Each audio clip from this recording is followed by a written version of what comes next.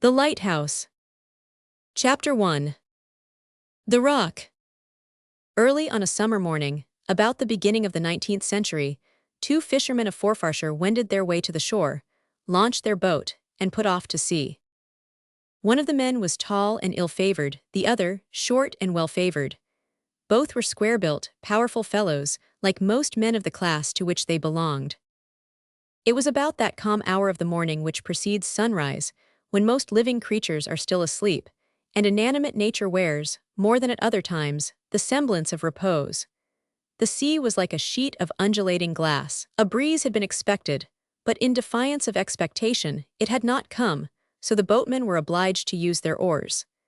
They used them well, however, insomuch that the land ere long appeared like a blue line on the horizon, then became tremulous and indistinct, and finally vanished in the mists of morning. The men pulled with a will, as seamen pithily express in silence. Only once during the first hour did the ill-favored man venture a remark. Referring to the absence of wind, he said that it would be the better for landin' on the rock. This was said in the broadest vernacular dialect, as, indeed, was everything that dropped from the fishermen's lips. We take the liberty of modifying it a little, believing that strict fidelity here would entail inevitable loss of sense to many of our readers. The remark, such as it was, called forth a rejoinder from the short comrade, who stated his belief that they would be likely to find something there that day. They then relapsed into silence. Under the regular stroke of the oars, the boat advanced steadily, straight out to sea. At first the mirror over which they skimmed was gray, and the foam at the cutwater leaden-colored. By degrees they rode, as it were, into a brighter region. The sea ahead lightened up, became pale yellow, then warmed into saffron, and when the sun rose, blazed into liquid gold. The words spoken by the boatmen, though few, were significant. The rock alluded to was the celebrated and much dreaded Inch Cape, more familiarly known as the Bell Rock, which being at that time unmarked by lighthouse or beacon of any kind, was the terror of mariners who were making for the firths of Forth and Tay. The something that was expected to be found there may be guessed at, when we say that one of the fiercest storms that ever swept our eastern shores had just exhausted itself after strewing the coast with wrecks. The breast of ocean, though calm on the surface, as has been said, was still heaving with a mighty swell, from the effects of the recent elemental conflict. 500 ye see the breakers new, Davy? Enquired the ill-favored man, who pulled the aft oar. Aye, and hear them too, said Davy Spink, ceasing to row, and looking over his shoulder towards the seaward horizon. Your een and lugs are better than mine, then, returned the ill-favored comrade, who answered when among his friends to the name of Big Swanky, otherwise and more correctly Jock Swanky. Odd, I believe ye're right, he added, shading his heavy red brows with his heavier and redder hand. That is the rock, but a man wad need the een o an eagle to see onything in the face o sick a bleezin' sun. Pull awa, Davy, we'll hae time to catch a bit cod or a haddie afore the rocks bare. Influenced by these encouraging hopes, the stout pair urged their boat in the direction of a thin line of snow-white foam that lay apparently many miles away, but which was in reality not very far distant. By degrees the white line expanded in size and became massive, as though a huge breaker were rolling towards them. Ever and anon jets of foam flew high into the air from various parts of the mass, like smoke from a cannon's mouth. Presently, a low continuous roar became audible above the noise of the oars. As the boat advanced, the swells from the southeast could be seen towering upwards as they neared the foaming spot, gradually changing their broad-backed form and coming on in majestic walls of green water, which fell with indescribable grandeur into the seething cauldron. No rocks were visible. There was no apparent cause for this wild confusion in the midst of the otherwise calm sea. But the fishermen knew that the Bell Rock was underneath the foam, and that in less than an hour its jagged peaks would be left uncovered by the falling tide. As the swell of the sea came in from the eastward, there was a belt of smooth water on the west side of the rock. Here the fishermen cast anchor and, baiting their hand lines, began to fish. At first they were unsuccessful, but before half an hour had elapsed, the cod began to nibble, and Big Swanky ere long hauled up a fish of goodly size. Davy Spink followed suit, and in a few minutes a dozen fish lay spluttering in the bottom of the boat. Time's up new, said Swanky, coiling away his line. Stop, stop, here's a walloper, cried Davy, who was an excitable man. We better fish a while langer, bring the cleek, Swanky, he's ower big to new, lad, cleek him, That's it. Oh, oh, oh. The prolonged groan with which Davy brought his speech to a sudden termination was in consequence of the line breaking and the fish escaping, just as Swanky was about to strike the iron hook into its side. "Hetch, lad, that was a gooid ane," said the disappointed man with a sigh, "but he's awa." "Aye," observed Swanky, "and we must awa too, so up anchor, lad. The rock's lookin' oot o' the sea, and time's precious." The anchor was speedily pulled up, and they rowed towards the rock, the ragged edges of which were now visible at intervals in the midst of the foam which they created. At low tide an irregular portion of the Bell Rock, less than 100 yards in length and 50 yards in breadth, is uncovered and left exposed for 2 or 3 hours. It does not appear in the form of a single mass or islet, but in a succession of serrated ledges of various heights, between and amongst which the sea flows until the tide has fallen pretty low. At full ebb the rock appears like a dark islet, covered with seaweed, and studded with deep pools of water, most of which are connected with the sea by narrow channels running between the ledges. The highest part of the rock does not rise more than 7 feet above the level of the sea at the lowest tide. To enter one of the pools by means of the channels above referred to is generally a matter of difficulty, and often of extreme danger, as the swell of the sea, even in calm weather, bursts over these ledges with such violence as to render the channels at times impassable. The utmost caution, therefore, is necessary. Our fishermen, however, were accustomed to land there occasionally in search of the remains of wrecks, and knew their work well. They approached the rock on the lee side, which was, as has been said, to the westward. To a spectator viewing them from any point, but from the boat itself, it would have appeared that the reckless men were sailing into the jaws of certain death, for the breakers burst around them so confusedly in all directions that their instant destruction seemed inevitable. But Davy Spink, looking over his shoulder as he sat at the bulwark, saw a narrow lead of comparatively still water in the midst of the foam, along which he guided the boat with consummate skill, giving only a word or two of direction to Swanky, who instantly acted in accordance therewith. "Pull, pull, lad," said Davy.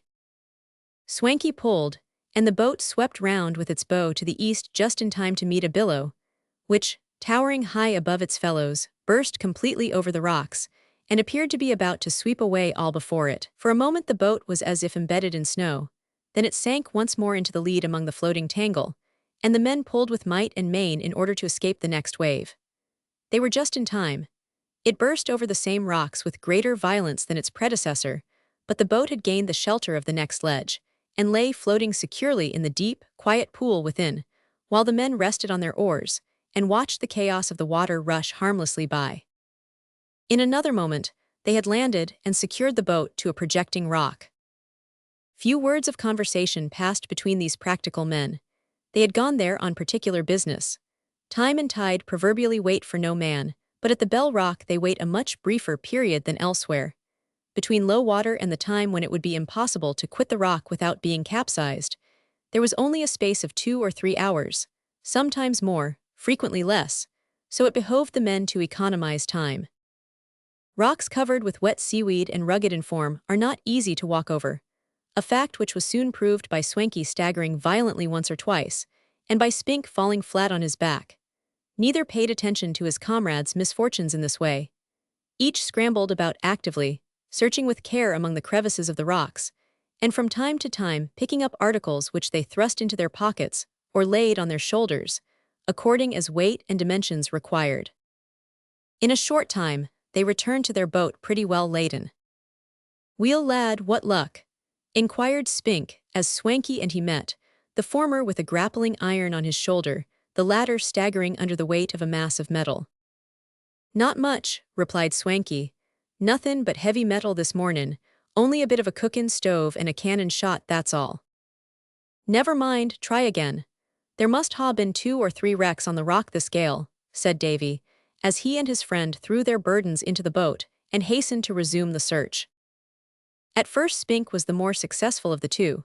He returned to the boat with various articles more than once, while his comrade continued his rambles unsuccessfully.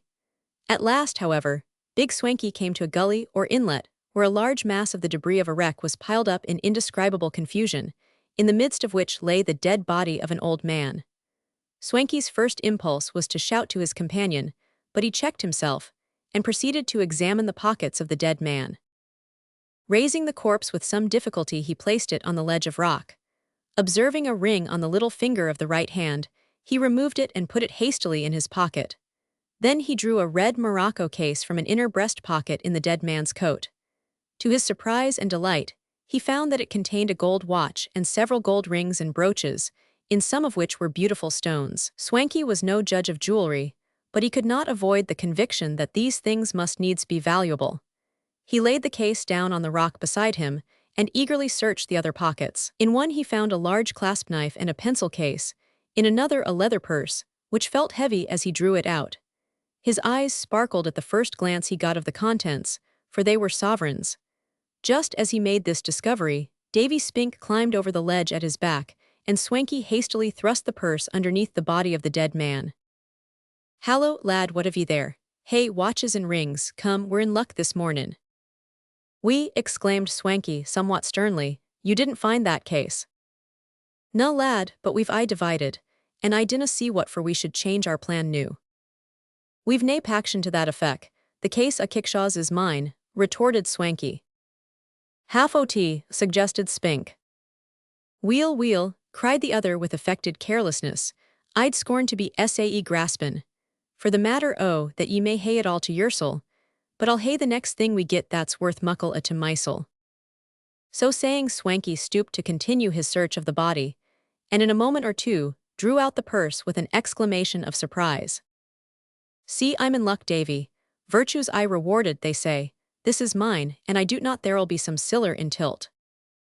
"Goold," cried Davy, with dilated eyes, as his comrade emptied the contents into his large hand, and counted over 30 sovereigns. "Aye, lad, ye can keep the what ye coams, and I'll keep the siller." "I've seen that face before," observed Spink, looking intently at the body. "Like enough," said Swanky, with an air of indifference as he put the gold into his pocket. "I think I've seed it mysel. It looks like all Jamie Brand, but I didna ken him weel." "It's just him," said Spink with a touch of sadness. Aye, that'll fa heavy on the auld woman, but come, it'll no do to stand haverin' this way.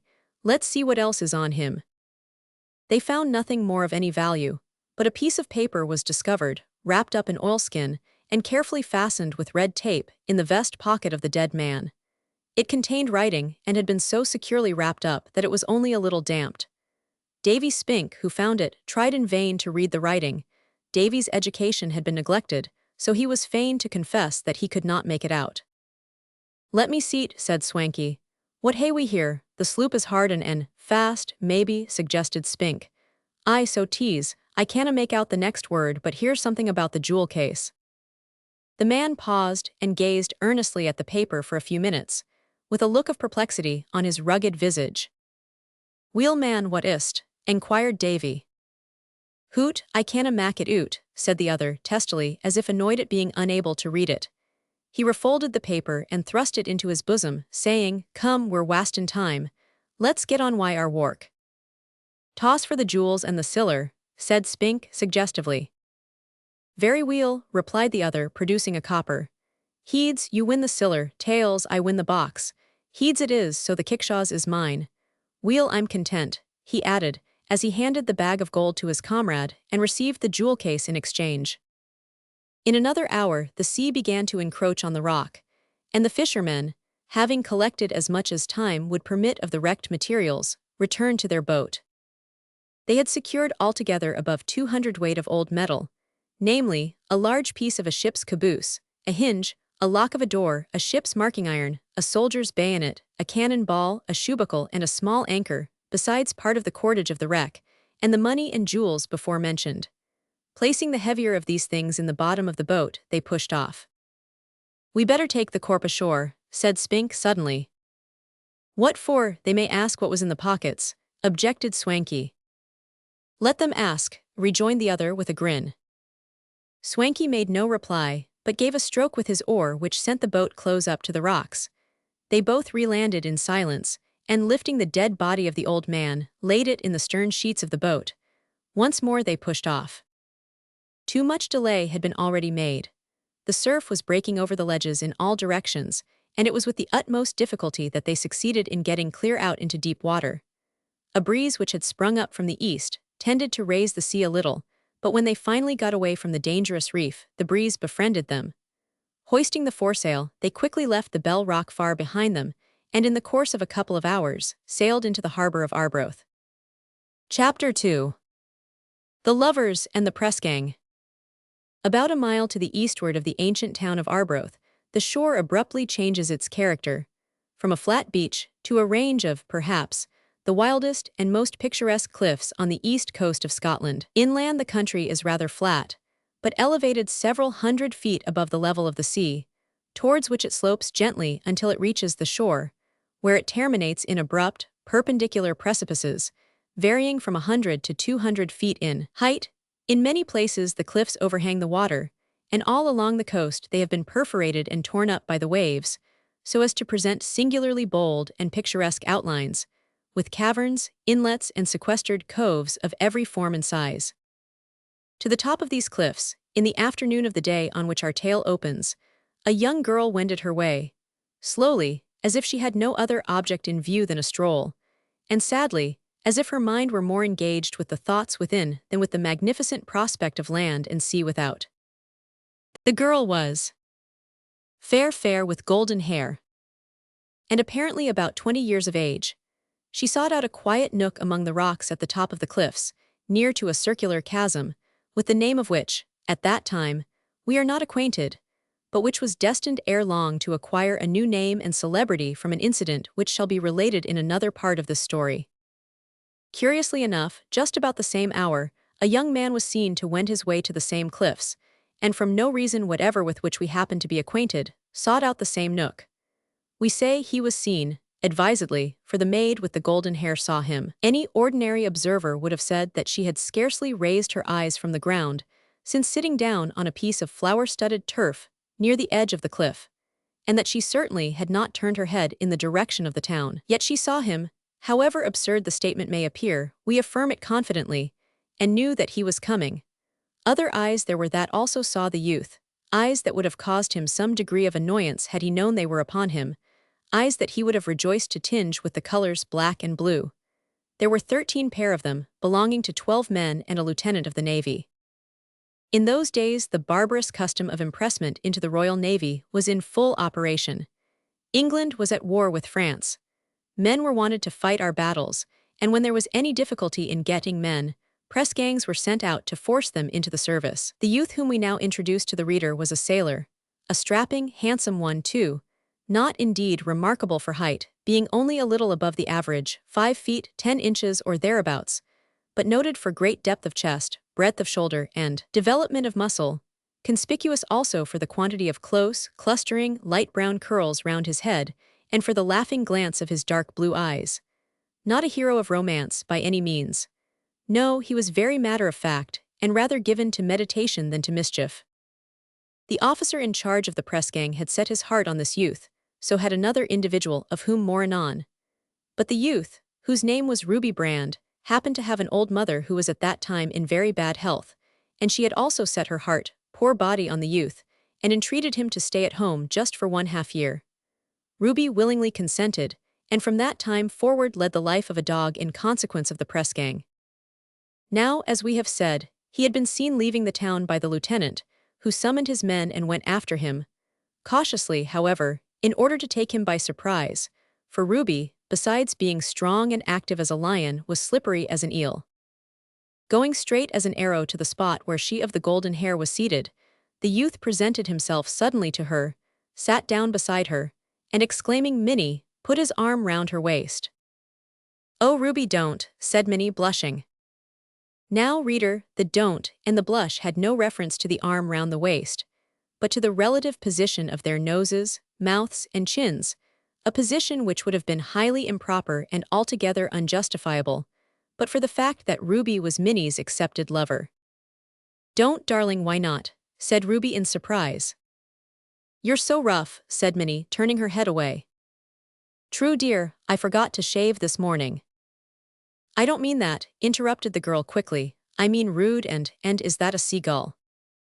"No, sweetest of your sex, it's a butterfly.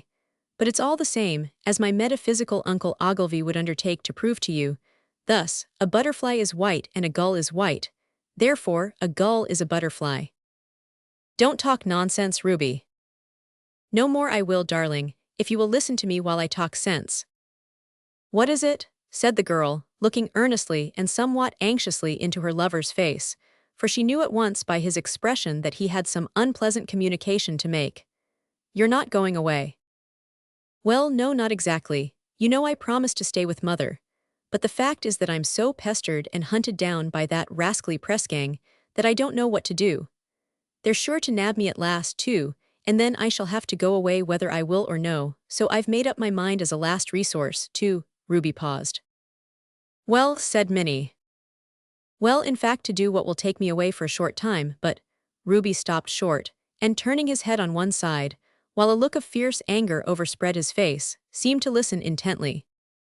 Minnie did not observe this action for a few seconds, but wondering why he paused, she looked up, and in surprise exclaimed, Ruby, what do you— Hush, Minnie, and don't look round, said he in a low tone of intense anxiety, yet remaining immovably in the position which he had assumed on first sitting down by the girl's side, although the swelled veins of his neck and his flushed forehead told of a fierce conflict of feeling within.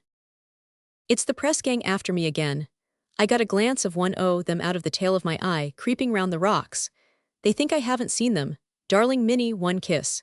Take care of Mother if I don't turn up soon. But how will you escape? Hush, dearest girl. I want to have as much of you as I can before I go. Don't be afraid.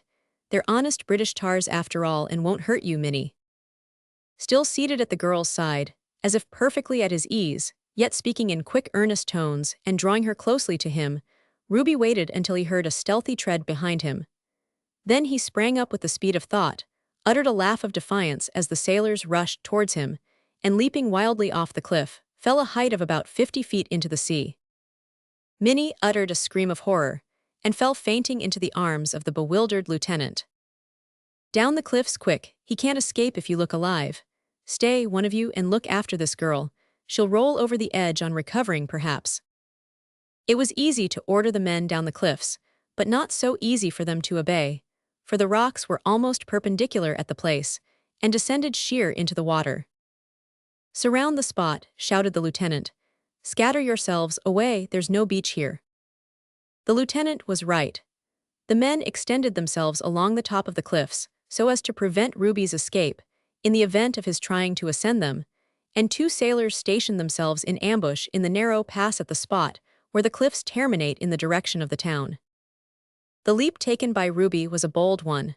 Few men could have ventured it. Indeed, the youth himself would have hesitated had he not been driven almost to desperation.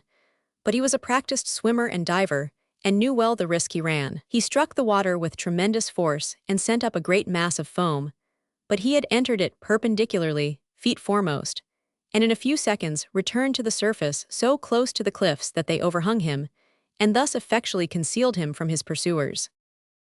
Swimming cautiously along for a short distance close to the rocks, he came to the entrance of a cavern which was filled by the sea. The inner end of this cave opened into a small hollow or hole among the cliffs, up the sides of which Ruby knew that he could climb, and thus reach the top unperceived.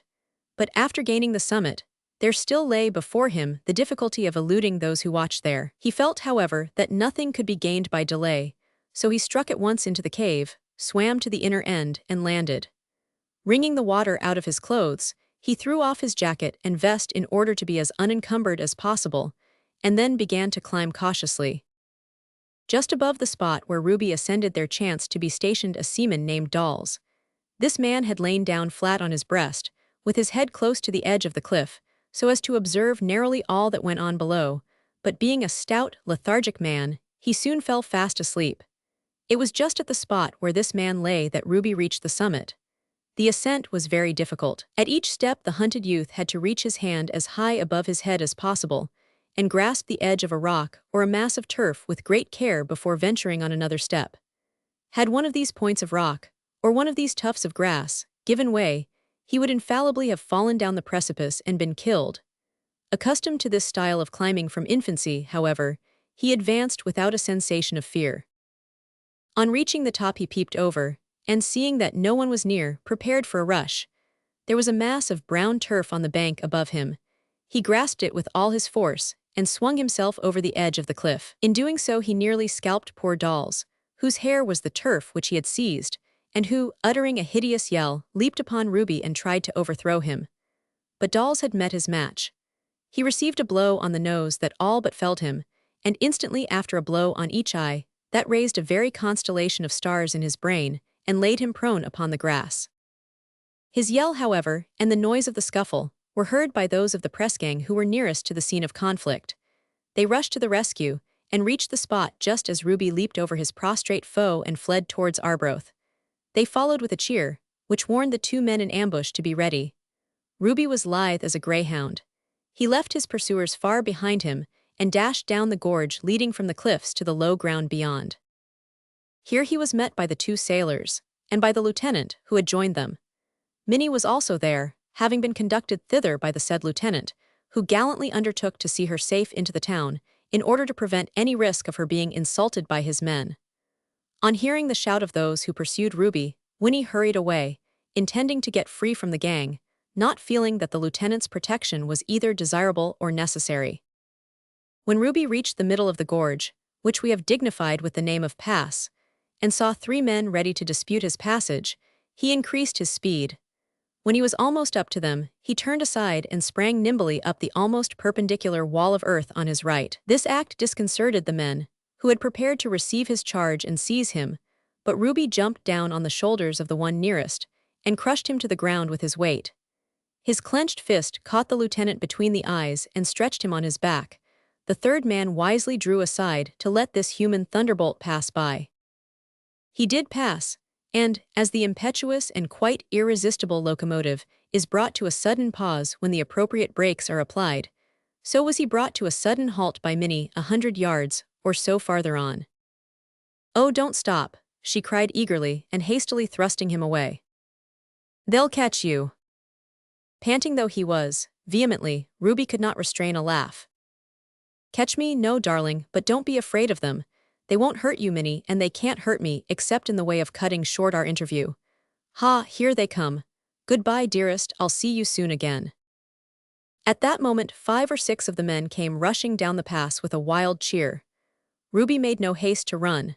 He stood in an easy attitude beside Minnie, leisurely kissed her little hand, and gently smoothed down her golden hair. Just as the foremost pursuer came within 15 yards or so of them, he said, "Farewell, my lassie, I leave you in good hands." And then, waving his cap in the air, with a cheer of more than half-jocular defiance, he turned and fled towards Arbroath as if one of the northeast gales, in its wildest fury, were sweeping him over the land.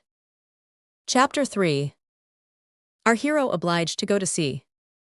When Ruby Brand reached the outskirts of Arbroath, he checked his speed and walked into his native town whistling gently, and with his hands in his pockets, as though he had just returned from an evening walk. He directed his steps to one of the streets near the harbor, in which his mother's cottage was situated. Mrs. Brand was a delicate, little old woman, so little and so old that people sometimes wondered how it was possible that she could be the mother of such a stalwart son. She was one of those kind, gentle, uncomplaining, and unselfish beings who do not secure much popularity or admiration in this world, but who secure obedient children, also steadfast and loving friends. Her favorite book was the Bible.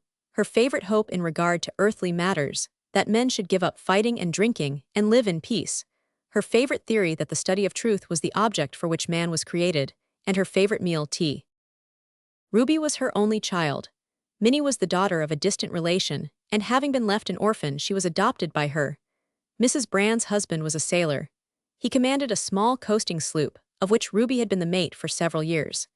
As we have said, Ruby had been prevailed on to remain at home for some months in order to please his mother, whose delicacy of health was such that his refusal would have injured her seriously. At least the doctor said so, therefore Ruby agreed to stay. The sloop Penguin, commanded by Ruby's father, was on a voyage to Newcastle at that time, and was expected in Arbroath every day. But it was fated never more to cast anchor in that port. The great storm, to which reference has been made in a previous chapter, caused many wrecks on the shores of Britain. The Penguin was one of the many. In those days telegraphs, railroads, and penny papers did not exist. Murders were committed then as now, but little was said and less was known about them. Wrecks occurred then, as now, but few, except the persons immediately concerned, heard of them. Destructive fires, terrible accidents, and the familiar round of appalling catastrophes occurred then, as now, but their influence was limited, and their occurrence soon forgot. We would not be understood to mean that now, as compared with then, all is right and well, that telegraphs and railways and daily papers are all potent and perfect. By no means. We have still much to learn and to do in these improved times, and especially there is wanting to a large extent among us a sympathetic telegraphy, so to speak, between the interior of our land and the sea coast, which, if it existed in full and vigorous play, would go far to improve our condition and raise us in the esteem of Christian nations. Nevertheless, as compared with now, the state of things then was lamentably imperfect. The great storm came and went, having swept thousands of souls into eternity and hundreds of thousands of pounds into nonentity. Lifeboats had not been invented.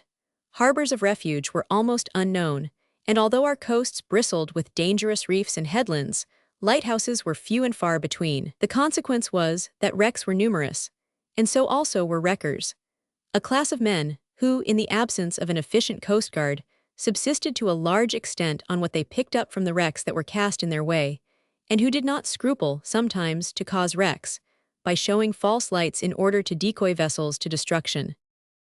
We do not say that all wreckers were guilty of such crimes, but many of them were so, and their style of life, at the best, had naturally a demoralizing influence upon all of them. The famous Bell Rock, lying 12 miles off the coast of Forfarshire, was a prolific source of destruction to shipping. Not only did numbers of vessels get upon it, but many others ran upon the neighboring coasts in attempting to avoid it. Ruby's father knew the navigation well, but in the confusion and darkness of the furious storm, he miscalculated his position and ran upon the rock, where, as we have seen, his body was afterwards found by the two fishermen. It was conveyed by them to the cottage of Mrs. Brand, and when Ruby entered, he found his mother on her knees by the bedside, pressing the cold hand of his father to her breast, and gazing with wild, tearless eyes into the dead face. We will not dwell upon the sad scenes that followed. Ruby was now under the necessity of leaving home, because his mother, being deprived of her husband's support, naturally turned in distress to her son. But Ruby had no employment, and work could not be easily obtained at that time in the town, so there was no other resource left him but to go to sea. This he did in a small coasting sloop belonging to an old friend, who gave him part of his wages in advance to enable him to leave his mother a small provision, at least for a short time. This, however, was not all that the widow had to depend on. Minnie Gray was expert with her needle, and for some years past had contributed not a little to the comforts of the household into which she had been adopted. She now set herself to work with redoubled zeal and energy. Besides this, Mrs. Brand had a brother, a retired skipper, who obtained the complimentary title of captain from his friends. He was a poor man, it is true, as regarded money, having barely sufficient for his own subsistence, but he was rich in kindliness and sympathy, so that he managed to make his small income perform wonders. On hearing of his brother-in-law's death, Captain Ogilvy hastened to afford all the consolation in his power to his sorrowing sister. The captain was an eccentric old man, of rugged aspect. He thought that there was not a worse comforter on the face of the earth than himself, because, when he saw others in distress, his heart invariably got into his throat, and absolutely prevented him from saying a single word. He tried to speak to his sister, but all he could do was to take her hand and weep. This did the poor widow more good than any words could have done, no matter how eloquently or fitly spoken. It unlocked the fountain of her own heart, and the two wept together. When Captain Ogilvy accompanied Ruby on board the sloop to see him off, and shook hands as he was about to return to the shore, he said, "Cheer up, Ruby, never say die so long as there's a shot in the locker. That's the advice of an old salt, and you'll find it sound the more you ponder of it. When a young feller sails away on the sea of life, let him always go by chart and compass, not forgettin' to take soundin's WN cruisin' off a bad coast. Keep a sharp lookout to wind'ard and mind your helm. That's my advice to you, lad, as ye go. A sailin' down life's troubled stream. All as if it were a dream." The captain had a somewhat poetic fancy. At least, he was impressed with the belief that he had, and was in the habit of enforcing his arguments by quotations from memory. When memory failed, he supplemented with original composition. "Goodbye, lad, and Providence go wi' ye." Goodbye, uncle. I need not remind you to look after mother when I'm away. No, Neffy, you needn't. I'll do it whether or not. And Minnie, poor thing, she'll need a word of advice and comfort now and then, uncle. And she shall have it, lad, replied the captain with a tremendous wink, which was unfortunately lost on the nephew, in consequence of its being night and unusually dark. Advice and comfort on demand, gratis. For woman in her hours of ease is most uncommon hard to please. But she must be looked arter, you know, and made of d'ye see. So Ruby, boy, farewell. Half an hour before midnight was the time chosen for the sailing of the sloop Termagant, in order that she might get away quietly and escape the press gang. Ruby and his uncle had taken the precaution to go down to the harbor just a few minutes before sailing, and they kept as closely as possible to the darkest and least frequented streets while passing through the town. Captain Ogilvy returned by much the same route to his sister's cottage, but did not attempt to conceal his movements. On the contrary, knowing that the sloop must have got clear of the harbor by that time, he went along the streets whistling cheerfully. He had been a noted, not to say noisy, whistler when a boy, and the habit had not forsaken him in his old age. On turning sharp round a corner, he ran against two men, one of whom swore at him, but the other cried, "Hallo, messmate, you're musical the night. Hey, Captain Ogilvy, surely I seed you and Ruby slinkin' down the dark side o' the market gate half an hour ago." "Mayhap ye did, and mayhap ye didn't," retorted the captain as he walked on, "but as it's none o' your business to know, I'll not tell ye." "Aye, oh, but ye're across all chap, pleasant dreams to ye." This kindly remark, which was expressed by our friend Davy Spink, was lost on the captain, in consequence of his having resumed his musical recreation with redoubled energy, as he went rolling back to the cottage to console Mrs. Brand, and to afford advice and comfort gratis to Minnie Gray. Chapter 4. The Burglary. On the night in question, Big Swanky and a like-minded companion, who went among his comrades by the name of the Badger, had planned to commit a burglary in the town, and it chanced that the former was about that business when Captain Ogilvy unexpectedly ran against him and Davy Spink. Spink, although a smuggler, and by no means a particularly respectable man, had not yet sunk so low in the scale of life as to be willing to commit burglary. Swanky and the Badger suspected this, and although they required his assistance much, they were afraid to ask him to join, lest he should not only refuse but turn against them. In order to get over the difficulty, Swanky had arranged to suggest to him the robbery of a store containing gin, which belonged to a smuggler, and if he agreed to that, to proceed further and suggest the more important matter in hand. But he found Spink proof against the first attack. "I tell 'ee, I'll hae neething to do wit," said he, when the proposal was made. "But," urged Swanky, "he's a smuggler and a cross-grained hound besides. It's no like Robin an honest man." "And what are we but smugglers?" retorted Spink, "and as to bane cross-grained, you've neethin' to boast o' in that way. Na, Swanky, ye may dot yersel, I'll hae nae hand in't. I'll no object to tack a bit keg o' Auchmithy water new and then, or to pick up what comes to me by the wund and sea, but I'll steal frae nae man." Footnote: smuggled spirits. "Aye, man, but ye have turned awfu' honest all of a suddent," said the other with a sneer. "I wonder the thready sovereigns I jied ye the other day, when we tossed for them and the case o' kickshaws, havena brunt your pooches." Davy Spink looked a little confused. "Aweel," said he, "it's o' nae use greetin' o'er spilt milk, the thing's done and past new and I canna help it. Sae good night to 'ee." Swanky, seeing that it was useless to attempt to gain over his comrade, and knowing that the Badger was waiting impatiently for him near the appointed house, hurried away without another word, and Davy Spink strolled towards his home, which was an extremely dirty little hut, near the harbor.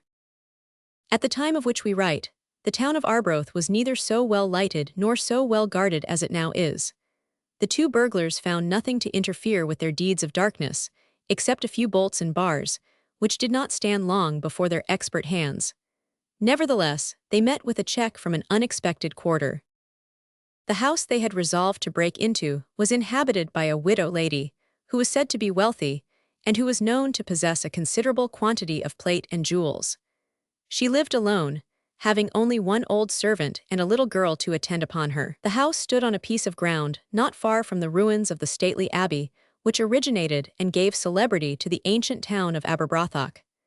Mrs. Stewart's house was full of Eastern curiosities, some of them of great value, which had been sent to her by her son, then a major in the East India Company's service.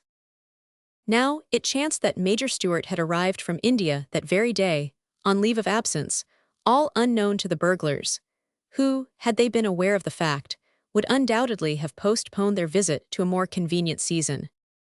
As it was, supposing they had to deal only with the old lady and her 2 servants, they began their work between 12 and 1 that night, with considerable confidence, and in great hopes of a rich booty. A small garden surrounded the old house. It was guarded by a wall about 8 feet high, the top of which bristled with bottle glass. The old lady and her domestics regarded this terrible-looking defense with much satisfaction, believing in their innocence that no human creature could succeed in getting over it. Boys, however, were their only dread, and fruit their only care, when they looked complacently at the bottle glass on the wall. And so far they were right in their feeling of security, for boys found the labor, risk, and danger to be greater than the worth of the apples and pears. But it was otherwise with men. Swanky and the Badger threw a piece of thick matting on the wall, the former bent down, the latter stepped upon his back, and thence upon the mat. Then he hauled his comrade up, and both leaped into the garden. Advancing stealthily to the door, they tried it and found it locked. The windows were all carefully bolted, and the shutters barred. This they expected, but thought it as well to try each possible point of entrance, in the hope of finding an unguarded spot before having recourse to their tools. Such a point was soon found, in the shape of a small window, opening into a sort of scullery at the back of the house. It had been left open by accident. An entrance was easily effected by the Badger, who was a small man, and who went through the house with the silence of a cat towards the front door. There were 2 lobbies, an inner and an outer, separated from each other by a glass door. Cautiously opening both doors, the Badger admitted his comrade, and then they set to work. A lantern, which could be uncovered or concealed in a moment, enabled them to see their way. "That's the dinin' room door," whispered the Badger. "Hist, haud your jaw," muttered Swanky. "I ken that as weel as you." Opening the door, they entered and found the plate chest under the sideboard. It was open, and a grin of triumph crossed the sweet countenances of the friends as they exchanged glances, and began to put silver forks and spoons by the dozen into a bag which they had brought for the purpose. When they had emptied the plate chest, they carried the bag into the garden, and, climbing over the wall, deposited it outside. Then they returned for more. Now, old Mrs. Stewart was an invalid, and was in the habit of taking a little weak wine and water before retiring to rest at night. It chanced that the bottle containing the port wine had been left on the sideboard, a fact which was soon discovered by Swanky, who put the bottle to his mouth, and took a long pull. "What is't?" inquired the Badger in a low tone. "Prime," replied Swanky, handing over the bottle and wiping his mouth with the cuff of his coat. The Badger put the bottle to his mouth, but unfortunately for him, part of the liquid went down the wrong throat.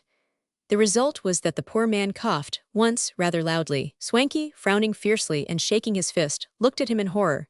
And well he might, for the Badger became first red and then purple in the face, and seemed as if he were about to burst with his efforts to keep down the cough. It came, however, 3 times in spite of him, not violently but with sufficient noise to alarm them, and cause them to listen for 5 minutes intently ere they ventured to go on with their work, in the belief that no one had been disturbed. But Major Stewart had been awakened by the first cough. He was a soldier who had seen much service, and who slept lightly. He raised himself in his bed, and listened intently on hearing the first cough. The second cough caused him to spring up and pull on his trousers. The third cough found him halfway downstairs, with a bootjack in his hand, and when the burglars resumed work, he was peeping at them through the half-open door. Both men were stooping over the plate chest, the Badger with his back to the door, Swanky with his head towards it. The Major raised the bootjack and took aim. At the same moment the door squeaked. Big Swanky looked up hastily, and in technical phraseology, doused the glim. All was dark in an instant, but the bootjack sped on its way notwithstanding. The burglars were accustomed to fighting, however, and dipped their heads. The bootjack whizzed past, and smashed the pier glass on the mantelpiece to 1,000 atoms. Major Stewart, being expert in all the devices of warfare, knew what to expect and drew aside. He was not a moment too soon, for the dark lantern flew through the doorway, hit the opposite wall, and fell with a loud clatter on the stone floor of the lobby. the Badger followed at once, and received a random blow from the Major that hurled him head over heels after the lantern. There was no mistaking the heavy tread and rush of Big Swanky as he made for the door. Major Stuart put out his foot, and the burglar naturally tripped over it. Before he could rise, the Major had him by the throat. There was a long, fierce struggle, both being powerful men. At last, Swanky was hurled completely through the glass door. In the fall, he disengaged himself from the Major, and leaping up, made for the garden wall, over which he succeeded in clambering before the latter could seize him. Thus both burglars escaped, and Major Stuart returned to the house half-naked, his shirt having been torn off his back, and bleeding freely from cuts caused by the glass door. Just as he re-entered the house, the old cook, under the impression that the cat had got into the pantry, and was smashing the crockery, entered the lobby in her nightdress, shrieked "Mercy on us!" on beholding the Major, and fainted dead away. Major Stuart was too much annoyed at having failed to capture the burglars to take any notice of her. He relocked the door, and assuring his mother that it was only robbers, and that they had been beaten off, retired to his room, washed and dressed his wounds, and went to bed. Meanwhile Big Swanky and the Badger, laden with silver, made for the shore, where they hid their treasure in a hole. "I'll tell 'ee a dodge," said the Badger. "What may that be?" enquired Swanky. "You said ye saw Ruby Brand slinking down the market gate, and that's he's off to sea. I and 'twar 3 more folks saw him as weel as me. Weel, let's tack up a siller spoon or somethin', and put it in the auld wife's garden, and they'll think it was him that did it." "No that bad," said Swanky with a chuckle. A silver fork and a pair of sugar tongs bearing old Mrs. Stuart's initials were accordingly selected for this purpose, and placed in the little garden in the front of Widow Brand's cottage. Here they were found in the morning by Captain Ogilvy, who examined them for at least half an hour in a state of the utmost perplexity. While he was thus engaged, one of the detectives of the town happened to pass, apparently in some haste. "Hallo, shipmate," shouted the captain. "Well," responded the detective. "Did ye ever see silver forks and sugar tongs growin' in a garden before?" "Eh?" exclaimed the other, entering the garden hastily. "Let me see. Oh ho, this may throw some light on the matter. Did you find them here?" "Aye, on this very spot." Ruby went away last night, I believe." "He did." "Some time after midnight?" inquired the detective. "Likely enough," said the captain, "but my chronometer ain't quite so reglar since we left the sea. It might ha' been more, mayhap less." "Just so, you saw him off." "Aye, but you seem more than ornar inquisitive today." "Did he carry a bundle?" interrupted the detective. "Aye, no doubt." "A large one?" "Aye, a goodish big un." "Do you know what was in it?" inquired the detective with a knowing look. "I do, for I packed it," replied the captain. "His kit was in it." "Nothing more?" "Nothin' as I knows of." "Well, I'll take these with me just now," said the officer, placing the fork and sugar tongs in his pocket. "I'm afraid, old man, that your nephew has been up to mischief before he went away. A burglary was committed in the town last night, and this is some of the plate. You'll hear more about it before long, I dare say. Good day to ye." So saying, the detective walked quickly away, and left the captain in the center of the garden staring vacantly before him, in speechless amazement. Chapter 5. The Bell Rock Invaded. A year passed away. Nothing more was heard of Ruby Brand, and the burglary was believed to be one of those mysteries which are destined never to be solved. About this time, great attention was being given by government to the subject of lighthouses. The terrible number of wrecks that had taken place had made a deep impression on the public mind. The position and dangerous character of the Bell Rock, in particular, had been for a long time the subject of much discussion, and various unsuccessful attempts had been made to erect a beacon of some sort thereon. There is a legend that in days of old, one of the abbots of the neighboring monastery of Aberbrothock erected a bell on the Inchcape Rock, which was tolled in rough weather by the action of the waves on a float attached to the tongue, and thus mariners were warned at night, and in foggy weather of their approach to the rock, the great danger of which consists in its being a sunken reef lying 12 miles from the nearest land, and exactly in the course of vessels making for the firths of Forth and Tay. The legend further tells how that a Danish pirate, named Ralph the Rover, in a mischievous mood, cut the bell away, and that, years afterwards, he obtained his appropriate reward by being wrecked on the Bell Rock, when returning from a long cruise laden with booty.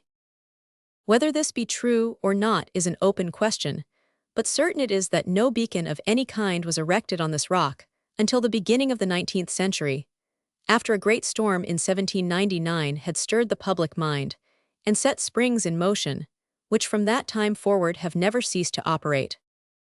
Many and disastrous were the shipwrecks that occurred during the storm referred to, which continued, with little intermission, for 3 days. Great numbers of ships were driven from their moorings in the Downs and Yarmouth roads, and these, together with all vessels navigating the German Ocean at that time, were drifted upon the east coast of Scotland.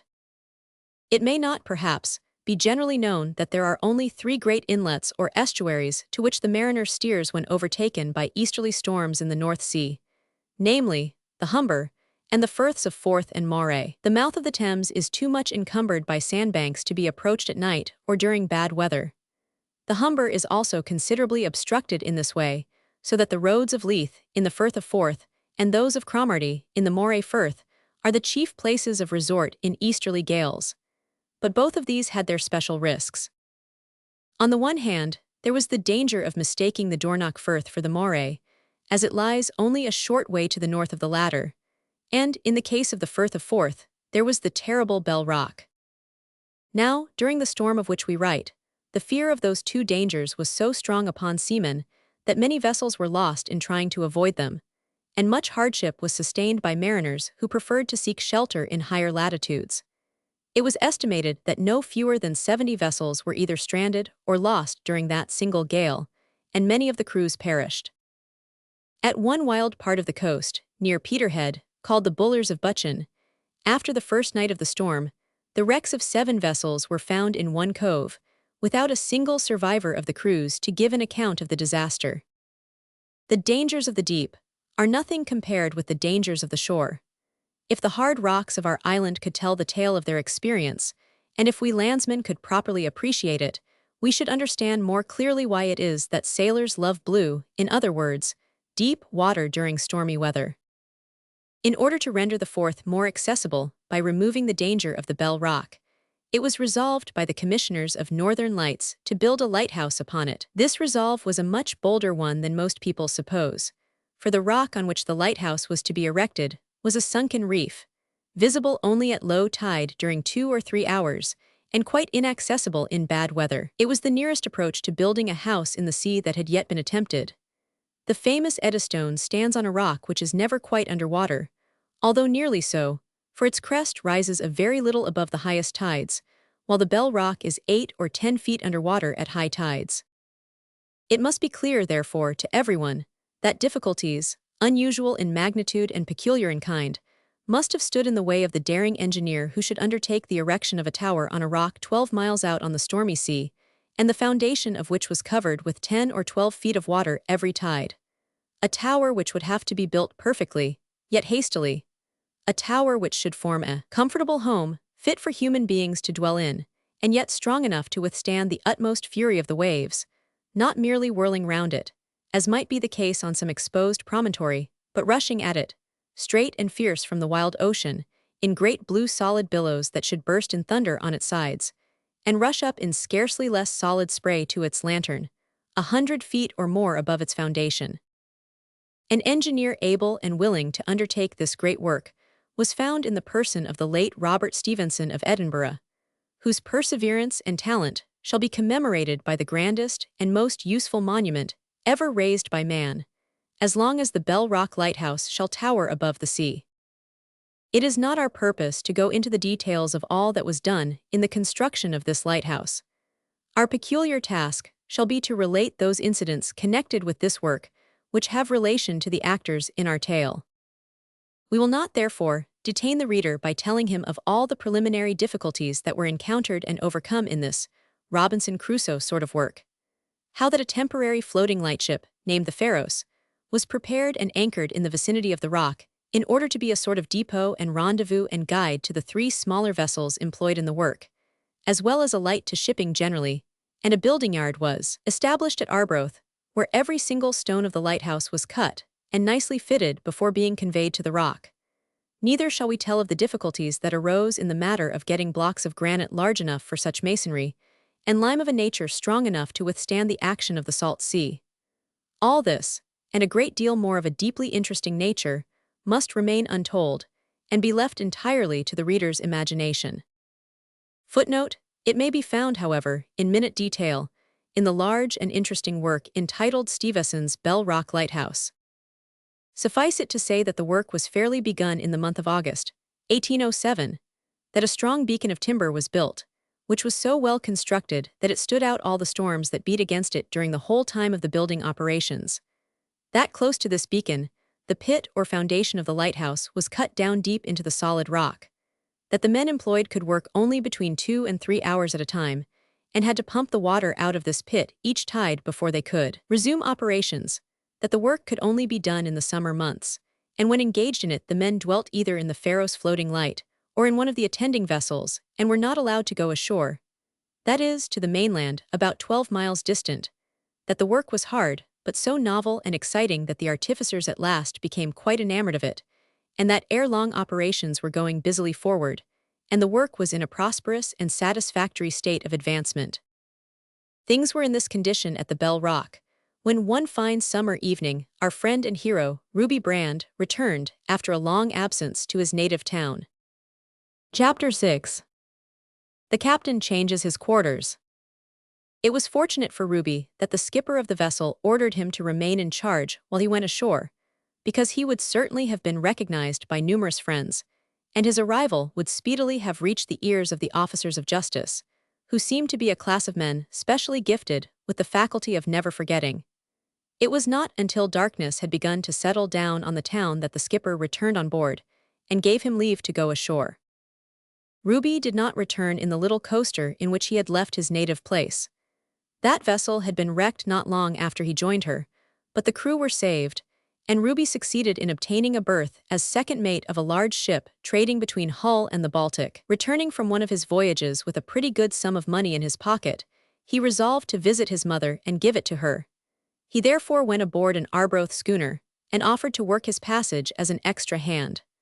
Remembering his former troubles in connection with the press gang, he resolved to conceal his name from the captain and crew, who chanced to be all strangers to him. It must not be supposed that Mrs. Brand had not heard of Ruby since he left her. On the contrary, both she and Minnie Gray got letters as frequently as the postal arrangements of those days would admit of, and from time to time they received remittances of money, which enabled them to live in comparative comfort. It happened, however, that the last of these remittances had been lost, so that Mrs. Brand had to depend for subsistence on Minnie's exertions and on her brother's liberality. The brother's power was limited, however, and Minnie had been ailing for some time past, in consequence of her close application to work, so that she could not earn as much as usual. Hence it fell out that at this particular time the widow found herself in greater pecuniary difficulties than she had ever been in before. Ruby was somewhat of an original. It is probable that every hero is.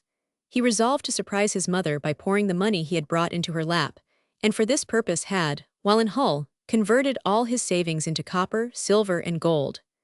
Those precious metals he stowed separately into the pockets of his huge pea jacket, and thus heavily laden, went ashore about dark, as soon as the skipper returned.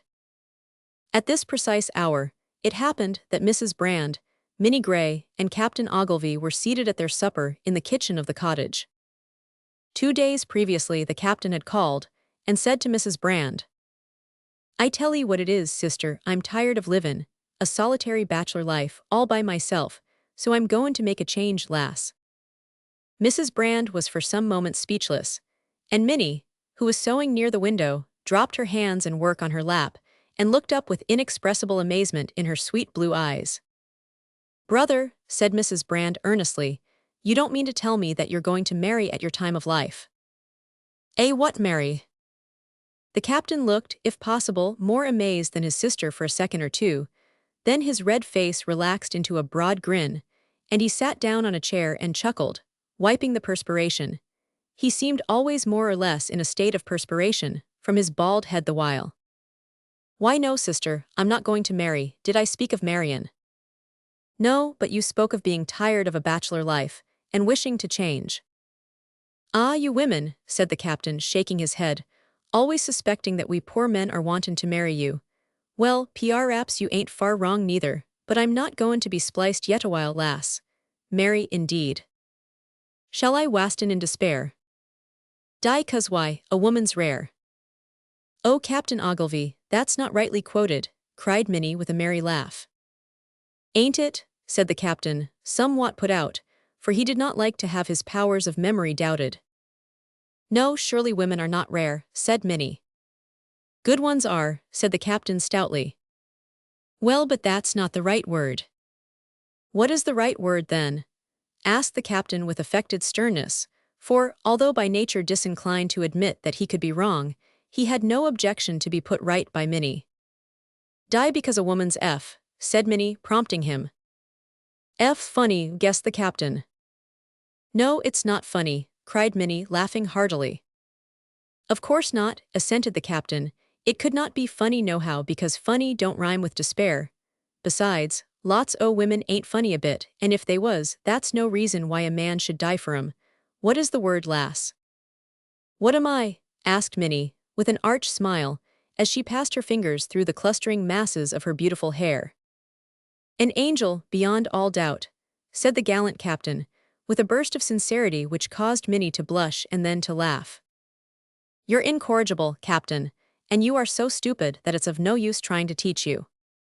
Mrs. Brand, who listened to this conversation with an expression of deep anxiety on her meek face, for she could not get rid of her first idea that her brother was going to marry, here broke in with the question. When is it to be, brother? When is what to be, sister? Though the marriage. I tell you I ain't a-goin' to marry, repeated the captain. Though why a stout young feller like me just turned 64 shouldn't marry is more than I can see. You know the old proverbs, lass, it's never too late to marry. Never venture, never give in. John Anderson, my Joe John, when we was first. Married, suggested Minnie. Just so, responded the captain, and everybody knows that he was an old man. But no, I'm not goin' to marry. I'm only goin' to give up my house, sell off the furniture, and come and live with you.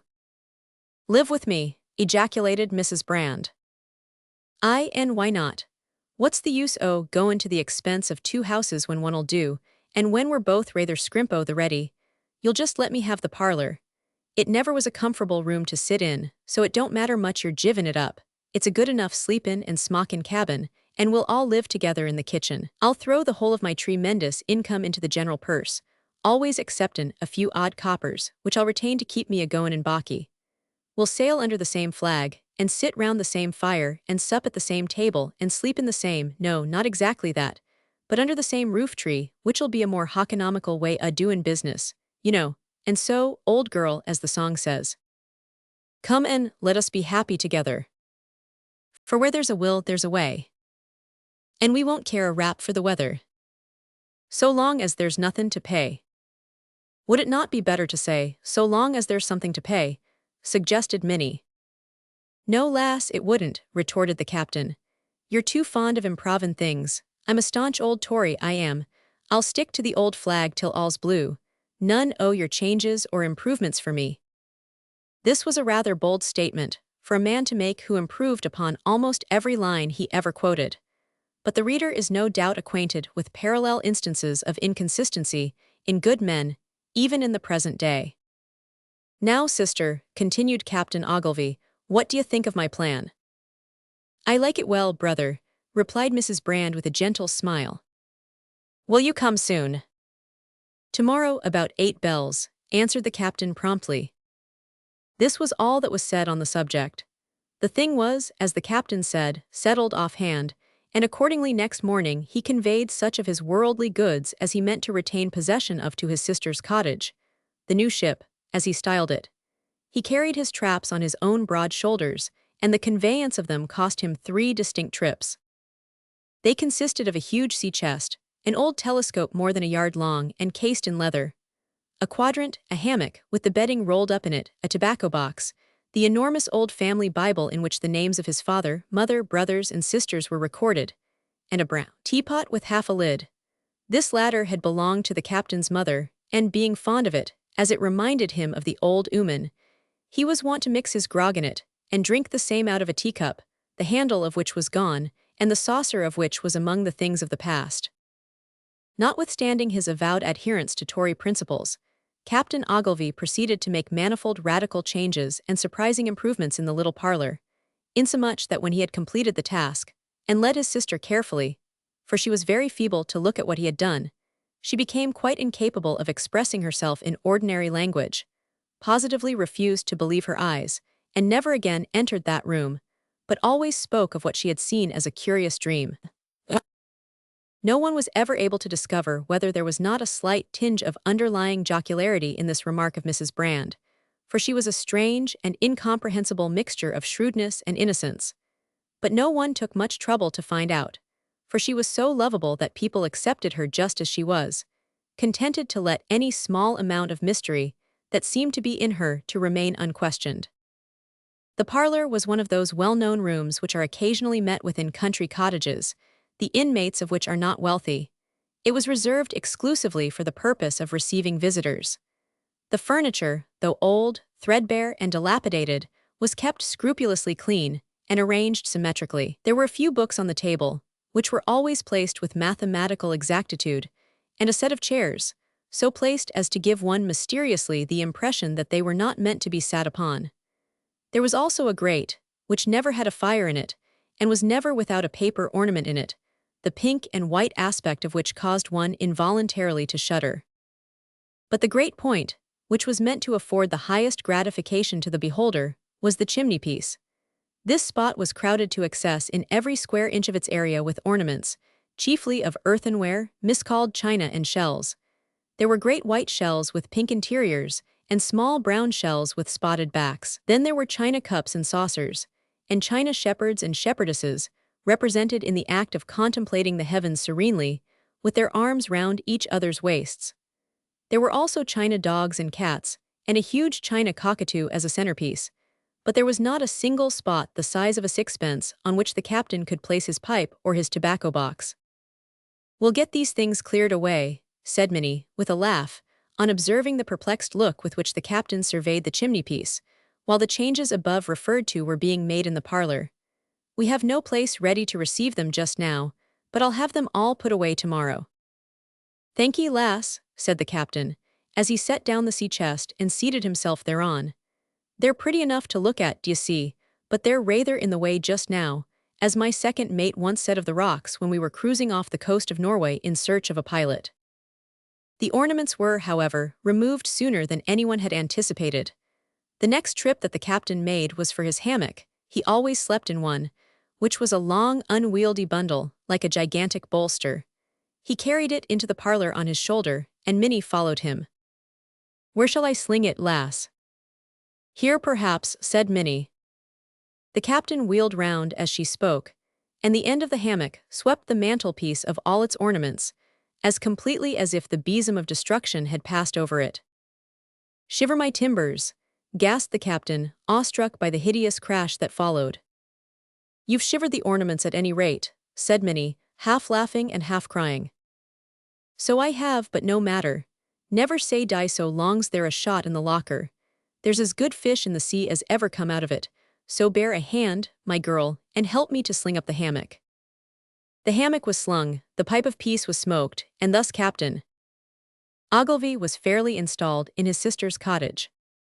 It may, perhaps, be necessary to remind the reader that all this is a long digression, that the events just narrated occurred a few days before the return of Ruby, and that they have been recorded here in order to explain clearly the reason of the captain's appearance at the supper table of his sister, and the position which he occupied in the family. When Ruby reached the gate of the small garden, Minnie had gone to the captain's room to see that it was properly prepared for his reception, and the captain himself was smoking his pipe close to the chimney, so that the smoke should ascend it. The first glance through the window assured the youth that his mother was, as letters had represented her, much better in health than she used to be. She looked so quiet and peaceful, and so fragile withal, that Ruby did not dare to surprise her by a sudden entrance, as he had originally intended, so he tapped gently at the window and drew back. The captain laid down his pipe and went to the door. "What, Ruby?" he exclaimed in a hoarse whisper. "Hush, uncle, how is Minnie, where is she?" "I think, lad," replied the captain in a tone of reproof, "that you might have inquired for your mother first." "No need," said Ruby, pointing to the window. "I see that she is there and well, thanks be to God for that. But Minnie—" "She's well too, boy, and in the house. But come, get inside, I'll explain after." This promise to explain was given in consequence of the great anxiety he, the captain, displayed to drag Ruby into the cottage. The youth did not require much pressing, however. He no sooner heard that Minnie was well than he sprang in and was quickly at his mother's feet. Almost as quickly a fair vision appeared in the doorway of the inner room and was clasped in the young sailor's arms with the most thorough disregard of appearances, not to mention propriety. While this scene was enacting, the worthy captain was engaged in active proceedings, which at once amused and astonished his nephew, and the nature and cause of which shall be revealed in the next chapter. Chapter 7. Ruby in Difficulties. Having thrust his nephew into the cottage, Captain Ogilvy's first proceeding was to close the outer shutter of the window and fasten it securely on the inside. Then he locked, bolted, barred, and chained the outer door, after which he shut the kitchen door, and in default of any other mode of securing it, placed against it a heavy table as a barricade. Having thus secured the premises in front, he proceeded to fortify the rear, and when this was accomplished to his satisfaction, he returned to the kitchen, sat down opposite the widow, and wiped his shining pate. "Why, uncle, are we going to stand out a siege that you take so much pains to lock up?" Ruby sat down on the floor at his mother's feet as he spoke, and Minnie sat down on a low stool beside him. "Maybe we are, lad," replied the captain. "Anyhow, it's always well to be ready." "Ready, boys, ready. We'll fight, and we'll conquer again and again." "Come, uncle, explain yourself." "Explain myself, Neffy. I can neither explain myself nor anybody else. 500 you know, Ruby, that you're a burglar." "Am I, uncle? Well, I confess that that's news." "Aye, but it's true though, at least the law in Arbroath says so, and if it catches you, it'll hang you as sure as a gun." Here Captain Ogilvy explained to his nephew the nature of the crime that was committed on the night of his departure, the evidence of his guilt in the finding part of the plate in the garden, coupled with his sudden disappearance, and wound up by saying that he regarded him, Ruby, as being in a regular fix. "But surely," said Ruby, whose face became gradually graver as the case was unfolded to him, "surely it must be easy to prove to the satisfaction of everyone that I had nothing whatever to do with this affair." "Easy to prove it," said the captain in an excited tone. "Wasn't you seen, just about the hour of the robbery, going stealthily down the street, by Big Swanky and Davy Spink, both of whom will swear to it?" "Yes, but you were with me, uncle." "Aye, so I was, and hard enough work I had to convince them that I had nothing to do with it myself. But they saw that I couldn't jump a stone wall 8 foot high to save my life, much less break into a house, and they got no further evidence to convict me, so they let me off. But it'll go hard with you, Neffy, for Major Stewart described the men, and one o' them was a big strong feller, the description bane as like you as 2 peas, only their faces was blackened, and the lantern threw the light all one way so he didn't see them well. Then, the things found in our garden, and the villains will haul me up as a witness against you, for didn't I find them myself?" "Very perplexing, what shall I do?" said Ruby. "Clear out," cried the captain emphatically. "What, fly like a real criminal just as I have returned home? Never." "What say you, Minnie?" "Stand your trial, Ruby. They cannot, they dare not, condemn the innocent." "And you, mother?" "I'm sure I don't know what to say," replied Mrs. Brand, with a look of deep anxiety as she passed her fingers through her son's hair and kissed his brow. "I have seen the innocent condemned, and the guilty go free more than once in my life.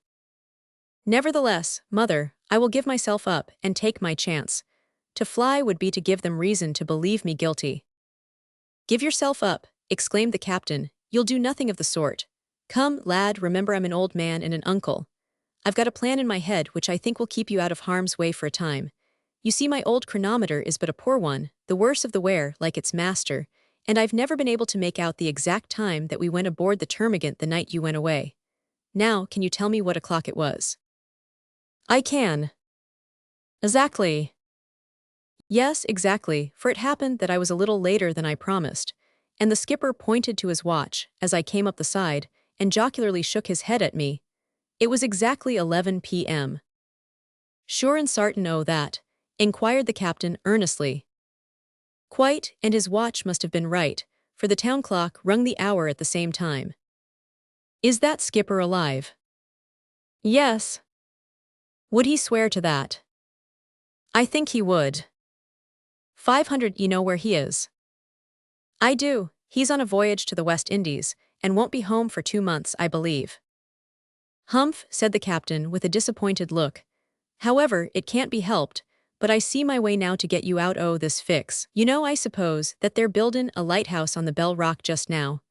Well, the workmen go off to it for a month at a time, I believe, if not longer, and don't come ashore, and it's such a dangerous place, and troublesome to get to, that nobody almost ever goes out to it from this place, except those who have to do with it. Now, lad, you'll go down to the workyard the first thing in the mornin', before daylight, and engage to go off to work at the Bell Rock. You'll keep all snug and quiet, and nobody'll be a bit the wiser. You'll be earnin' good wages, and in the meantime I'll set about gettin' things in trim to put you all square. But I see many difficulties ahead, objected Ruby. Of course ye do, retorted the captain. Did ye ever hear or see anything on this earth that hadn't rocks ahead o' some sort? It's our business to steer past 'em, lad, not to bout ship and steer away. But state your difficulties. Well, in the first place, I'm not a stonemason or a carpenter, and I suppose masons and carpenters are the men most wanted there. Not at all, blacksmiths are wanted there, said the captain, and I know that you were trained to that work as a boy. True, I can do somewhat with the hammer, but mayhap they won't engage me. But they will engage you, lad, for they are hard up for an assistant blacksmith just now, and I happen to be hand and glove with some o' the chief men of the yard, who'll be happy to take anyone recommended by me. Well, uncle, but suppose I do go off to the rock, what chance have you of making things appear better than they are at present? I'll explain that, lad. In the first place, Major Stewart is a gentleman, out and out, and will listen to the truth. He swears that the robbery took place at 1 o'clock in the mornin', for he looked at his watch and at the clock of the house, and heard it ring in the town, just as the thieves cleared off over the wall. Now, if I can get your old skipper to take a run here on his return from the West Indies, he'll swear that you was sailin' out to the North Sea before 12, and that'll prove that you couldn't have had nothin' to do with it, d'ye see? It sounds well, said Ruby dubiously, but do you think the lawyers will see things in the light you do? Hang the lawyers, do you think they will shut their eyes to the truth? Perhaps they may, in which case they will hang me, and so prevent my taking your advice to hang them, said Ruby. Well, but you agree to my plan, asked the captain. Shall I agree, Minnie? It will separate me from you again for some time. Yet it is necessary, answered Minnie sadly. Yes, I think you should agree to go. Very well then, that's settled, said Ruby. And now let us drop the subject, because I have other things to speak of, and if I must start before daylight my time with you will be short. Come here a bit, Neffy, I want to have a private word with in my cabin, said the captain, interrupting him and going into his own room. Ruby rose and followed. You haven't any. The captain stopped, stroked his bald head and looked perplexed. Well, uncle. Well, Neffy, you haven't, in short, have you got any money about you, lad? Money, yes, a little, but why do you ask? Well, the fact is that your poor mother is hard up just now, said the captain earnestly, and I've given her the last penny I have o' my own, but she's quite. Ruby interrupted his uncle at this point with a boisterous laugh.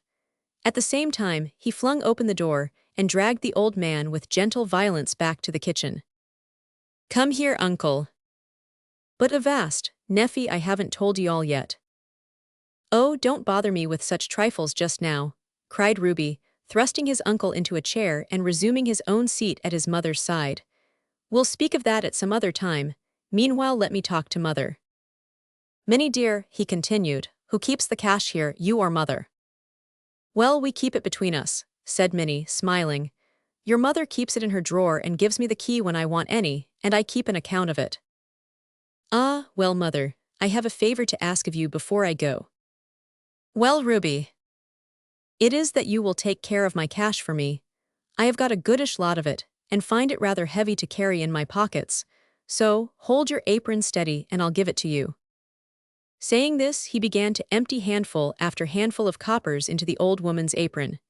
Then, remarking that that was all the browns, he began to place handful after handful of shillings and sixpences on the top of the pile, until the copper was hid by silver.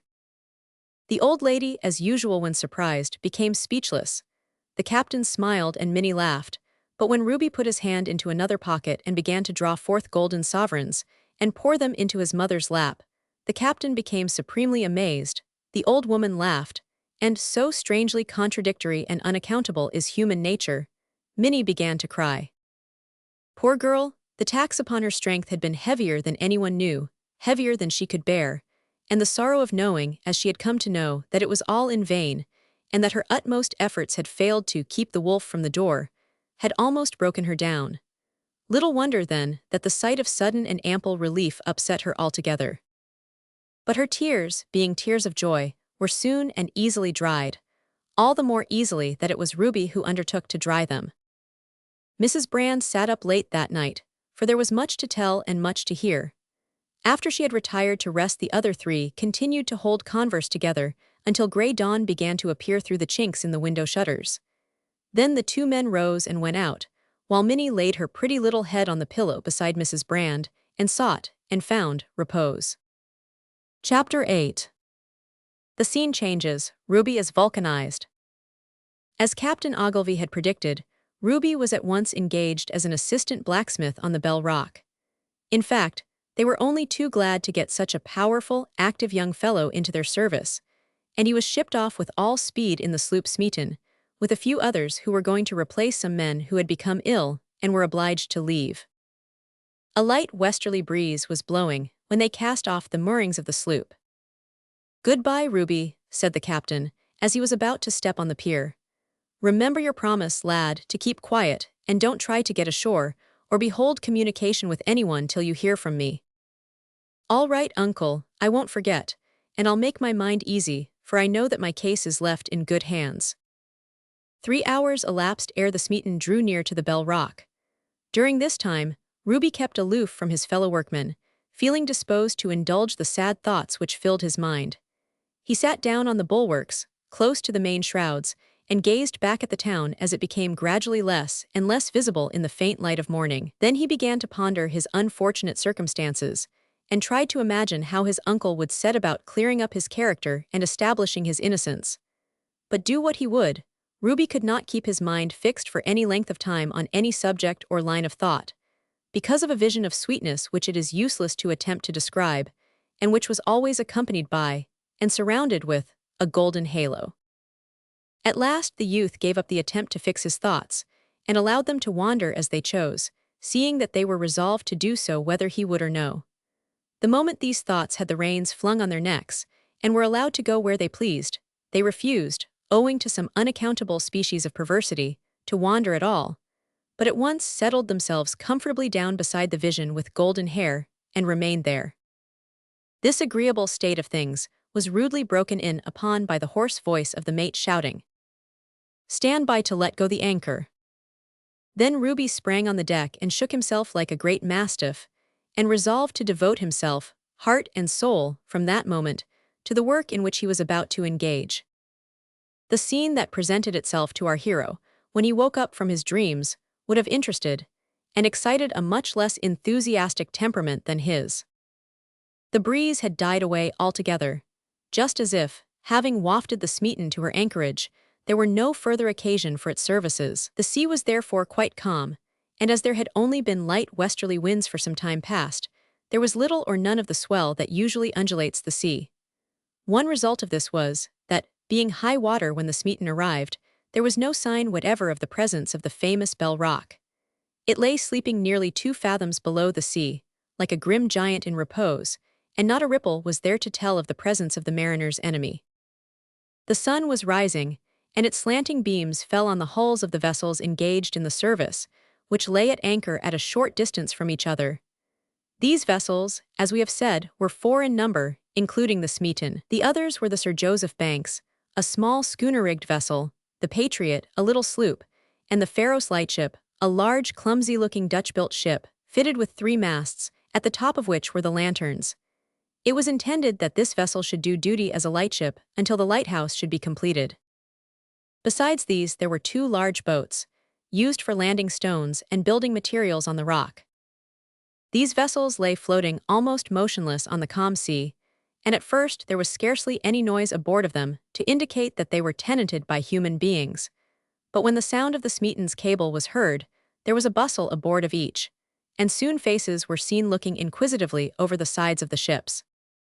The Smeaton's boat was lowered after the anchor was let go, and the new hands were transferred to the Pharos, which was destined to be their home for some time to come. Just as they reached her, the bell rang for breakfast, and when Ruby stepped upon the deck, he found himself involved in all the bustle that ensues when men break off from work and make preparation for the morning meal. There were upwards of 30 artificers on board the lightship at this time. Some of these, as they hurried to and fro, gave the new arrivals a hearty greeting and asked, "What news from the shore?"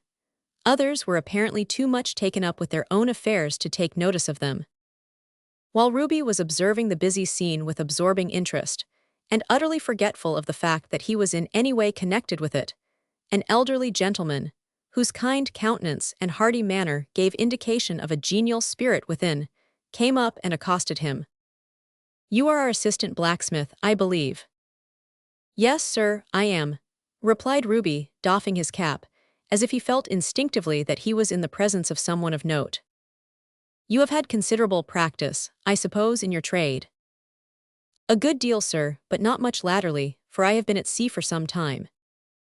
"At sea? Well, that won't be against you here," returned the gentleman with a meaning smile. "It would be well if some of my men were a little more accustomed to the sea, for they suffer much from seasickness. You can go below, my man, and get breakfast. You'll find your future messmate busy at his, I doubt not. Here, steward," turning to one of the men who chanced to pass at the moment, "take Ruby Brand, that is your name, I think." "It is, sir." "Take Brand below, and introduce him to James Dove as his assistant." The steward escorted Ruby down the ladder that conducted to those dark and littered depths of the ship's hull that were assigned to the artificers as their place of abode. But amidst a good deal of unavoidable confusion, Ruby's practiced eye discerned order and arrangement everywhere. "This is your messmate, Jamie Dove," said the steward, pointing to a massive dark man, whose outward appearance was in keeping with his position as the Vulcan of such an undertaking as he was then engaged in. "You'll find him not a bad feller if you only don't cross him." He added, with a wink, "His only fault is that he's given to spoilin' good victuals, being rather floored by seasickness if it comes on to blow ever so little." "Hold your clapper, lad," said the smith, who was at the moment busily engaged with a mess of salt pork and potatoes to match. "Who's your friend?" "No friend of mine, though I hope he'll be one soon," answered the steward. "Mr. Stevenson told me to introduce him to you as your assistant." The smith looked up quickly and scanned our hero with some interest. Then, extending his great hard hand across the table, he said, "Welcome, messmate. Sit down, I've only just begun." Ruby grasped the hand with his own, which, if not so large, was quite as powerful, and shook the smith's right arm in a way that called forth from that rough-looking individual a smile of approbation. "You've not had breakfast, lad?" "No, not yet," said Ruby, sitting down opposite his comrade. "And the smell here don't upset your stomach, I hope?" The smith said this rather anxiously. "Not in the least," said Ruby with a laugh, and beginning to eat in a way that proved the truth of his words. "For the matter o' that, there's little smell and no motion just now." "Well, there isn't much," replied the smith, "but woe's me, you'll get enough of it before long. All the new landsmen like you suffer horribly from seasickness when they first come off." "But I'm not a landsman," said Ruby. "Not a landsman," echoed the other. "You're a blacksmith, aren't you?" "Aye, but not a landsman. I learned the trade as a boy and lad, but I've been at sea for some time past." "Then you won't get sick when it blows." "Certainly not, will you?" The smith groaned and shook his head, by which answer he evidently meant to assure his friend that he would, most emphatically. "But come, it's of no use groanin' over what can't be helped. I get as sick as a dog every time the wind rises, and the worst of it is I don't never seem to improve. However, I'm all right when I get on the rock, and that's the main thing." Ruby and his friend now entered upon a long and earnest conversation as to their peculiar duties at the Bell Rock, with which we will not trouble the reader. After breakfast, they went on deck, and here Ruby had sufficient to occupy his attention and to amuse him for some hours. As the tide that day did not fall low enough to admit of landing on the rock till noon, the men were allowed to spend the time as they pleased. Some therefore took to fishing, others to reading, while a few employed themselves in drying their clothes, which had got wet the previous day, and one or two entertained themselves and their comrades with the music of the violin and flute. All were busy with one thing or another, until the rock began to show its black crest above the smooth sea.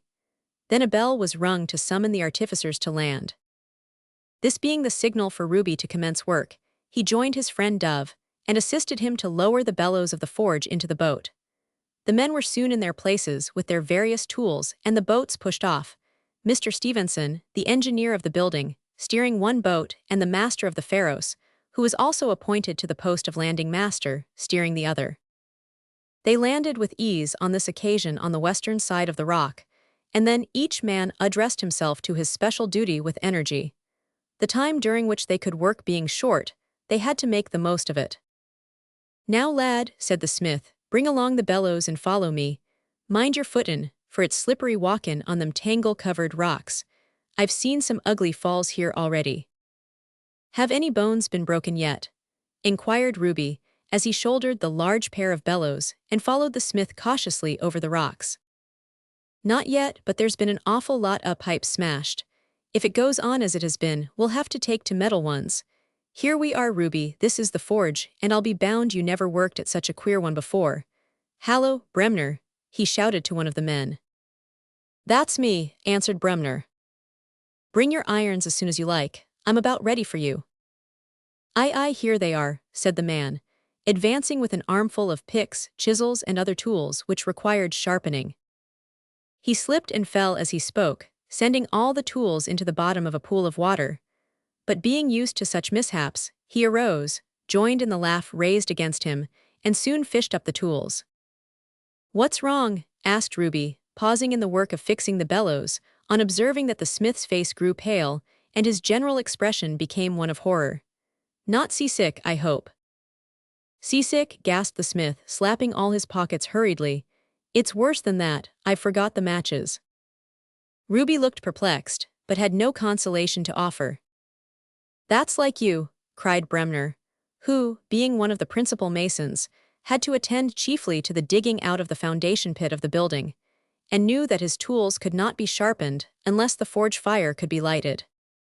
"Suppose you hammer a nail red hot," suggested one of the men, who was disposed to make game of the smith.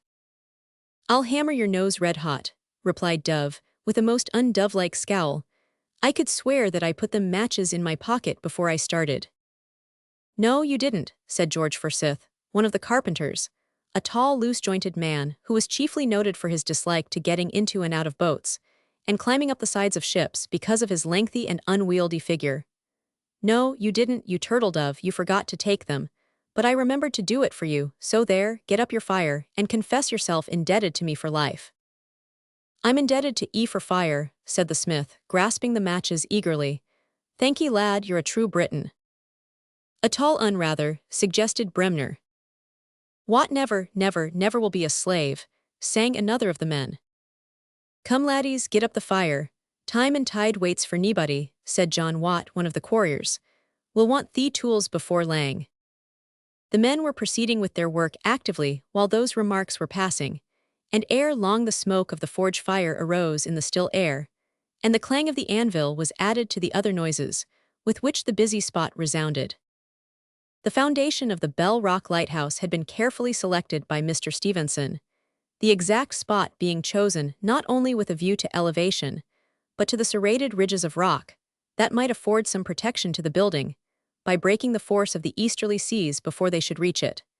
But as the space available for the purpose of building was scarcely 50 yards in diameter, there was not much choice in the matter. The foundation pit was 42 feet in diameter, and sunk 5 feet into the solid rock. At the time when Ruby landed, it was being hewn out by a large party of the men. Others were boring holes in the rock near to it, for the purpose of fixing the great beams of a beacon, while others were cutting away the seaweed from the rock and making preparations for the laying down of temporary rails to facilitate the conveying of the heavy stones from the boats to their ultimate destination. All were busy as bees. Each man appeared to work as if for a wager, or to find out how much he could do within a given space of time. To the men on the rock itself, the aspect of the spot was sufficiently striking and peculiar, but to those who viewed it from a boat at a short distance off it was singularly interesting, for the whole scene of operations appeared like a small black spot, scarcely above the level of the waves, on which a crowd of living creatures were moving about with great and incessant activity, while all around and beyond lay the mighty sea, sleeping in the grand tranquility of a calm summer day, with nothing to bound it but the blue sky, save to the northward, where the distant cliffs of Forfar rested like a faint cloud on the horizon. The sounds, too, which on the rock itself were harsh and loud and varied, came over the water to the distant observer in a united tone, which sounded almost as sweet as soft music. The smith's forge stood on a ledge of rock close to the foundation pit, a little to the north of it. Here Vulcan Dove had fixed a strong iron framework, which formed the hearth. The 4 legs which supported it were let into holes bored from 6 to 12 inches into the rock, according to the inequalities of the site. These were wedged first with wood, and then with iron, for as this part of the forge and the anvil was doomed to be drowned every tide, or twice every day, besides being exposed to the fury of all the storms that might chance to blow, it behoved them to fix things down with unusual firmness. The block of timber for supporting the anvil was fixed in the same manner, but the anvil itself was left to depend on its own weight, and the small stud fitted into the bottom of it. The bellows, however, were too delicate to be left exposed to such forces as the stormy winds and waves. They were therefore shipped and unshipped every tide, and conveyed to and from the rock in the boats with the men. Dove and Ruby wrought together like heroes. They were both so powerful that the heavy implements they wielded seemed to possess no weight when in their strong hands, and their bodies were so lithe and active as to give the impression of men rejoicing, reveling, in the enjoyment of their work. "That's your sort, hit him hard, he's got no friends," said Dove, turning a mass of red-hot metal from side to side, while Ruby pounded it with a mighty hammer, as if it were a piece of putty. "Fire and steel forever," observed Ruby, as he made the sparks fly right and left. "Hallo, the tide's rising." "Ho, so it is," cried the smith, finishing off the piece of work with a small hammer, while Ruby rested on the one he had used and wiped the perspiration from his brow. "It always serves me in this way, lad," continued the smith, without pausing for a moment in his work. "Blow away, Ruby, the sea is my greatest enemy. Every day a'most, it washes me away from my work. In calm weather, it creeps up my legs, and the legs o' the forge too, till it gradually puts out the fire, and in rough weather it sends up a wave sometimes that sweeps the whole concern black out at one shot." "It will creep you out today, evidently," said Ruby, as the water began to come about his toes. "Never mind, lad, we'll have time to finish them picks this tide if we work fast." Thus they toiled and moiled, with their heads and shoulders in smoke and fire, and their feet in water. Gradually the tide rose. "Pump away, Ruby, keep the pot billin', my boy," said the smith. "The wind blowin', you mean. I say, Dove, do the other men like the work here?" "Like it? Aye, they like it well. At first we were somewhat afraid o' the landin' in rough weather, but we've got used to that now. The only bad thing about it is in the rolling o' that horrible Pharos. She's so bad in a gale that I sometimes think she'll roll right over like a cask. Most of us get sick then, but I don't think any of 'em are as bad as me. They seem to be gettin' used to that too. I wish I could." Another blow, Ruby. "Time's up," shouted one of the men. "Hold on just for a minute or two," pleaded the smith, who, with his assistant, was by this time standing nearly knee-deep in water. The sea had filled the pit some time before and driven the men out of it. These busied themselves in collecting the tools and seeing that nothing was left lying about, while the men who were engaged on those parts of the rocks that were a few inches higher continued their labors until the water crept up to them. Then they collected their tools and went to the boats, which lay awaiting them at the western landing place. "Now, Dove," cried the landing master, Come along, the crabs will be attacking your toes if you don't. It's a shame to G. Ruby the chance a sare throat the very first day, cried John Watt. Just half a minute more, said the smith, examining a pickaxe, which he was getting up to that delicate point of heat which is requisite to give it proper temper. While he gazed earnestly into the glowing coals, a gentle hissing sound was heard below the frame of the forge, then a gurgle, and the fire became suddenly dark and went out. I knowed it always the way, cried Dove with a look of disappointment. Come lad, up with the bellows now, and don't forget the tongs. In a few minutes more, the boats pushed off and returned to the Pharos, 3.5 hours of good work having been accomplished before the tide drove them away. Soon afterwards, the sea overflowed the whole of the rock, and obliterated the scene of those busy operations as completely as though it had never been. Chapter 9. Storms and Troubles. A week of fine weather caused Ruby Brand to fall as deeply in love with the work at the Bell Rock as his comrades had done. There was an amount of vigor and excitement about it, with a dash of romance, which quite harmonized with his character. At first he had imagined it would be monotonous and dull, but in experience he found it to be quite the reverse. Although there was uniformity in the general character of the work, there was constant variety in many of the details, and the spot on which it was carried on was so circumscribed, and so utterly cut off from all the world, that the minds of those employed became concentrated on it in a way that aroused strong interest in every trifling object. There was not a ledge or a point of rock that rose ever so little above the general level, that was not named after, and intimately associated with, some event or individual. Every mass of seaweed became a familiar object. The various little pools and inlets, many of them not larger than a dining room table, received high-sounding and dignified names, such as Port Stevenson, Port, Erskine, Taylor's Track, Neal's Pool, and sea. Of course the fish that frequented the pools, and the shellfish that covered the rock, became subjects of much attention, and in some cases of earnest study. Robinson Crusoe himself did not pry into the secrets of his island home with half the amount of assiduity that was displayed at this time by many of the men who built the Bell Rock Lighthouse. The very fact that their time was limited acted as a spur, so that on landing each tide they rushed hastily to the work, and the amateur studies in natural history to which we have referred were prosecuted hurriedly during brief intervals of rest. Afterwards, when the beacon house was erected and the men dwelt upon the rock, these studies, if we may not call them amusements, were continued more leisurely, but with unabated ardor, and furnished no small amount of comparatively thrilling incident at times. One fine morning, just after the men had landed, and before they had commenced work, Long Forsyth, as his comrades styled him, went to a pool to gather a little dulse, of which there was a great deal on the rock, and which was found to be exceedingly grateful to the palates of those who were afflicted with seasickness. He stooped over the pool to pluck a morsel, but paused on observing a beautiful fish, about a foot long, swimming in the clear water, as quietly as if it knew the man to be a friend, and were not in the least degree afraid of him. Forsyth was an excitable man, and also studious in his character. He at once became agitated and desirous of possessing that fish, for it was extremely brilliant and variegated in color. He looked round for something to throw at it, but there was nothing within reach. He sighed for a hook and line, but as sighs never yet produced hooks or lines, he did not get one. Just then the fish swam slowly to the side of the pool on which the man kneeled, as if it actually desired more intimate acquaintance. Forsyth lay feet down and reached out his hand toward it, but it appeared to think this rather too familiar, for it swam slowly beyond his reach, and the man drew back. Again it came to the side, much nearer. Once more Forsyth lay down, reaching over the pool as far as he could, and insinuating his hand into the water. But the fish moved off a little. Thus they coquetted with each other for some time, until the man's comrades began to observe that he was after something. "What's he doin' of?" said one. "Reachin' over the pool, I think," replied another. "Ye don't mean he's sick," cried a third. The smile with which this was received was changed into a roar of laughter as poor Forsyth's long legs were seen to tip up into the air, and the whole man to disappear beneath the water.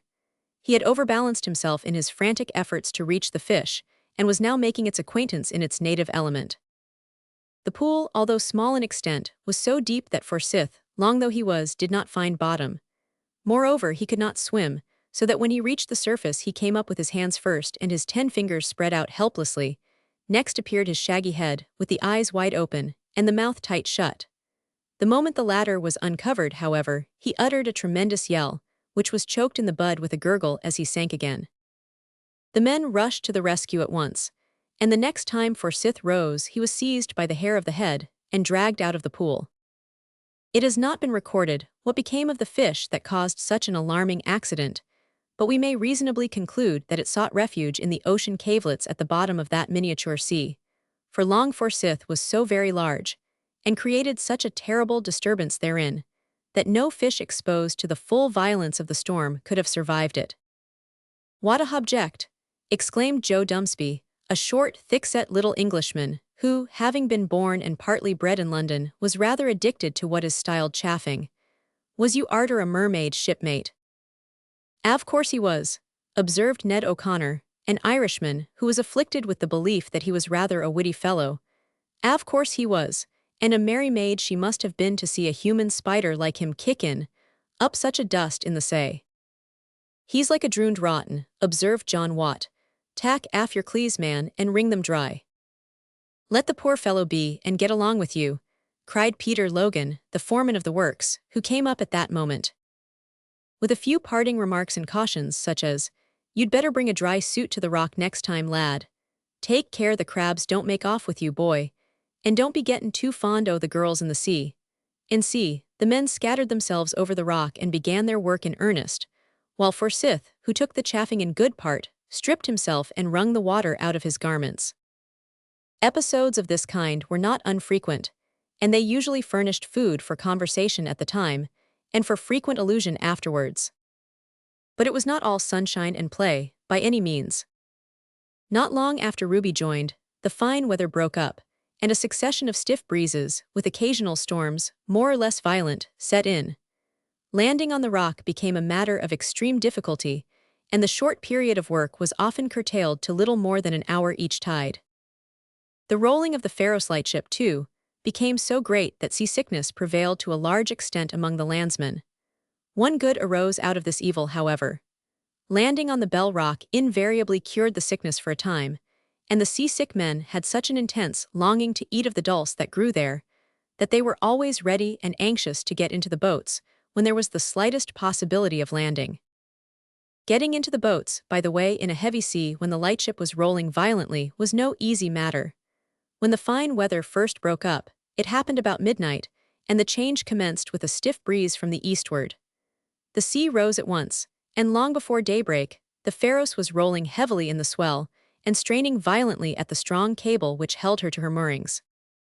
About dawn, Mr. Stevenson came on deck.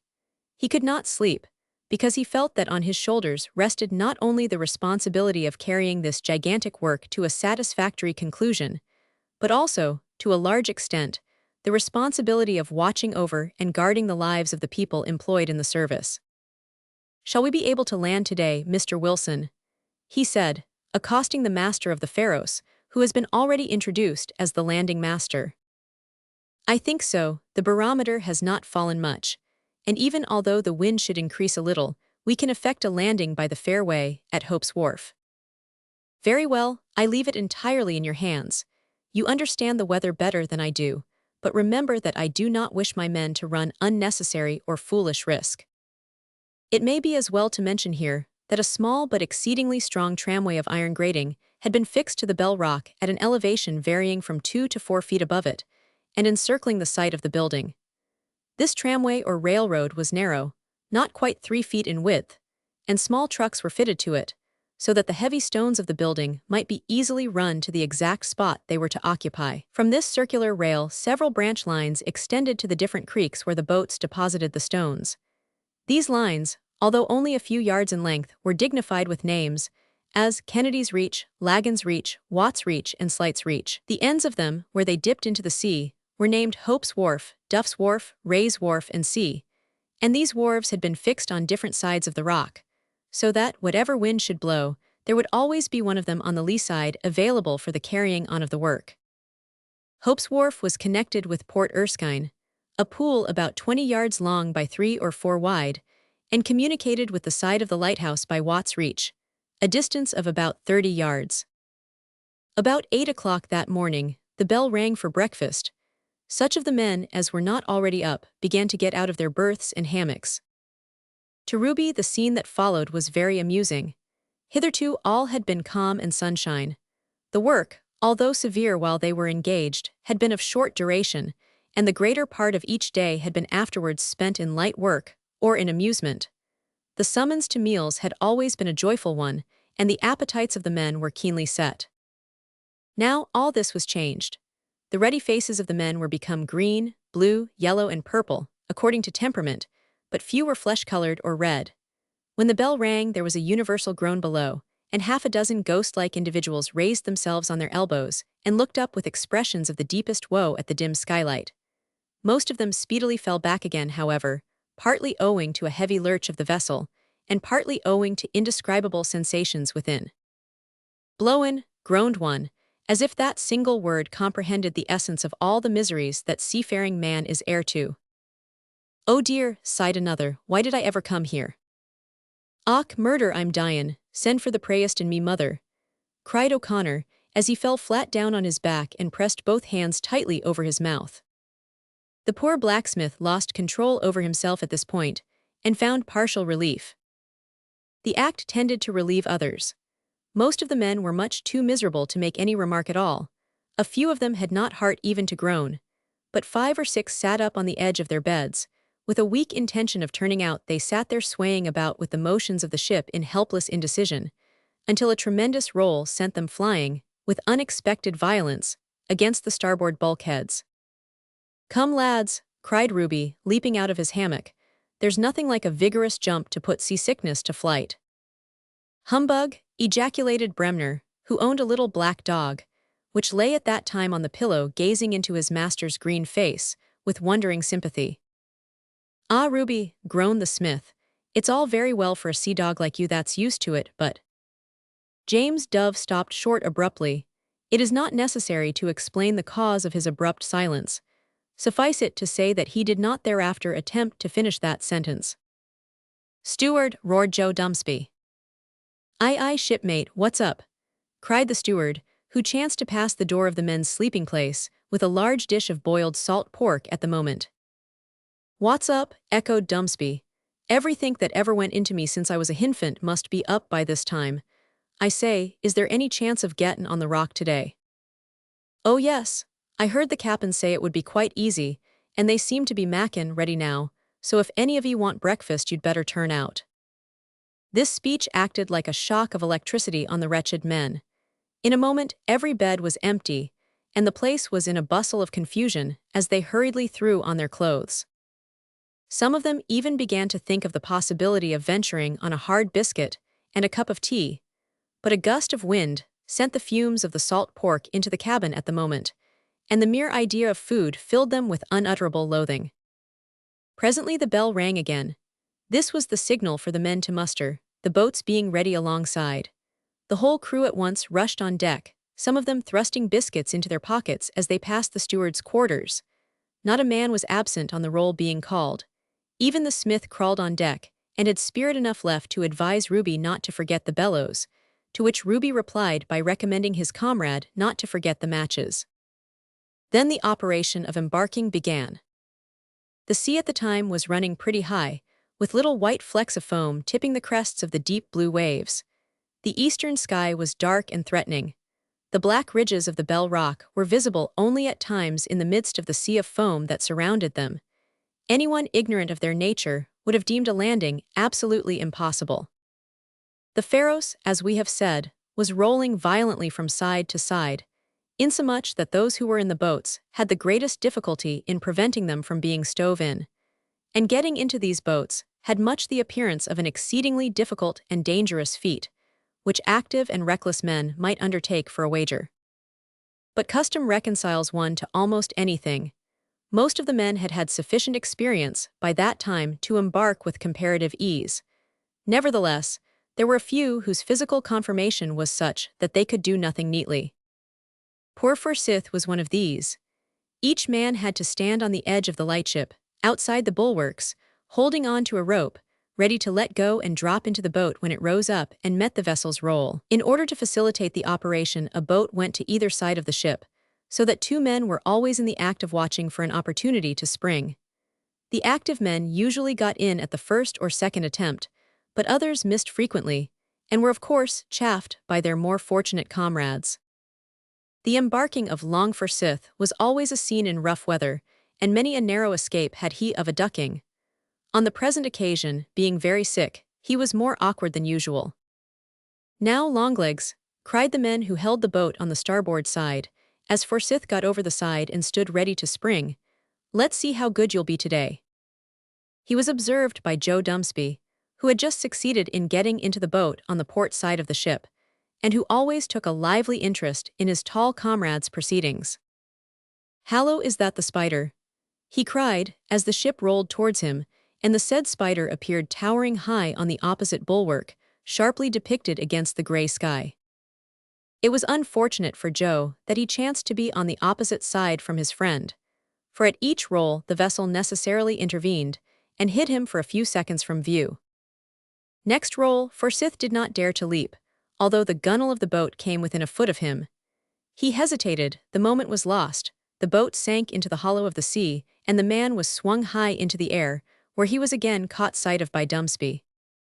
"What, are you there yet?" he cried. "You must be fond of a swing." Before he could say more, the ship rolled over to the other side, and Forsyth was hid from view.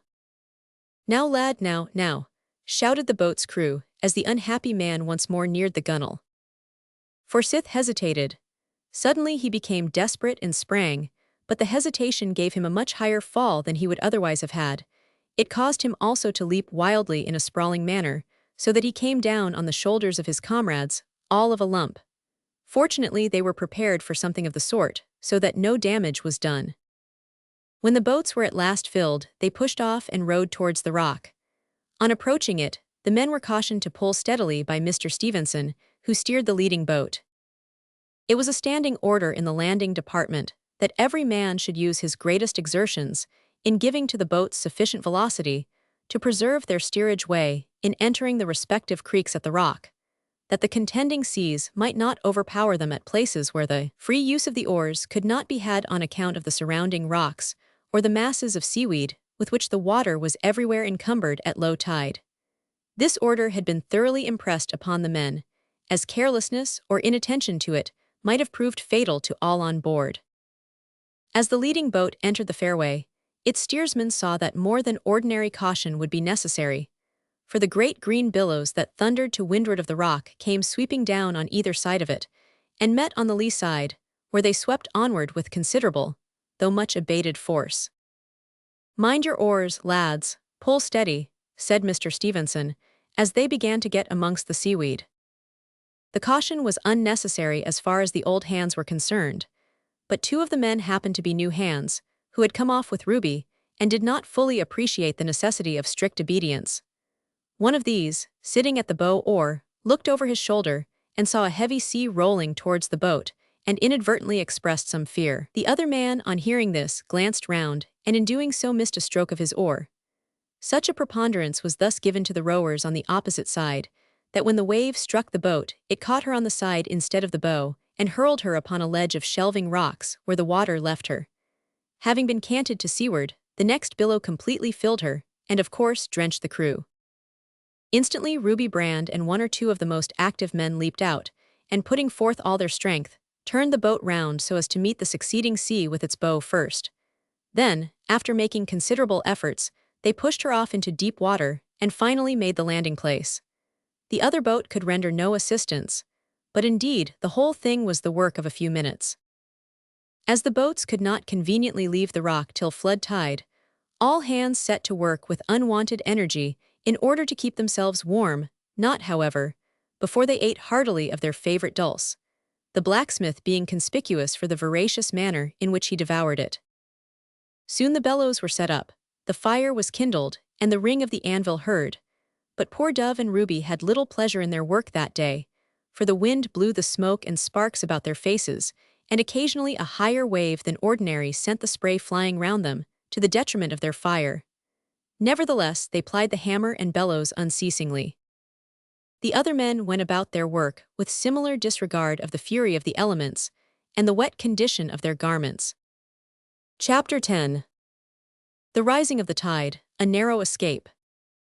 The portion of the work that Mr. Stevenson was now most anxious to get advanced was the beacon. The necessity of having an erection of this kind was very obvious, for, in the event of anything happening to the boats, there would be no refuge for the men to fly to, and the tide would probably sweep them all away before their danger could be known, or assistance sent from the attendant vessels. Every man felt that his personal safety might depend on the beacon during some period of the work. The energies of all, therefore, were turned to the preliminary arrangements for its erection. As the beacon would require to withstand the utmost fury of the elements during all seasons of the year, it was necessary that it should be possessed of immense strength. In order to do this, 6 cuttings were made in the rock for the reception of the ends of the 6 great beams of the beacon. Each beam was to be fixed to the solid rock by 2 strong and massive bats, or stanchions, of iron. These bats, for the fixing of the principal and diagonal beams and bracing chains, required 54 holes, each measuring 1.5 feet deep and 2 inches wide. The operation of boring such holes into the solid rock was not an easy or a quick one, but by admirable arrangements on the part of the engineer and steady perseverance on the part of the men, they progressed faster than had been anticipated. 3 men were attached to each jumper or boring chisel. One placed himself in a sitting posture to guide the instrument and give it a turn at each blow of the hammer. He also sponged and cleaned out the hole, and supplied it occasionally with a little water, while the other 2, with hammers of 16 pounds weight, struck the jumper alternately, generally bringing the hammer with a swing round the shoulder, after the manner of blacksmith work.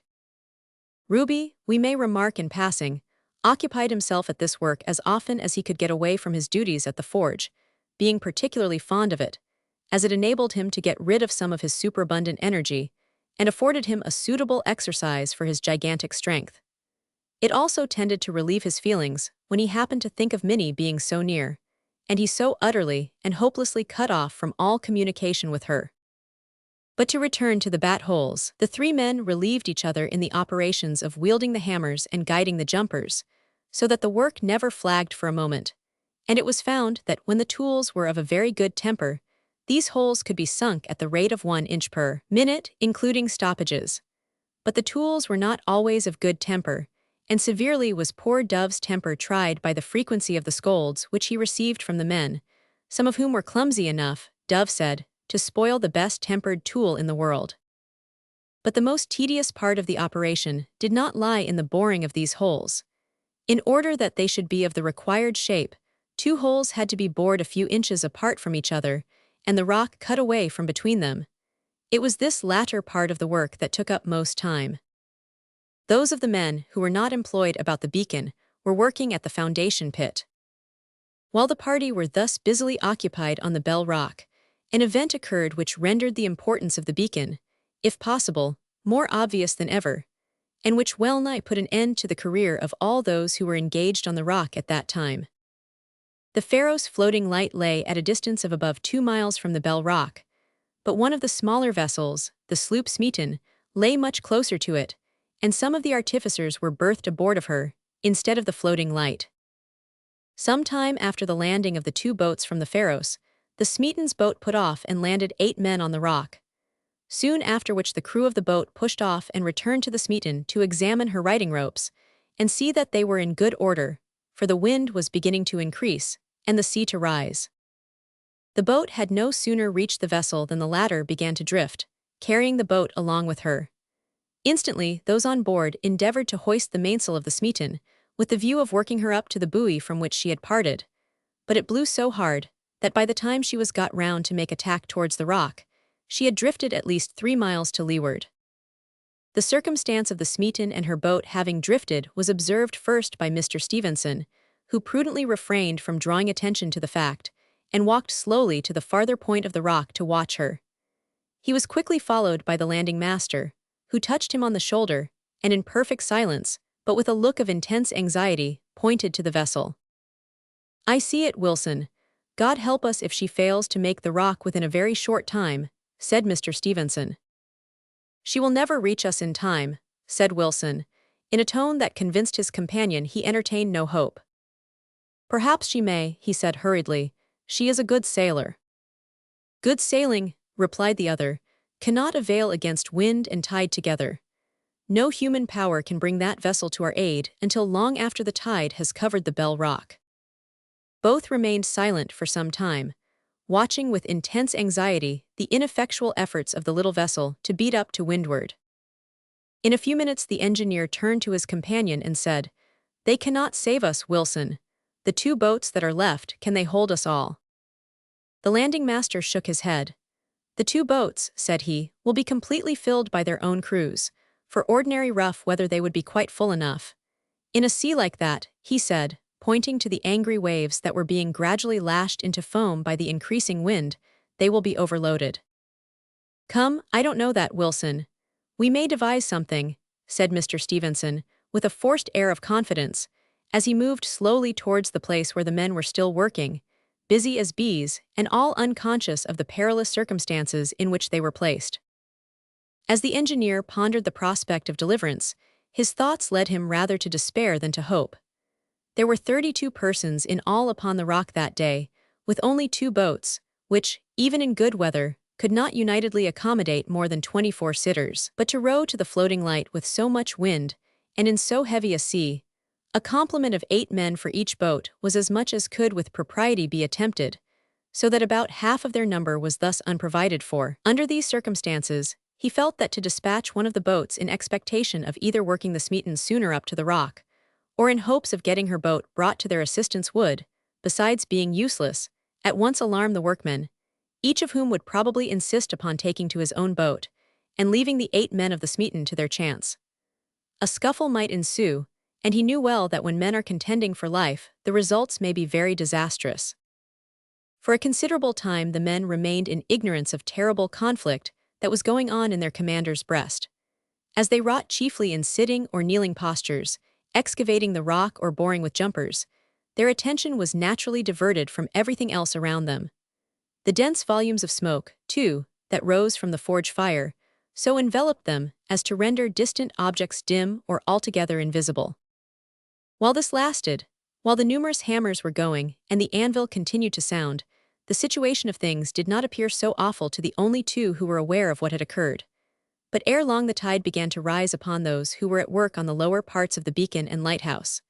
From the run of the sea upon the rock, the forge fire was extinguished sooner than usual. The volumes of smoke cleared away, and objects became visible in every direction. After having had about 3 hours' work, the men began pretty generally to make towards their respective boats for their jackets and socks. Then it was that they made the discovery that one boat was absent. Only a few exclamations were uttered.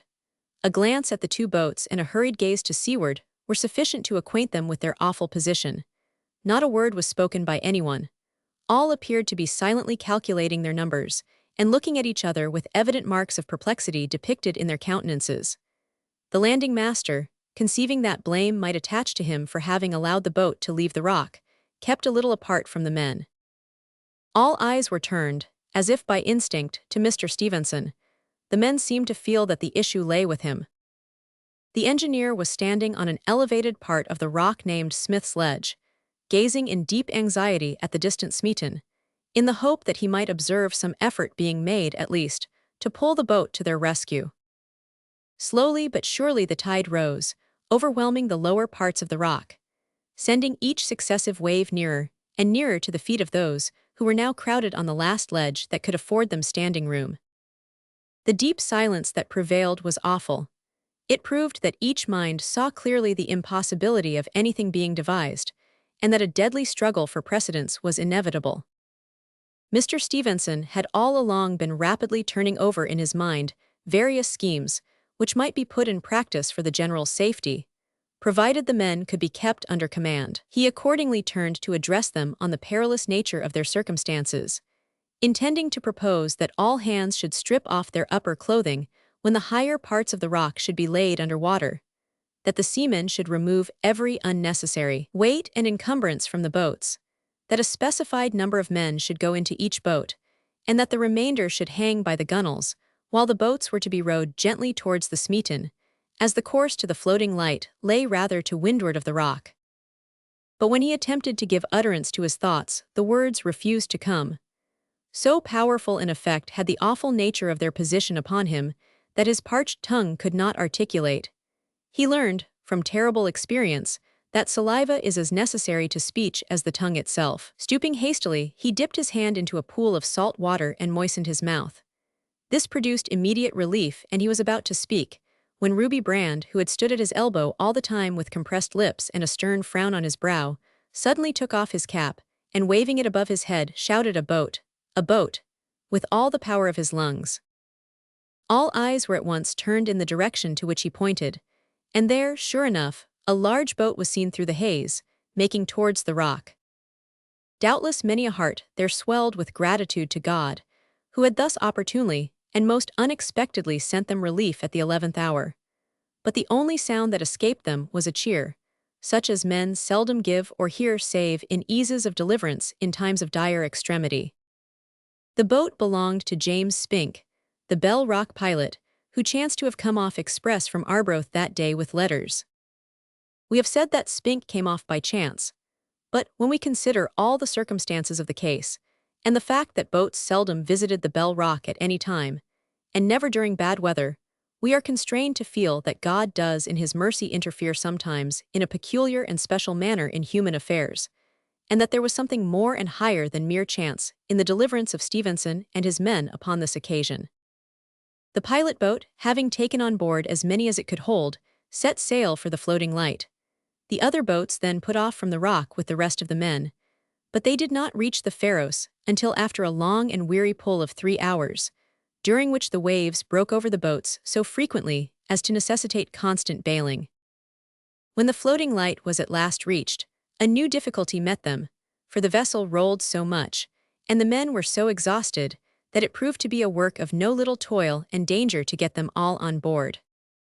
Long Forsyth, in particular, cost them all an infinite amount of labor, for he was so sick, poor fellow, that he could scarcely move. Indeed, he did at one time beg them earnestly to drop him into the sea and be done with him altogether, a request with which they of course refused to comply. However, he was got up somehow, and the whole of them were comforted by a glass of rum, and thereafter a cup of hot coffee.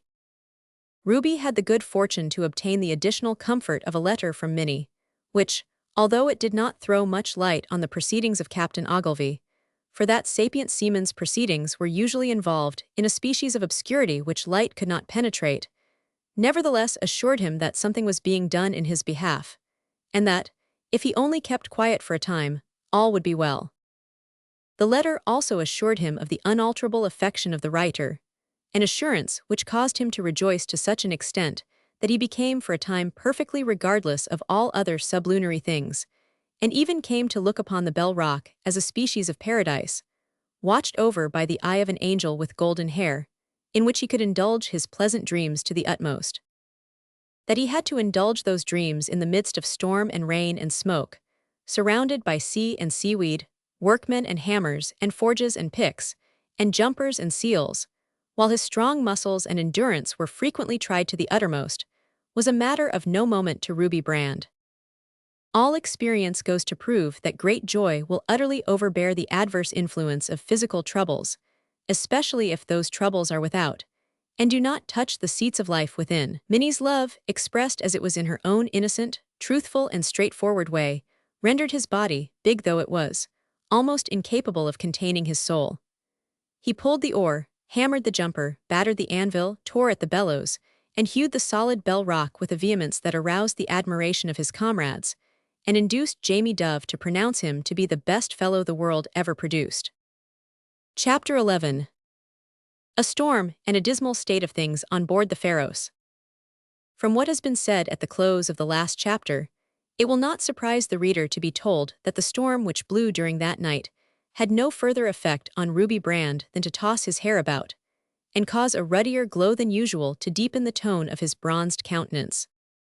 It was otherwise with many of his hapless comrades, a few of whom had also received letters that day, but whose pleasure was marred to some extent by the qualms within. Being Saturday, a glass of rum was served out in the evening, according to custom, and the men proceeded to hold what is known by the name of Saturday night at sea. This being a night that was usually much enjoyed on board, owing to the home memories that were recalled and the familiar songs that were sung. Owing, also, to the limited supply of grog, which might indeed cheer, but could not by any possibility inebriate, the men endeavored to shake off their fatigue, and to forget, if possible, the rolling of the vessel. The first effort was not difficult, but the second was not easy. At first, however, the gale was not severe, so they fought against circumstances bravely for a time. "Come, lads," cried the smith, in a species of serio-comic desperation, when they had all assembled below, "let's drink to sweethearts and wives."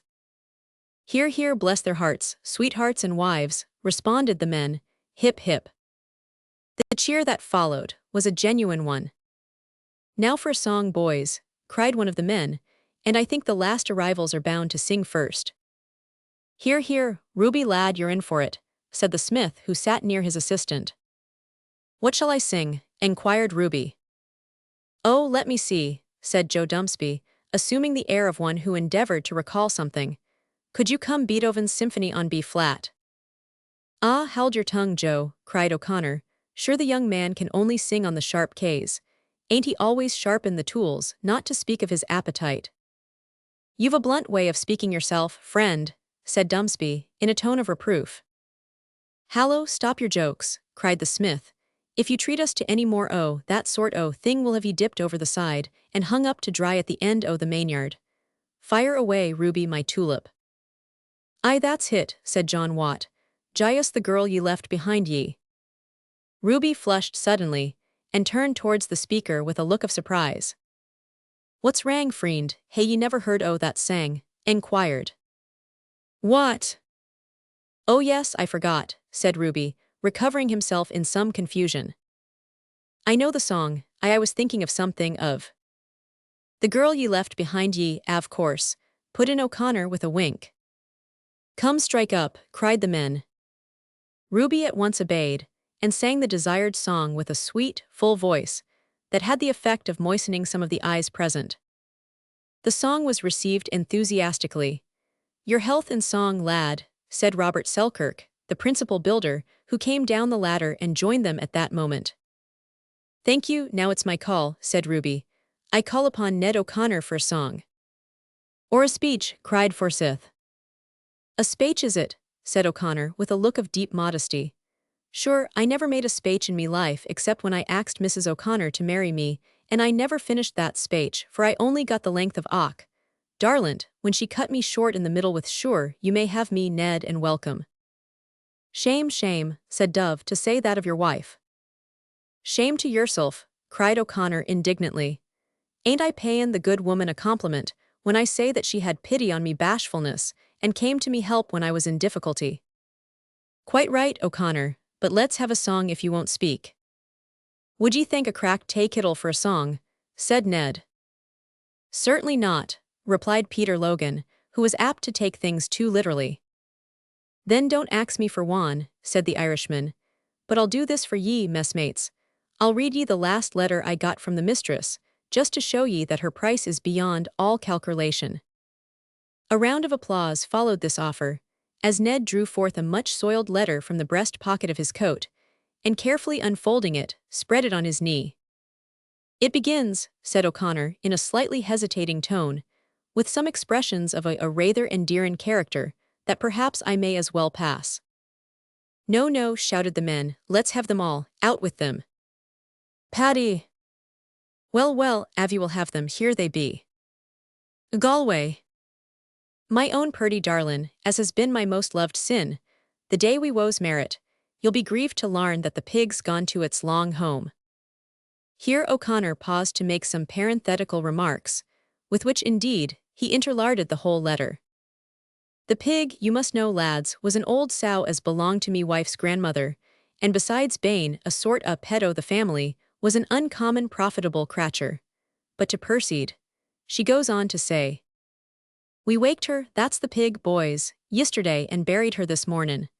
Big Rory the bayest was for atin' her, but I wouldn't hear of it, so she's at rest, and so is old Molly Malone. She went away just 2 minutes be the clock before the pig, and woes buried the day after. There's no more news as I knows of in the parish, except that your old flame Mary got married to Teddy O'Rourke, and they've been fightin' tooth and nail ever since, as I told ye they would long ago. No man could live with that woman. But the schoolmaster, good man, has let me off the cow. Ye see, darlin', I told him ye woes buildin' a palace in the say, to put ships in after they woes wrecked on the coast of Americky, so ye couldn't be expected to send home much money at present. And he just said, well, well, Kathleen, you may just kipe the cow and pay me when ye can. So put that off your mind, my swate Ned. I'm sorry to hear the fairies rolls so bad, though what the fairies manes is more nor I can tell. I spelled the word quite correct, lads, but my poor mistress hain't got the best of eyesight. Let me know when you're next, and be sure to tell me if long forsith has got the bitter say sickness. I'm curious about this, because I've got a receipt for that same that's infallible, as his reverence says. Tell him with my love to mix a spoonful pepper, and 2 salt, and 1 mustard, and a glass whiskey in a take-up, with a sprinklin' ginger. Fill it up with goat's milk or asses, av ye can't get goats. Hate it in a pan, and drink it as hot as he can, hotter if possible. I never tried it myself, but they say it's a sovereign remedy, and if it don't do no good, it's not likely to do much harm, bane but a wake mixture. Me own belief is that the milk's a mistake, but I suppose the doctors know best. Now, sweetest of men, I must stop, for Neddy's just come in howlin' like a born Turk for his tay, so no more at present from yours till death. Kathleen O'Connor. Has she any sisters? Enquired Joe Dumsby eagerly, as Ned folded the letter and replaced it in his pocket. 6 of 'em, replied Ned, every one purtier and better nor another. Is it a long way to Galway? Continued Joe. Not long, but it's a curious thing that Englishmen never come back from them parts when they once venture into them. Joe was about to retort, when the men called for another song. Come Jamie Dove, let's have Rule Britannia. Dove was by this time quite yellow in the face, and felt more inclined to go to bed than to sing, but he braced himself up, resolved to struggle manfully against the demon that oppressed him. It was in vain. Poor Dove had just reached that point in the chorus where Britons stoutly affirm that they never, never, never shall be slaves, when a tremendous roll of the vessel caused him to spring from the locker, on which he sat, and rush to his berth. There were several of the others whose self-restraint was demolished by this example. These likewise fled, amid the laughter of their companions, who broke up the meeting and went on deck. The prospect of things there proved, beyond all doubt, that Britons never did, and never will, rule the waves. The storm, which had been brewing for some time past, was gathering fresh strength every moment, and it became abundantly evident that the floating light would have her anchors and cables tested pretty severely before the gale was over. About 8 o'clock in the evening, the wind shifted to east-southeast, and at 10 it became what seamen term a hard gale, rendering it necessary to veer out about 50 additional fathoms of the hempen cable. The gale still increasing, the ship rolled and labored excessively, and at midnight 80 fathoms more were veered out, while the sea continued to strike the vessel with a degree of force that no one had before experienced. That night, there was little rest on board the Pharos. Everyone who has been at sea knows what it is to lie in one's berth on a stormy night, with the planks of the deck only a few inches from one's nose, and the water swashing past the little port that always leaks, the seas striking against the ship, the heavy sprays falling on the decks, and the constant rattle and row of blocks, spars, and cordage overhead. But all this was as nothing compared with the state of things on board the Floating Light, for that vessel could not rise to the seas with the comparatively free motions of a ship, sailing either with or against the gale. She tugged and strained at her cable, as if with the fixed determination of breaking it, and she offered all the opposition of a fixed body to the seas. Daylight, though ardently longed for, brought no relief. The gale continued with unabated violence. The sea struck so hard upon the vessel's bows that it rose in great quantities, or, as Ruby expressed it, in green seas, which completely swept the deck as far aft as the quarterdeck, and not unfrequently went completely over the stern of the ship. Those green seas fell at last so heavily on the skylights that all the glass was driven in, and the water poured down into the cabins, producing dire consternation in the minds of those below, who thought that the vessel was sinking. "I'm drowned entirely," roared poor Ned O'Connor, as the first of those seas burst in and poured straight down on his hammock, which happened to be just beneath the skylight. Ned sprang out on the deck, missed his footing, and was hurled with the next roll of the ship into the arms of the steward, who was passing through the place at the time. Before any comments could be made, the dead lights were put on, and the cabins were involved in almost absolute darkness. "Och, let me in beside ye," pleaded Ned with the occupant of the nearest berth. "Owow, why ye, nunna," cried John Watt, pushing the unfortunate man away. "Change your Watt clees first, and I'll maybe let ye in if ye can find me again the dark." While the Irishman was groping about in search of his chest, one of the officers of the ship passed him on his way to the companion ladder, intending to go on deck. Ruby Brand, feeling uncomfortable below, leaped out of his hammock and followed him. They had both got about halfway up the ladder when a tremendous sea struck the ship, causing it to tremble from stem to stern. At the same moment, someone above opened the hatch, and putting his head down, shouted for the officer, who happened to be just ascending. "Aye, aye," replied the individual in question. Just as he spoke, another heavy sea fell on the deck, and rushing aft like a river that has burst its banks, hurled the seaman into the arms of the officer, who fell back upon Ruby, and all three came down with tons of water into the cabin. The scene that followed would have been ludicrous, had it not been serious. The still rising sea caused the vessel to roll with excessive violence, and the large quantity of water that had burst in swept the men, who had jumped out of their beds, and all movable things, from side to side in indescribable confusion. As the water dashed up into the lower tier of beds, it was found necessary to lift one of the scuttles in the floor, and let it flow into the limbers of the ship. Fortunately, no one was hurt, and Ruby succeeded in gaining the deck before the hatch was reclosed, and fastened down upon the scene of discomfort and misery below. This state of things continued the whole day. The seas followed in rapid succession, and each, as it struck the vessel, caused her to shake all over. At each blow from a wave, the rolling and pitching ceased for a few seconds, giving the impression that the ship had broken adrift, and was running with the wind, or in the act of sinking. But when another sea came, she ranged up against it with great force. This latter effect at last became the regular intimation to the anxious men below that they were still riding safely at anchor. No fires could be lighted, therefore nothing could be cooked, so that the men were fain to eat hard biscuits, those of them at least who were able to eat at all, and lie in their wet blankets all day. At 10 in the morning the wind had shifted to northeast, and blew, if possible, harder than before, accompanied by a much heavier swell of the sea. It was therefore judged advisable to pay out more cable, in order to lessen the danger of its giving way. During the course of the gale, nearly the whole length of the hempen cable, of 120 fathoms, was veered out, besides the chain moorings, and for its preservation, the cable was carefully served, or waddled, with pieces of canvas round the windlass, and with leather well greased in the hawse hole, where the chafing was most violent. As may readily be imagined, the gentleman on whom rested nearly all the responsibility connected with the work at the Bell Rock passed an anxious and sleepless time in his darkened berth. During the morning, he had made an attempt to reach the deck, but had been checked by the same sea that produced the disasters above described. About 2 o'clock in the afternoon, great alarm was felt in consequence of a heavy sea that struck the ship, almost filling the waist, and pouring down into the berths below, through every chink and crevice of the hatches and skylights. From the motion being suddenly checked or deadened, and from the flowing in of the water above, every individual on board thought that the ship was foundering. At least all the landsmen were fully impressed with that idea. Mr. Stevenson could not remain below any longer. As soon as the ship again began to range up to the sea, he made another effort to get on deck. Before going, however, he went through the various apartments, in order to ascertain the state of things below. Groping his way in darkness from his own cabin, he came to that of the officers of the ship. Here all was quiet, as well as dark. He next entered the galley and other compartments occupied by the artificers.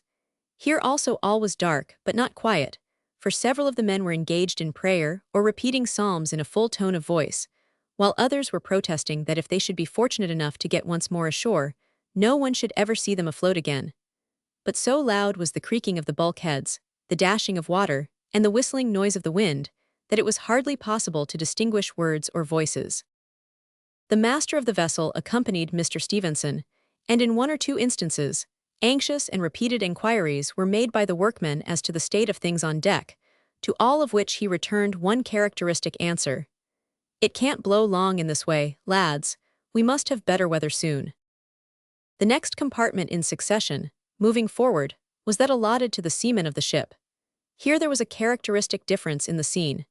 Having reached the middle of the darksome berth without the inmates being aware of the intrusion, the anxious engineer was somewhat reassured and comforted to find that, although they talked of bad weather and cross accidents of the sea, yet the conversation was carried on in that tone and manner which bespoke ease and composure of mind. "Well, lads," said Mr. Stevenson, accosting the men, "what think you of this state of things? Will the good ship weather it?" "Nay fear o' her, sir," replied one confidently. "She's light and new, it'll tack a heavy sea to sink her." "Aye," observed another, "and she's got little hold o' the water, good ground tackle and no toff-emper. She'll weather anything, sir." Having satisfied himself that all was right below, Mr. Stevenson returned aft and went on deck, where a sublime and awful sight awaited him. The waves appeared to be what we hear sometimes termed mountains high. In reality, they were perhaps about 30 feet of unbroken water in height, their foaming crests being swept and torn by the furious gale. All beyond the immediate neighborhood of the ship was black and chaotic. Upon deck everything movable was out of sight, having either been stowed away below previous to the gale or washed overboard. Some parts of the quarter bulwarks were damaged by the breach of the sea, and one of the boats was broken and half full of water. There was only one solitary individual on deck, placed there to watch and give the alarm if the cable should give way, and this man was Ruby Brand, who, having become tired of having nothing to do, had gone on deck, as we have seen, and volunteered his services as watchman. Ruby had no greatcoat on, no overall of any kind, but was simply dressed in his ordinary jacket and trousers.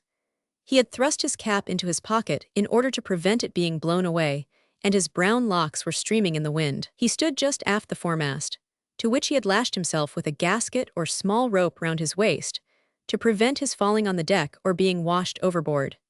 He was as thoroughly wet as if he had been drawn through the sea, and this was one reason why he was so lightly clad, that he might wet as few clothes as possible, and have a dry change when he went below. There appeared to be a smile on his lips, as he faced the angry gale and gazed steadily out upon the wild ocean. He seemed to be enjoying the sight of the grand elemental strife that was going on around him. Perchance he was thinking of someone not very far away, with golden hair. Mr. Stevenson, coupling this smile on Ruby's face with the remarks of the other seamen, felt that things were not so bad as they appeared to unaccustomed eyes. Nevertheless, he deemed it right to advise with the master and officers as to the probable result, in the event of the ship drifting from her moorings. "It is my opinion," said the master, on his being questioned as to this, "that we have every chance of riding out the gale, which cannot continue many hours longer with the same fury. And even if she should part from her anchor, the storm sails have been laid ready to hand, and can be bent in a very short time. The direction of the wind being northeast, we could sail up the Forth to Leith Roads. But if this should appear doubtful, after passing the May we can steer for Tyningham Sands, on the western side of Dunbar, and there run the ship ashore. From the flatness of her bottom and the strength of her build, I should think there would be no danger in beaching her even in a very heavy sea."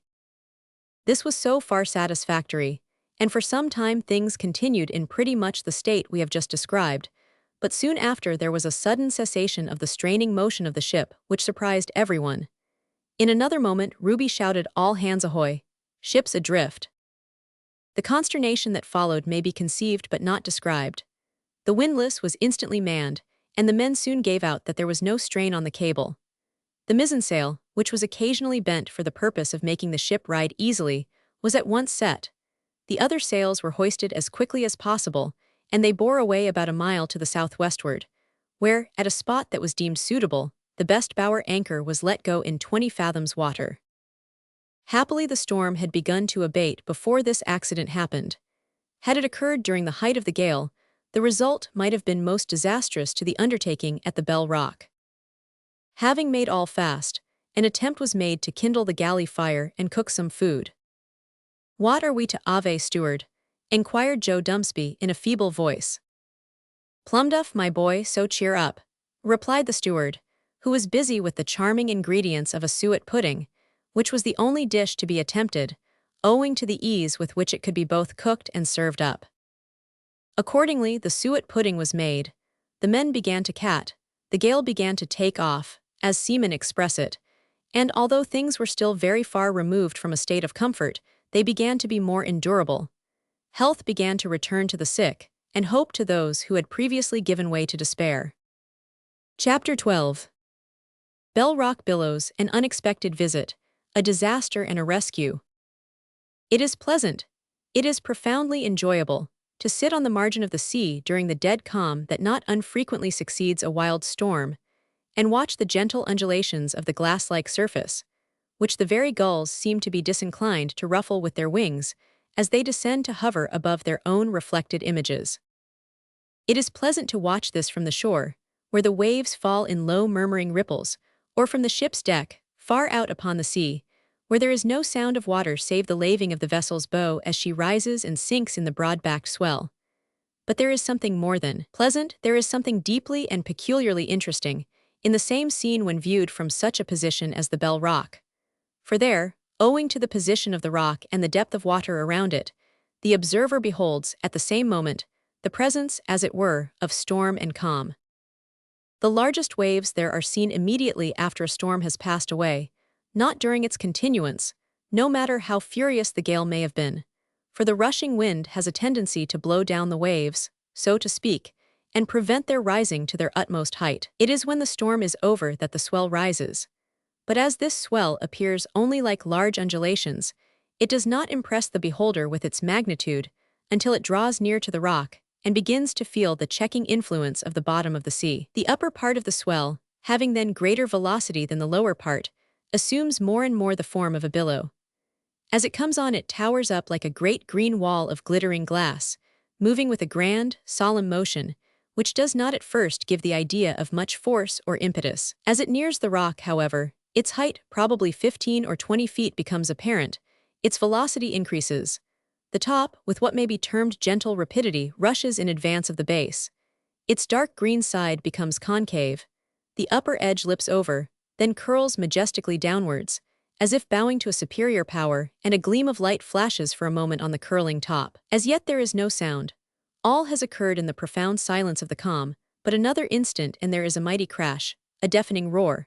The great wall of water has fallen, and a very sea of churning foam comes leaping, bursting, spouting over rocks and ledges, carrying all before it with a tremendous sweep that seems to be absolutely irresistible until it meets the higher ledges of rock, when it is hurled back, and retires with a watery hiss that suggests the idea of baffled rage. But it is not conquered. With the calm majesty of unalterable determination, wave after wave comes on, in slow, regular succession, like the inexhaustible battalions of an unconquerable foe, to meet with a similar repulse again and again. There is, however, this peculiar difference between the waves on the ordinary seashore and the billows on the Bell Rock, that the latter, unlike the former, are not always defeated. The spectator on shore plants his foot confidently at the very edge of the mighty sea, knowing that thus far it may come, but no farther. On the Bell Rock the rising tide makes the conflict, for a time, more equal. Now the rock stands proudly above the sea, anon the sea sweeps furiously over the rock with a roar of victory. Thus the war goes on, and thus the tide of battle daily and nightly ebbs and flows all the year round. But when the cunning hand of man began to interfere, the aspect of things was changed, the sea was forced to succumb, and the rock, once a dreaded enemy, became a servant of the human race. True, the former rages in rebellion still, and the latter, although compelled to uphold the light that warns against itself, continues its perpetual warfare with the sea. But both are effectually conquered by means of the wonderful intelligence that God has given to man, and the sea for more than half a century has vainly beat against the massive tower whose foundation is on the Bell Rock. But all this savors somewhat of anticipation. Let us return to Ruby Brand, in whose interest we have gone into this long digression, for he it was who gazed intently at the mingled scene of storm and calm which we have attempted to describe, and it was he who thought out most of the ideas which we have endeavored to convey. Ruby had lent a hand to work the pump at the foundation pit that morning. After a good spell at it, he took his turn of rest, and in order to enjoy it fully, went as far out as he could upon the seaward ledges, and sat down on a piece of rock to watch the waves. While seated there, Robert Selkirk came and sat down beside him. Selkirk was the principal builder, and ultimately laid every stone of the lighthouse with his own hand. He was a sedate, quiet man, but full of energy and perseverance. When the stones were landed faster than they could be built into their places, he and Bremner, as well as some of the other builders, used to work on until the rising tide reached their waists. "It's a grand sight, Ruby," said Selkirk, as a larger wave than usual fell, and came rushing in torrents of foam up to their feet, sending a little of the spray over their heads. "It is indeed a glorious sight," said Ruby. "If I had nothing to do, I believe I could sit here all day just looking at the waves and thinking." "Thinkin'," repeated Selkirk, in a musing tone of voice. "Can ye tell, lad, what ye think about when you're lookin' at the waves?" Ruby smiled at the oddness of the question. "Well," said he, "I don't think I ever thought of that before." "Ah, but I have," said the other, "and I've come to the conclusion that for the most part we don't think, properly speakin', at all, that our thoughts, so to speak, think for us, that they just take the bit in their teeth and go rumblin' and tumblin' about anyhow or nohow." Ruby knitted his brows and pondered. He was one of those men who, when they don't understand a thing, hold their tongues and think. "And," continued Selkirk, "it's curious to observe what a lot o' nonsense one thinks too when one is lookin' at the waves. Many a time I have pulled myself up, thinkin' the most astonishin' stuff ye could imagine." "I would hardly have expected this of such a grave kind o' man as you," said Ruby. "Mayhap not. It is not always the gravest looking that have the gravest thoughts." "But you don't mean to say that you never think sense," continued Ruby, "when you sit looking at the waves?" "By no means," returned his companion. "I'm only talking of the way in which one's thoughts will wander. Sometimes I think seriously enough. Sometimes I think it strange that men can look at such a scene as that, and scarcely bestow a thought upon him who made it." "Speak for yourself, friend," said Ruby, somewhat quickly. "How know you that other men don't think about their Creator when they look at his works?" "Because," returned Selkirk, "I find that I so seldom do so myself, even although I wish to and often try to, and I hold that every man, no matter what he is or feels, is one of a class who think and feel as he does. Also, because many people, especially Christians, have told me that they have had the same experience to a large extent. Also, and chiefly because, as far as unbelieving man is concerned, the Bible tells me that God is not in all his thoughts. But Ruby, I did not make the remark as a slur upon men in general, I merely spoke of a fact, an unfortunate fact, that it is not natural to us and not easy to rise from nature to nature's God, and I thought you would agree with me." "I believe you are right," said Ruby, half ashamed of the petulance of his reply. "At any rate, I confess you are right as far as I am concerned." As Selkirk and Ruby were both fond of discussion, they continued this subject some time longer, and there is no saying how far they would have gone down into the abstruse depths of theology, had not their converse been interrupted by the appearance of a boat rowing towards the rock. "Is yonder craft a fishing boat, think you?" said Ruby, rising and pointing to it. "Like enough, lad. Mayhap it's the pilot's, only it's too soon for him to be off again with letters. Maybe it's visitors to the rock, for I see something like a woman's bonnet." As there was only one woman in the world at that time, as far as Ruby was concerned, of course, putting his mother out of the question, it will not surprise the reader to be told that the youth started, that his cheek reddened a little, and his heart beat somewhat faster than usual. He immediately smiled, however, at the absurdity of supposing it possible that the woman in the boat could be Minnie, and as the blacksmith shouted to him at that moment, he turned on his heel and leaped from ledge to ledge of rock until he gained his wonted place at the forge. Soon he was busy wielding the forehammer, causing the sparks to fly about himself and his comrade in showers, while the anvil rang out its merry peal. Meanwhile the boat drew near. It turned out to be a party of visitors, who had come off from Arbroath to see the operations at the Bell Rock. They had been brought off by Spink, the pilot, and numbered only 3, namely, a tall soldier-like man, a stout sailor-like man, and a young woman with golden hair. Poor Ruby almost leaped over the forge when he raised his eyes from his work and caught sight of Minnie's sweet face. Minnie had recognized her lover before the boat reached the rock, for he stood on an elevated ledge, and the work in which he was engaged, swinging the large hammer round his shoulder, rendered him very conspicuous. She had studiously concealed her face from him until quite close, when looking him straight in the eyes without the least sign of recognition, she turned away.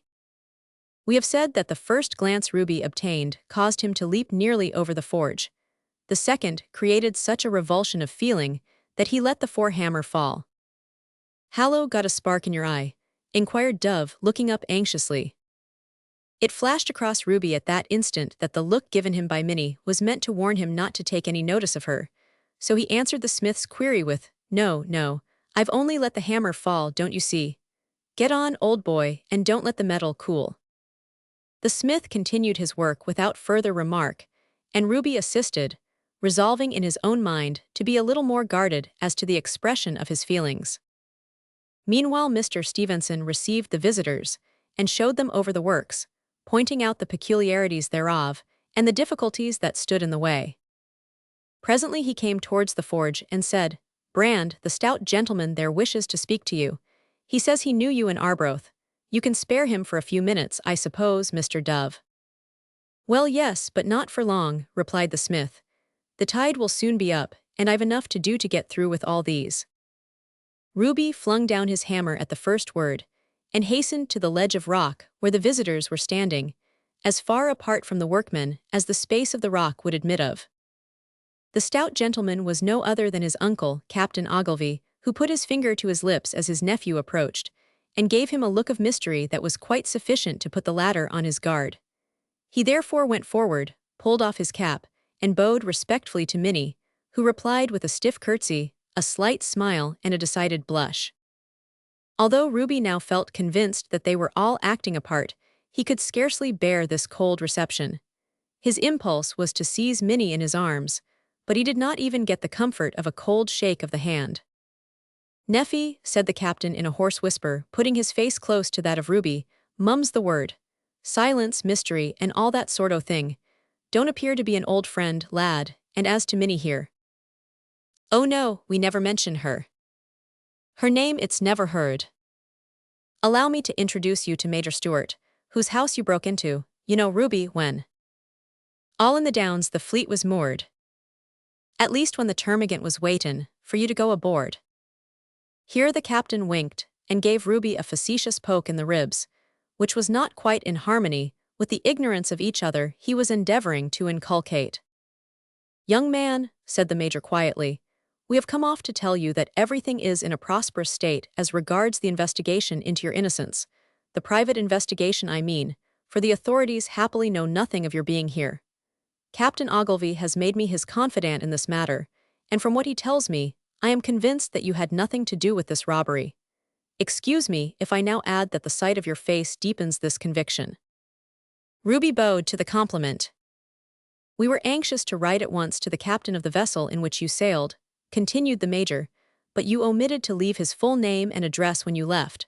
We were afraid to write to you, lest your name on the letter might attract attention and induce a premature arrest. Hence our visit to the Rock today. Please to write the address in this pocketbook." The major handed Ruby a small green pocketbook as he spoke, in which the latter wrote the full name and address of his late skipper. "Now, Neffy," said the captain, "we must, I'm sorry to say, bid ye good day and ask you to return to your work, for it won't do to rouse suspicion, lad. Only keep quiet here and do your duty. England expects every man to do his duty, and as sure as your name's Ruby, all will be shipshape in a few weeks." "I thank you sincerely," said Ruby, addressing the major but looking at Minnie. Captain Ogilvy, observing this, and fearing some display of feeling that would be recognized by the workmen, who were becoming surprised at the length of the interview, placed himself between Minnie and her lover. "No, no, Ruby," said he solemnly. "I'm sorry for ye, lad, but it won't do. Patience is a virtue which, taken at the flood, leads on to fortune." "My mother," said Ruby, wishing to prolong the interview. "Is well," said the captain. "Now goodbye, lad, and be off." "Goodbye, Minnie," cried Ruby, stepping forward suddenly and seizing the girl's hand. Then, wheeling quickly round, he sprang over the rocks and returned to his post. "Ha, it's time," cried the smith. "I thought you would never be done mackin' love to that there girl. Come, blaze away." Ruby felt so nettled by the necessity that was laid upon him of taking no notice of Minnie, that he seized the handle of the bellows passionately, and at the first puff blew nearly all the fire away. "Hallo, messmate," cried the smith, clearing the dust from his eyes. "What on earth ails ye? You've blowed the whole consarn out." Ruby made no reply, but, scraping together the embers, heaped them up and blew more gently. In a short time the visitors re-entered their boat, and rowed out of the creek in which it had been lying. Ruby became so exasperated at not being able even to watch the boat going away, that he showered terrific blows on the mass of metal. The smith was turning rapidly on the anvil. "Not so fast, lad, not so fast," cried Dove hurriedly. Ruby's chafing spirit blew up just at that point. He hit the iron a crack that knocked it as flat as a pancake, and then threw down the hammer and deliberately gazed in the direction of the boat. The sight that met his eyes appalled him. The boat had been lying in the inlet named Port Stevenson. It had to pass out to the open sea through Wilson's Track and past a small outlying rock named Gray's Rock, known more familiarly among the men as Johnny Gray. The boat was nearing this point, when the sea, which had been rising for some time, burst completely over the seaward ledges, and swept the boat high against the rocks on the left. The men had scarcely got her again into the track when another tremendous billow, such as we have already described, swept over the rocks again and swamped the boat, which, being heavily ballasted, sank at once to the bottom of the pool. It was this sight that met the horrified eyes of Ruby when he looked up. He vaulted over the bellows like an antelope, and, rushing over Smith's Ledge and Trinity Ledge, sprang across Port Boyle, and dived head foremost into Neal's Pool before any of the other men, who made a general rush, could reach the spot. A few powerful strokes brought Ruby to the place where the major and the captain, neither of whom could swim, were struggling in the water. He dived at once below these unfortunates, and almost in a second, reappeared with Minnie in his arms. A few seconds sufficed to bring him to Smith's Ledge, where several of his comrades hauled him and his burden beyond the reach of the next wave, and where, a moment or two later, the major and captain with the crew of the boat were landed in safety.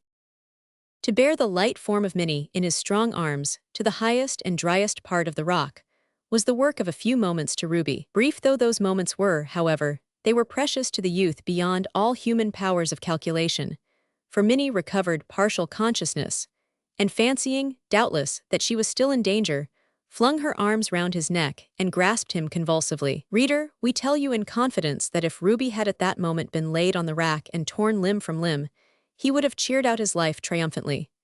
It was not only that he knew she loved him, that he knew before, but he had saved the life of the girl he loved, and a higher terrestrial happiness can scarcely be attained by man.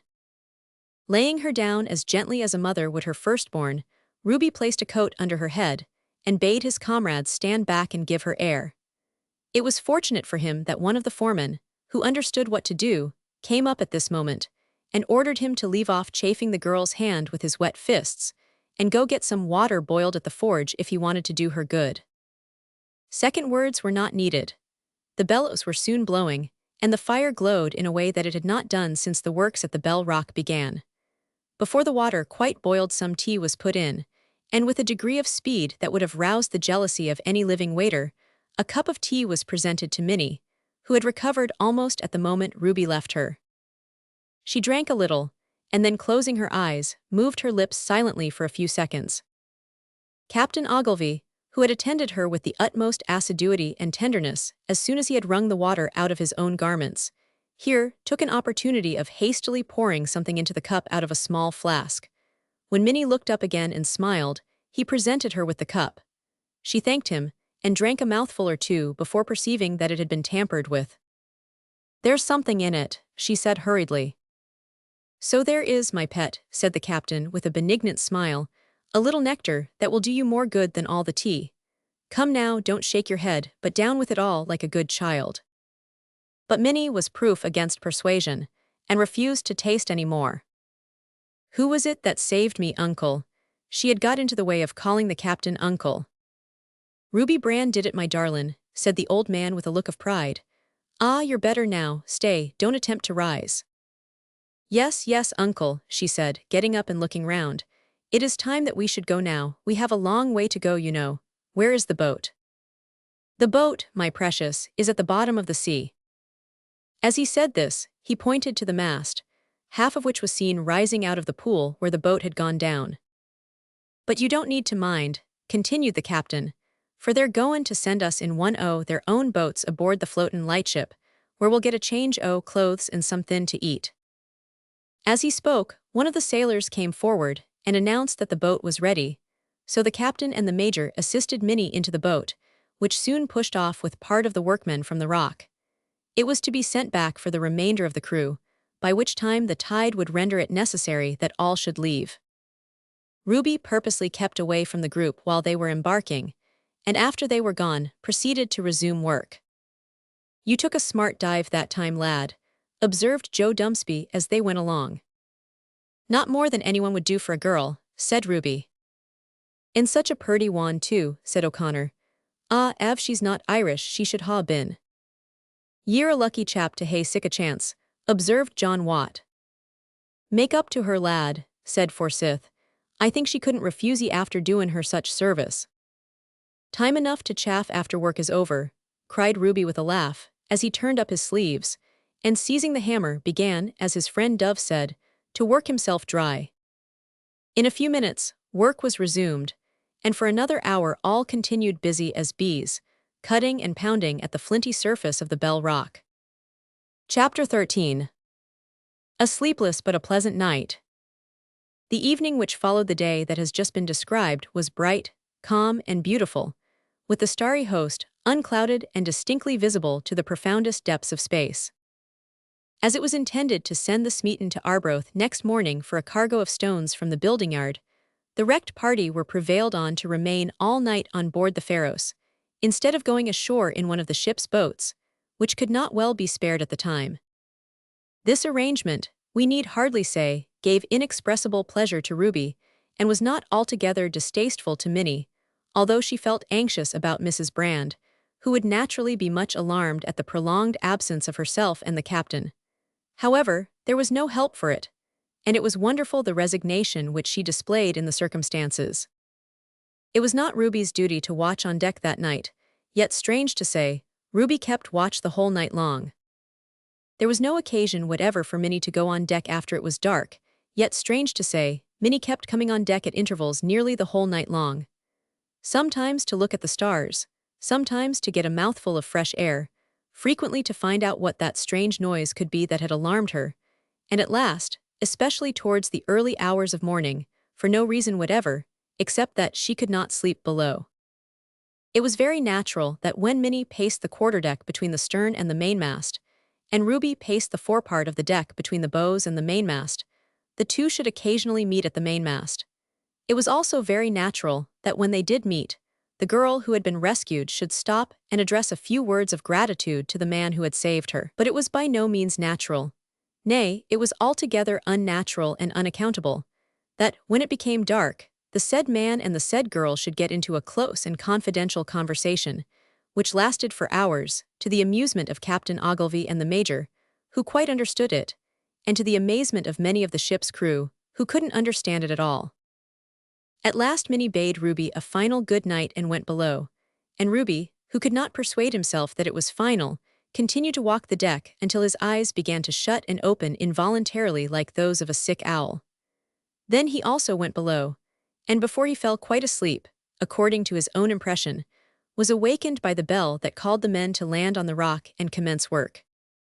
It was not only Ruby who found it difficult to rouse himself that morning. The landing bell was rung at 4 o'clock, as the tide suited at that early hour, but the men were so fatigued that they would gladly have slept some hours longer. This, however, the nature of the service would not admit of. The building of the Bell Rock Lighthouse was a peculiar service. It may be said to have resembled duty in the trenches in military warfare. At times the work was light enough, but for the most part it was severe and irregular, as the men had to work in all kinds of weather, as long as possible, in the face of unusual difficulties and dangers, and were liable to be called out at all unseasonable hours. But they knew and expected this, and faced the work like men. After a growl or two and a few heavy sighs, they all tumbled out of their berths, and in a very short time were mustered on deck, where a glass of rum and a biscuit were served to each, being the regular allowance when they had to begin work before breakfast. Then they got into the boats and rowed away. Ruby's troubles were peculiar on this occasion. He could not bear the thought of leaving the Pharos without saying goodbye to Minnie, but as Minnie knew nothing of such early rising, there was no reasonable hope that she would be awake. Then he wished to put a few questions to his uncle which he had forgotten the day before, but his uncle was at that moment buried in profound repose, with his mouth wide open, and a trombone solo proceeding from his nose, which sadly troubled the unfortunates who lay near him. As there was no way of escape from these difficulties, Ruby, like a wise man, made up his mind to cast them aside. So, after swallowing his allowance, he shouldered his big bellows, heaved a deep sigh, and took his place in one of the boats alongside. The lassitude which strong men feel when obliged to rise before they have had enough of rest soon wears off. The two boats had not left the Pharos 20 yards astern when Joe Dumpsby cried, "Ho, boys, let's have a race." "Hooray," shouted O'Connor, whose elastic spirits were always equal to anything, "and sure Ruby will sing us the girl we've left behind us. Och, and there she is, I'm not drayman." At that moment, a little hand was waved from one of the ports of the floating light. Ruby at once waved his in reply, but as the attention of the men had been directed to the vessel by Ned's remark, each saw the salutation, and, claiming it as a compliment to himself, uttered a loud cheer, which terminated in a burst of laughter, caused by the sight of Ruby's half-angry, half-ashamed expression of face. As the other boat had shot ahead, however, at the first mention of the word race, the men forgot this incident in their anxiety to overtake their comrades. In a few seconds both boats were going at full speed, and they kept it up all the way to the rock. While this was going on, the Smeaton's boat was getting ready to take the strangers on board the sloop, and just as the workmen landed on the rock, the Smeaton cast loose her sails and proceeded to Arbroath. There were a few seals basking on the Bell Rock this morning when the men landed. These at once made off, and were not again seen during the day. At first, seals were numerous on the rock. Frequently from 50 to 60 of them were counted at one time, and they seemed for a good while unwilling to forsake their old quarters, but when the forge was set up, they could stand it no longer. Some of the boldest ventured to sun themselves there occasionally, but when the clatter of the anvil and the wreaths of smoke became matters of daily occurrence, they forsook the rock finally, and sought the peace and quiet which man denied them there in other regions of the deep. The building of the lighthouse was attended with difficulties at every step. As a short notice of some of these, and an account of the mode in which the great work was carried on, cannot fail to be interesting to all who admire those engineering works which exhibit prominently the triumph of mind over matter, we shall turn aside for a brief space to consider this subject. Chapter 14. Somewhat statistical. It has been already said that the Bell Rock rises only a few feet out of the sea at low tide. The foundation of the tower, sunk into the solid rock, was just 3 feet 3 inches above low water of the lowest spring tides, so that the lighthouse may be said with propriety to be founded beneath the waves. One great point that had to be determined at the commencement of the operations was the best method of landing the stones of the building, this being a delicate and difficult process, in consequence of the weight of the stones and their brittle nature, especially in those parts which were worked to a delicate edge, formed into angular points. As the loss of a single stone, too, would stop the progress of the work until another should be prepared at the workyard in Arbroath and sent off to the rock, it may easily be imagined that this matter of the landing was of the utmost importance, and that much consultation was held in regard to it. It would seem that engineers as well as doctors are apt to differ. Some suggested that each particular stone should be floated to the rock, with a cork buoy attached to it, while others proposed an air tank instead of the cork buoy. Others, again, proposed to sail over the rock at high water in a flat-bottomed vessel, and drop the stones one after another when over the spot they were intended to occupy. A few, still more eccentric and daring in their views, suggested that a huge cofferdam or vessel should be built on shore, and as much of the lighthouse built in this as would suffice to raise the building above the level of the highest tides, that then it should be floated off to its station on the rock, which should be previously prepared for its reception, that the cofferdam should be scuttled, and the ponderous mass of masonry, weighing perhaps 1,000 tons, allowed to sink at once into its place. All these plans, however, were rejected by Mr. Stevenson, who resolved to carry the stones to the rock in boats constructed for the purpose. These were named prom boats. The stones were therefore cut in conformity with exactly measured molds in the workyard at Arbroath, and conveyed thence in the sloops already mentioned to the rock, where the vessels were anchored at a distance sufficient to enable them to clear it in case of drifting. The cargoes were then unloaded at the moorings, and laid on the decks of the prom boats, which conveyed them to the rock, where they were laid on small trucks, run along the temporary rails to their positions, and built in at once. Each stone of this building was treated with as much care and solicitude as if it were a living creature. After being carefully cut and curiously formed, and conveyed to the neighborhood of the rock, it was hoisted out of the hold and laid on the vessel's deck, when it was handed over to the landing master, whose duty it became to transfer it, by means of a combination of ropes and blocks, to the deck of the prom boat, and then deliver it at the rock. As the sea was seldom calm during the building operations, and frequently in a state of great agitation, lowering the stones on the decks of the prom boats was a difficult matter. In the act of working the apparatus, one man was placed at each of the guy tackles. This man assisted also at the purchase tackles for raising the stones, and one of the ablest and most active of the crew was appointed to hold on the end of the fall tackle, which often required all his strength and his utmost agility in letting go, for the purpose of lowering the stone at the instant the word lower was given. In a rolling sea, much depended on the promptitude with which this part of the operation was performed. For the purpose of securing this, the man who held the tackle placed himself before the mast in a sitting, more frequently in a lying posture, with his feet stretched under the winch and abutting against the mast, as by this means he was enabled to exert his greatest strength. The signal being given in the hold that the tackle was hooked to the stone and all ready, every man took his post.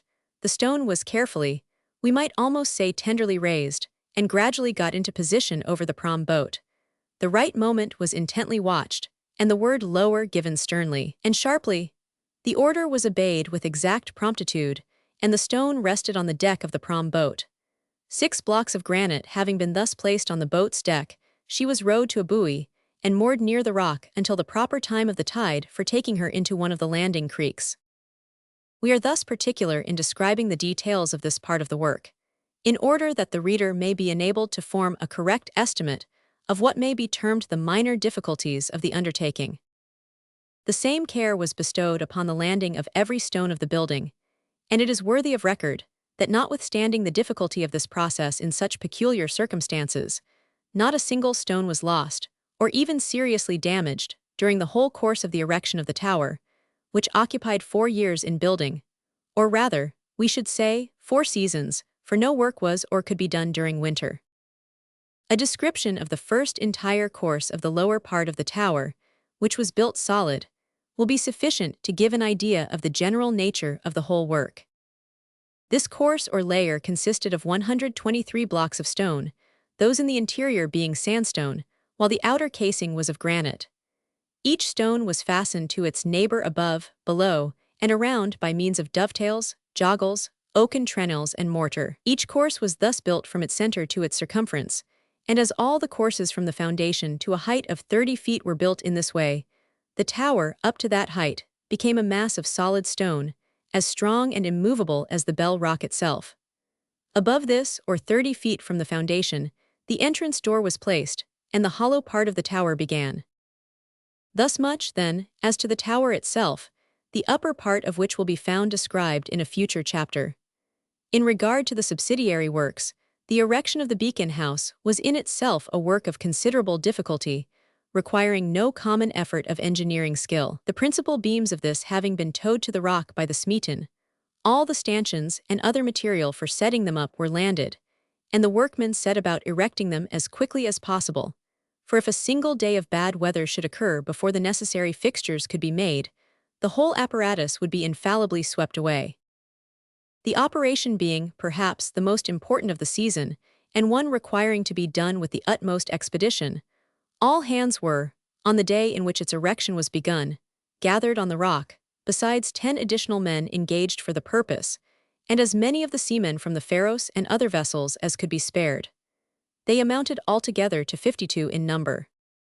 About 8:30 in the morning, a derrick, or mast, 30 feet high was erected, and properly supported with guy ropes for suspending the block for raising the first principal beam of the beacon, and a winch machine was bolted down to the rock for working the purchase tackle.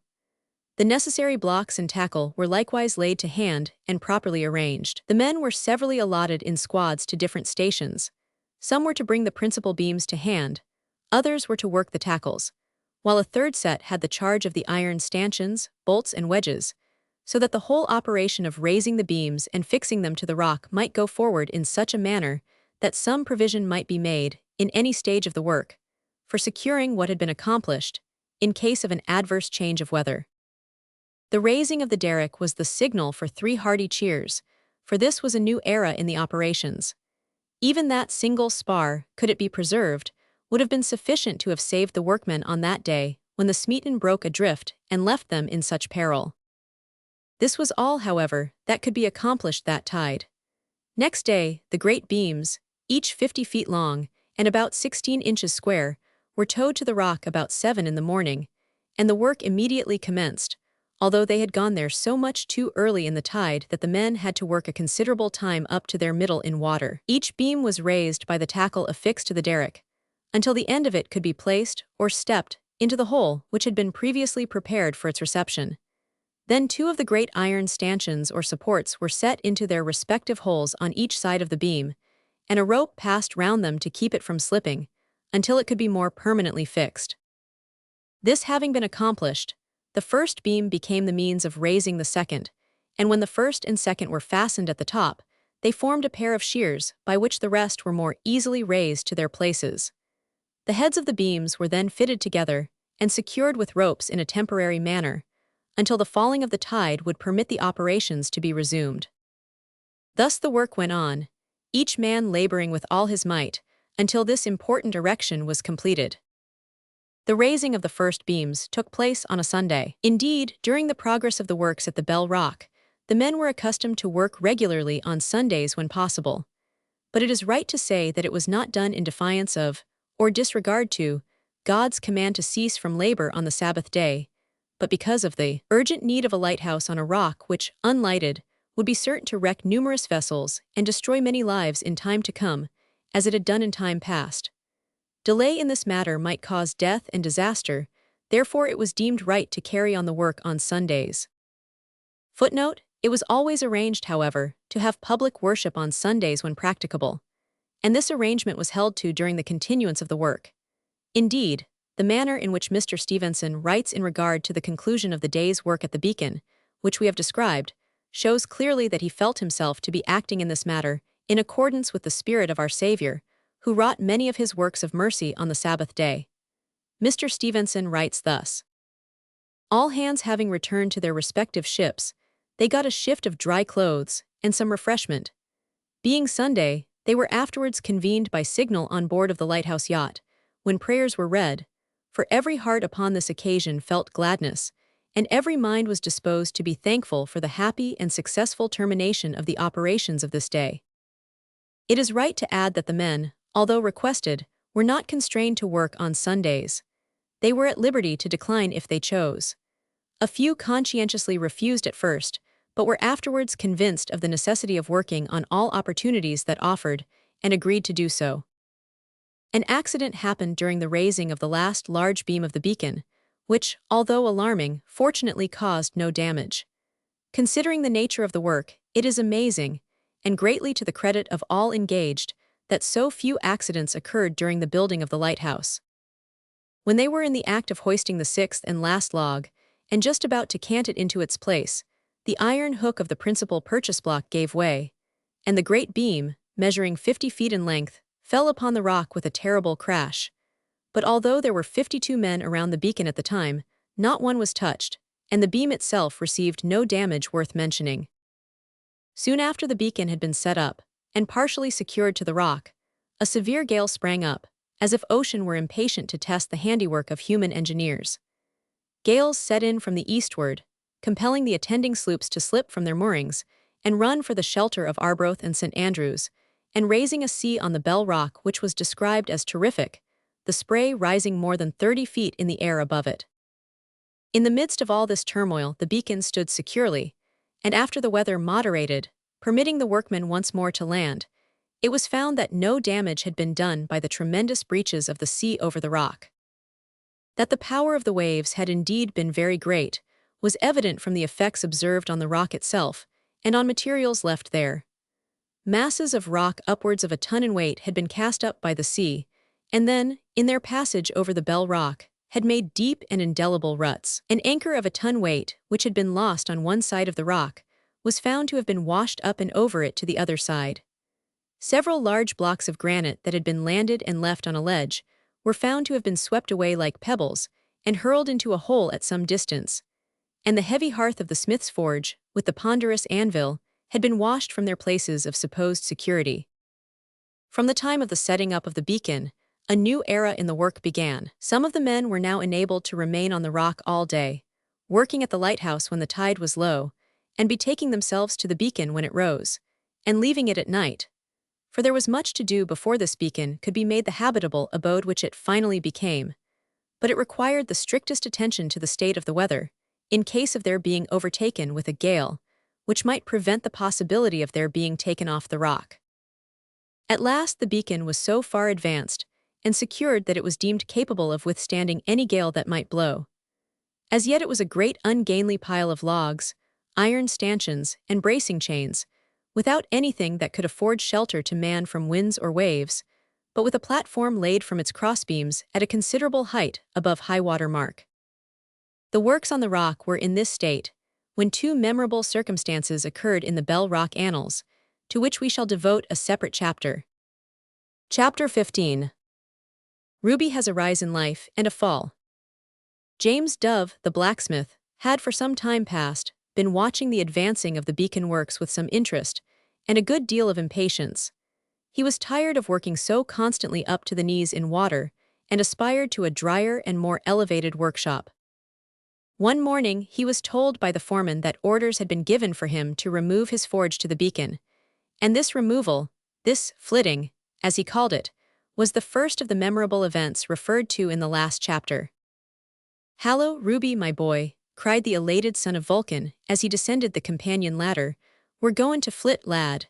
We're about to rise in the world, so get up your bellows. It's the last time we shall have to be bothered with them in the boat, I hope." "That's well," said Ruby, shouldering the unwieldy bellows. "They have worn my shoulders threadbare and tried my patience almost beyond endurance." "Well, it's all over now, lad," rejoined the smith. "In future you shall have to blow up in the beacon yonder, so come along." "Come, Ruby, that ought to comfort the cockles o' your heart," said O'Connor, who passed up the ladder as he spoke. "The smith won't need to blow you up any more, av'yer to blow yourself up in the beacon in future. Arrah, there's the bell again. Sorrow one o' me iver gets to slape, but I'm turned up immediately to go and poke away at that rock. Fakes, it's well named the Bell Rock, for it makes me like to bellow me lungs out wid vexation." "That pun is below contempt," said Joe Dumsby, who came up at the moment. "That's your sort, laddies. Ye're gooid at ringing the changes on that head anyway," cried Watt. "I say, we're gittin' a bellyful of it," observed Forsyth with a rueful look. "I hope nobody's goin' to give us another." "It'll create a rebellion," said Bremner, "if ye go on like that." "It'll bring my bellows down on the head o' the next man that speaks," cried Ruby with indignation. "Don't you hear the bell there?" cried the foreman down the hatchway. There was a burst of laughter at this unconscious continuation of the joke, and the men sprang up the ladder, down the side, and into the boats, which were soon racing towards the rock. The day, though not sunny, was calm and agreeable. Nevertheless, the landing at the rock was not easily accomplished, owing to the swell caused by a recent gale. After one or two narrow escapes of a ducking, however, the crews landed, and the bellows, instead of being conveyed to their usual place at the forge, were laid at the foot of the beacon. The carriage of these bellows to and fro almost daily had been a subject of great annoyance to the men, owing to their being so much in the way, and so unmanageably bulky, yet so essential to the progress of the works, that they did not dare to leave them on the rock, lest they should be washed away, and they had to handle them tenderly, lest they should get damaged. "Now, boys, lend a hand with the forge," cried the smith, hurrying towards his anvil. Those who were not busy eating dulse responded to the call, and in a short time, the ponderous material of the smithy was conveyed to the beacon, where, in process of time, it was hoisted by means of tackle to its place on the platform to which reference has already been made. When it was safely set up and the bellows placed in position, Ruby went to the edge of the platform, and looking down on his comrades below, took off his cap and shouted in the tone of a stentor, "Now, lads, 3 cheers for the dovecot." This was received with a roar of laughter, and 3 tremendous cheers. "Hold on, boys," cried O'Connor, stretching out his hand as if to command silence. "You'll scare the dove from his cot altogether av ye roar like that." "Surely they're sendin' us a fire to warm us," observed one of the men, pointing to a boat which had put off from the Smeaton, and was approaching the rock by way of Mackerach's track. "What can be, I wonder," said Watt. "I think I can smell somethin'." "I halways thought you 'ad somethink of an old dog in you," said Dumsby. "Aye, man," said the Scot with a leer, "I ken a war beasts than all dogs." "Do you? Come, let's 'ear what they are," said the Englishman. "Young puppies," answered the other. "Hurrah, dinner as I'm a Dutchman," cried Forsyth. This was indeed the case. Dinner had been cooked on board the Smeaton and sent hot to the men, and this, the first dinner ever eaten on the Bell Rock, was the second of the memorable events before referred to. The boat soon ran into the creek, and landed the baskets containing the food on Hope's Wharf. The men at once made a rush at the viands, and bore them off exultingly to the flattest part of the rock they could find. "A regular picnic," cried Dumsby in high glee, for unusual events of even a trifling kind had the effect of elating those men more than one might have expected. "Here's the Murphys," cried O'Connor, staggering over the slippery weed with a large smoking tin dish. "Mind you don't let him fall," cried one. "Have a care," shouted the smith. "If you drop them I'll beat you red hot, and hammer ye so flat that the biggest flatterer as ever walked won't be able to spread ye out another half-inch." "Mutton, oh!" exclaimed Forsyth, who had been some time trying to wrench the cover off the basket containing a roast leg, and at last succeeded. "Here, spread them all out on this rock. You han't forgot the grog, I hope, steward." "No fear of him, he's a good feller is the steward when he's asleep particularly. The grog's here all right." "Dinna let Dumsby get bawd o' tea then," cried Watt. "What hay ye be good already, patience man patience, is there ony sout?" "Lots of it, darlin', in the say. Sure this shape must have lost his tail somehow. Och, murther, if there isn't Bobby Selkirk gone and tumbled into Port Hamilton wid the cabbage, av it's not the carrots." "There now, don't talk so much, boys," cried Peter Logan. "Let's drink success to the Bell Rock Lighthouse." It need scarcely be said that this toast was drunk with enthusiasm, and that it was followed up with 3 times 3. "Now for a song. Come, Joe Dumsby, strike up," cried one of the men. O'Connor, who was one of the most reckless of men in regard to duty and propriety, here shook his head gravely, and took upon himself to read his comrade a lesson. "Ye shouldn't talk o' sich things in workin' hours," said he. "Av we woes all foolish, walk-hitted cratchers like you, how d'ye think we'd iver git the lighthouse sot up? Ate your dinner, lad, and held your tongue." "Oh, Ned, I didn't think your jealousy would show out so strong," retorted his comrade. "Now then, Dumsby, fire away, if it was only to aggravate him." Thus pressed, Joe Dumsby took a deep draught of the small beer with which the men were supplied, and began a song of his own composition. When the song was finished, the meal was also concluded, and the men returned to their labors on the rock. Some to continue their work with the picks at the hard stone of the foundation pit, others to perform miscellaneous jobs about the rock, such as mixing the mortar and removing debris, while James Dove and his fast friend Ruby Brand mounted to their airy cot on the beacon, from which in a short time began to proceed the volumes of smoke and the clanging sounds that had formerly arisen from Smith's ledge. While they were all thus busily engaged, Ruby observed a boat advancing towards the rock from the floating light. He was blowing the bellows at the time, after a spell at the forehammer. "We seem to be favored with unusual events today, Jamie," said he, wiping his forehead with the corner of his apron with one hand, while he worked the handle of the bellows with the other. "Yonder comes another boat. What can it be, think you?" "Surely it can't be tea," said the smith with a smile, as he turned the end of a pickaxe in the fire. "It's too soon after dinner for that." "It looks like the boat of our friends the fishermen, Big Swanky and Davy Spink," said Ruby, shading his eyes with his hand, and gazing earnestly at the boat as it advanced towards them. Friends, repeated the smith. Rascally smugglers, both of them, they're no friends of mine. Well, I didn't mean bosom friends, replied Ruby. But after all, Davy Spink is not such a bad fellow, though I can't say that I'm fond of his comrade. The two men resumed their hammers at this point in the conversation, and became silent as long as the anvil sounded. The boat had reached the rock when they ceased, and its occupants were seen to be in earnest conversation with Peter Logan. There were only two men in the boat besides its owners, Swanky and Spink. What can they want? Said Dove, looking down on them as he turned to thrust the iron on which he was engaged into the fire. As he spoke, the foreman looked up. Ho, Ruby Brand, he shouted, come down here, you're wanted. Hallo, Ruby, exclaimed the smith, more friends o' yours. Your acquaintance is extensive, lad, but there's no girl in the case this time. Ruby made no reply, for an indefinable feeling of anxiety filled his breast as he threw down the forehammer and prepared to descend. On reaching the rock, he advanced towards the strangers, both of whom were stout, thick-set men with grave, stern countenances. One of them stepped forward and said, Your name is Ruby Brand, said the youth promptly, at the same time somewhat proudly, for he knew that he was in the hands of the Philistines. The man who first spoke hereupon drew a small instrument from his pocket, and tapping Ruby on the shoulder, said, I arrest you, Ruby Brand, in the name of the king. The other man immediately stepped forward and produced a pair of handcuffs. At sight of these, Ruby sprang backward, and the blood rushed violently to his forehead, while his blue eyes glared with the ferocity of those of a tiger. Come, lad, it's of no use, you know, said the man, pausing. If you won't come quietly, we must find ways and means to compel you. Compel me, cried Ruby, drawing himself up with a look of defiance and a laugh of contempt that caused the two men to shrink back in spite of themselves.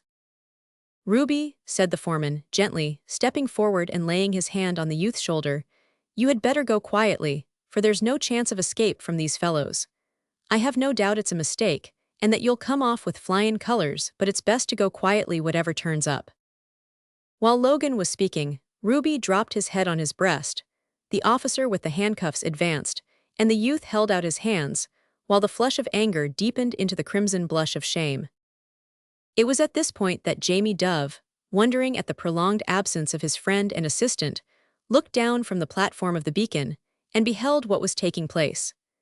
The stentorian roar of amazement and rage that suddenly burst from him attracted the attention of all the men on the rock, who dropped their tools and looked up in consternation, expecting, no doubt, to behold something terrible. Their eyes at once followed those of the smith, and no sooner did they see Ruby being led in irons to the boat, which lay in Port Hamilton, close to Sir Ralph the Rover's ledge, than they uttered a yell of execration and rushed with one accord to the rescue. The officers, who were just about to make their prisoner step into the boat, turned to face the foe, one, who seemed to be the more courageous of the two, a little in advance of the other. Ned O'Connor, with that enthusiasm which seems to be inherent in Irish blood, rushed with such irresistible force against this man that he drove him violently back against his comrade, and sent them both head over heels into Port Hamilton. Nay, with such momentum was this act performed, that Ned could not help but follow them, falling on them both as they came to the surface, and sinking them a second time, amid screams and yells of laughter. O'Connor was at once pulled out by his friends. The officers also were quickly landed.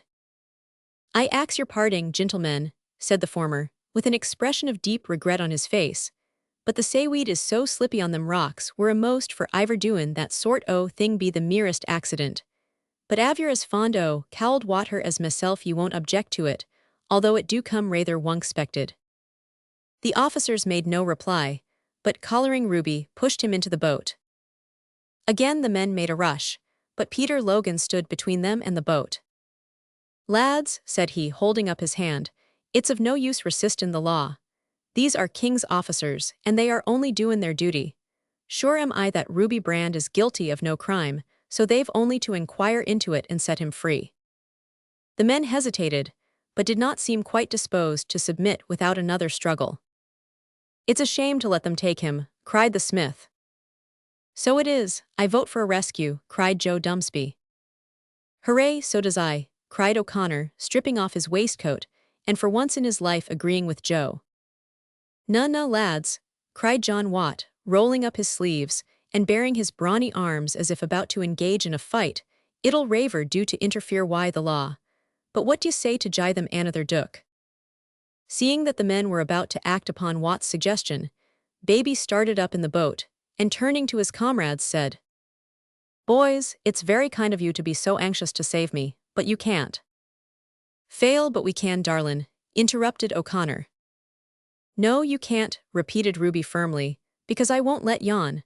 I don't think I need say to you that I am innocent," he added, with a look in which truth evidently shone forth like a sunbeam. "But now that they have put these irons on me, I will not consent that they shall be taken off except by the law which put them on." While he was speaking, the boat had been pushed off, and in a few seconds it was beyond the reach of the men. "Depend upon it, comrades," cried Ruby as they pulled away, "that I shall be back again to help you to finish the work on the Bell Rock." "So you will, lad, so you will," cried the foreman. "My blessin' on ye," shouted O'Connor. "Och, ye dirty villains, ye low-minded spalpeens," he added, shaking his fist at the officers of justice. "Don't be long away, Ruby," cried one. "Never say die," shouted another earnestly. "Three cheers for Ruby Brand," exclaimed Forsyth, "hip, hip, hip." The cheer was given with the most vociferous energy, and then the men stood in melancholy silence on Ralph the Savor's ledge, watching the boat that bore their comrade to the shore. Chapter 16. New Arrangements, the Captain's Philosophy in Regard to Pipology. That night our hero was lodged in the common jail of Arbroath. Soon after, he was tried, and as Captain Ogilvy had prophesied, was acquitted. Thereafter he went to reside for the winter with his mother, occupying the same room as his worthy uncle, as there was not another spare one in the cottage, and sleeping in a hammock, slung parallel with and close to that of the captain. On the night following his release from prison, Ruby lay on his back in his hammock meditating intently on the future, and gazing at the ceiling, or rather at the place where he knew the ceiling to be, for it was a dark night, and there was no light in the room, the candle having just been extinguished. We are not strictly correct, however, in saying that there was no light in the room, for there was a deep red glowing spot of fire near to Captain Ogilvy's head, which flashed and grew dim at each alternate second of time. It was, in fact, the captain's pipe, a luxury in which that worthy man indulged morning, noon, and night. He usually rested the bowl of the pipe on and a little over the edge of his hammock, and, lying on his back, passed the mouthpiece over the blankets into the corner of his mouth, where four of his teeth seemed to have agreed to form an exactly round hole suited to receive it. At each draw the fire in the bowl glowed, so that the captain's nose was faintly illuminated. In the intervals the nose disappeared. The breaking or letting fall of this pipe was a common incident in the captain's nocturnal history, but he had got used to it, from long habit, and regarded the event each time it occurred with the philosophically composure of one who sees and makes up his mind to endure an inevitable and unavoidable evil. "Ruby," said the captain, after the candle was extinguished. "Well, uncle, I've been thinkin', lad." Here the captain drew a few whiffs to prevent the pipe from going out, in which operation he evidently forgot himself and went on thinking, for he said nothing more. "Well, uncle, what have you been thinking?" Yes, I've been thinkin', lad, puff, that you'll have to puff. There's somethin' wrong with the pipe tonight, it don't draw well, puff. You'll have to do somethin' or other in the town, for it won't do to leave the old woman, lad, in her delicate state o' health. Had she turned in when you left the kitchen? "Oh yes, an hour or more." "And blue eyes. The tender bit flower that waves in the breeze, and scatters its fragrance all over the seas. Has she turned in too?" "She was just going to when I left," replied Ruby, "but what has that to do with the question?" "I didn't say as it had anything to do with it, lad. Moreover, there ain't no question between us as I knows on, puff, but what have you to say to stoppin' here all water?" "Impossible," said Ruby with a sigh. "No so, lad, what's to hinder? Ah, there she goes." The pipe fell with a crash to the floor, and burst with a bright shower of sparks, like a little bombshell. "That's the third, Ruby, since I turned in," said the captain, getting slowly over the side of his hammock, and alighting on the floor heavily. I won't get up again if it goes another time." After knocking off the chimney-piece 5 or 6 articles which appeared to be made of tin from the noise they made in falling, the captain succeeded in getting hold of another pipe and the tinderbox, for in those days flint and steel were the implements generally used in procuring a light. With much trouble, he relit the pipe. "Now, Ruby, lad, hold it till I tumble in." "But I can't see the stem, uncle." "What a speech for a seaman to make. Don't you see the fire in the bowl?" "Yes, of course." "Well, just make a grab 2 inches astarn of the bowl and you'll hook the stem."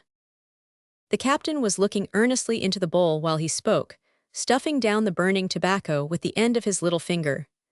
Ruby, acting in rather too prompt obedience to the instructions, made a grab as directed and caught his uncle by the nose. A yell and an apology followed, of course, in the midst of which the 4th pipe was demolished. "Oh, uncle, what a pity." "Ah, Ruby, that comes a inconsiderate youth, which philosophers tell us is the natural consequence of unavoidable necessity, for you can't put a young head on old shoulders, d'ye see." From the tone in which this was said, Ruby knew that the captain was shaking his head gravely, and from the noise of articles being kicked about and falling, he became aware that the unconquerable man was filling a 5th pipe. This one was more successfully managed, and the captain once more got into his hammock and began to enjoy himself. "Well, Ruby, where was I? Oh, what's to hinder you goin' and get employed in the Bell Rock workyard? There's plenty to do and good wages there." It may be as well to inform the reader here that although the operations at the Bell Rock had come to an end for the season about the beginning of October, the work of hewing the stones for the lighthouse was carried on briskly during the winter at the workyard on shore. And as the tools, and sea, required constant sharpening and mending, a blacksmith could not be dispensed with. "Do you think I can get in again?" enquired Ruby. "No doubt of it, lad, but the question is, are you willin' to go if they'll take you?" "Quite willing, uncle." "Good, then that's all square, and I knows how to lay my course up anchor tomorrow mornin', crowd all sail, bear down on the workyard, bring to off the countin' room, and open fire on the superintendent." The captain paused at this point, and opened fire with his pipe for some minutes. "Now," he continued, "there's another thing I want to ax you. I'm goin' tomorrow afternoon to take a cruise along the cliffs to the east'ard in the preventive boat, just to keep up my sea legs. They've got sent some smugglin' business that's goin' on, and my friend Lieutenant Lindsay has asked me to go. Now, Ruby, if you want a short cruise of an hour or so you may come with me." Baby smiled at the manner in which this offer was made, and replied, "With pleasure, uncle." "So then, that's settled too. Good night, Neffy." The captain turned on his side, and dropped the pipe on the floor, where it was shivered to atoms. It must not be supposed that this was accidental. It was done on purpose. Captain Ogilvy had found from experience that it was not possible to stretch out his arm to its full extent and lay the pipe on the chimney-piece, without waking himself up just at that critical moment, when sleep was consenting to be wooed. He also found that on the average, he broke 1 in every 4 pipes that he thus attempted to deposit. Being a philosophical and practical man, he came to the conclusion that it would be worthwhile to pay something for the comfort of being undisturbed at the minute of time that lay between the conclusion of smoking and the commence of repose. He therefore got a sheet of foolscap and a pencil, and spent a whole forenoon in abstruse calculations. He ascertained the exact value of 365 clay pipes. From this, he deducted a fourth for breakages that would have certainly occurred in the old system of laying the pipes down every night, and which, therefore, he felt, in a confused sort of way, ought not to be charged in the estimates of a new system. Then he added a small sum to the result for probable extra breakages, such as had occurred that night, and found that the total was not too high a price for a man in his circumstances to pay for the blessing he wished to obtain. From that night forward, he deliberately dropped his pipe every night over the side of his hammock before going to sleep. The captain, in commenting on this subject, was wont to observe that everything in life, no matter how small, afforded matter of thought to philosophical men. He had himself found a pleasing subject of study each morning in the fact that some of the pipes survived the fall of the previous night. This led him to consider the nature of clay pipes in general and to test them in various ways. It is true he did not say that anything of importance resulted from his peculiar studies, but he argued that a true philosopher looks for facts and leaves results alone. One discovery he undoubtedly did make, which was that the pipes obtained from a certain maker in the town invariably broke, while those obtained from another maker broke only occasionally. Hence he came to the conclusion that one maker was an honest man, the other a doubtful character, and wisely bestowed his custom in accordance with that opinion. About 1 minute after the falling of the pipe Ruby Brand fell asleep, and about 2 minutes after that Captain Ogilvy began to snore, both of which conditions were maintained respectively and uninterruptedly until the birds began to whistle and the sun began to shine. Chapter 17. A meeting with old friends and an excursion. Next morning the captain and his nephew bore down, as the former expressed it, on the workyard, and Ruby was readily accepted, his good qualities having already been well tested at the Bell Rock. "Now, boy, we'll go and see about the little preventive craft," said the captain on quitting the office. "But first," said Ruby, "let me go and tell my old comrade Dove that I am to be with him again."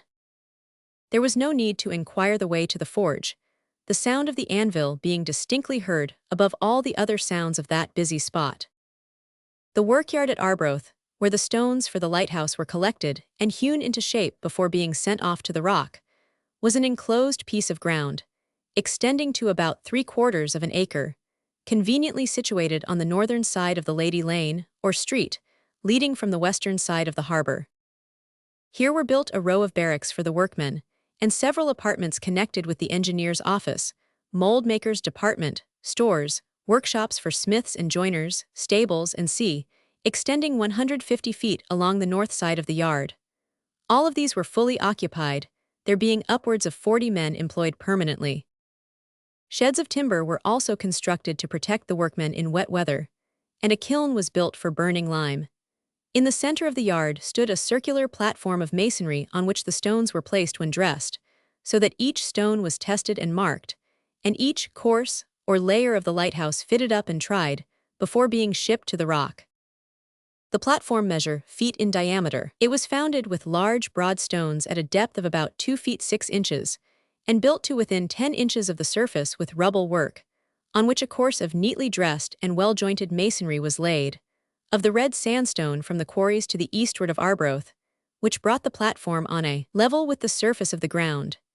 Here the dressed part of the first entire course, or layer, of the lighthouse was lying, and the platform was so substantially built as to be capable of supporting any number of courses which it might be found convenient to lay upon it in the further progress of the work. Passing this platform, the captain and Ruby threaded their way through a mass of workyard debris until they came to the building from which the sounds of the anvil proceeded. For a few minutes they stood looking at our old friend Jamie Dove, who, with bared arms, was causing the sparks to fly and the glowing metal to yield as vigorously as of old. Presently he ceased hammering, and turning to the fire thrust the metal into it. Then he wiped his brow and glanced towards the door. "What Ruby Brand?" he shouted in surprise. "Och, or his ghost," cried Ned O'Connor, who had been appointed to Ruby's vacant situation. "A pretty solid ghost you'll find me," said Ruby with a laugh, as he stepped forward and seized the smith by the hand. "Musha, but it's through," cried O'Connor, quitting the bellows and seizing Ruby's disengaged hand, which he shook almost as vehemently as the smith did the other. "Now then, don't dislocate him altogether," cried the captain, who was much delighted with this warm reception. "He's goin' to jine you boys, so have mercy on his old timbers." "Jine us," cried the smith. "I been appointed to the old berth," said Ruby, "so I'll have to unship you, Ned." "The sooner the better, fakes, I never had much notion o' this fiery style o' life, it's only fit for salamanders and bottle imps. But when d'ye begin work, lad?" "Tomorrow, I believe. At least I was told to call at the office tomorrow. Today I have an engagement." "Aye, and it's time we was under way," said Captain Ogilvy, taking his nephew by the arm. "Come along, lad, and don't keep them waiting." So saying they bade the smith goodbye, and leaving the forge, walked smartly towards that part of the harbour where the boats lay. "Ruby," said the captain as they went along, "it's lucky it's such a fine day, for Minnie is going with us." Ruby said nothing, but the deep flush of pleasure that overspread his countenance proved that he was not indifferent to the news. "You see she's been out of sorts," continued the captain, "for some time back, and no wonder, poor thing, seeing that your mother has been so anxious about you and required more than usual care, so I've prevailed on the lieutenant to let her go. She'll get good by our afternoon's sail, and we won't be the worse of her company. What say ye to that, Neffy?" Ruby said that he was glad to hear it, but he thought a great deal more than he said, and among other things he thought that the lieutenant might perhaps be rather in the way. But as his presence was unavoidable, he made up his mind to try to believe that he, the lieutenant, would in all probability be an engaged man already. As to the possibility of his seeing Minnie and being indifferent to her, in the event of his being a free man, he felt that such an idea was preposterous. Suddenly a thought flashed across him and induced a question. "Is the lieutenant married, uncle?" "Not as I know of, lad. Why d'ye ask?" Because married men are so much pleasanter than—" Ruby stopped short, for he just then remembered that his uncle was a bachelor. "'Pon my word, youngster, go on, why d'ye stop in your perlite remark?" "Because," said Ruby, laughing, "I meant to say that young married men were so much more agreeable than young bachelors."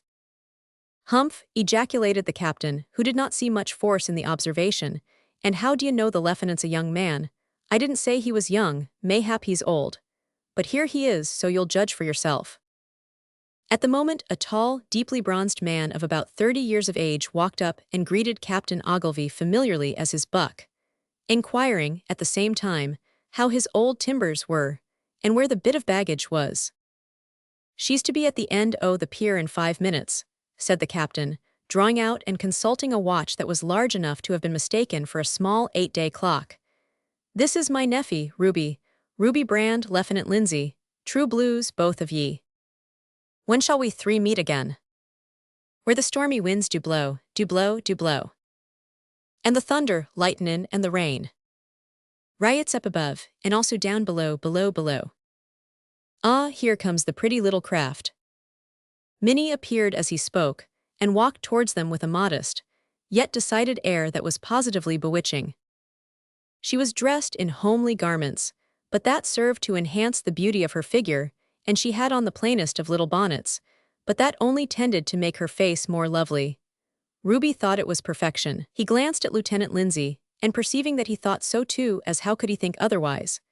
A pang of jealousy shot into his breast, but it passed away when the lieutenant, after politely assisting Minnie into the boat, sat down beside the captain and began to talk earnestly to him, leaving Minnie entirely to her lover. We may remark here that the title of lieutenant, bestowed on Lindsay by the captain, was entirely complimentary. The crew of the boat rowed out of the harbor, and the lieutenant steered eastward, towards the cliffs that have been mentioned in an earlier part of our tale. The day turned out to be one of those magnificent and exceptional days which appear to have been cut out of summer and interpolated into autumn. It was bright, warm, and calm, so calm that the boat's sail was useless, and the crew had to row. But this was, in Minnie's estimation, no disadvantage, for it gave her time to see the caves and picturesque inlets which abound all along that rocky coast. It also gave her time to, but no matter. "Oh, how very much I should like to have a little boat," said Minnie, with enthusiasm, "and spend a long day rowing in and out among these wild rocks, and exploring the caves. Wouldn't it be delightful, Ruby?" Ruby admitted that it would, and added, "You shall have such a day, Minnie, if we live long." "Have you ever been in the Forbidden Cave?" inquired Minnie. "I'll warrant you he has," cried the captain, who overheard the question. "You may be sure that wherever Ruby is forbidden to go, there he'll be sure to go." "Aye, is he so self-willed?" asked the lieutenant with a smile and a glance at Minnie. "A mule, a positive mule," said the captain. "Come, uncle, you know that I don't deserve such a character, and it's too bad to give it to me today. Did I not agree to come on this excursion at once when you asked me?" "Aye, but you wouldn't if I had ordered you," returned the captain. "I rather think he would," observed the lieutenant, with another smile and another glance at Minnie. Both smiles and glances were observed and noted by Ruby, whose heart felt another pang shoot through it. But this, like the former, subsided when the lieutenant again addressed the captain, and devoted himself to him so exclusively that Ruby began to feel a touch of indignation at his want of appreciation of such a girl as Minnie.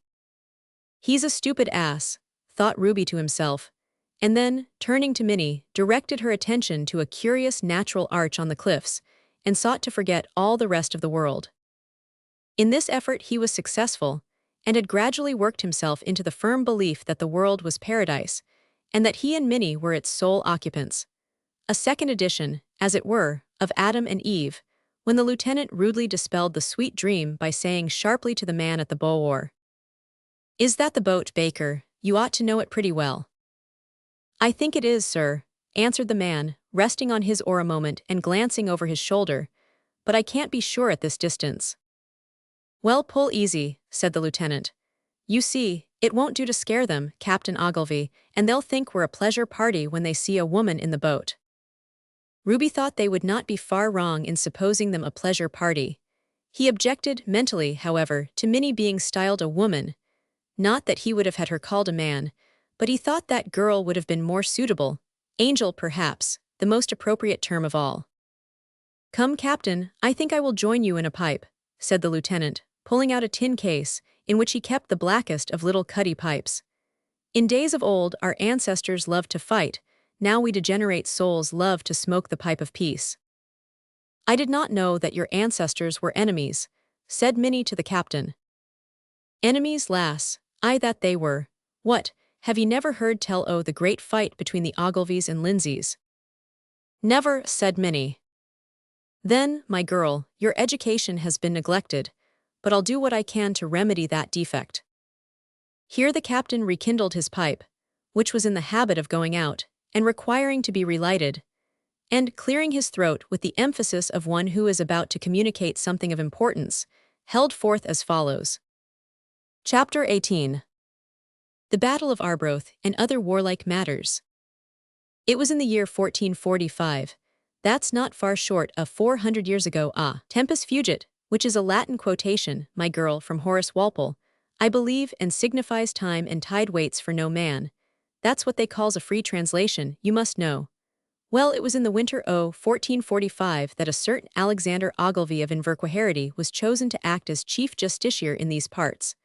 I suppose that means a kind of upper bailiff, a sort o' boss'n's mate, to compare great things with small. He was set up in place of one o' the Lindsay family, who, it seems, was rather extravagant, though whether his extravagance lay in wearin' a beard, for he was called Earl Beardy, or in spendin' too much cash, I can't take upon me for to say. Anyhow, Beardy refused to haul down his colours, so the Ogilvies mustered their men and friends, and the Lindsays did the same, and they went at it, hammer and tongs, and fought what ye may call the Battle of Arbroath, for it was close to the old town where they fell to.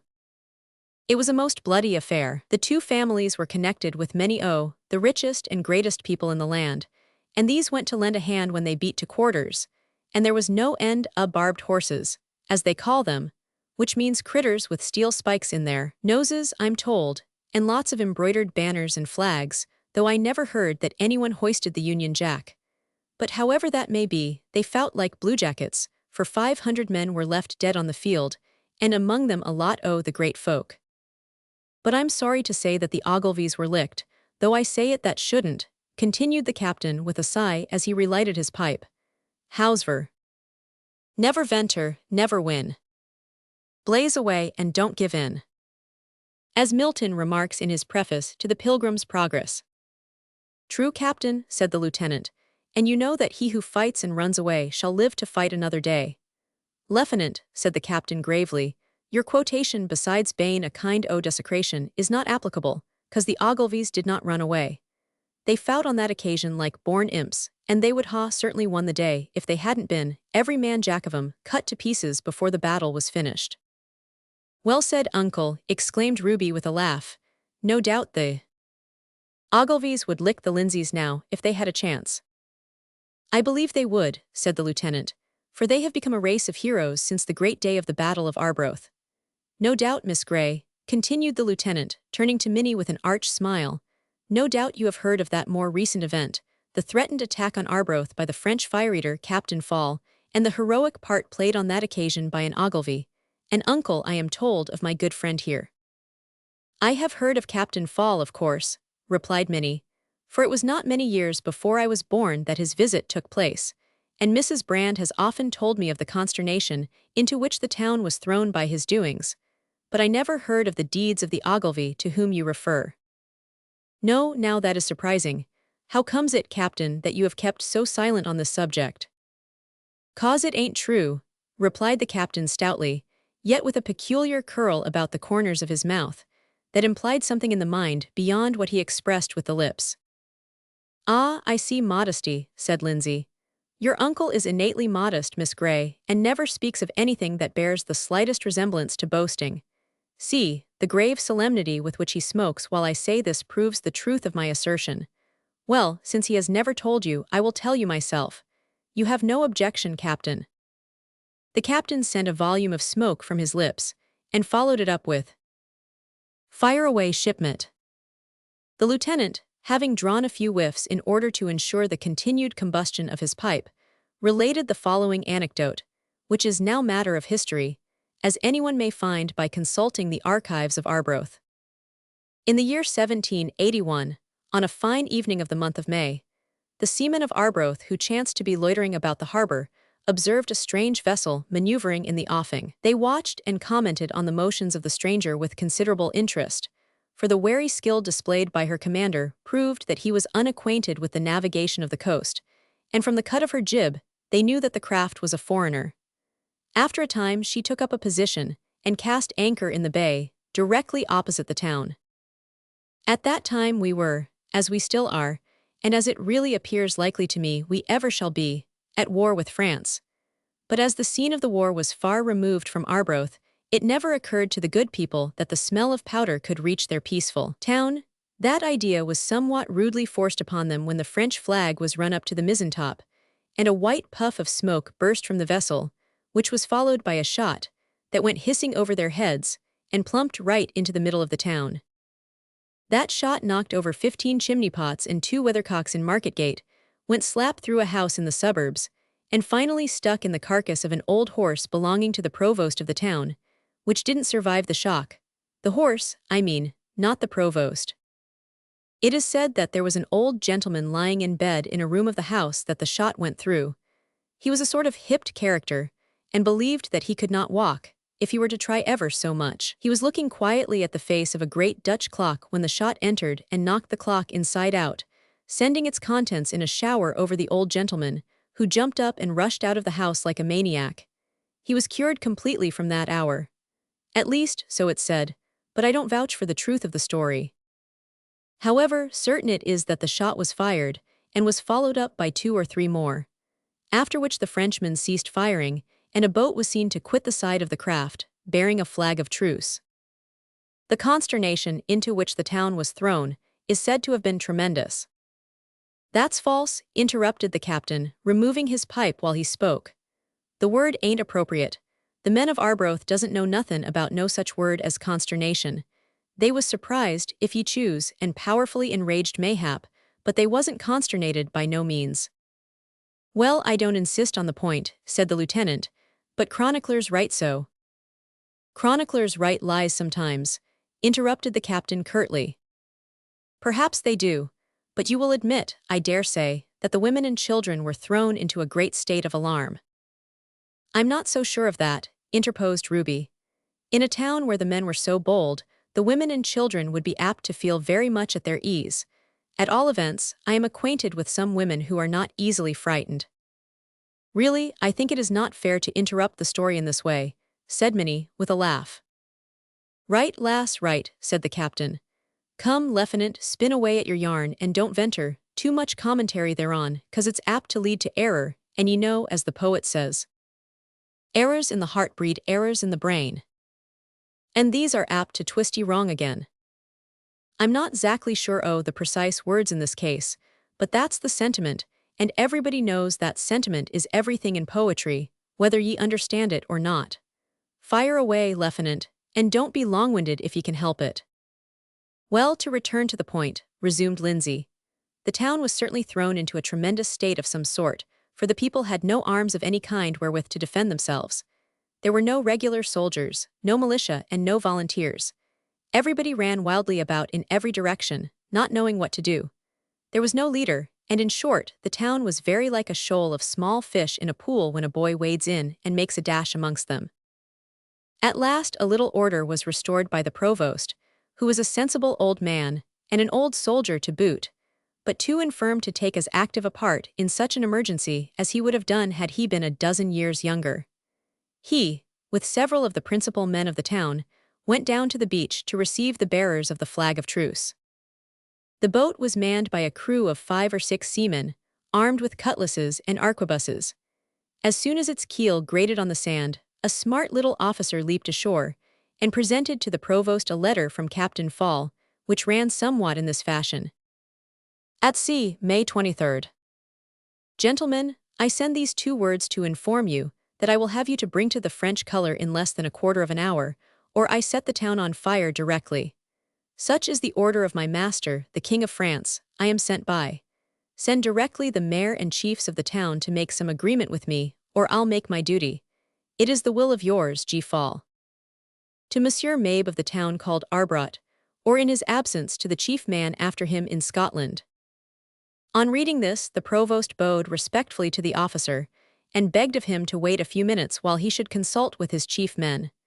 This was agreed to, and the provost said to his friends, as he walked to a neighboring house, "Ye see, friends, this whippersnapper a tay-deater has gotten the whoop hand o' us, but we'll be upsides why him. The main thing is to get delay, so cut away Tam Cargill and tack horse to Montrose for the sojers. Spare na the spur, lad, and gar them to understand that the case is urgent." While Tam Cargill started away on his mission, the provost, whose chief aim was to gain time and cause delay, penned an epistle to the Frenchman, in which he stated that he had neglected to name the terms on which he would consent to spare the town, and that he would consider it extremely obliging if he would, as speedily as possible, return an answer, stating them, in order that they might be laid before the chief men of the place. When the provost, who was a grave, dignified old man, with a strong dash of humor in him, handed this note to the French officer, he did so with a humble obeisance that appeared to afford much gratification to the little man. As the latter jumped into the boat and ordered the men to push off, the provost turned slowly to his brother magistrates with a wink and a quiet smile that convulsed them with suppressed laughter, and did more to encourage any of the wavering or timid inhabitants than if he had harangued them heroically for an hour. Some time after the boat returned with a reply, which ran thus: At sea, 8 o'clock in the afternoon. Gentlemen, I received just now your answer by which you say I ask no terms. I thought it was useless since I asked you to come aboard for agreement. But here are my terms. I will have 30,000 pounds sterling at least, and 6 of the chiefs men of the town for otage. Be speedy, or I shot your town away directly, and I set fire to it. I am, gentlemen, your servant, G. Fall. I sent some of my crew to you, but if some harm happens to them, you'll be sure we'll hang up the mainyard all the prisoners we have aboard. To Messieurs the chiefs men of Arbroath in Scotland. I'm not quite certain, continued the lieutenant, what were the exact words of the provost's reply to this letter, but they conveyed a distinct and contemptuous refusal to accede to any terms, and I believe invited Fall to come ashore, where, if he did not get precisely what he had asked, he would be certain to receive a great deal more than he wanted. The enraged and disappointed Frenchman at once began a heavy fire upon the town, and continued it for a long time, but fortunately it did little or no harm, as the town lay in a somewhat low position, and Fall's guns being too much elevated, the shot passed over it. Next day another letter was sent to the provost by some fishermen who were captured while fishing off the Bell Rock. This letter was as tremendous as the 2 former. I can give it to you, word for word from memory. At sea, May 24th. Gentlemen, see whether you will come to some terms with me, or I come in presently with my cutter into the arbor, and I will cast down the town all over. Make haste, because I have no time to spare. I give you a quarter of an hour to your decision, and after I'll make my duty. I think it would be better for you, gentlemen, to come some of you aboard presently to settle the affairs of your town. You'll sure know to be hurt. I give you my parole of honor. I am your G. Fall. When the provost received this, he looked round and said, Now, gentlemen all will hate a fight. Send me Ogilvy. Here I am, provost, cried a stout, active young fellow, something like what the captain must have been when he was young, I should think. Ahem, coughed the captain. Well, continued Lindsay, the provost said, "Now, Ogilvy, you're a smart cheel and can aboot war and strategy and the like. I charge ye to organize the men o' the tune without delay, and tack, what steps ye think advisable. Meanwhile, I'll away and ripe oot o' the arms and guns I can find. Haste ye, lad, and mak as muckle noise aboot it as ye can." "Trust me," said Ogilvy, who appeared to have been one of those men who regard a fight as a piece of good fun. Turning to the multitude, who had heard the commission given, and were ready for anything, he shouted, "Now, boys, ye heard the provost. I need not ask if you are all ready to fight." A deafening cheer interrupted the speaker, who, when it ceased, proceeded. "Well then, I've but one piece of advice to give ye. Obey orders at once. When I tell you to halt, stop dead like lampposts. When I say, charge, go at them like wild cats and drive the Frenchmen into the sea." "Hurrah!" yelled the crowd, for they were wild with excitement and rage, and only wanted a leader to organize them and make them formidable. When the cheer ceased, Ogilvy cried, "Now then, every man who knows how to beat a kettle drum and blow a trumpet come here." About 20 men answered to the summons, and to these Ogilvy said aloud, in order that all might hear, "Go, get you all the trumpets, drums, horns, bugles, and trombones in the town. Beat the drums till they split and blow the bugles till they burst, and don't give in till you can't go on. The rest of you," he added, turning to the crowd, "go get arms, guns, swords, pistols, scythes, pitchforks, pokers, anything, everything, and meet me at the head of Market Gate away." No king of necromancers ever dispersed his legions more rapidly than did Ogilvy on that occasion. They gave one final cheer, and scattered like chaff before the wind, leaving their commander alone, with a select few, whom he kept by him as a sort of staff to consult with and dispatch with orders. The noise that instantly ensued in the town was something pandemoniacal. Only 3 drums were found, but tin kettles and pans were not wanting, and these, superintended by Hugh Barr, the town drummer, did great execution. 3 key bugles, an old French horn, and a tin trumpet of a mail coach guard were sounded at intervals in every quarter of the town, while the men were marshalled, and made to march hither and thither in detached bodies, as if all were busily engaged in making preparations for a formidable defense. In one somewhat elevated position, a number of men were set to work with spades, picks, and shovels to throw up an earthwork. When it had assumed sufficiently large dimensions to attract the attention of the French, a body of men, with blue jackets, and caps with bits of red flannel hanging down the sides, were marched up behind it at the double, and posted there. Meanwhile, Ogilvy had prepared a dummy field piece, by dismounting a cart from its wheels and fixing on the axle a great old wooden pump, not unlike a big gun in shape. Another cart was attached to this to represent a limber. 4 horses were harnessed to the affair. 2 men mounted these, and amid a tremendous flourish of trumpets and beating of drums, the artillery went crashing along the streets and up the eminence crowned by the earthwork, where they wheeled the gun into position.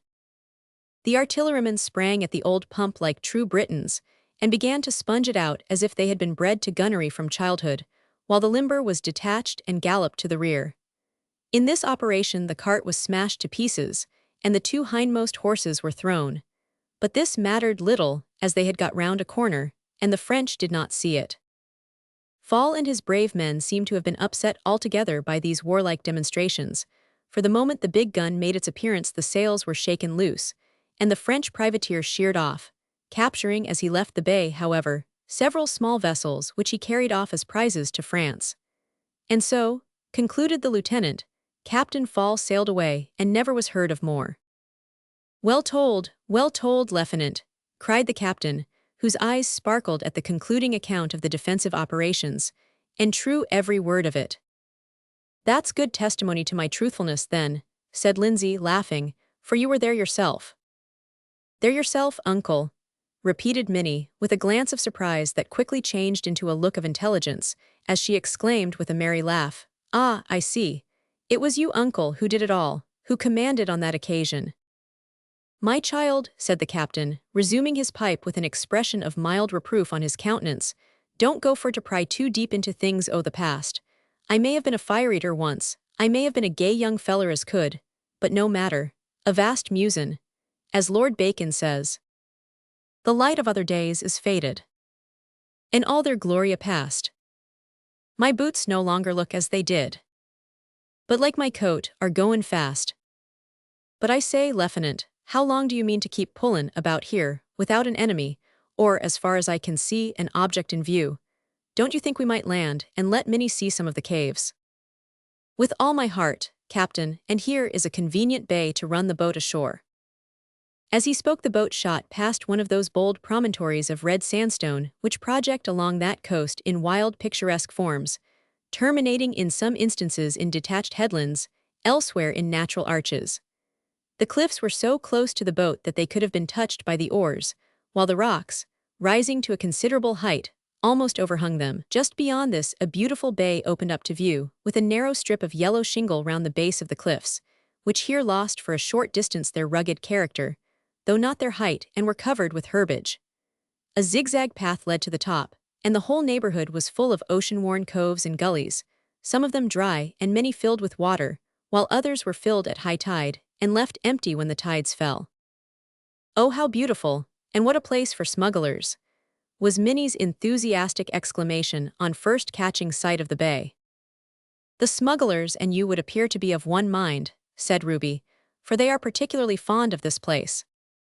"So fond of it," said the lieutenant, "that I mean to wait for them here in anticipation of a moonlight visit this night, if my fair passenger will consent to wander in such wild places at such late hours, guarded from the night air by my boat cloak, and assured of the protection of my stout boatmen in case of any danger, although there is little prospect of our meeting with any greater danger than a breeze or a shower of rain."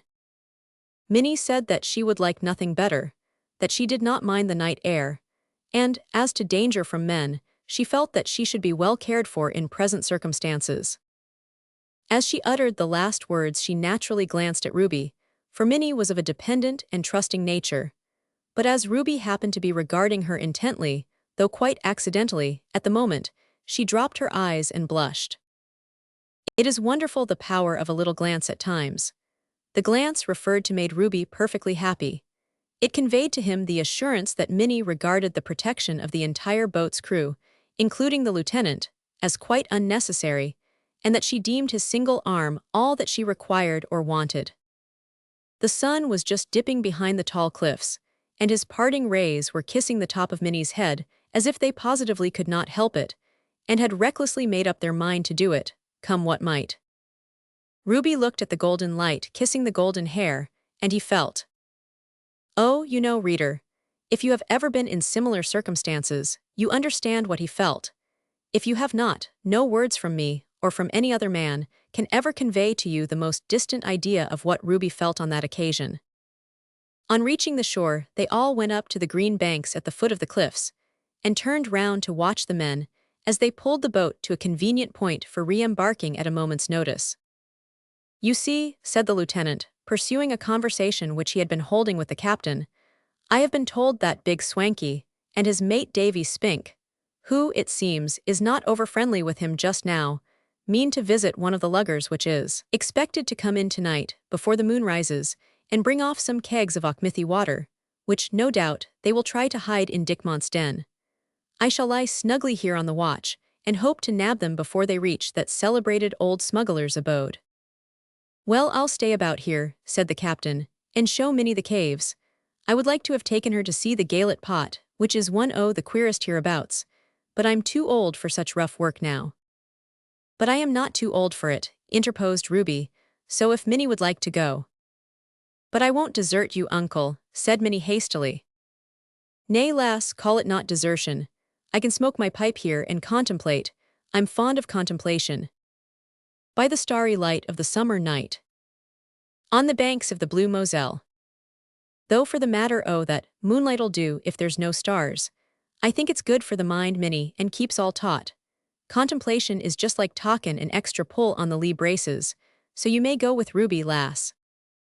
Thus advised, and being further urged by Ruby himself, and being moreover exceedingly anxious to see this cave, Minnie consented.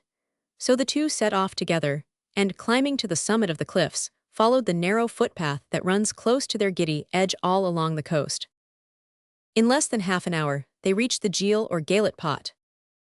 Chapter 19. An adventure, secrets revealed, and a prize. The Geel or Galet pot, down into which Ruby, with great care and circumspection, led Minnie, is one of the most curious of nature's freaks among the cliffs of Arbroath. In some places, there is a small scrap of pebbly beach at the base of those perpendicular cliffs. In most places, there is none, the cliffs presenting to the sea almost a dead wall, where neither ship nor boat could find refuge from the storm. The country, inland, however, does not partake of the rugged nature of the cliffs. It slopes gradually towards them, so gradually that it may be termed flat, and if a stranger were to walk towards the sea over the fields in a dark night, the first intimation he would receive of his dangerous position would be when his foot descended into the terrible abyss that would receive his shattered frame 100 feet below. In one of the fields, there is a hole about 100 yards across, and as deep as the cliffs in that part are high. It is about 50 or 80 yards from the edge of the cliffs, and resembles an old quarry, but it is cut so sharply out of the flat field that it shows no sign of its existence until the traveler is close upon it. The rocky sides, too, are so steep that at first sight it seems as if no man could descend into it. But the most peculiar point about this hole is that at the foot of it there is the opening of a cavern, through which the sea rolls into the hole and breaks in wavelets on a miniature shore. The sea has forced its way inland and underground until it has burst into the bottom of this hole, which is not inaptly compared to a pot with water boiling at the bottom of it. When a spectator looks into the cave, standing at the bottom of the pot, he sees the seaward opening at the other end, a bright spot of light in the dark interior. "You won't get nervous, Minnie," said Ruby, pausing when about halfway down the steep declivity, where the track, or rather the place of descent, became still more steep and difficult. "A slip here would be dangerous." "I have no fear, Ruby, as long as you keep by me." In a few minutes they reached the bottom, and looking up, the sky appeared above them like a blue circular ceiling, with the edges of the Gaelic pot sharply defined against it. Proceeding over a mass of fallen rock, they reached the pebbly strand at the cave's inner mouth. "I can see the interior now, as my eyes become accustomed to the dim light," said Minnie, gazing up wistfully into the vaulted roof, where the edges of projecting rocks seemed to peer out of darkness. "Surely this must be a place for smugglers to come to." "They don't often come here. The place is not so suitable as many of the other caves are." From the low, subdued tones in which they both spoke, it was evident that the place inspired them with feelings of awe. "Come, Minnie," said Ruby at length in a more cheerful tone, "let us go into this cave and explore it." "But the water may be deep," objected Minnie. "Besides, I do not like to wade, even though it be shallow." "Nay, sweet one, do you think I would ask you to wet your pretty feet? There is very little wading required. See, I have only to raise you in my arms and take 2 steps into the water, and a 3rd step to the left round that projecting rock, where I can set you down on another beach inside the cave. Your eyes will soon get used to the subdued light, and then you will see things much more clearly than you would think it possible viewed from this point." Minnie did not require much pressing. She had perfect confidence in her lover, and was naturally fearless in disposition, so she was soon placed on the subterranean beach of the Gaelic cave, and for some time wandered about in the dimly lighted place, leaning on Ruby's arm. Gradually, their eyes became accustomed to the place, and then its mysterious beauty and wildness began to have full effect on their minds, inducing them to remain for a long time silent, as they sat side by side on a piece of fallen rock. They sat looking in the direction of the seaward entrance to the cavern, where the light glowed brightly on the rocks, gradually losing its brilliancy as it penetrated the cave, until it became quite dim in the center. No part of the main cave was quite dark, but the offshoot, in which the lovers sat, was almost dark.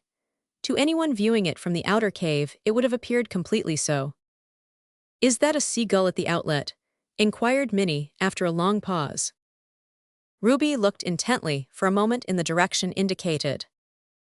"Minnie," he said quickly, and in a tone of surprise, "that is a large gull, if it be one at all, and uses oars instead of wings.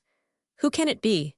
Smugglers never come here that I am aware of, and Lindsay is not a likely man to waste his time in pulling about when he has other work to do." "Perhaps it may be some fishermen from Auchmithi," suggested Minnie, "who are fond of exploring like you and me." "Mayhap it is, but we shall soon see, for here they come. We must keep out of sight, my girl." Ruby rose and led Minnie into the recesses of the cavern, where they were speedily shrouded in profound darkness, and could not be seen by anyone, although they themselves could observe all that occurred in the space in front of them. The boat, which had entered the cavern by its seaward mouth, was a small one, manned by two fishermen, who were silent as they rowed under the arched roof. But it was evident that their silence did not proceed from caution, for they made no effort to prevent or check the noise of the oars. In a few seconds the keel grated on the peebles, and one of the men leaped out. "New Davy," he said, in a voice that sounded deep and hollow under that vaulted roof, "oot why the kegs. Haste ye, man." "'Tees big swanky," whispered Ruby. "There's nae hurry," objected the other fisherman, who, we need scarcely inform the reader, was our friend Davy Spink. "Nae hurry," repeated his comrade angrily. "That's I your cry. Half o' our ventures hae failed because ye object to hurry." "Hoot, man, that's enough," said Spink, in the nettled tone of a man who has been a good deal worried. Indeed, the tones of both showed that these few sentences were but the continuation of a quarrel which had begun elsewhere.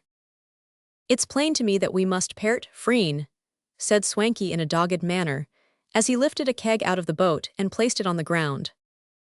"Aye," exclaimed Spink with something of a sneer, "and d'ye think I'll part without a divesian o' the siller teapats and things that ye donna sell for fear a bane fund out?" "I wonder ye dinna claim half o' the jewels and things as weel," retorted Swanky. "Ye hae mair right to them, seein' ye had a hand in findin' them." "Me a hand in findin' them?" exclaimed Spink with sudden indignation. "Was it me that fand the deed body o' the auld man on the Bell Rock? Na, friend, I hae neething to do wi' deed men's jewels." "Have ye no?" retorted the other. "It's strange, then, that ye should entertain such sma' objections to deed men's siller. Weel, Swanky, the less we say on thee matters the better. Here, tak hand o' the tither keg." The conversation ceased at this stage abruptly. Evidently each had touched on the other's weak point, so both tacitly agreed to drop the subject. Presently Big Swanky took out a flint and steel, and proceeded to strike a light. It was some time before the tinder would catch. At each stroke of the steel, a shower of brilliant sparks lit up his countenance for an instant, and this momentary glance showed that its expression was not prepossessing by any means. Ruby drew Minnie farther into the recess which concealed them, and awaited the result with some anxiety, for he felt that the amount of knowledge with which he had become possessed thus unintentionally, small though it was sufficient to justify the smugglers in regarding him as a dangerous enemy. He had scarcely drawn himself quite within the shadow of the recess, when Swanky succeeded in kindling a torch, which filled the cavern with a lurid light, and revealed its various forms, rendering it, if possible, more mysterious and unearthly than ever. "Here, Spink," cried Swanky, who was gradually getting into better humor, "haud the light and gie me the spade." "Ye better put them behind the rock, far in," suggested Spink. The other seemed to entertain this idea for a moment, for he raised the torch above his head, and, advancing into the cave, carefully examined the rocks at the inner end. Step by step he drew near to the place where Ruby and Minnie were concealed, muttering to himself, as he looked at each spot that might possibly suit his purpose, "Na, the waves wad wash the kegs oot o' that if it cam on to blaw." He made another step forward, and the light fell almost on the head of Ruby, who felt Minnie's arm tremble. He clenched his hands with that feeling of resolve that comes over a man when he has made up his mind to fight. Just then an exclamation of surprise escaped from his comrade. "Losh, man, what have we here?" he cried, picking up a small object that glittered in the light. Minnie's heart sank, for she could see that the thing was a small brooch which she was in the habit of wearing in her neckerchief, and which must have been detached when Ruby carried her into the cave. She felt assured that this would lead to their discovery, but it had quite the opposite effect, for it caused Swanky to turn round and examine the trinket with much curiosity. A long discussion as to how it could have come there immediately ensued between the smugglers, in the midst of which a wavelet washed against Swanky's feet, reminding him that the tide was rising, and that he had no time to lose. "There's nae place behint the rocks," said he quickly, putting the brooch in his pocket, "so we'll just hide the kegs amang the stands. Lucky for us that we got the rest o' the cargo run ashore at Auchmithy. This'll lie snugly here, and we'll pull past the lieutenant, who thinks we have'na seen him, with oar heeds up and oar tongues in oar cheeks." They both chuckled heartily at the idea of disappointing the preventive officer, and while one held the torch, the other dug a hole in the beach deep enough to contain the 2 kegs. "In ye go, my beauties," said Swanky, covering them up. "Money's the time I've buried ye." "Aye, and money's the time ye have helped at their resurrection," added Spink with a laugh. "New, we'll away and have a look at the kegs in the forbidden cave," said Swanky. "See that they're a-richt, and then have our game why the land sharks." Next moment the torch was dashed against the stones and extinguished, and the 2 men, leaping into their boat, rowed away. As they passed through the outer cavern, Ruby heard them arrange to go back to Auchmithi. Their voices were too indistinct to enable him to ascertain their object in doing so, but he knew enough of the smugglers to enable him to guess that it was for the purpose of warning some of their friends of the presence of the preventive boat, which their words proved that they had seen.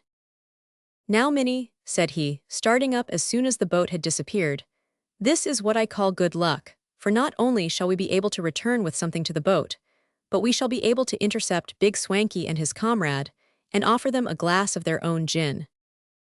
"Yes, and I shall be able to boast of having had quite a little adventure," said Minnie, who, now that her anxiety was over, began to feel elated. They did not waste time in conversation, however, for the digging up of 2 kegs from a gravelly beach with fingers instead of a spade was not a quick or easy thing to do. So Ruby found as he went down on his knees in that dark place and began the work.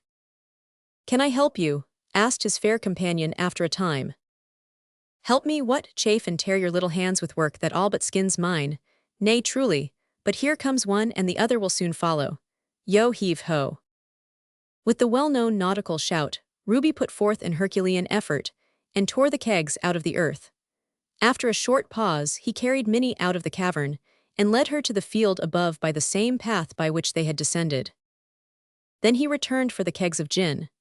They were very heavy, but not too heavy for the strength of the young giant, who was soon hastening with rapid strides towards the bay, where they had left their friends. He bore a keg under each arm, and Minnie tripped lightly by his side, and laughingly, too, for she enjoyed the thought of the discomfiture that was in store for the smugglers. Chapter 20. The smugglers are treated to gin and astonishment. They found the lieutenant and Captain Ogilvy stretched on the grass, smoking their pipes together. The daylight had almost deepened into night, and a few stars were beginning to twinkle in the sky. "Hey, what have we here, smugglers?" cried the captain, springing up rather quickly as Ruby came unexpectedly on them. "Just so, uncle," said Minnie with a laugh. "We have here some gin, smuggled all the way from Holland, and have come to ask your opinion of it." "Why, Ruby, how came you by this?" inquired Lindsay in amazement, as he examined the kegs with critical care. "Suppose I should say that I have been taken into confidence by the smugglers, and then betrayed them. I should reply that the one idea was improbable, and the other impossible," returned the lieutenant.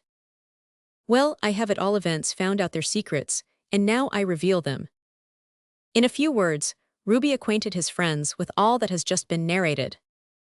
The moment he had finished, the lieutenant ordered his men to launch the boat. The kegs were put into the stern sheets, the party embarked, and pushing off, they rowed gently out of the bay and crept slowly along the shore under the deep shadow of the cliffs. "How dark it is getting," said Minnie, after they had rowed for some time in silence. "The moon will soon be up," said the lieutenant.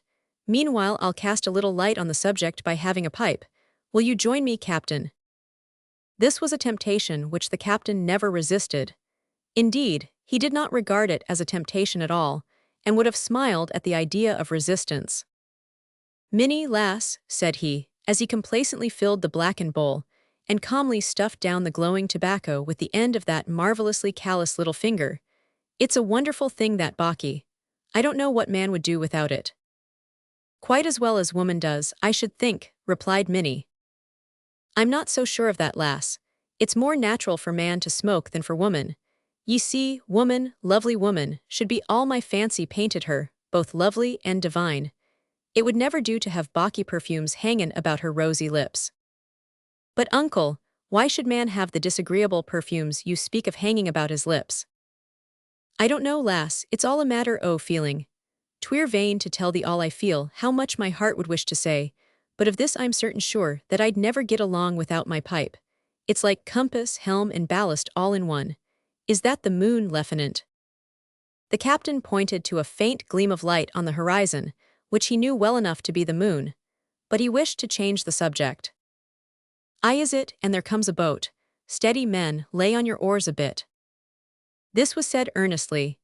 In one instant all were silent, and the boat lay as motionless as the shadows of the cliffs among which it was involved.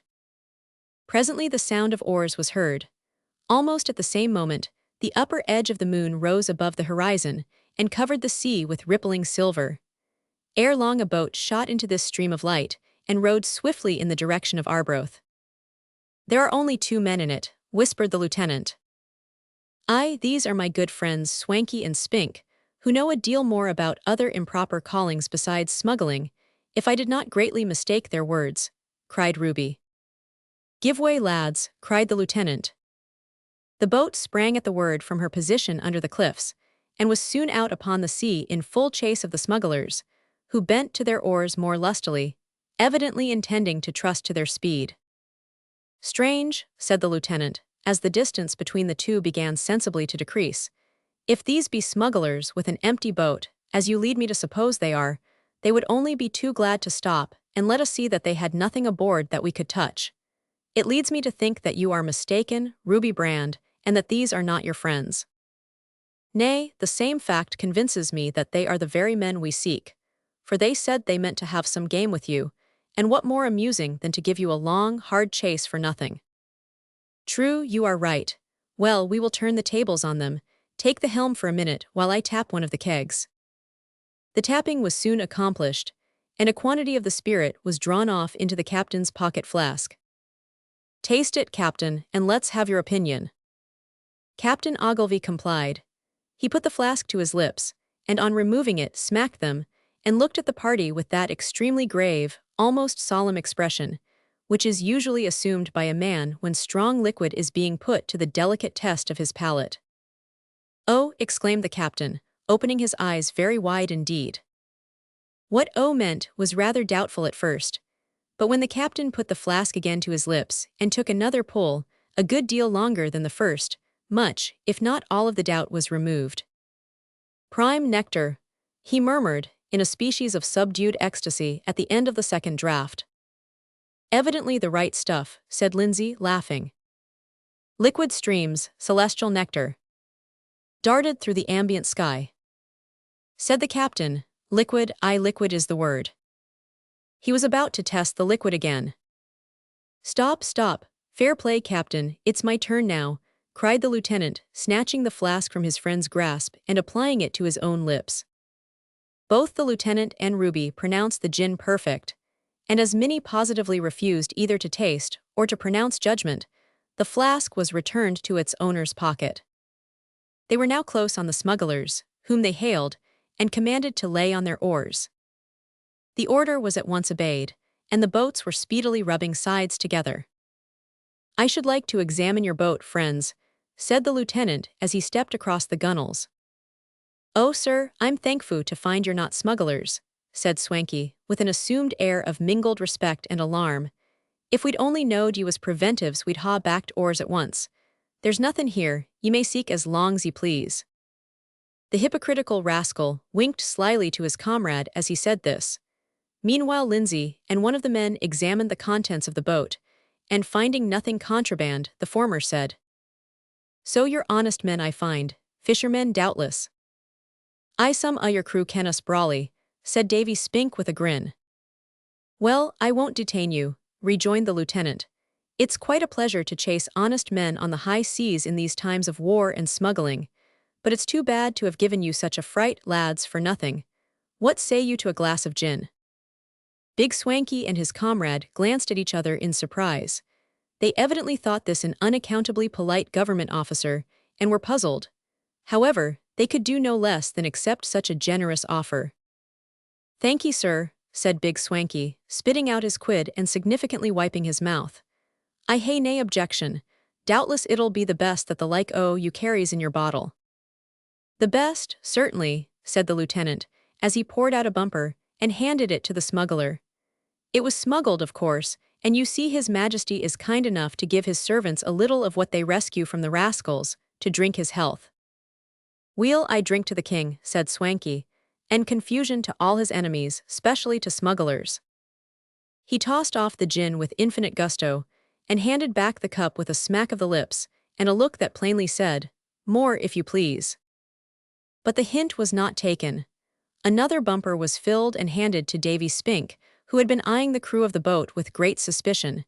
He accepted the cup, nodded curtly, and said, "Here's tea, ye gentlemen, no forgettin' the fair leddy and the stern sheets." While he was drinking the gin, the lieutenant turned to his men. "Get out the keg, lads, from which that came, and refill the flask. Hold it well up in the moonlight, and see that you don't spill a single drop as you value your lives. Hey, my man, what ails you? Does the gin disagree with your stomach, or have you never seen a smuggled keg of spirits before that you stare at it as if it were a keg of ghosts?" The latter part of this speech was addressed to Swanky, who no sooner beheld the keg than his eyes opened up until they resembled two great oysters. His mouth slowly followed suit. Davy Spink's attention having been attracted, he became subject to similar alterations of visage. "Hallo," cried the captain, while the whole crew burst into a laugh, "you must have given them poison. Have you a stomach pump, doctor?" he said, turning hastily to Ruby. "No, nothing but a penknife and a tobacco stopper, if they're of any use to you." He was interrupted by a loud laugh from Big Swanky, who quickly recovered his presence of mind, and declared that he had never tasted such capital stuff in his life. "Have you much OT, sir?" "Oh yes, a good deal. I have 2 kegs of it." The lieutenant grinned very hard at this point, "and we expect to get a little more tonight." "Ha!" exclaimed Davy Spink, "there's no doot plenty OT in the coves hereaway, for they're an awful smugglin' set. When did you find the 2 kegs new, if I may ask?" "Oh certainly, I got them not more than an hour ago." The smugglers glanced at each other and were struck dumb, but they were now too much on their guard to let any further evidence of surprise escape them. "Weel, I wish ye success, sirs," said Swanky, sitting down to his oar. "It's likely ye'll come across mair if ye try Dickmont's den. There's usually somethin' hidden thereabouts." "Thank you, friend, for the hint," said the lieutenant, as he took his place at the tiller ropes. "But I shall have a look at the Galet Cove, I think, this evening." "What, the Galet Cove?" cried Spink. "Ye might as weel look for kegs at the bottom o' the deep sea." "Perhaps so, nevertheless I have taken a fancy to go there. If I find nothing, I will take a look into the Forbidden Cave." "The Forbidden Cave," almost howled Swanky. "Wha iver heard o' smugglers hidden onything there, the air int wad pushin' a rot." "Perhaps it would, yet I mean to try." "Weel a weel, ye may try, but ye might as weel seek for kegs o' gin on the Bell Rock." "Ha, it's not the first time that strange things have been found on the Bell Rock," said Ruby suddenly. "I have heard of jewels even being discovered there." "Give way, men, shove off," cried the lieutenant. "A pleasant pull to you, lads, good night." The 2 boats parted, and while the lieutenant and his friends made for the shore, the smugglers rowed towards Arbroath in a state of mingled amazement and despair at what they had heard and seen. It was Ruby Brand that spoke last, Davy. "Aye, he was the shadow o' Captain Ogilvy, and I couldna see his face, but I thought it like his voice when he first spoke." "Who can he hae come to ken aboot the jewels?" "That's mair than I can tell." "I'll bury them," said Swanky, "and then it'll puzzle onybody to tell where they are." "Ye'll please yoursel," said Spink. Swanky was too angry to make any reply, or to enter into further conversation with his comrade about the kegs of gin, so they continued their way in silence. Meanwhile, as Lieutenant Lindsay and his men had a night of work before them, the captain suggested that Minnie, Ruby, and himself should be landed within a mile of the town, and left to find their way thither on foot. This was agreed to, and while the one party walked home by the romantic pathway at the top of the cliffs, the other rode away to explore the dark recesses of the Forbidden Cave. Chapter 21. The Bell Rock again, a dreary night in a strange habitation. During that winter, Ruby Brand wrought diligently in the workyard at the Lighthouse materials, and by living economically, began to save a small sum of money, which he laid carefully by with a view to his marriage with Minnie Gray. Being an impulsive man, Ruby would have married Minnie, then and there, without looking too earnestly to the future. But his mother had advised him to wait till he should have laid by a little for a rainy day. The captain had recommended patience, tobacco, and philosophy, and had enforced his recommendations with sundry apt quotations from dead and living novelists, dramatists, and poets. Minnie herself, poor girl, felt that she ought not to run counter to the wishes of her best and dearest friends, so she too advised delay for a little time.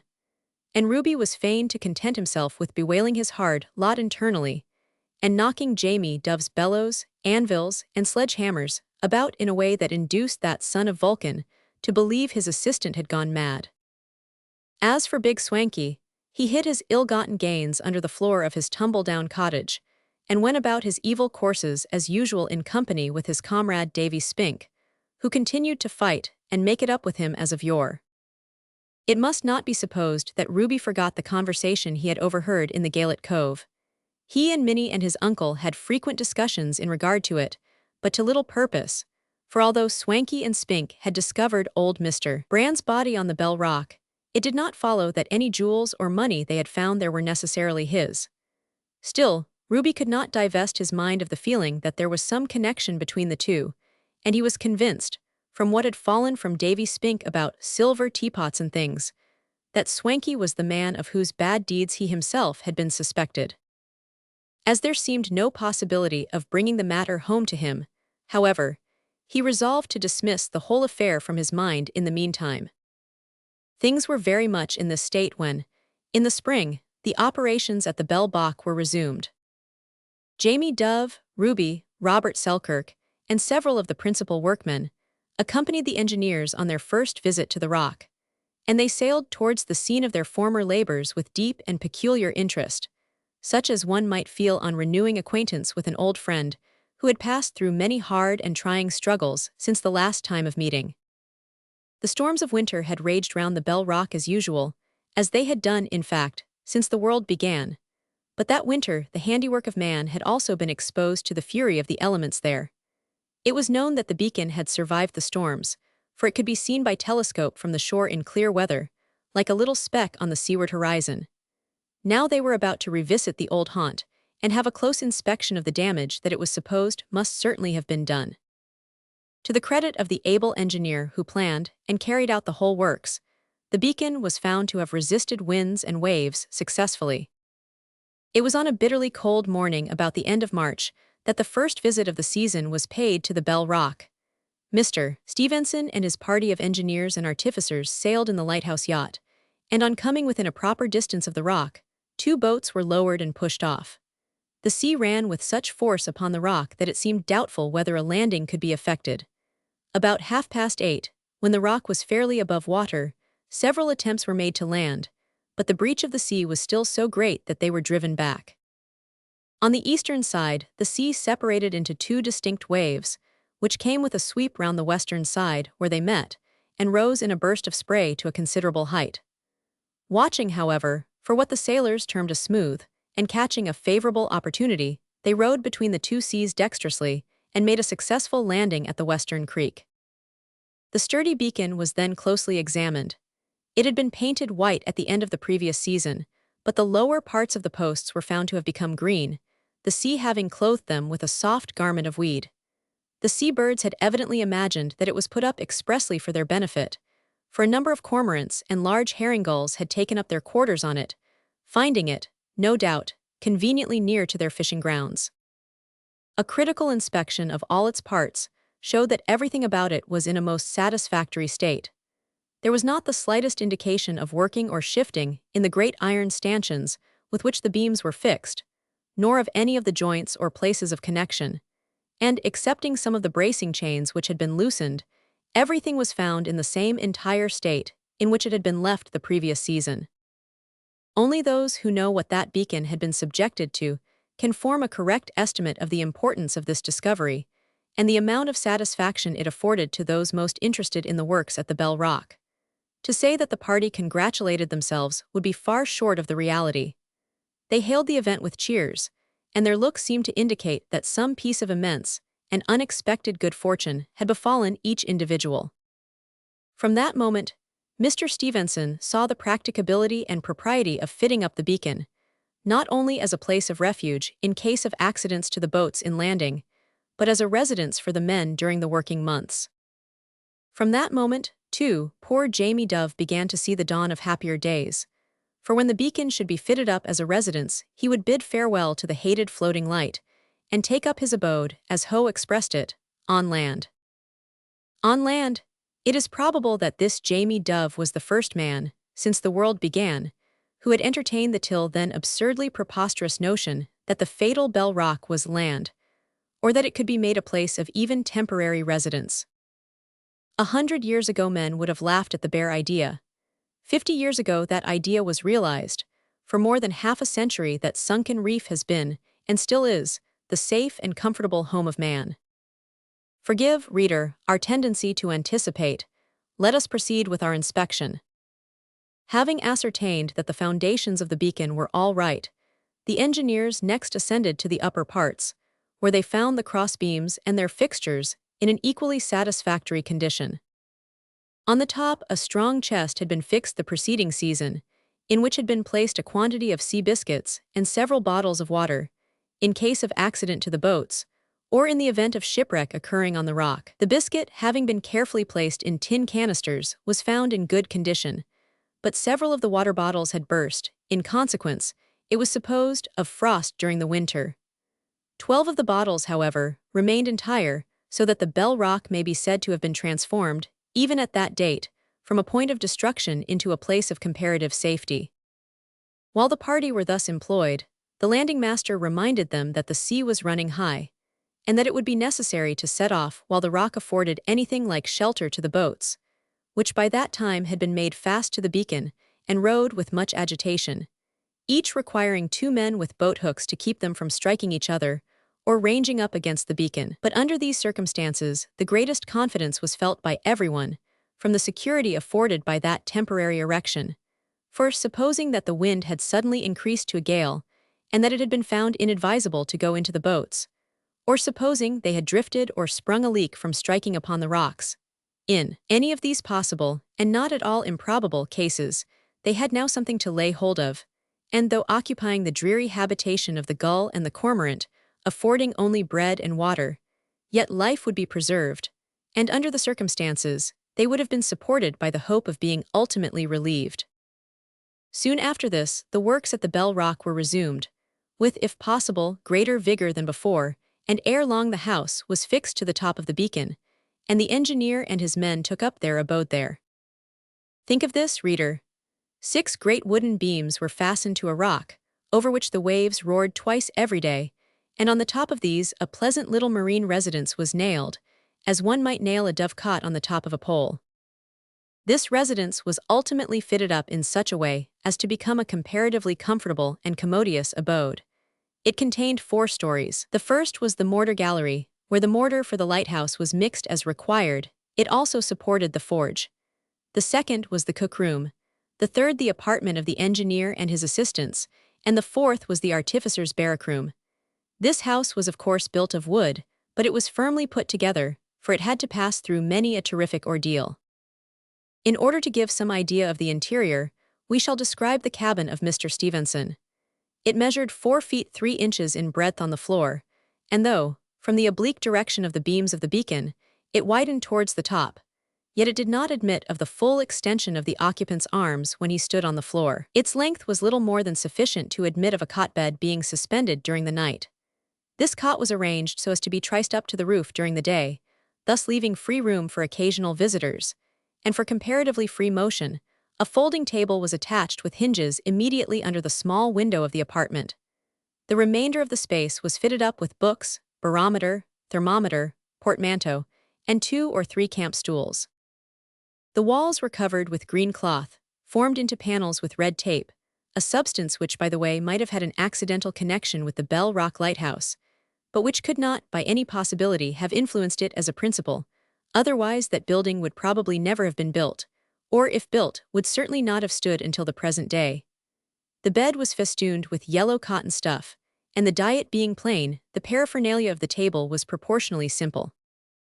It would have been interesting to know the individual books required and used by the celebrated engineer in his singular abode, but his record leaves no detailed account of these. It does, however, contain a sentence in regard to one volume which we deem it just to his character to quote. He writes thus: If, in speculating upon the abstract wants of man in such a state of exclusion, one were reduced to a single book, the sacred volume, whether considered for the striking diversity of its story, the morality of its doctrine, or the important truths of its gospel, would have proved by far the greatest treasure. It may be easily imagined that in a place where the accommodation of the principal engineer was so limited, that of the men was not extensive. Accordingly, we find that the barrack room contained beds for 21 men. But the completion of the beacon house, as we have described it, was not accomplished in one season. At first it was only used as a smith's workshop, and then as a temporary residence in fine weather. One of the first men who remained all night upon it was our friend Bremner. He became so tired of the floating light that he earnestly solicited, and obtained, permission to remain on the beacon. At the time it was only in a partially sheltered state.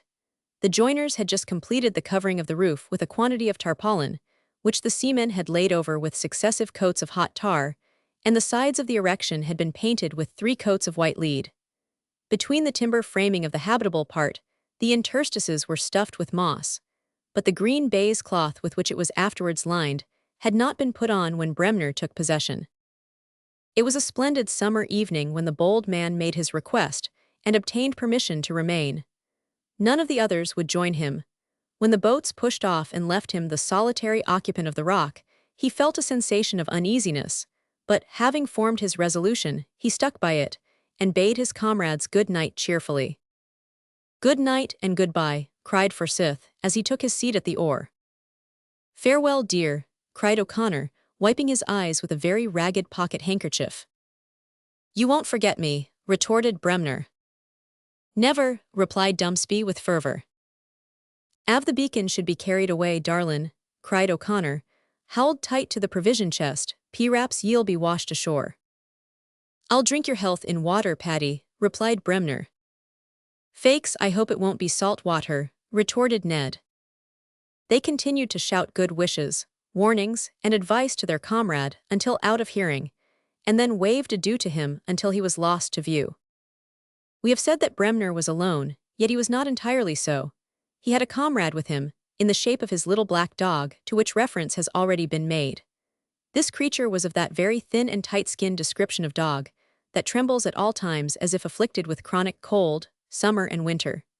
Its thin tail was always between its extremely thin legs, as though it lived in a perpetual condition of wrongdoing, and were in constant dread of deserved punishment. Yet no dog ever belied its looks more than did this one, for it was a good dog, and a warm-hearted dog, and never did a wicked thing, and never was punished, so that its excessive humility and apparent fear and trembling were quite unaccountable. Like all dogs of its class, it was passionately affectionate, and intensely grateful for the smallest favor. In fact, it seemed to be rather thankful than otherwise for a kick when it chanced to receive one, and a pat on the head, or a kind word made it all but jump out of its black skin for very joy. Bremner called it Pup. It had no other name and didn't seem to wish for one. On the present occasion it was evidently much perplexed, and very unhappy, for it looked at the boat, and then wistfully into its master's face, as if to say, "This is awful. Have you resolved that we shall perish together?" "Now, Pup," said Bremner, when the boat disappeared in the shades of evening, "you and I are left alone on the Bell Rock." There was a touch of sad uncertainty in the wag of the tail with which Pup received this remark.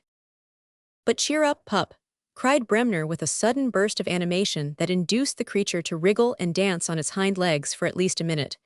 "You and I shall have a jolly night together on the beacon, so come along." Like many a night that begins well, that particular night ended ill. Even while the man spoke, a swell began to rise, and as the tide had by that time risen a few feet, an occasional billow swept over the rocks and almost washed the feet of Bremner as he made his way over the ledges. In 5 minutes the sea was rolling all round the foot of the beacon, and Bremner and his friend were safely ensconced on the mortar gallery. There was no storm that night. Nevertheless, there was one of those heavy ground swells that are of common occurrence in the German Ocean.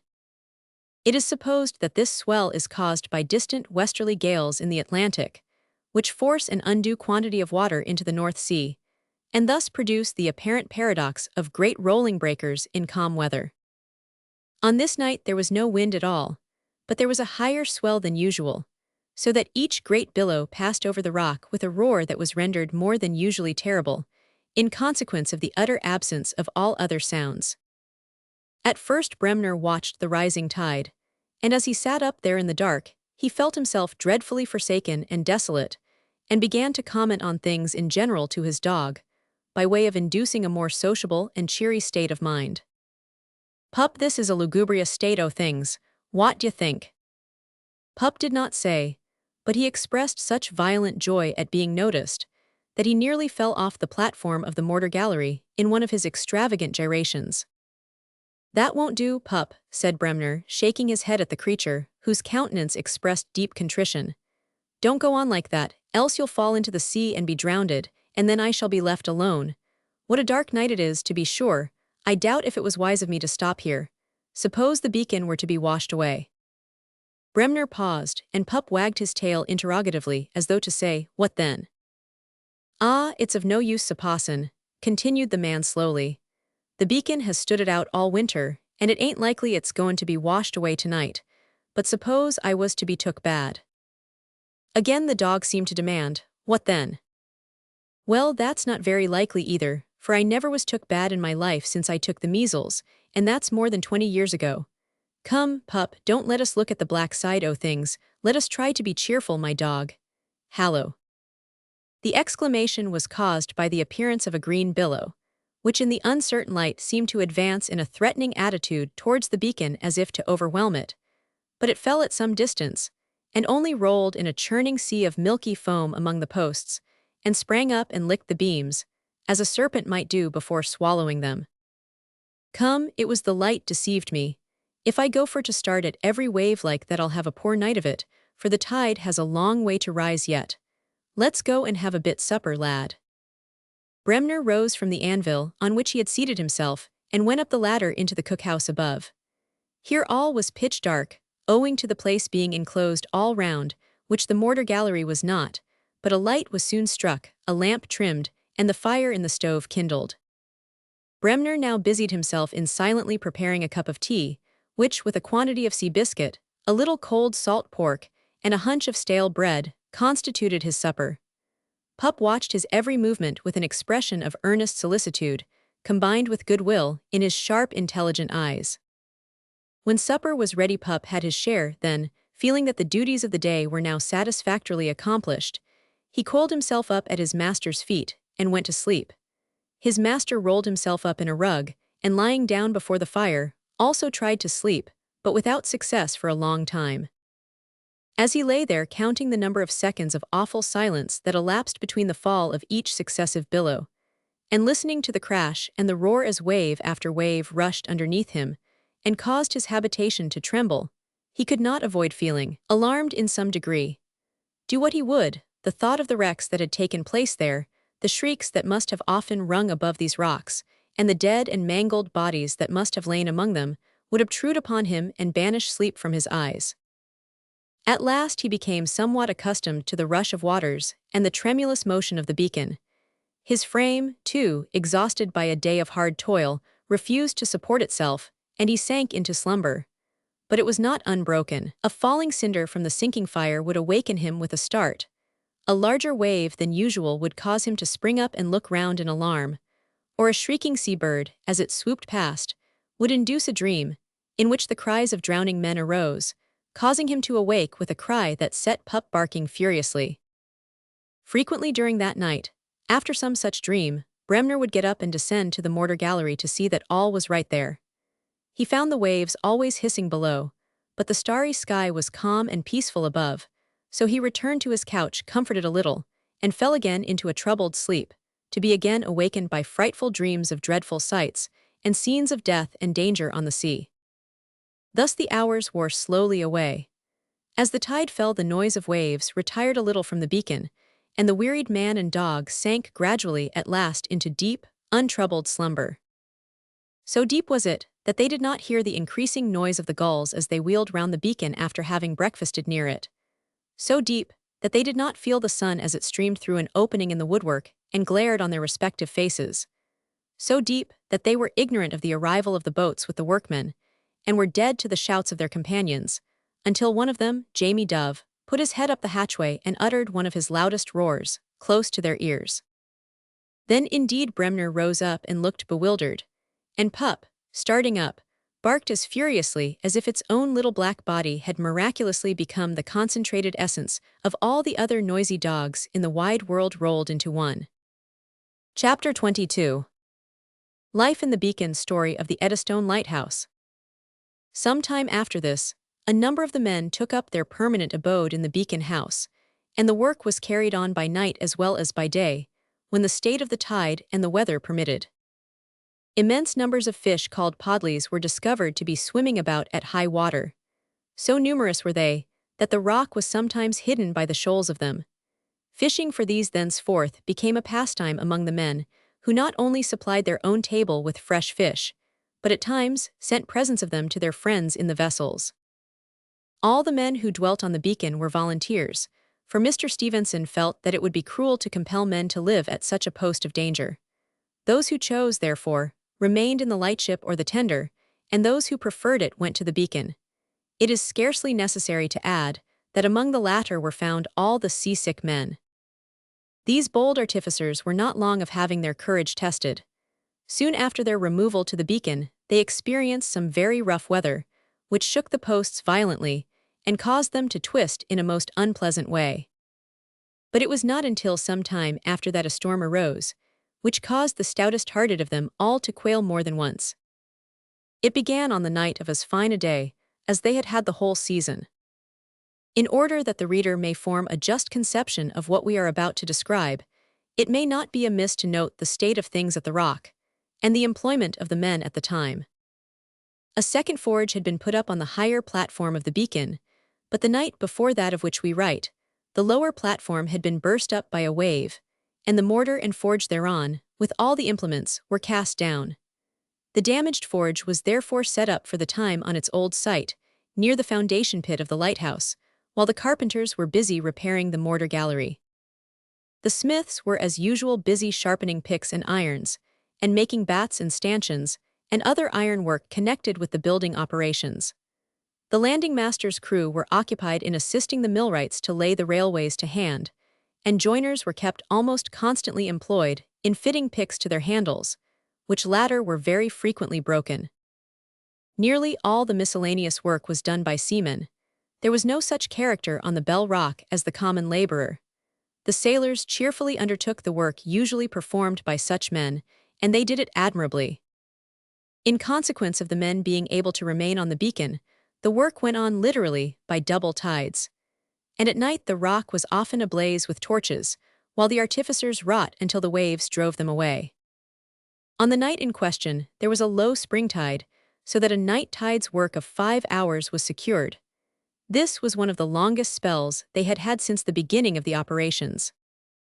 The stars shone brightly in a very dark sky. Not a breath of air was felt.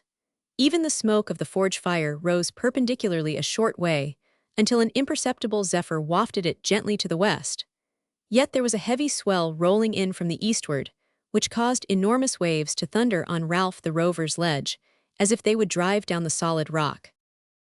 Mingled with this solemn, intermittent roar of the sea was the continuous clink of picks, chisels, and hammers, and the loud clang of the two forges, that on the Beacon being distinctly different from the other, owing to the wooden erection on which it stood rendering it deep and thunderous. Torches and forge fires cast a glare over all, rendering the foam pale green and the rocks deep red. Some of the active figures at work stood out black and sharp against the light, while others shone in its blaze like red-hot fiends.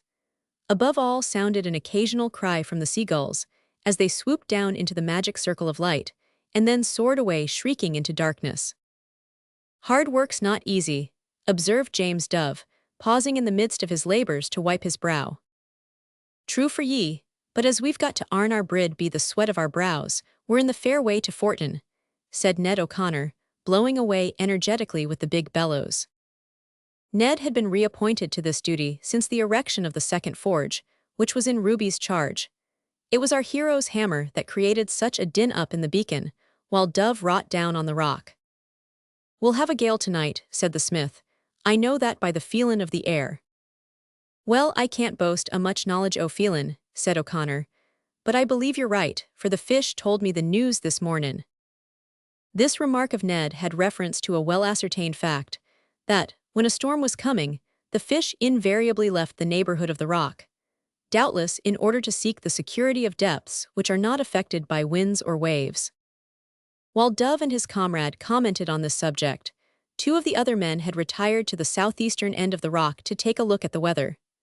These were Peter Logan, the foreman, whose position required him to have a care for the safety of the men as well as for the progress of the work, and our friend Bremner, who had just descended from the cooking room, where he had been superintending the preparation of supper. "It will be a stiff breeze, I fear, tonight," said Logan.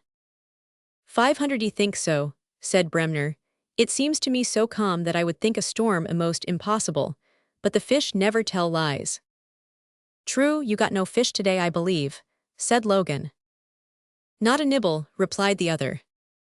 As he spoke, he was obliged to rise from a rock on which he had seated himself, because of a large wave, which, breaking on the outer reefs, sent the foam a little closer to his toes than was agreeable. "That was a big one, but yonder is a bigger," cried Logan. The wave to which he referred was indeed a majestic wall of water. It came on with such an awful appearance of power, that some of the men who perceived it could not repress a cry of astonishment. In another moment it fell, and bursting over the rocks with a terrific roar, extinguished the forge fire, and compelled the men to take refuge in the beacon. Jamie Dove saved his bellows with difficulty. The other men, catching up their things as they best might, crowded up the ladder in a more or less draggled condition.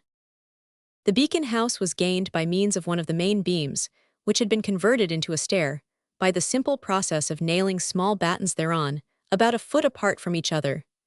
The men could only go up one at a time, but as they were active and accustomed to the work, they were all speedily within their place of refuge. Soon afterwards the sea covered the rock, and the place where they had been at work was a mass of seething foam. Still there was no wind, but dark clouds had begun to rise on the seaward horizon. The sudden change in the appearance of the rock after the last torches were extinguished was very striking. For a few seconds there seemed to be no light at all. The darkness of a coal mine appeared to have settled down on the scene, but this soon passed away, as the men's eyes became accustomed to the change, and then the dark loom of the advancing billows, the pale light of the flashing foam, and occasional gleams of phosphorescence, and glimpses of black rocks in the midst of all, took the place of the warm, busy scene which the spot had presented a few minutes before. "Supper, boys," shouted Bremner. Peter Bremner, we may remark in passing, was a particularly useful member of society. Besides being small and corpulent, he was a capital cook. He had acted during his busy life both as a groom and a house servant. He had been a soldier, a sutler, a writer's clerk, and an apothecary, in which latter profession he had acquired the art of writing and suggesting recipes, and a taste for making collections in natural history. He was very partial to the use of the lancet, and quite a terrible adept at tooth-drawing. In short, Peter was the factotum of the Beacon House, where, in addition to his other offices, he filled those of barber and steward to the admiration of all. But Bremner came out in quite a new and valuable light after he went to reside in the Beacon, namely, as a storyteller. During the long periods of inaction that ensued, when the men were imprisoned there by storms, he lightened many an hour that would have otherwise hung heavily on their hands, and he cheered the more timid among them by speaking lightly of the danger of their position. On the signal for supper being given, there was a general rush down the ladders into the kitchen, where as comfortable a meal as one could wish for was smoking in pot and pan and platter. As there were 23 to partake, it was impossible, of course, for all to sit down to table. They were obliged to stow themselves away on such articles of furniture as came most readily to hand, and eat as they best could. Hungry men find no difficulty in doing this. For some time the conversation was restricted to a word or two. Soon, however, as appetite began to be appeased, tongues began to loosen. The silence was first broken by a groan. "Achone," exclaimed O'Connor, as well as a mouthful of pork and potatoes would allow him. "Was it you that groaned like a dyin' pig?" The question was put to Forsyth, who was holding his head between his hands, and swaying his body to and fro in agony. "Hae ye the ulick freen?" enquired John Watt in a tone of sympathy. "No, N.O., groaned Forsyth, it's a tooth." "Ach, is that all? Have it out, man, at once. Bam a red-hot skewer into it. No, no, let it alone, and it'll go away." Such was the advice tendered, and much more of a similar nature, to the suffering man. "There's nothink like 'ot water and cold," said Joe Dumsby in the tones of an oracle. "Just fill your mouth with billin', 'ot water, and dip your face in a basin o' cold, and it's sartin to cure." "Or kill," suggested Jamie Dove. "It's better now," said Forsyth with a sigh of relief. "I scrunched a bit o' bone into it, that was all." "There's nothing like the string and the red-hot poker," suggested Ruby Brand. "Tie the one end o' the string to a post and t'other end to the tooth, and stick a red-hot poker to your nose. Away it comes at once." "Hoot nonsense," said Watt. "Ye might as weel tie a string to his lug and dip him into the sea. Tak my word for't, there's neathin' like pooin'." "500 you mean poo-pooin'?" inquired Dumsby. Watt's reply was interrupted by a loud gust of wind, which burst upon the beacon house at that moment and shook it violently. Everyone started up, and all clustered round the door and windows to observe the appearance of things without. Every object was shrouded in thick darkness, but a flash of lightning revealed the approach of the storm which had been predicted, and which had already commenced to blow. All tendency to jest instantly vanished, and for a time some of the men stood watching the scene outside, while others sat smoking their pipes by the fire in silence. "What think ye of things?" inquired one of the men, as Ruby came up from the mortar gallery, to which he had descended at the first gust of the storm. "I don't know what to think," said he gravely. "It's clear enough that we shall have a stiffish gale. I think little of that with a tight craft below me and plenty of sea room, but I don't know what to think of a beacon in a gale." As he spoke, another furious burst of wind shook the place, and a flash of vivid lightning was speedily followed by a crash of thunder that caused some hearts there to beat faster and harder than usual. "Pooh," cried Bremner as he proceeded coolly to wash up his dishes. "That's nothing, boys. Has not this old timber house weathered all the gales o' last winter, and d'ye think it's goin' to come down before a summer breeze? Why, there's a lighthouse in France called the Tour de Cordouan, which rises right out o' the sea, and I'm told it had some fearful gales to try its mettle when it was buildin'. So don't go and get narvous." "Who's gittin' narvous?" exclaimed George Forsyth, at whom Bremner had looked when he made the last remark. "Sure ye misjudge him," cried O'Connor. "It's only another twist o' the toothache, but it's all very well in you to spake lightly o' gales in that fashion. Wasn't the Eddystone lighthouse cleared away one stormy night, with the engineer and all the men, and was never more heard on?" "That's true," said Ruby. "Come, Bremner, I have heard you say that you had read all about that business. Let's hear the story. It will help to while away the time, for there's no chance of anyone gettin' to sleep with such a row outside." "I wish it may be no worse than a row outside," said Forsyth in a doleful tone, as he shook his head and looked round on the party anxiously. "What, another fit o' the toothache?" inquired O'Connor ironically. "Don't try to put us in the dismals," said Jamie Dove, knocking the ashes out of his pipe and refilling that solace of his leisure hours. "Let us hear about the Eddystone, Bremner, it'll cheer up our spirits a bit." "Will it though?" said Bremner with a look that John Watt described as awesome. "Well, we shall see. You must know, boys." Light your pipe, my earty," said Dumsby. "Hold your tongue, and don't interrupt him," cried one of the men, flattening Dumsby's cap over his eyes. "And don't drop your eyes," observed another, "'cause if ye do they'll fall into the sea and be drownded, and then ye'll have none left to put into their wrong places when ye wants 'em." "Come, Bremner, go on." "Well then, boys," began Bremner, "you must know that it is more than 100 years since the Eddystone Lighthouse was begun, in the year 1696, if I remember rightly. That would be just 113 years to this date. Up to that time these rocks were as great a terror to sailors as the Bell Rock is now, or rather as it was last year, for now that this here comfortable beacon has been put up, it's no longer a terror to nobody." "Except Geordie Forsyth," interposed O'Connor.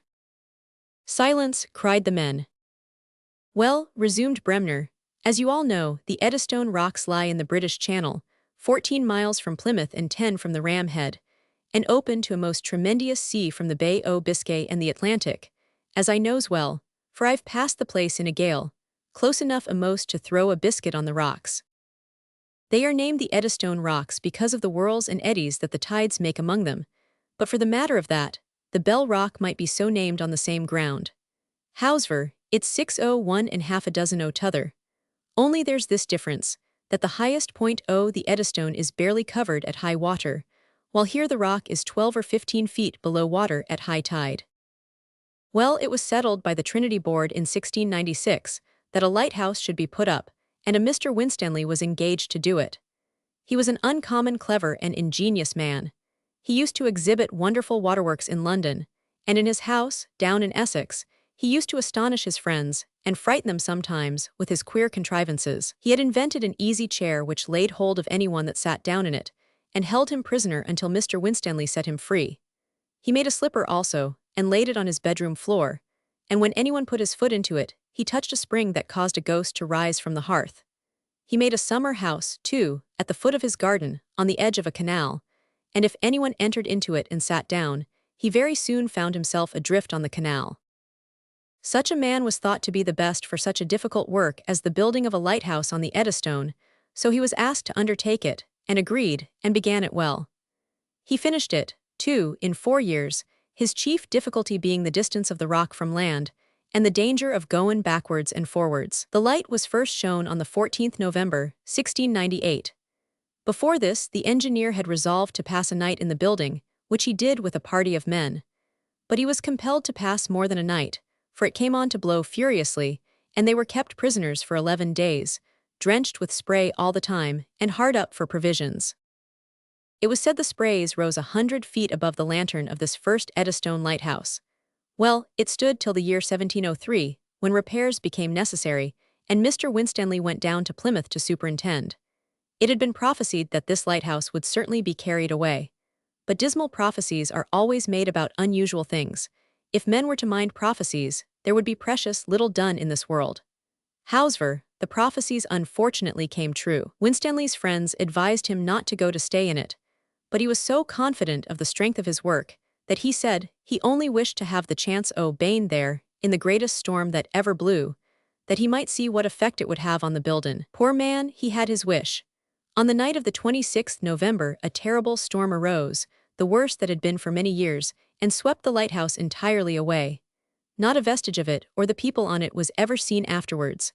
Only a few bits of the iron fastenings were left fixed in the rocks. That was terrible, said Forsyth, whose uneasiness was evidently increasing with the rising storm. Aye, but the worst of it was, continued Bremner, that, owing to the absence of the light, a large East Indiaman went on the rocks immediately after, and became a total wreck. This, however, set the Trinity House on putting up another which was begun in 1706, and the light shone in 1708.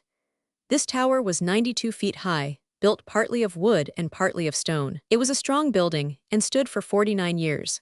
Mayhap it would have been standin' to this day but for an accident, which you shall hear of before I have done. While this lighthouse was building, a French privateer carried off all the workmen prisoners to France, but they were set at liberty by the king, because their work was of such great use to all nations. The lighthouse, when finished, was put in charge of 2 keepers, with instructions to hoist a flag when anything was wanted from the shore. One of these men became suddenly ill and died. Of course his comrade hoisted the signal, but the weather was so bad that it was found impossible to send a boat off for 4 weeks. The poor keeper was so afraid that people might suppose he had murdered his companion that he kept the corpse beside him all that time. What his feelings could have been I don't know, but they must have been awful, for besides the horror of such a position in such a lonesome place, the body decayed to an extent. "That'll do, lad, don't be too particular," said Jamie Dove. The others gave a sigh of relief at the interruption, and Bremner continued. There were always 3 keepers in the Eddystone after that. Well, it was in the year 1755, on the 2nd December, that one o' the keepers went to snuff the candles, for they only burned candles in the lighthouses at that time, and before that time great open grates with coal fires were the most common, but there were not many lights either of one kind or another in those days. On gettin' up to the lantern he found it was on fire. All the efforts they made failed to put it out, and it was soon burned down. Boats put off to them, but they only succeeded in saving the keepers, and of them, one went mad on reaching the shore and ran off and never was heard of again, and another, an old man, died from the effects of melted lead which had run down his throat from the roof of the burning lighthouse. They did not believe him when he said he had swallowed lead, but after he died it was found to be a fact. The tower became red-hot and burned for 5 days before it was utterly destroyed. This was the end of the second Eddystone. Its builder was a Mr. John Rudyard, a silk mercer of London. The third Eddystone, which has now stood for half a century as firm as the rock itself, and which bids fair to stand till the end of time, was begun in 1756 and completed in 1759. It was lighted by means of 24 candles. Of Mr. Smeaton, the engineer who built it, those who knew him best said that he had never undertaken anything without completing it to the satisfaction of his employers. 500 ye know, lads, continued Bremner in a half-musing tone, I've sometimes been led to couple this character of Smeaton with the text that he put round the top of the first room of the lighthouse, except the Lord build the house, they labour in vain that build it, and also the words, praise God, which he cut in Latin on the last stone, the lintel of the lantern door. I think these words had something to do with the success of the last Eddystone lighthouse. I agree with you, said Robert Selkirk, with a nod of hearty approval. And moreover, I think the Bell Rock Lighthouse stands a good chance of equal success, for whether he means to carve text on the stones or not I don't know, but I feel assured that our engineer is animated by the same spirit. When Bremner's account of the Eddystone came to a close, most of the men had finished their third or fourth pipes, yet no one proposed going to rest. The storm without raged so furiously that they felt a strong disinclination to separate. At last, however, Peter Logan rose and said he would turn in for a little. 2 or 3 of the others also rose and were about to ascend to their barrack when a heavy sea struck the building, causing it to quiver to its foundation. Chapter 23. The Storm. "'Tis a fearful night," said Logan, pausing with his foot on the first step of the ladder. "Perhaps we had better sit up." "What's the use?" said O'Connor, who was by nature reckless. "Av the beacon halds on, we may as well slape as not, and if it don't held on, why we'll be none the worse o' slappin' anyhow." "I mean to sit up," said Forsyth, whose alarm was aggravated by another fit of violent toothache. "So do I," exclaimed several of the men, as another wave dashed against the beacon, and a quantity of spray came pouring down from the rooms above. This latter incident put an end to further conversation. While some sprang up the ladder to see where the leak had occurred, Ruby opened the door, which was on the lee side of the building, and descended to the mortar gallery to look after his tools, which lay there. Here he was exposed to the full violence of the gale, for, as we have said, this first floor of the beacon was not protected by sides. There was sufficient light to enable him to see all round for a considerable distance. The sight was not calculated to comfort him. The wind was whistling, with what may be termed a vicious sound among the beams, to one of which Ruby was obliged to cling to prevent his being carried away. The sea was bursting, leaping, and curling wildly over the rocks, which were now quite covered, and as he looked down through the chinks in the boards of the floor, he could see the foam whirling round the beams of his trembling abode, and leaping up as if to seize him. As the tide rose higher and higher, the waves roared straight through below the floor, their curling backs rising terribly near to where he stood, and the sprays drenching him and the whole edifice completely. As he gazed into the dark distance, where the turmoil of waters seemed to glimmer with ghostly light against a sky of the deepest black, he missed the light of the Smeaton, which, up to that time, had been moored as near to the lee of the rock as was consistent with safety. He fancied she must have gone down, and it was not till next day that the people on the beacon knew that she had parted her cables, and had been obliged to make for the Firth of Forth for shelter from the storm. While he stood looking anxiously in the direction of the tender, a wave came so near to the platform that he almost involuntarily leaped up the ladder for safety. It broke before reaching the beacon, and the spray dashed right over it, carrying away several of the smith's tools. "Ho, boys, lend a hand here, some of you," shouted Ruby, as he leaped down on the mortar gallery again. Jamie Dove, Bremner, O'Connor, and several others were at his side in a moment, and in the midst of tremendous sprays, they toiled to secure the movable articles that lay there. These were passed up to the sheltered parts of the house, but not without great danger to all who stood on the exposed gallery below. Presently 2 of the planks were torn up by a sea, and several bags of coal, a barrel of small beer, and a few casks containing lime and sand were all swept away. The men would certainly have shared the fate of these, had they not clung to the beams until the sea had passed. As nothing remained after that which could be removed to the room above, they left the mortar gallery to its fate, and returned to the kitchen, where they were met by the anxious glances and questions of their comrades. The fire, meanwhile, could scarcely be got to burn, and the whole place was full of smoke, besides being wet with the sprays that burst over the roof, and found out all the crevices that had not been sufficiently stopped up. Attending to these leaks occupied most of the men at intervals during the night. Ruby and his friend the smith spent much of the time in the doorway, contemplating the gradual destruction of their workshop. For some time the gale remained steady, and the anxiety of the men began to subside a little, as they became accustomed to the ugly twisting of the great beams, and found that no evil consequences followed. In the midst of this confusion, poor Forsyth's anxiety of mind became as nothing compared with the agony of his toothache.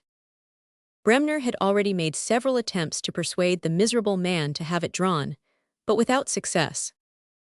"I could do it quite easy," said he, "only let me get a hold of it, and before you could wink I'd have it out." "Well, you may try," cried Forsyth in desperation, with a face of ashy paleness. It was an awful situation, truly. In danger of his life, suffering the agonies of toothache, and with the prospect of torments unbearable from an inexpert hand, for Forsyth did not believe in Bremner's boasted powers. "What'll you do it with?" he inquired meekly. "Jamie Dove's small pincers. Here they are," said Bremner, moving about actively in his preparations, as if he enjoyed such work uncommonly. By this time, the men had assembled round the pair, and almost forgot the storm in the interest of the moment. "Hold him, two of you," said Bremner, when his victim was seated submissively on a cask.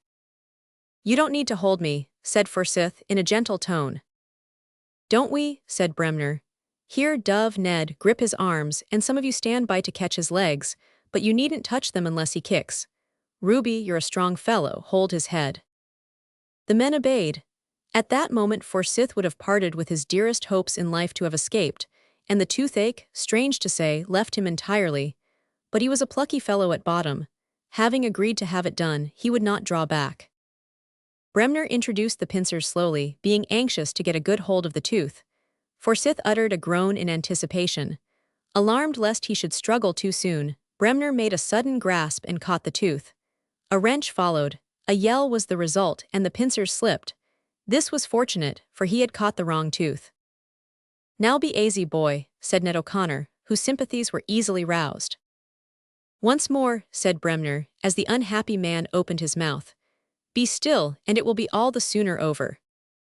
Again Bremner inserted the instrument and fortunately caught the right tooth. He gave a terrible tug that produced its corresponding howl, but the tooth held on.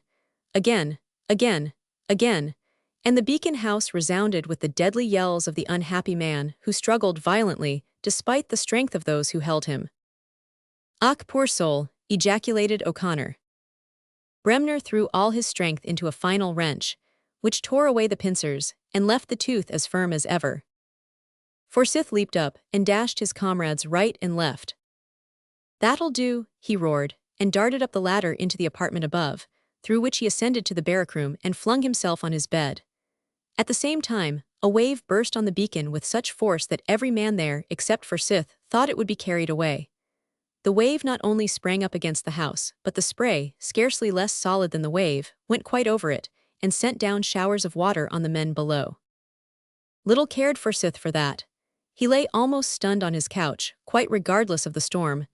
To his surprise, however, the toothache did not return. Nay, to make a long story short, it never again returned to that tooth till the end of his days. The storm now blew its fiercest, and the men sat in silence in the kitchen listening to the turmoil, and to the thundering blows given by the sea to their wooden house. Suddenly the beacon received a shock so awful, and so thoroughly different from any that it had previously received, that the men sprang to their feet in consternation. Ruby and the smith were looking out at the doorway at the time, and both instinctively grasped the woodwork near them, expecting every instant that the whole structure would be carried away. But it stood fast. They speculated a good deal on the force of the blow they had received, but no one hit on the true cause, and it was not until some days later that they discovered that a huge rock of fully a ton weight had been washed against the beams that night. While they were gazing at the wild storm, a wave broke up the mortar gallery altogether and sent its remaining contents into the sea. All disappeared in a moment. Nothing was left save the powerful beams to which the platform had been nailed. There was a small boat attached to the beacon. It hung from two davits, on a level with the kitchen, about 30 feet above the rock. This had got filled by the sprays, and the weight of water proving too much for the tackling, it gave way at the bow shortly after the destruction of the mortar gallery, and the boat hung suspended by the stern tackle. Here it swung for a few minutes, and then was carried away by a sea.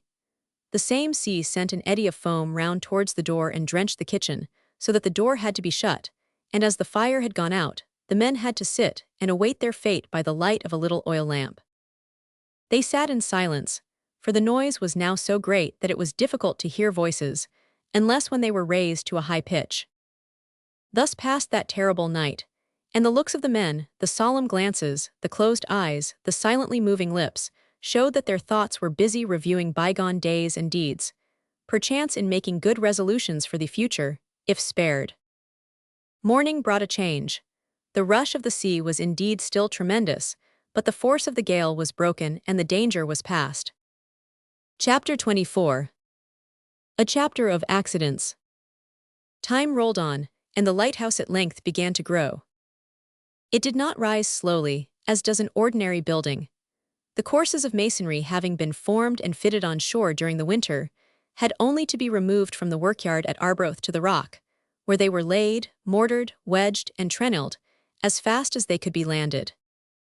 Thus, foot by foot it grew, and soon began to tower above its foundation. From the foundation upwards for 30 feet it was built solid. From this point rose the spiral staircase leading to the rooms above. We cannot afford space to trace its erection step by step, neither is it desirable that we should do so. But it is proper to mention that there were, as might be supposed, leading points in the process, eras, as it were, in the building operations. The first of these, of course, was the laying of the foundation stone, which was done ceremoniously, with all the honors. The next point was the occasion when the tower showed itself for the first time above water at full tide. This was a great event. It was proof positive that the sea had been conquered, for many a time before that event happened had the sea done its best to level the whole erection with the rock. 3 cheers announced and celebrated the fact, and a glass, all round, stamped it on the memories of the men. Another noteworthy point was the connection, the marriage, if the simile may be allowed, of the tower and the beacon. This occurred when the former rose to a few feet above high-water mark, and was effected by means of a rope bridge, which was dignified by the sailors with the name of Jacob's Ladder. Heretofore the beacon and lighthouse had stood in close relation to each other. They were thenceforward united by a stronger tie, and it is worthy of record that their attachment lasted until the destruction of the beacon after the work was done.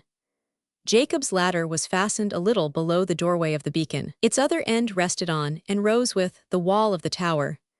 At first it sloped downward from beacon to tower, gradually it became horizontal, then it sloped upward. When this happened it was removed and replaced by a regular wooden bridge, which extended from the doorway of the one structure to that of the other. Along this way, the men could pass to and fro at all tides, and during any time of the day or night. This was a matter of great importance, as the men were no longer so dependent on tides as they had been, and could often work as long as their strength held out. Although the work was regular, and as some might imagine, rather monotonous, there were not wanting accidents and incidents to enliven the routine of daily duty. The landing of the boats in rough weather with stones and sea was a never-failing source of anxiety, alarm, and occasionally amusement. Strangers sometimes visited the rock, too, but these visits were few and far between. Accidents were much less frequent, however, than might have been expected in a work of the kind. It was quite an event, something to talk about for days afterwards, when poor John Bonneman, one of the masons, lost a finger. The balance crane was the cause of this accident. We may remark in passing that this balance crane was a very peculiar and clever contrivance, which deserves a little notice. It may not have occurred to readers who are unacquainted with mechanics that the raising of ponderous stones to a great height is not an easy matter. As long as the lighthouse was low, cranes were easily raised on the rock, But when it became too high for the cranes to reach their heads up to the top of the tower, what was to be done? Block tackles could not be fastened to the skies. Scaffolding in such a situation would not have survived a moderate gale. In these circumstances, Mr. Stevenson constructed a balance crane, which was fixed in the center of the tower, and so arranged that it could be raised along with the rising works. This crane resembled a cross in form. At one arm was hung a movable weight, which could be run out to its extremity or fixed at any part of it. The other arm was the one by means of which the stones were hoisted. When a stone had to be raised, its weight was ascertained, and the movable weight was so fixed as exactly to counterbalance it. By this simple contrivance, all the cumbrous and troublesome machinery of long guys and bracing chains extending from the crane to the rock below were avoided.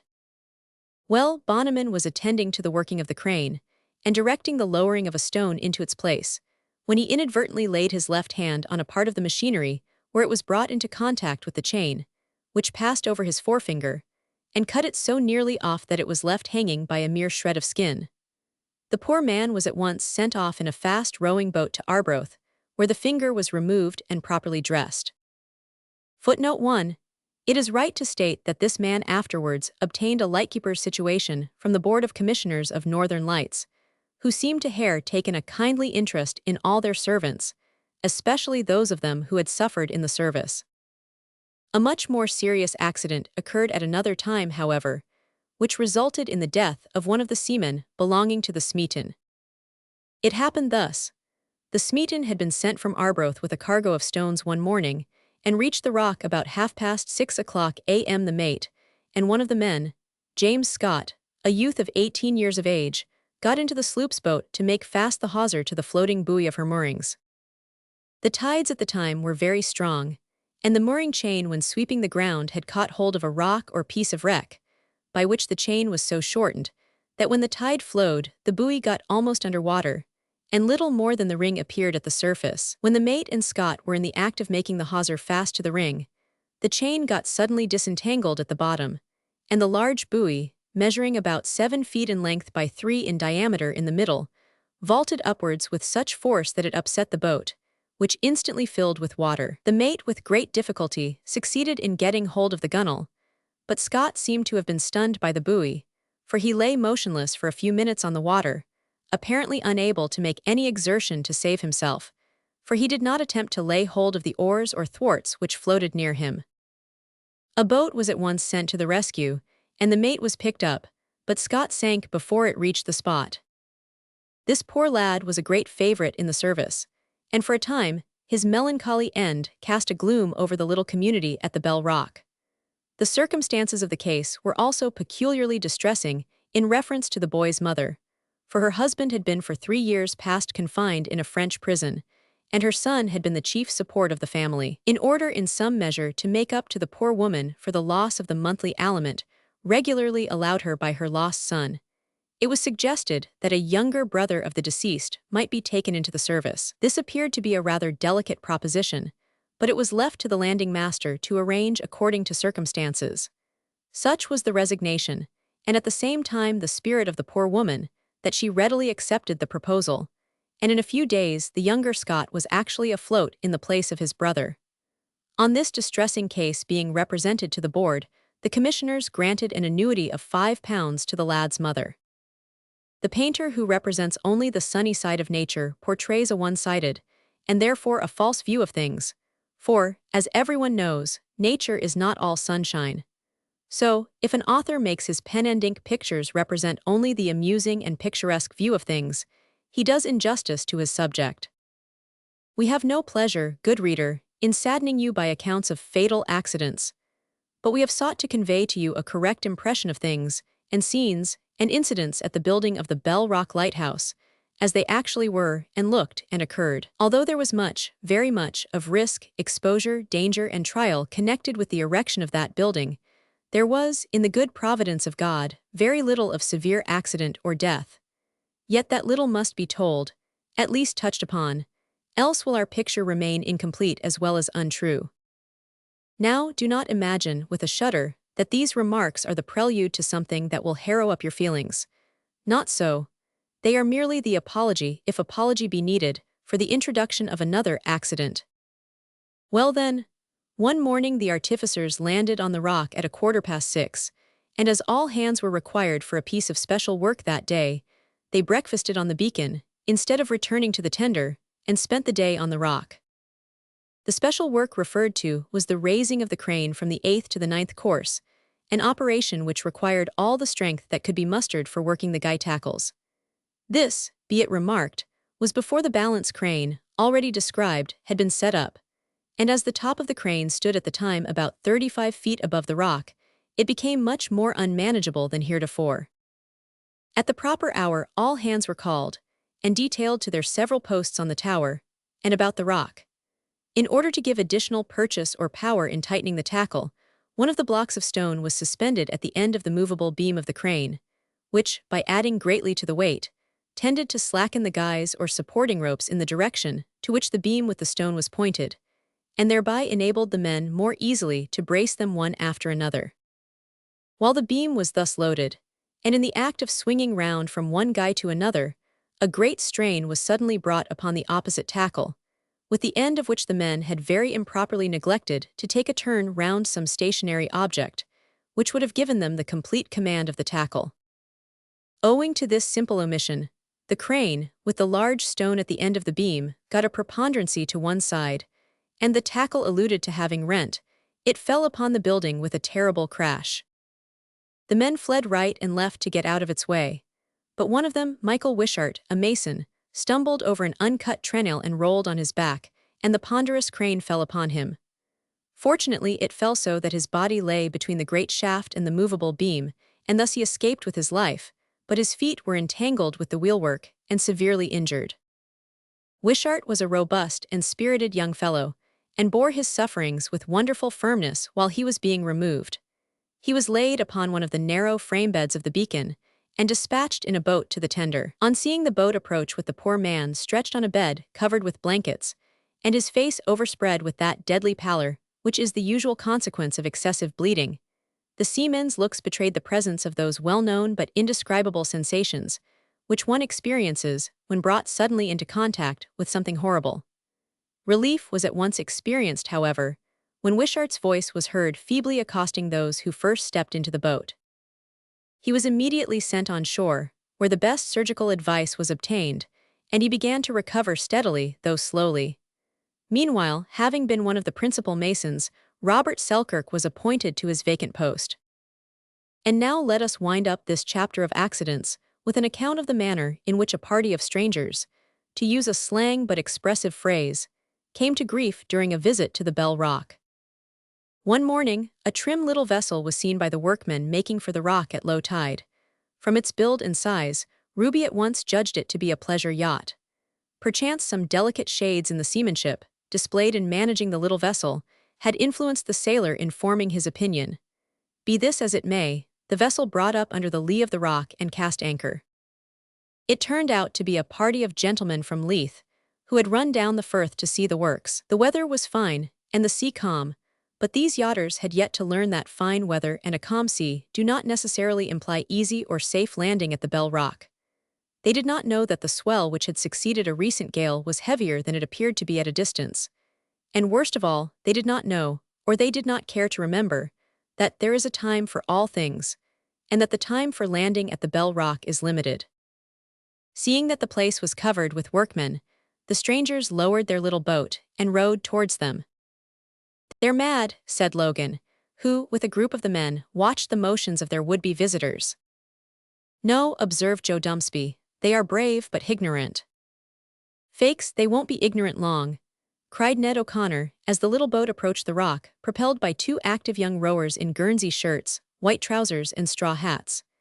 "You're stout lads, both of ye, and purty good hands at the oar for gentlemen, but av ye was as strong as Samson it would puzzle ye to stem these breakers, so ye better go back." The yachters did not hear the advice, and they would not have taken it if they had heard it. They rowed straight up towards the landing place, and so far showed themselves expert selectors of the right channel, but they soon came within the influence of the seas, which burst on the rock and sent up jets of spray to leeward. These jets had seemed very pretty and harmless when viewed from the deck of the yacht, but they were found on a nearer approach to be quite able, and we might almost add, not unwilling, to toss up the boat like a ball, and throw it and its occupants head over heels into the air.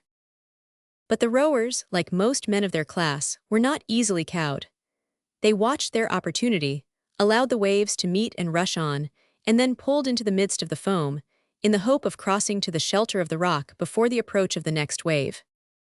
Heedless of a warning cry from Ned O'Connor, whose anxiety began to make him very uneasy, the amateur sailors strained every nerve to pull through, while their companion who sat at the helm in the stern of the boat seemed to urge them on to redoubled exertions. Of course their efforts were in vain. The next billow caught the boat on its foaming crest and raised it high in the air. For one moment the wave rose between the boat and the men on the rock and hid her from view, causing Ned to exclaim, with a genuine groan, "Hurrah, they's gone." But they were not. The boat's head had been carefully kept to the sea, and although she had been swept back a considerable way and nearly half filled with water, she was still afloat. The chief engineer now hailed the gentlemen and advised them to return and remain on board their vessel until the state of the tide would permit him to send a proper boat for them. In the meantime, however, a large boat from the Floating Light, pretty deeply laden with lime, cement, and sand, approached, when the strangers, with a view to avoid giving trouble, took their passage in her to the rock. The accession of 3 passengers to a boat, already in a lumbered state, put her completely out of trim, and, as it unluckily happened, the man who steered her on this occasion was not in the habit of attending the rock, and was not sufficiently aware of the run of the sea at the entrance of the eastern creek. Instead, therefore, of keeping close to the small rock called Johnny Gray, he gave it, as Ruby expressed it, a wide berth. A heavy sea struck the boat, drove her to leeward, and the oars getting entangled among the rocks and seaweed, she became unmanageable. The next sea threw her on a ledge, and instantly leaving her, she canted seaward upon her gunwale, throwing her crew and part of her cargo into the water. All this was the work of a few seconds. The men had scarce time to realize their danger ere they found themselves down under the water, and when they rose gasping to the surface, it was to behold the next wave towering over them, ready to fall on their heads. When it fell, it scattered crew, cargo, and boat in all directions. Some clung to the gunwale of the boat, others to the seaweed, and some to the thwarts and oars which floated about, and which quickly carried them out of the creek to a considerable distance from the spot where the accident happened. The instant the boat was overturned, Ruby darted towards one of the rock boats which lay near to the spot where the party of workmen who manned it had landed that morning. Wilson, the landing master, was at his side in a moment. "Shove off, lad, and jump in," cried Wilson. There was no need to shout for the crew of the boat. The men were already springing into her as she floated off. In a few minutes, all the men in the water were rescued, with the exception of one of the strangers, named Strachan. This gentleman had been swept out to a small, insulated rock, where he clung to the seaweed with great resolution, although each returning sea laid him completely under water and hid him for a second or two from the spectators on the rock. In this situation, he remained for 10 or 12 minutes, and those who know anything of the force of large waves will understand how severely his strength and courage must have been tried during that time. When the boat reached the rock, the most difficult part was still to perform, as it required the greatest nicety of management to guide her in a rolling sea, so as to prevent her from being carried forcibly against the man whom they sought to save. "Take the steering oar, Ruby, you're the best hand at this," said Wilson. Ruby seized the oar, and, notwithstanding the breach of the seas and the narrowness of the passage, steered the boat close to the rock at the proper moment. "Starboard new stiddy," shouted John Watt, who leant suddenly over the bow of the boat and seized poor Strachan by the hair. In another moment he was pulled inboard with the aid of Selkirk's stout arms, and the boat was backed out of danger. "Now a cheer, boys," cried Ruby. The men did not require urging to this. It burst from them with tremendous energy, and was echoed back by their comrades on the rock, in the midst of whose wild hurrah, Ned O'Connor's voice was distinctly heard to swell from a cheer into a yell of triumph. The little rock on which this incident occurred was called Strachan's Ledge, and it is known by that name at the present day. Chapter 25. The Bell Rock in a Fog, Narrow Escape of the Smeaton. Change of scene is necessary to the healthful working of the human mind. At least, so it is said. Acting upon the assumption that the saying is true, We will do our best in this chapter for the human minds that condescend to peruse these pages, by leaping over a space of time, and by changing at least the character of the scene, if not the locality. We present the Bell Rock under a new aspect, that of a dense fog and a dead calm. This is by no means an unusual aspect of things at the Bell Rock, but as we have hitherto dwelt chiefly on storms, it may be regarded as new to the reader. It was a June morning. There had been few breezes and no storms for some weeks past, so that the usual swell of the ocean had gone down, and there were actually no breakers on the rock at low water, and no ruffling of the surface at all at high tide. The tide had about 2 hours before overflowed the rock, and driven the men into the beacon house, where, having breakfasted, they were at the time enjoying themselves with pipes and small talk. The lighthouse had grown considerably by this time. Its unfinished top was more than 80 feet above the foundation, but the fog was so dense that only the lower part of the column could be seen from the beacon, the summit being lost, as it were, in the clouds. Nevertheless, that summit, high though it was, did not yet project beyond the reach of the sea. A proof of this had been given in a very striking manner, some weeks before the period about which we now write, to our friend George Forsyth. George was a studious man, and fond of reading the Bible critically. He was proof against laughter and ridicule, and was wont sometimes to urge the men into discussions. One of his favorite arguments was somewhat as follows. "Boys," he was wont to say, "you laugh at me for readin' the Bible carefully. You would not laugh at a schoolboy for reading his books carefully, would you? Yet the learnin' of the way of salvation is of far more consequence to me than book learnin' is to a schoolboy. An astronomer is never laughed at for readin' his books, o geometry, and such like day and night, even to the injury of his health. But what is an astronomer's business to him, compared with the concerns of my soul to me? Ministers tell me there are certain things I must know and believe if I would be saved, such as the death and resurrection of our Savior Jesus Christ. And they also point out that the Bible speaks of certain Christians, who did well in refusin' to receive the gospel at the hands of the apostles, without first inquirin' into these things to see if they were true. Now, lads, if these things that so many millions believe in, and that you all profess to believe in, are lies, then you may well laugh at me for inquirin' into them. But if they be true, why, I think the devils themselves must be laughing at you for not inquirin' into them." Of course, Forsyth found among such a number of intelligent men, some who could argue with him, as well as some who could laugh at him. He also found one or two who sympathized openly, while there were a few who agreed in their hearts, although they did not speak. Well, it was this tendency to study on the part of Forsyth that led him to cross the wooden bridge between the beacon and the lighthouse during his leisure hours, and sit reading at the top of the spiral stair, near one of the windows of the lowest room. Forsyth was sitting at his usual window one afternoon at the end of a storm. It was a comfortless place, for neither sashes nor glass had at that time been put in, and the wind howled up and down the shaft dreadfully.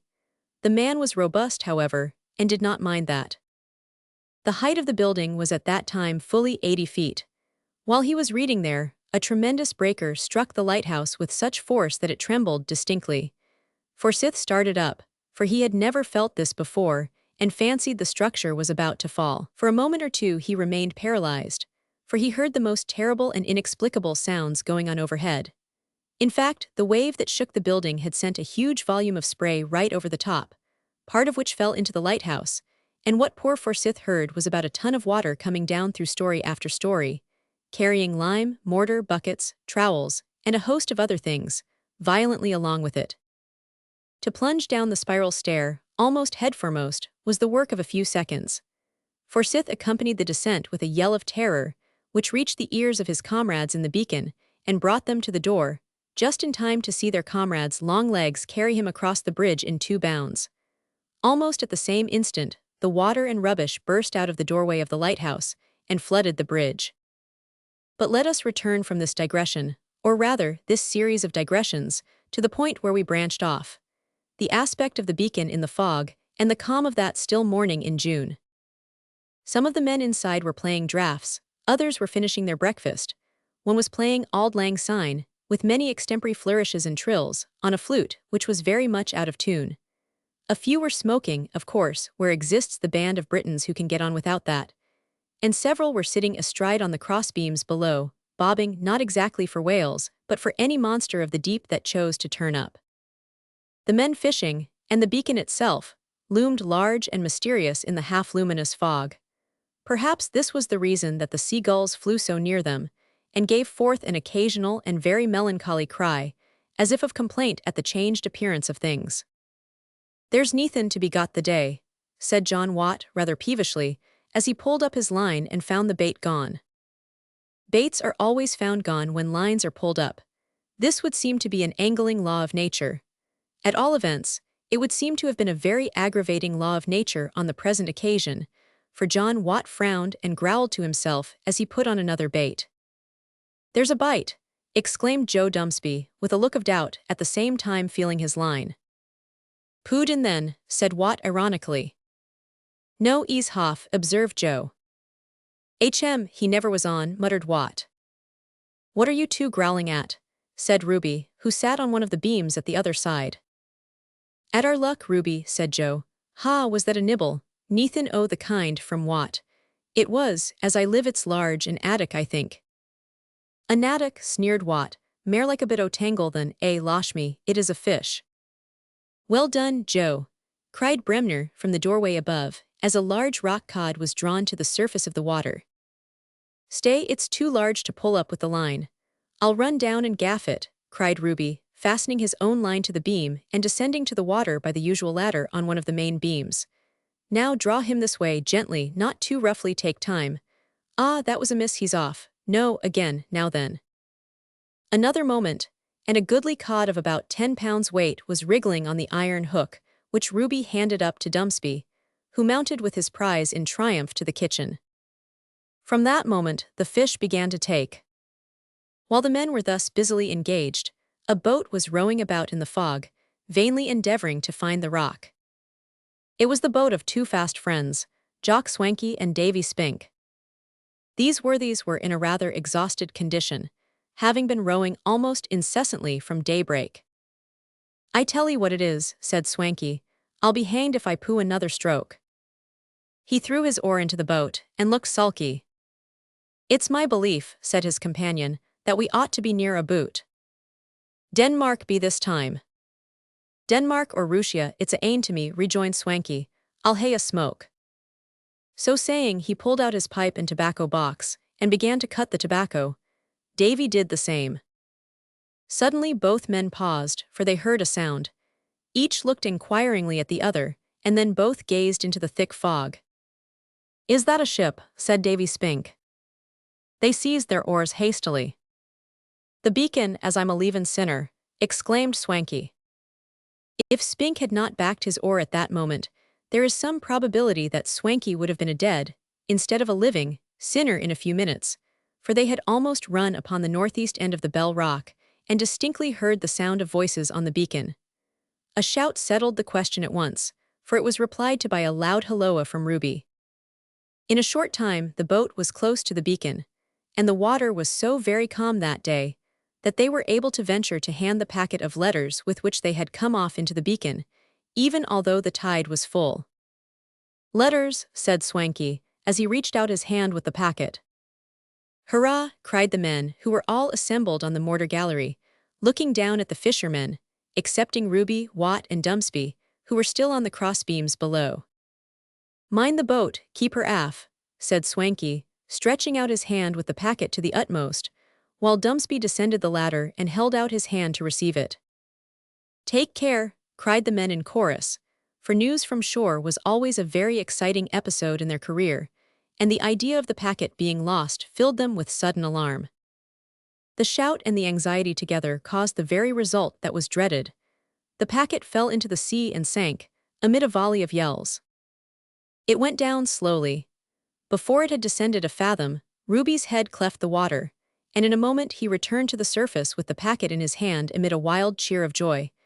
But this was turned into a cry of alarm, as Ruby was carried away by the tide, despite his utmost efforts to regain the beacon. The boat was at once pushed off, but so strong was the current there, that Ruby was carried past the rock and 100 yards away to sea before the boat overtook him. The moment he was pulled into her, he shook himself, and then tore off the outer covering of the packet, in order to save the letters from being wetted. He had the great satisfaction of finding them almost uninjured. He had the greater satisfaction, thereafter, of feeling that he had done a deed which induced every man in the beacon that night to thank him half a dozen times over. And he had the greatest possible satisfaction in finding that among the rest, he had saved 2 letters addressed to himself, one from Minnie Gray and the other from his uncle. The scene in the beacon when the contents of the packet were delivered was interesting. Those who had letters devoured them, and in many cases read them, unwittingly, half aloud. Those who had none read the newspapers, and those who had neither papers nor letters listened. Ruby's letter ran as follows. We say his letter, because the other letter was regarded, comparatively, as nothing. Arbroath and C. Darling Ruby, I have just time to tell you that we have made a discovery which will surprise you. Let me detail it to you circumstantially. Uncle Ogilvy and I were walking on the pier a few days ago, when we overheard a conversation between 2 sailors, who did not see that we were approaching. We would not have stopped to listen, but the words we heard arrested our attention, so, oh what a pity, there, Big Swanky has come for our letters. Is it not strange that he should be the man to take them off? I meant to have given you such an account of it, especially a description of the case. They won't wait. Come ashore as soon as you can, dearest Ruby. The letter broke off here abruptly. It was evident that the writer had been obliged to close it abruptly, for she had forgotten to sign her name. A description of the case. What case? Muttered Ruby in vexation. Oh, Minnie, in your anxiety to go into details, you have omitted to give me the barest outline. Well, darling, I'll just take the will for the deed, but I wish you had. Here Ruby ceased to mutter, for Captain Ogilvy's letter suddenly occurred to his mind. Opening it hastily, he read as follows. Dear Neffy, I never was much of a hand at spellin', and I'm not rightly sure o' that word housver, it reads all square, so it'll do. If I had been the inventor o' written, I'd have had signs for a lot o' words. Just think how much better it would ha' been to have put a regular like that instead o' written, squre then round would have been far better o' like that. And crooked thus tilde. See how significant and suggestive, if I may say so. No humbug, all fair and above board, as the pirate said, when he ran up the black flag to the peak. But a vast speculatin, shiver my timbers. But that last was a pen splitter, that's not what I sat down to write about. My object in talkin' up the pen, Neffy, is twofold. Double, toil and trouble. As Macbeth said, if it wasn't Hamlet.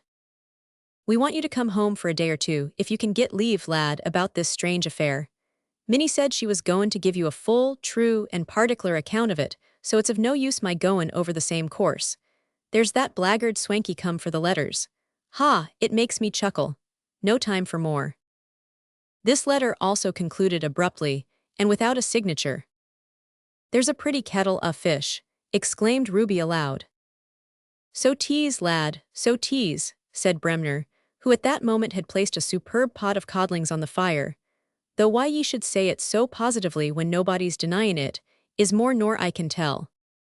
Ruby laughed, and retired to the mortar gallery to work at the forge and ponder. He always found that he pondered best while employed in hammering, especially if his feelings were ruffled. Seizing a mass of metal, he laid it on the anvil, and gave it 5 or 6 heavy blows to straighten it a little, before thrusting it into the fire. Strange to say, these few blows of the hammer were the means, in all probability, of saving the sloop Smeaton from being wrecked on the Bell Rock. That vessel had been away with Mr. Stevenson at Leith, and was returning, when she was overtaken by the calm and the fog. At the moment that Ruby began to hammer, the Smeaton was within a stone's cast of the beacon, running gently before a light air which had sprung up. No one on board had the least idea that the tide had swept them so near the rock, and the ringing of the anvil was the first warning they got of their danger. The lookout on board instantly sang out, "Starboard harrarardy, beacon ahead," and Ruby looked up in surprise, just as the Smeaton emerged like a phantom ship out of the fog. Her sails fluttered as she came up to the wind, and the crew were seen hurrying to and fro in much alarm. Mr. Stevenson himself stood on the quarterdeck of the little vessel, and waved his hand to assure those on the beacon that they had sheered off in time, and were safe. This incident tended to strengthen the engineer in his opinion that the 2 large bells which were being cast for the lighthouse, to be rung by the machinery of the revolving light, would be of great utility in foggy weather. While the Smeaton was turning away, as if with a graceful bow to the men on the rock, Ruby shouted, "There are letters here for you, sir." The mate of the vessel called out at once, "Send them off in the shore boat, we'll lay to." No time was to be lost, for if the Smeaton should get involved in the fog it might be very difficult to find her. So Ruby at once ran for the letters, and, hailing the shore boat which lay quite close at hand, jumped into it and pushed off. They boarded the Smeaton without difficulty and delivered the letters. Instead of returning to the beacon, however, Ruby was ordered to hold himself in readiness to go to Arbroath in the shore boat, with a letter from Mr. Stevenson to the superintendent of the workyard. "You can go up and see your friends in the town, if you choose," said the engineer, "but be sure to return by tomorrow's forenoon tide. We cannot dispense with your services longer than a few hours, my lad, so I shall expect you to make no unnecessary delay." "You may depend upon me, sir," said Ruby, touching his cap, as he turned away and leaped into the boat. A light breeze was now blowing, so that the sails could be used.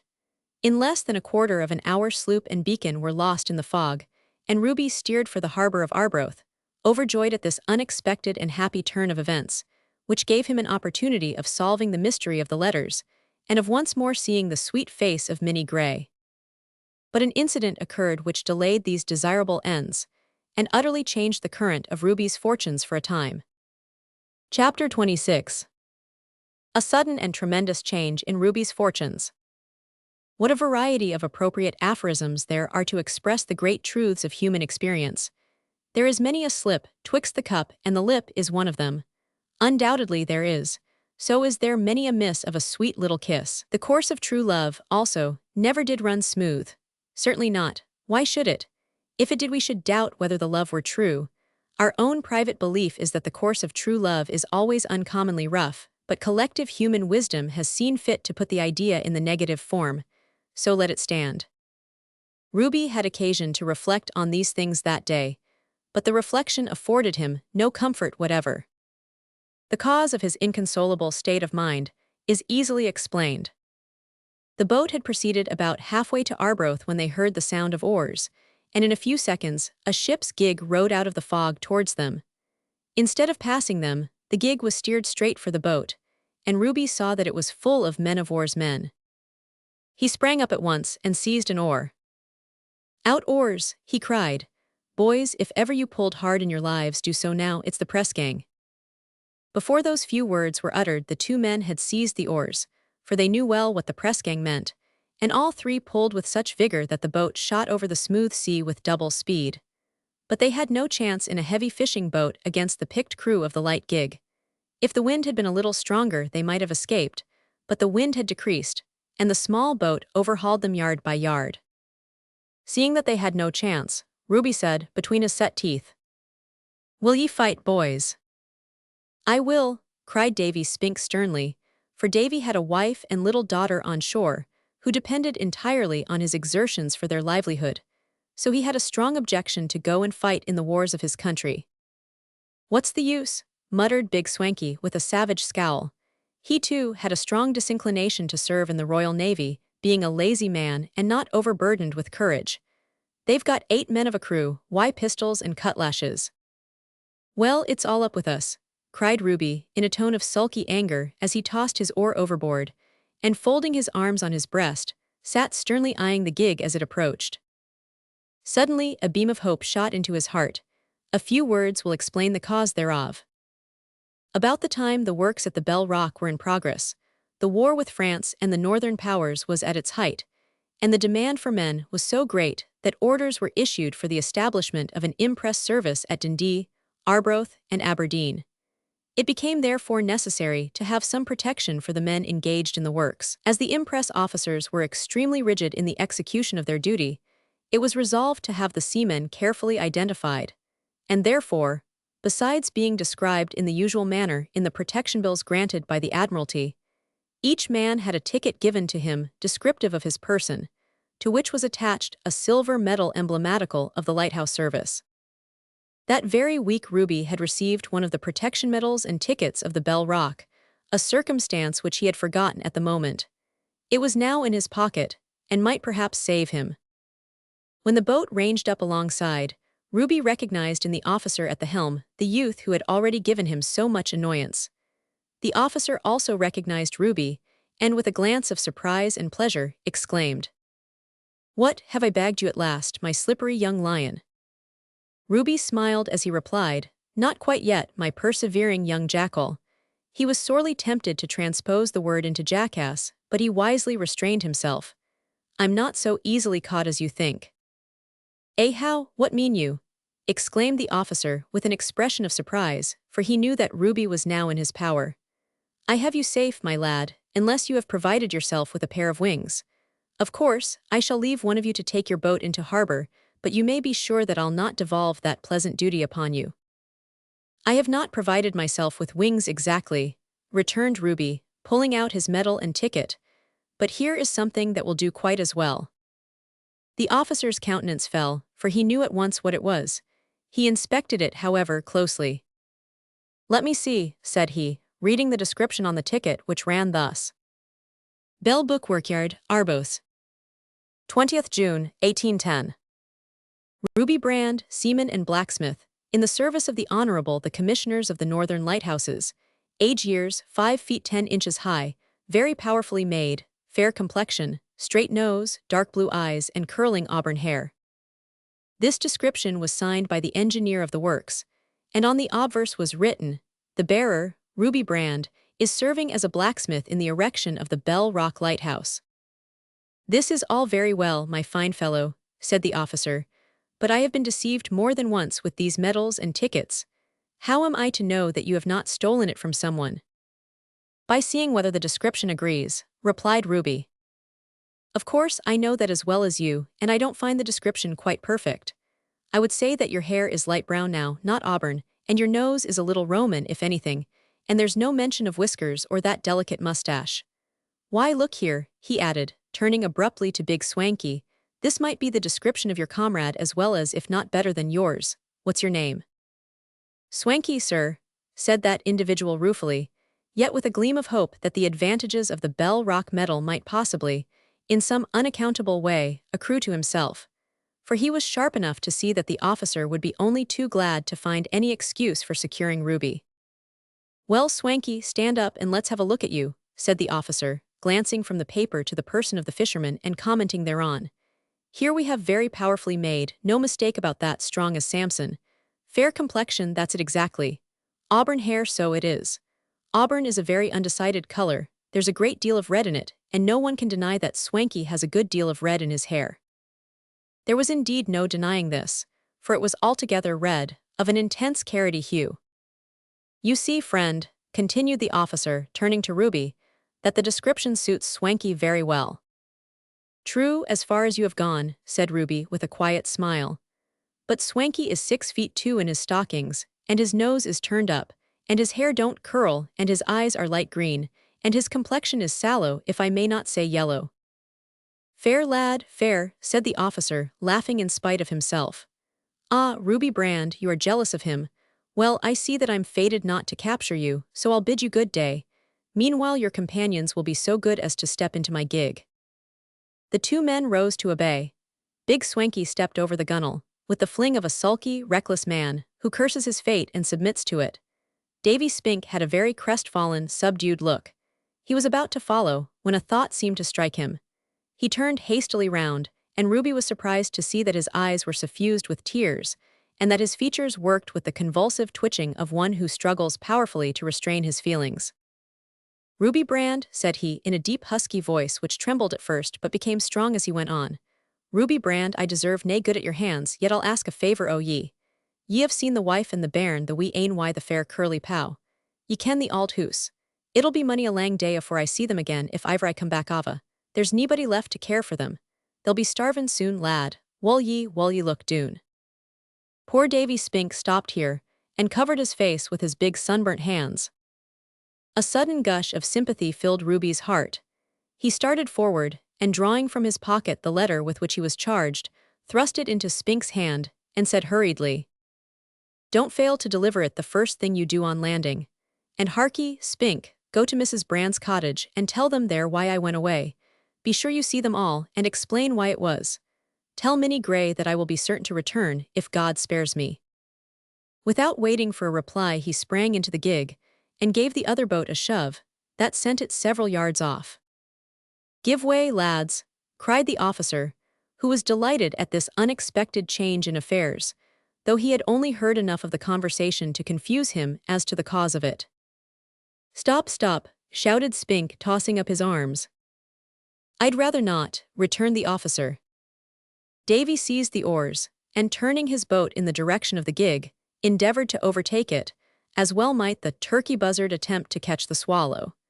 He was left far behind, and when last seen faintly through the fog, he was standing up in the stern of the boat wringing his hands. Ruby had seated himself in the bow of the gig, with his face turned steadily towards the sea, so that no one could see it. This position he maintained in silence until the boat ranged up to what appeared like the side of a great mountain, looming through the mist. Then he turned round, and whatever might have been the struggle within his breast, all traces of it had left his countenance, which presented its wonted appearance of good-humored frankness. We need scarcely say that the mountain turned out to be a British man-o'-war. Ruby was quickly introduced to his future messmates and warmly received by them. Then he was left to his own free will during the remainder of that day, for the commander of the vessel was a kind man and did not like to add to the grief of the impressed men by setting them to work at once. Thus did our hero enter the Royal Navy, and many a long and weary day and month passed by before he again set foot in his native town. Chapter 27. Other things besides murder will out. Meanwhile Davy Spink, with his heart full, returned slowly to the shore. He was long of reaching it, the boat being very heavy for one man to pull. On landing, he hurried up to his poor little cottage, which was in a very low part of the town, and in a rather out-of-the-way corner of that part. "Janet," said he, flinging himself into a rickety old armchair that stood by the fireplace, "the press gang has catched us at last, and they've took Big Swanky away, and worse than that." "Oh," cried Janet, unable to wait far more, "that's the best news. I've heard for money a day, ye're sure they have him safe." "Aye, sure enough," said Spink dryly, "but ye needna be sae glad aboot it, for Swanky was aye good to you." "Aye, Davy," cried Janet, putting her arm round her husband's neck and kissing him, "but he wasna good to you. He led ye into evil ways mony a time when you would rather hae keep it oot o' them. Na, Davy, ye needna shake your heed, I kenned fine." Weel, heed your ain way, lass, but Swanky's awa' to the wars, and so's Ruby Brand, for they've got him as weel." "Ruby Brand," exclaimed the woman. "Aye, Ruby Brand, and this is the way they did it." Here Spink detailed to his helpmate, who sat with folded hands and staring eyes opposite to her husband, all that had happened. When he had concluded, they discussed the subject together. Presently the little girl came bouncing into the room, with rosy cheeks, sparkling eyes, a dirty face, and fair ringlets very much disheveled, and with a pitcher of hot soup in her hands. Davy caught her up and kissing her said abruptly, "Maggie, Swanky's awa' to the wars." The child looked inquiringly in her father's face, and he had to repeat his words twice before she quite realized the import of them. "Are ye jockin', Daddy?" "No, Maggie, it's true. The press gang got him and took him awa' and I doot we'll never see him again." The little girl's expression changed while he spoke, then her lip trembled, and she burst into tears. "See there, Janet," said Spink, pointing to Maggie and looking earnestly at his wife. "Weel," replied Janet, somewhat softened, yet with much firmness. "I'll no deny that the man was fond o' the bairn, and it liked him weel enough.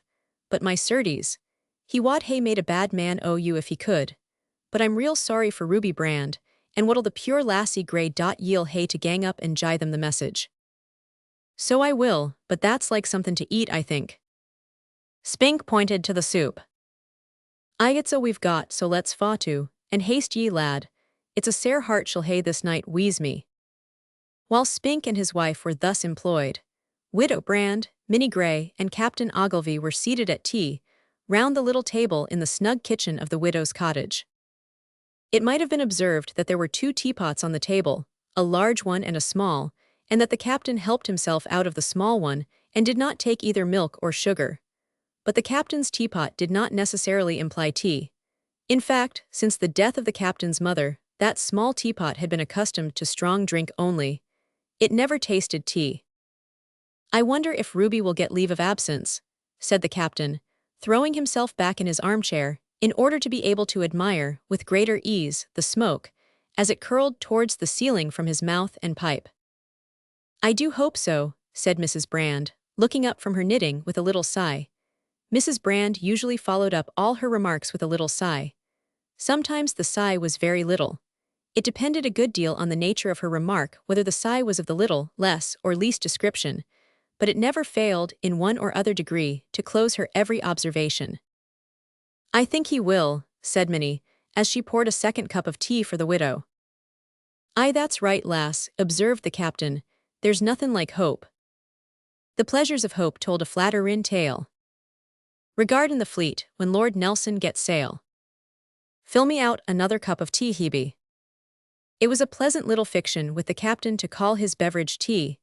Minnie filled out a small cupful of the contents of the little teapot, which did, indeed, resemble tea, but which smelt marvelously like hot rum and water. "Enough, enough. Come on, Macduff. Ah, Minnie, this is prime Jamaica, it's got such a but I forgot, you don't understand nothin' about nectar of this sort." The captain smoked in silence for a few minutes, and then said, with a sudden chuckle, "Wasn't it odd, sister, that we should have found it all out in such an easy sort o' way? If criminals would always tell on themselves as plainly as Big Swanky did, there would be no use for lawyers." "Swanky would not have spoken so freely," said Minnie, with a laugh, "if he had known that we were listening." "That's true, girl," said the captain with sudden gravity, "and I don't feel quite easy in my mind about that same eavesdropping.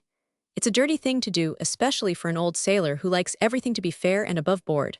But then you see the nater the words we couldn't help hearin' justified us in waitin' to hear more. Yes, it was quite right, as it turned out a little more tea, Minnie. Thank ye, lass. Now go get the case and let us look over it again." The girl rose, and, going to a drawer, quickly returned with a small red leather case in her hand. It was the identical jewel case that Swanky had found on the dead body at the Bell Rock. "Ah, that's it, now, let us see, let us see." He laid aside his pipe, and for some time felt all his pockets and looked round the room as if in search of something. "What are you looking for, uncle?" "The specs, lass, these specs'll be the death o' me." Minnie laughed. "They're on your brow, uncle." "So they are, well, well." The captain smiled deprecatingly, and drawing his chair close to the table, began to examine the box. Its contents were a strange mixture, and it was evident that the case had not been made to hold them. There was a lady's gold watch, of very small size and beautifully formed, a set of ornaments, consisting of necklace, bracelets, ring, and earrings of turquoise and pearls set in gold, of the most delicate and exquisite chasing. Also, an antique diamond cross of great beauty, besides a number of rings and bracelets of considerable value. As the captain took these out one by one, and commented on them, he made use of Minnie's pretty hand and arm to try the effect of each, and truly the ornaments could not have found a more appropriate resting place among the fairest ladies of the land. Minnie submitted to be made use of in this way with a pleased and amused expression, for, while she greatly admired the costly gems, she could not help smiling at the awkwardness of the captain in putting them on. "Read the paper again," said Minnie, after the contents of the box had been examined. The captain took up a small parcel covered with oiled cloth, which contained a letter. Opening it, he began to read, but was interrupted by Mrs. Brand, who had paid little attention to the jewels. "Read it out loud, brother," said she. "I don't hear you well. Read it out. I love to hear of my darling's gallant deeds." The captain cleared his throat, raised his voice, and read slowly. "Lisbon, 10th March, 1808. Dear Captain Brand, I am about to quit this place for the East in a few days, and shall probably never see you again. Pray accept the accompanying case of jewels as a small token of the love and esteem in which you are held by a heartbroken father. I feel assured that if it had been in the power of man to have saved my drowning child, your gallant efforts would have been successful. It was ordained otherwise, and I now pray that I may be enabled to say, God's will be done. But I cannot bear the sight of these ornaments. I have no relatives, none at least who deserve them half so well as yourself. Do not pain me by refusing them. They may be of use to you if you are ever in want of money, being worth, I believe, between 3 and 400 pounds. Of course, you cannot misunderstand my motive in mentioning this. No amount of money could in any measure represent the gratitude I owe to the man who risked his life to save my child. May God bless you, sir. The letter ended thus, without signature, and the captain ceased to read aloud. But there was an addition to the letter written in pencil, in the hand of the late Captain Brand, which neither he nor Minnie had yet found courage to read to the poor widow. It ran thus. Our doom is sealed. My schooner is on the Bell Rock. It is blowing a gale from NE and she is going to pieces fast. We are all standing under the lee of a ledge of rock, 6 of us. In half an hour the tide will be roaring over the spot. God in Christ help us. It is an awful end. If this letter and box is ever found, I ask the finder to send it with my blessing to Mrs. Brand, my beloved wife, in Arbroath. The writing was tremulous, and the paper bore the marks of having been soiled with seaweed. It was unsigned. The writer had evidently been obliged to close it hastily. After reading this in silence, the captain refolded the letter. No wonder, Minnie, that Swanky did not dare to offer such things for sale. He would certainly have been found out. Wasn't it lucky that we heard him tell Spink the spot under his floor where he had hidden them? At that moment there came a low knock to the door. Minnie opened it, and admitted Davy Spink, who stood in the middle of the room twitching his cap nervously and glancing uneasily from one to another of the party. "Hallo, Spink!" cried the captain, pushing his spectacles up on his forehead and gazing at the fisherman in surprise. "You don't seem to be quite easy in your mind. Hope your fortunes have not sprung a leak." "Weel, Captain Ogilvy, they just have gone to the bottom, I might a'most say. I've come to tell ye that the fact is that the press gang have catched us at last, and tan awa my mate, Jock Swanky, better kenned as Big Swanky. Well, my lad, in so far as that does damage to you, I'm sorry for it, but as regards society at large, I rather think that Swanky having tripped his anchor is a decided advantage. If you lose by this in one way, you gain much in another, for your mate's companionship did ye no good. Birds of a feather should flock together. You're better apart, for I believe you to be an honest man, Spink." Davy looked at the captain in unfeigned astonishment. "Weel, ye're the first man that iver said that, and I thank ye, sir, but you're wrang, though I wush ye was right. But that's no what I cam to tell ye." Here the fisherman's indecision of manner returned. "Come, make a clean breast of it, lad. There are none here but friends." "Weel, sir, Ruby Brand." He paused, and Minnie turned deadly pale, for she jumped at once to the right conclusion. The widow, on the other hand, listened for more with deep anxiety, but did not guess the truth. "The fact is, Ruby's catch too, and he's awa to the wars, and he sent me to etch, sirs. The auld woman's fent it." Poor Widow Brand had indeed fallen back in her chair in a state bordering on insensibility. Minnie was able to restrain her feelings so as to attend to her. She and the captain raised her gently, and led her into her own room, from whence the captain returned, and shut the door behind him. "Now, Spink," said he, "tell me all about it and be particular." Davy at once complied, and related all that the reader already knows, in a deep, serious tone of voice, for he felt that in the captain he had a sympathetic listener.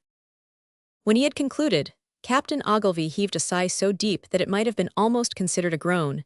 Then he sat down on his armchair, and pointing to the chair from which the widow had recently risen, said, "Sit down, lad." As he advanced to comply, Spink's eyes for the first time fell on the case of jewels. He started, paused, and looked with a troubled air at the captain. "Ha!" exclaimed the latter with a grin. "You seem to know these things, old acquaintances, eh?" "It wasna me that stole them," said Spink hastily. "I did not say that anyone stole them." "Weel, I mean that. He stopped abruptly, for he felt that in whatever way he might attempt to clear himself, he would unavoidably criminate, by implication, his absent mate. "I know what you mean, my lad, sit down." Spink sat down on the edge of the chair, and looked at the other uneasily. "Have a cup of tea," said the captain abruptly, seizing the small pot and pouring out a cupful. "Thank ye, I never tak tea." "Take it tonight then, it will do you good." Spink put the cup to his lips, and a look of deep surprise overspread his rugged countenance as he sipped the contents. The captain nodded. Spink's look of surprise changed into a confidential smile. He also nodded, winked, and drained the cup to the bottom. Yes, resumed the captain. You mean that you did not take the case of jewels from old Brand's pocket on that day when you found his body on the Bell Rock, though you were present, and saw your comrade pocket the booty. You see, I know all about it, Davy, and your only fault lay in concealing the matter and in keeping company with that scoundrel. The gaze of surprise with which Spink listened to the first part of this speech changed to a look of sadness towards the end of it. Captain Ogilvy, said he, in a tone of solemnity that was a strong contrast to his usual easy, careless manner of speaking, you called me an honest man, and ye think I'm clear o' guilt in this matter, but ye are mistan. Who ye cam to find out this I canna divine, but I can tell ye something mair than ye ken. 500 ye see that bag. He pulled a small leather purse out of his coat pocket and laid it with a little bang on the table. The captain nodded. Weel, sir, that was my share o' the plunder, thready golden sovereigns. We tossed which o' us was to hae them, and the siller fell to me. But I've niver spent a bottle o' tea. Mony a time have I been tempit, and mony a time wad I hae gien into the temptation. But for a certain lass ca'd Janet, that's been an angel, it's my belief, sent doon frae heaven to keep me frae gowan to the devil athegither. But be that as it may, I've brought the siller to them that owns it by right, and so my conscience is clear o' tea at lang last. The sigh of relief with which Davy Spink pushed the bag of gold towards his companion showed that the poor man's mind was in truth released from a heavy load that had crushed it for years. The captain, who had lit his pipe, stared at the fisherman through the smoke for some time in silence. Then he began to untie the purse and said slowly, Spink, I said you were an honest man, and I see no cause to alter my opinion. He counted out the 30 gold pieces, put them back into the bag and the bag into his pocket. Then he continued, Spink, if this gold was mine I would, but no matter, it's not mine, it belongs to Widow Brand, to whom I shall deliver it up. Meantime, I'll bid you good night. All these things require reflection. Call back here tomorrow, my fine fellow, and I'll have something to say to you. Another cup of tea. Weel, I'll no object. Davy Spink rose, swallowed the beverage, and left the cottage. The captain returned, and stood for some time irresolute with his hand on the handle of the door of his sister's room. As he listened, he heard a sob and the tones of Minnie's voice as if in prayer. Changing his mind, he walked softly across the kitchen into his own room, where, having trimmed the candle, refilled and lit his pipe, he sat down at the table, and resting his arms thereon, began to meditate. Chapter 28. The Lighthouse completed, Ruby's escape from trouble by a desperate venture. There came a time at last when the great work of building the Bell Rock Lighthouse drew to a close. 4 years after its commencement, it was completed, and on the night of the 1st of February, 1811, its bright beams were shed for the first time far and wide over the sea. It must not be supposed, however, that this lighthouse required 4 years to build it. On the contrary, the seasons in which work could be done were very short. During the whole of the first season of 1807, the aggregate time of low water work, caught by snatches of an hour or two at a tide, did not amount to 14 days of 10 hours, while in 1808 it fell short of 4 weeks. A great event is worthy of very special notice. We should fail in our duty to our readers if we were to make only passing reference to this important event in the history of our country. That 1st of February, 1811, was the birthday of a new era, for the influence of the Bell Rock Light on the shipping interests of the kingdom, not merely of Scotland, by any means, was far greater than people generally suppose. Here is a fact that may well be weighed with attention, that might be not inappropriately inscribed in diamond letters over the lintel of the lighthouse door. Up to the period of the building of the lighthouse, the known history of the Bell Rock was a black record of wreck, ruin, and death. Its unknown history, in remote ages, who shall conceive, much less tell.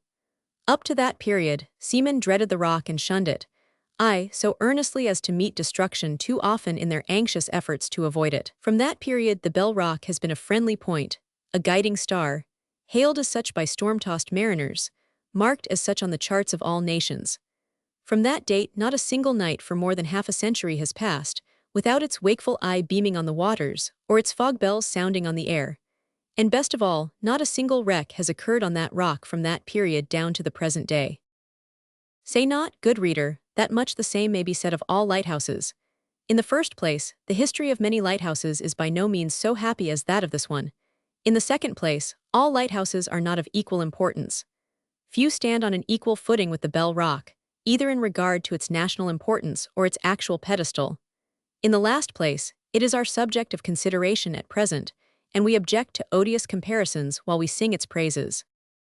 Whatever may be said of the other lights that guard our shores, special gratitude is due to the Bell Rock, to those who projected it, to the engineer who planned and built it, to God, who inspired the will to dare, and bestowed the skill to accomplish, a work so difficult, so noble, so prolific of good to man.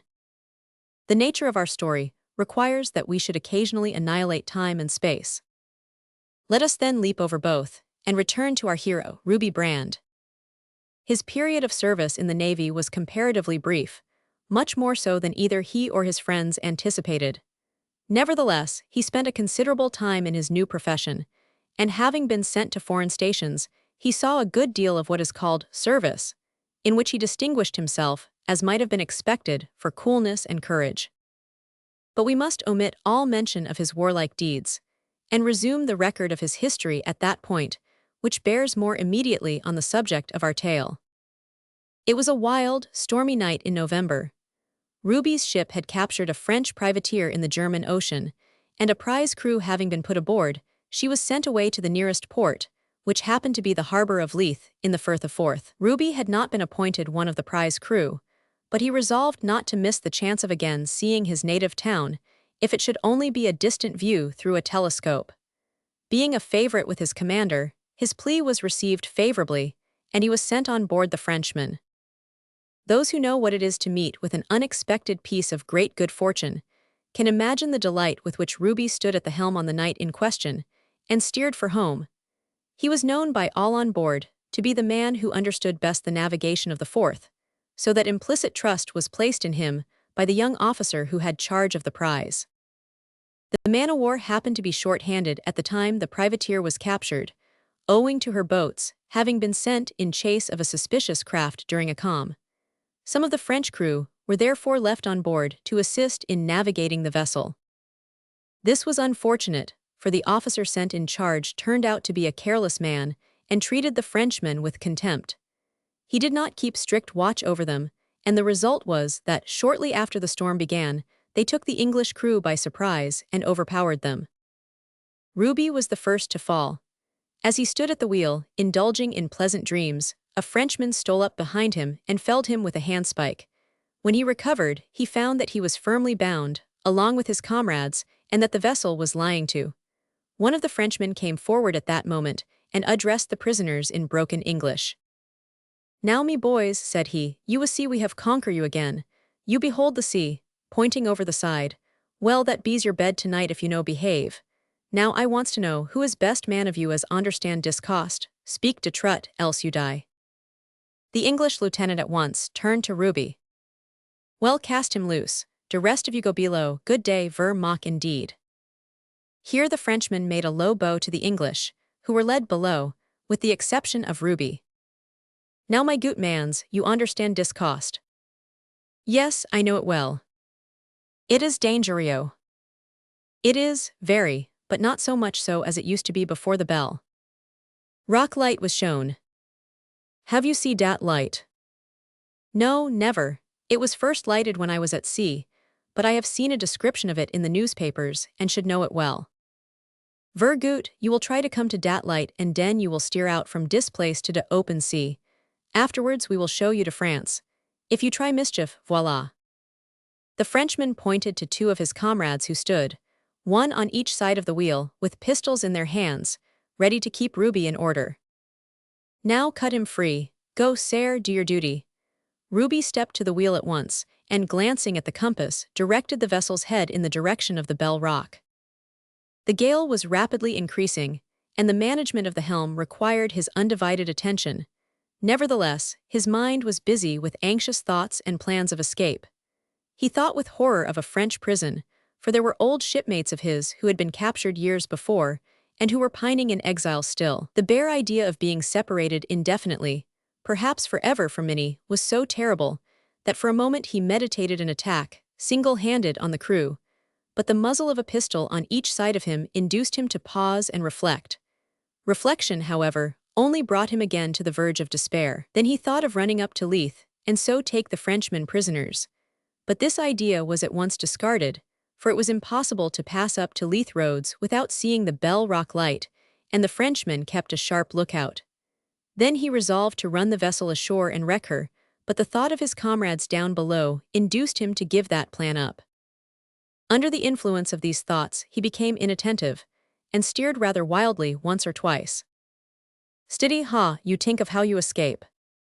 "Yes, I do," said Ruby doggedly. "Good, and have you see how?"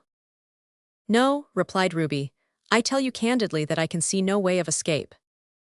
"Ver good, sir, mind your helm." At that moment, a bright star of the first magnitude rose on the horizon, right ahead of them. "Ha, dat is a star," said the Frenchman, after a few moments' observation of it. "Stars don't go out," replied Ruby, as the light in question disappeared. "It is de Lighthouse den." "I don't know," said Ruby, "but we shall soon see." Just then a thought flashed into Ruby's mind. His heart beat quick, his eye dilated, and his lip was tightly compressed as it came and went. Almost at the same moment another star rose right ahead of them. It was of a deep red color, and Ruby's heart beat high again, for he was now certain that it was the revolving light of the Bell Rock, which shows a white and red light alternately every 2 minutes. "Voila, that must be him now," exclaimed the Frenchman, pointing to the light and looking inquiringly at Ruby. "I have told you," said the latter, "that I never saw the light before. I believe it to be the Bell Rock light, but it would be as well to run close and see. I think I could tell the very stones of the tower, even in a dark night. Anyhow, I know the rock itself too well to mistake it." "Be there plenty water?" "Aye, on the east side, close to the rock, there is enough water to float the biggest ship in your navy." "Good, we shall go close." There was a slight lull in the gale at this time, and the clouds broke a little, allowing occasional glimpses of moonlight to break through and tinge the foaming crests of the waves. At last the light, that had at first looked like a bright star, soon increased, and appeared like a glorious sun in the stormy sky. For a few seconds it shone intensely white and strong, then it slowly died away and disappeared. But almost before one could have time to wonder what had become of it, it returned in the form of a brilliant red sun, which also shone for a few seconds steadily, and then, like the former, slowly died out. Thus, alternating, the red and white suns went round. In a few minutes the tall and graceful column itself became visible, looking pale and spectral against the black sky. At the same time the roar of the surf broke familiarly on Ruby's ears. He steered close past the north end of the rock, so close that he could see the rocks, and knew that it was low water. A gleam of moonlight broke out at the time, as if to encourage him. "Now," said Ruby, "you had better go about, for if we carry on at this rate, in the course we are going, in about an hour you will either be a dead man on the rocks of Forfar, or enjoying yourself in a Scotch prison." "Ha ha," laughed the Frenchman, who immediately gave the order to put the vessel about. "Good, ver good, but I was not wished to see the Scottish prison, though I am told the mountains be ver superb." While he was speaking, the little vessel lay over on her new course, and Ruby steered again past the north side of the rock. He shaved it so close that the Frenchman shouted, "Prenez garde," and put a pistol to Ruby's ear. "Do you think I wish to die?" asked Ruby with a quiet smile. "Now, Captain, I want to point out the course so as to make you sure of it. Bid one of your men take the wheel and step up on the bulwarks with me, and I will show you." This was such a natural remark in the circumstances, and moreover so naturally expressed, that the Frenchman at once agreed. He ordered a seaman to take the wheel, and then stepped with Ruby upon the bulwarks at the stern of the vessel. "Now you see the position of the lighthouse," said Ruby. "Well, you must keep your course due east after passing it. If you steer to the nor'ard o' that, you'll run on the Scotch coast. If you bear away to the south'ard of it, you'll run a chance in this state o' the tide of getting wrecked among the Farne Islands, so keep her head due east." Ruby said this very impressively, so much so, that the Frenchman looked at him in surprise. "Why you so particular?" he inquired with a look of suspicion. "Because I am going to leave you," said Ruby, pointing to the Bell Rock, which at that moment was not much more than 100 yards to leeward. Indeed, it was scarcely so much, for the outlying rock at the northern end named Johnny Grey lay close under their lee as the vessel passed. Just then a great wave burst upon it, and roaring in wild foam over the ledges, poured into the channels and pools on the other side. For one instant Ruby's courage wavered, as he gazed at the flood of boiling foam. "What you say?" exclaimed the Frenchman, laying his hand on the collar of Ruby's jacket. The young sailor started, struck the Frenchman a backhanded blow on the chest, which hurled him violently against the man at the wheel, and bending down, sprang with a wild shout into the sea. So close had he steered to the rock, in order to lessen the danger of his reckless venture, that the privateer just weathered it. There was not, of course, the smallest chance of recapturing Ruby. No ordinary boat could have lived in the sea that was running at the time, even in open water, much less among the breakers of the Bell Rock. Indeed, the crew felt certain that the English sailor had allowed despair to overcome his judgment, and that he must infallibly be dashed to pieces on the rocks, so they did not check their onward course, being too glad to escape from the immediate neighborhood of such a dangerous spot. Meanwhile Ruby buffeted the billows manfully. He was fully alive to the extreme danger of the attempt, but he knew exactly what he meant to do.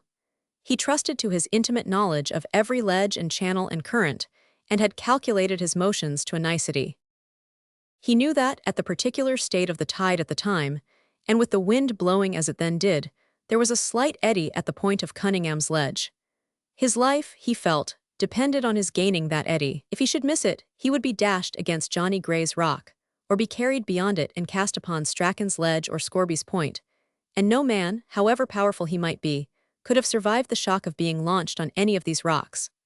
On the other hand, if in order to avoid these dangers, he should swim too much to windward, there was danger of his being carried on the crest of a billow and hurled upon the weather side of Cunningham's Ledge, instead of getting into the eddy under its lee. All this Ruby had seen and calculated when he passed the north end of the rock the first time, and he had fixed the exact spot where he should take the plunge on repassing it. He acted so promptly that a few minutes sufficed to carry him towards the eddy, the tide being in his favor. But when he was about to swim into it, a wave burst completely over the ledge, and pouring down on his head thrust him back. He was almost stunned by the shock, but retained sufficient presence of mind to struggle on. For a few seconds he managed to bear up against wind and tide, for he put forth his giant strength with the energy of a desperate man, but gradually he was carried away from the rock, and for the first time his heart sank within him. Just then one of those rushes or swirls of water, which are common among rocks in such a position, swept him again forward, right into the eddy which he had struggled in vain to reach, and thrust him violently against the rock. This back current was the precursor of a tremendous billow, which came towering on like a black moving wall. Ruby saw it, and twining his arm amongst the seaweed, held his breath. The billow fell. Only those who have seen the Bell Rock in a storm can properly estimate the roar that followed. None but Ruby himself could tell what it was to feel that world of water rushing overhead. Had it fallen directly upon him, it would have torn him from his grasp and killed him, but its full force had been previously spent on Cunningham's Ledge.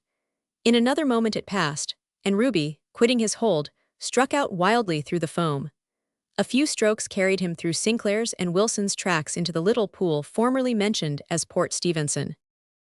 Footnote 1. The author has himself bathed in Fort Stevenson, so that the reader may rely on the fidelity of this description of it and the surrounding ledges. Here he was in comparative safety. True, the sprays burst over the ledge called the Last Hope in heavy masses, but these could do him no serious harm, and it would take a quarter of an hour at least for the tide to sweep into the pool. Ruby therefore swam quietly to Trinity Ledge, where he landed, and stepping over it, sat down to rest, with a thankful heart, on Smith's Ledge, the old familiar spot where he and Jamie Dove had wrought so often and so hard at the forge in former days. He was now under the shadow of the Bell Rock Lighthouse, which towered high above his head, and the impression of immovable solidity which its cold, gray, stately column conveyed to his mind contrasted powerfully with the howling wind and the raging sea around.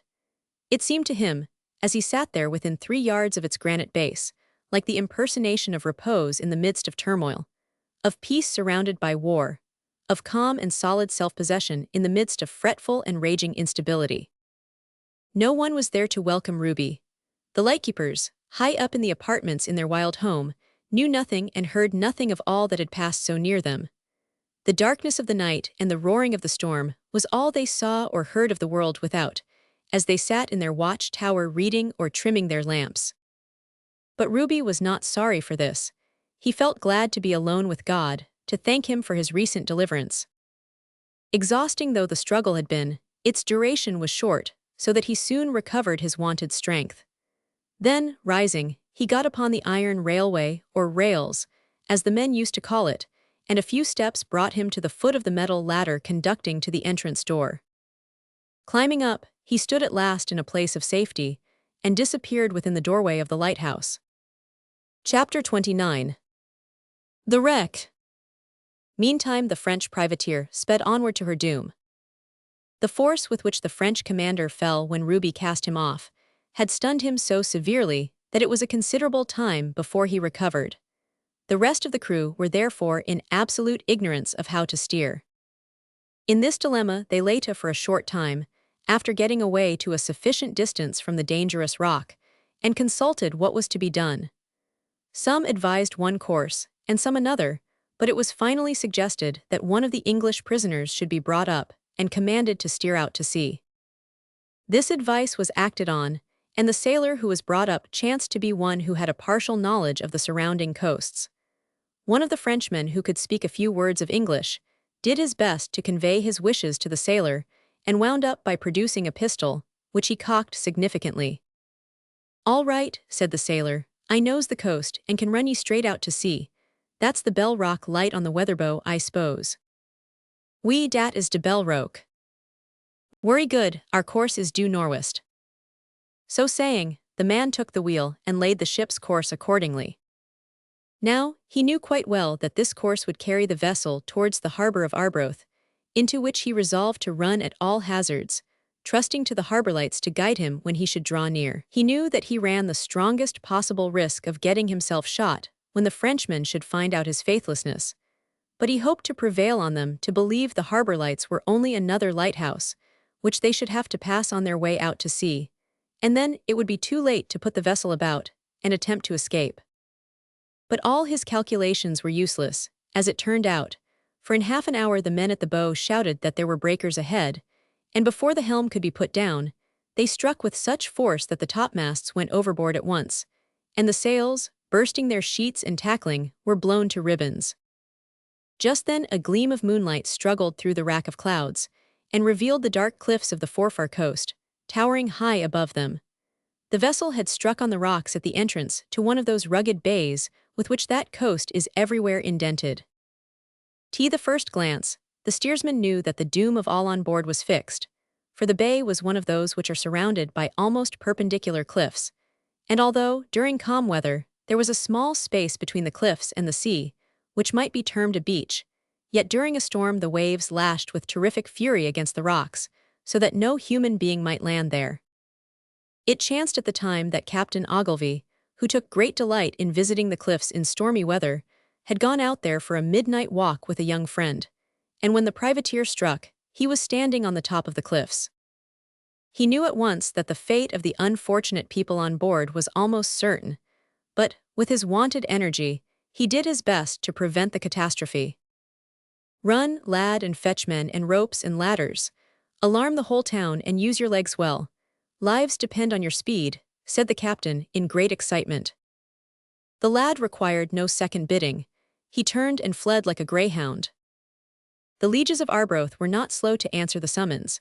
There were neither lifeboats nor mortar apparatus in those days, but there were the same willing hearts and stout arms then as now, and in a marvelously short space of time, hundreds of the able-bodied men of the town, gentle and simple, were assembled on these wild cliffs, with torches, rope, and sea. In short, with all the appliances for saving life that the philanthropy of the times had invented or discovered. But alas, these appliances were of no avail. The vessel went to pieces on the outer point of rocks, and part of the wreck, with the crew clinging to it, drifted into the bay. The horrified people on the cliffs looked down into that dreadful abyss of churning water and foam, into which no one could descend. Ropes were thrown again and again, but without avail. Either it was too dark to see, or the wrecked men were paralyzed. An occasional shriek was heard above the roar of the tempest, as, one after another, the exhausted men fell into the water, or were wrenched from their hold of the piece of wreck. At last one man succeeded in catching hold of a rope, and was carefully hauled up to the top of the cliff. It was found that this was one of the English sailors. He had taken the precaution to tie the rope under his arms, poor fellow, having no strength left to hold on to it, but he was so badly bruised as to be in a dying state when laid on the grass.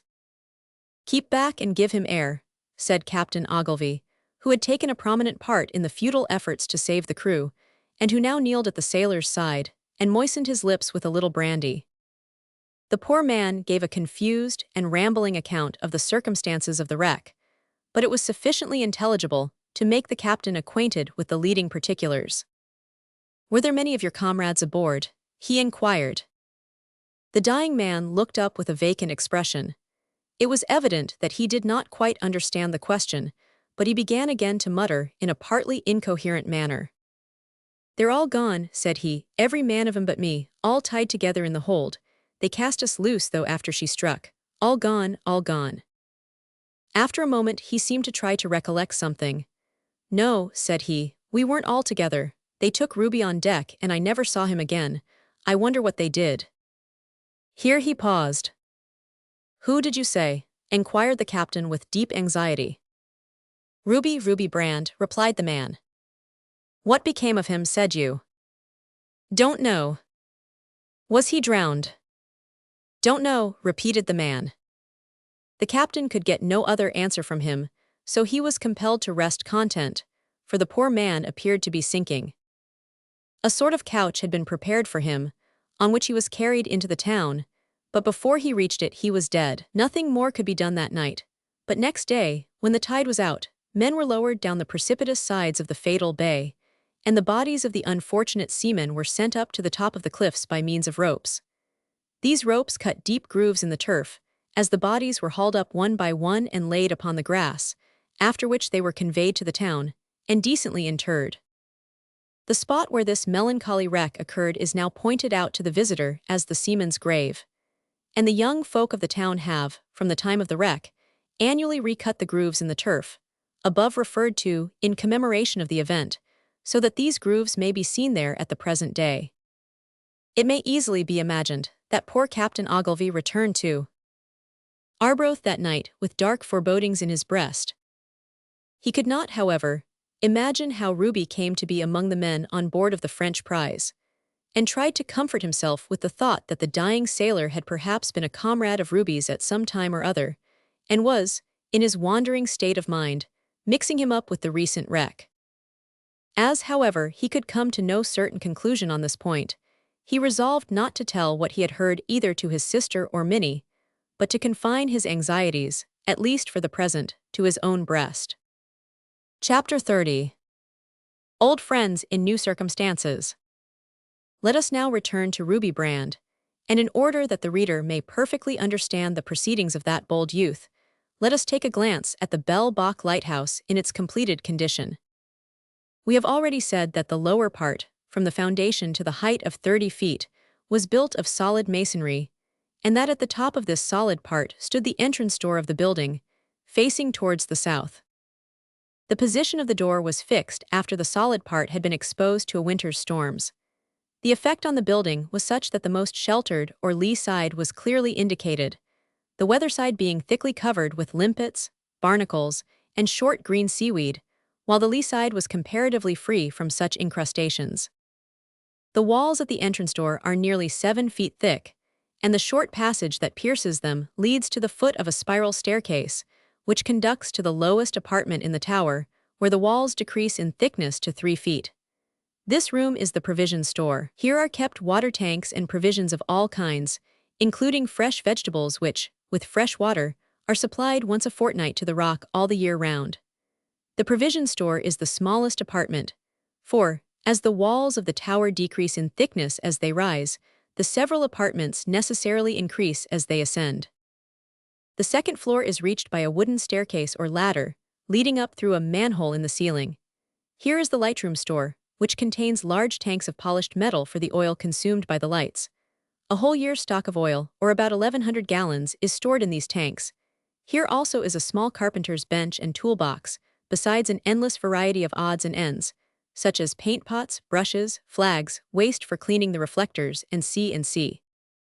Another stair, similar to the first, leads to the third floor, which is the kitchen of the building.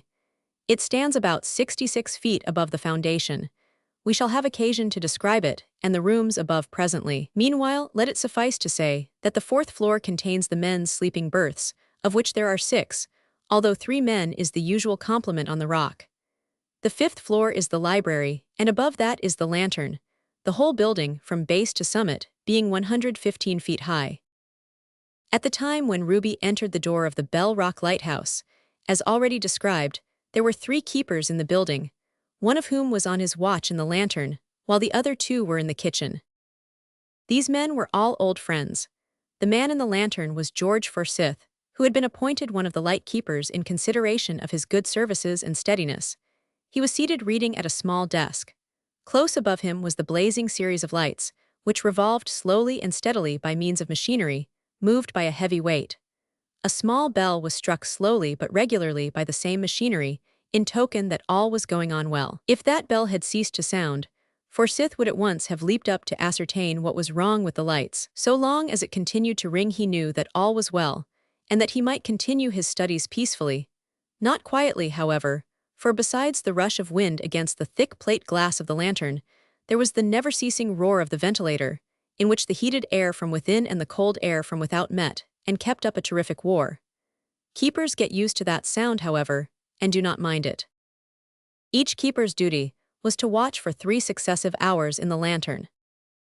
Not less familiar were the faces of the occupants of the kitchen. To this apartment Ruby ascended without anyone hearing him approach, for one of the windows was open, and the roar of the storm effectually drowned his light footfall. On reaching the floor immediately below the kitchen, he heard the tones of a violin, and when his head emerged through the manhole of the kitchen floor, he paused and listened with deep interest, for the air was familiar.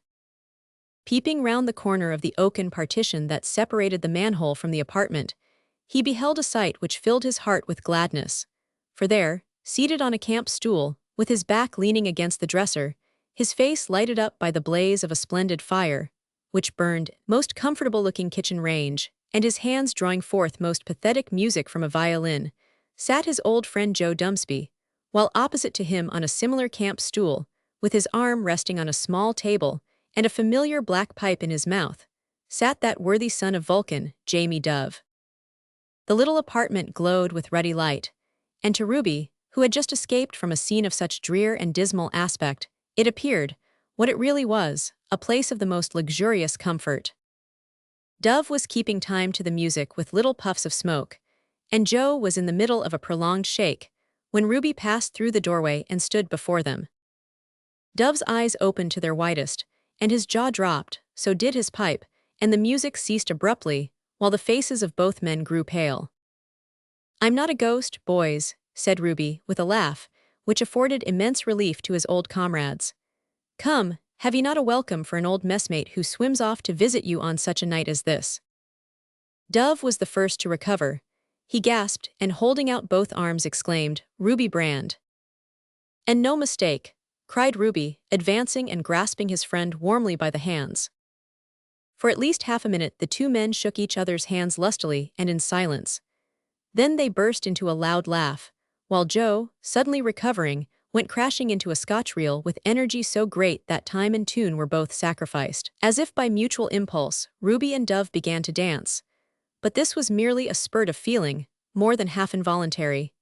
In the middle of a bar Joe flung down the fiddle, and springing up, seized Ruby round the neck and hugged him, an act which made him aware of the fact that he was dripping wet. "Did ye swim half to the rock?" he inquired, stepping back and gazing at his friend with a look of surprise, mingled with awe.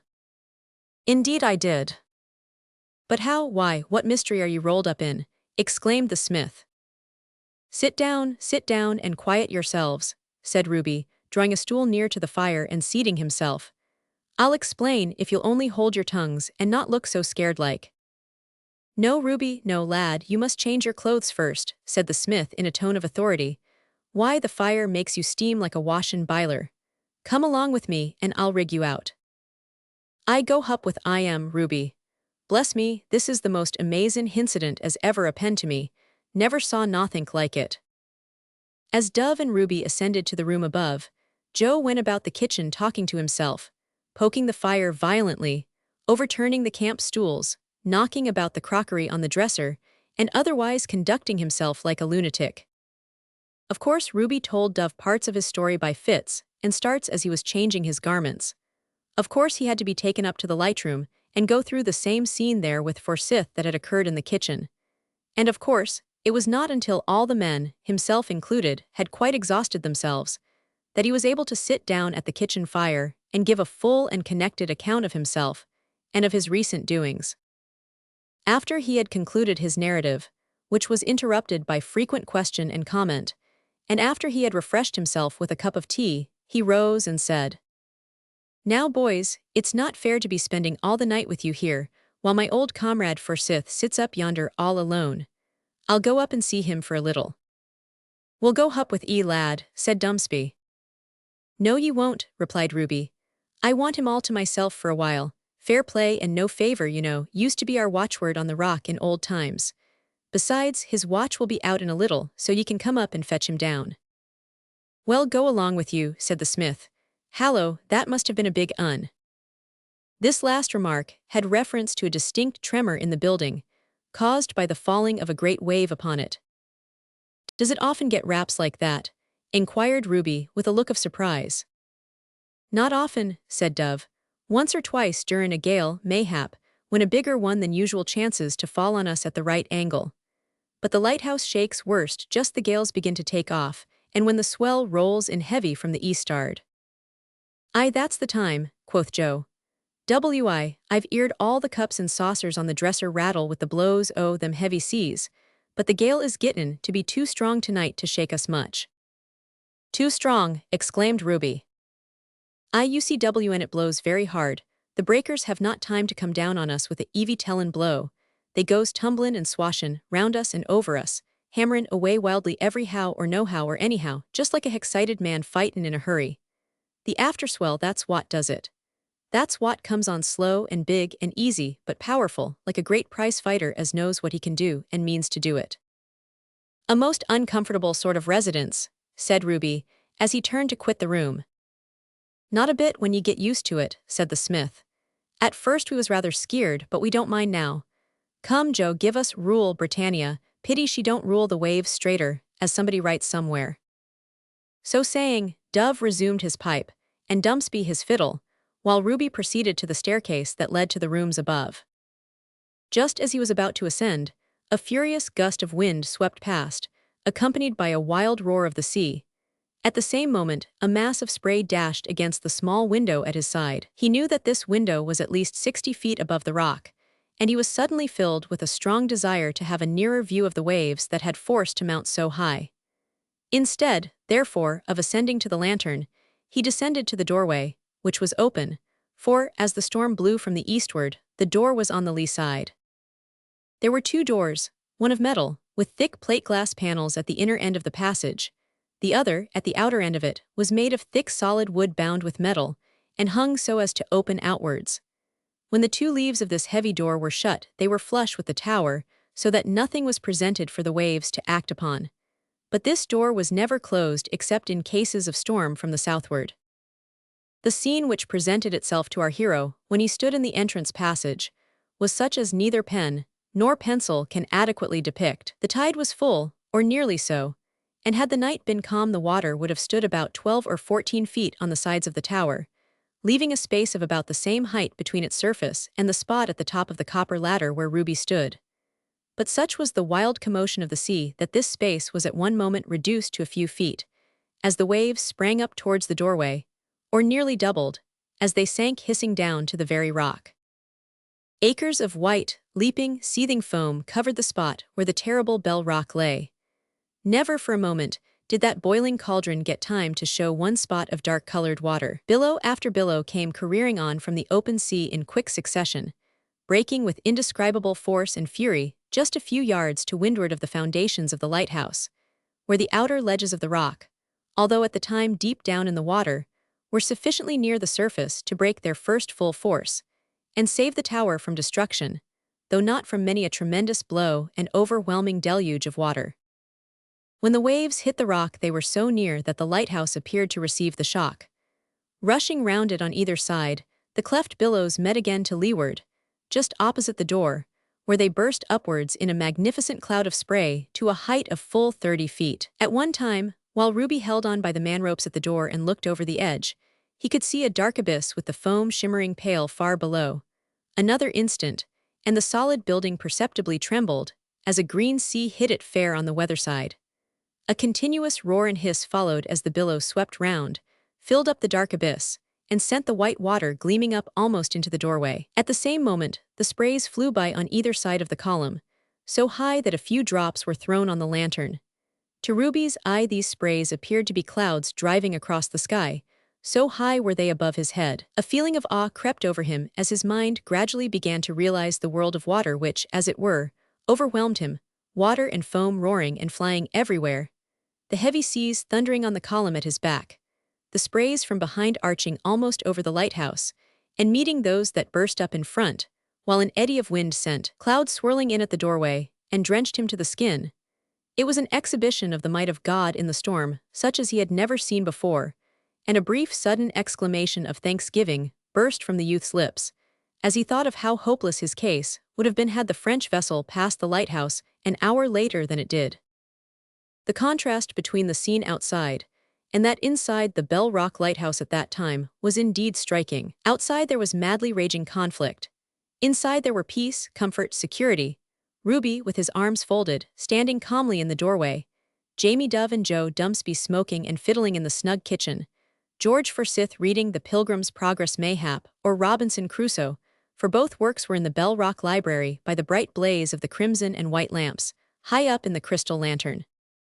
If a magician had divided the tower in two from top to bottom, while some ship was staggering past before the gale, he would have presented to the amazed mariners the most astonishing picture of war without and peace within that the world ever saw. Chapter 31. Midnight Chat in a Lantern. I'll have to borrow another shirt and pair of trousers from you, Dove, said Ruby with a laugh, as he returned to the kitchen. What, been having another swim? Exclaimed the smith. Not exactly, but you see I'm fond o' water. Come along, lad. In a few minutes the clothes were changed, and Ruby was seated beside Forsyth, asking him earnestly about his friends on shore.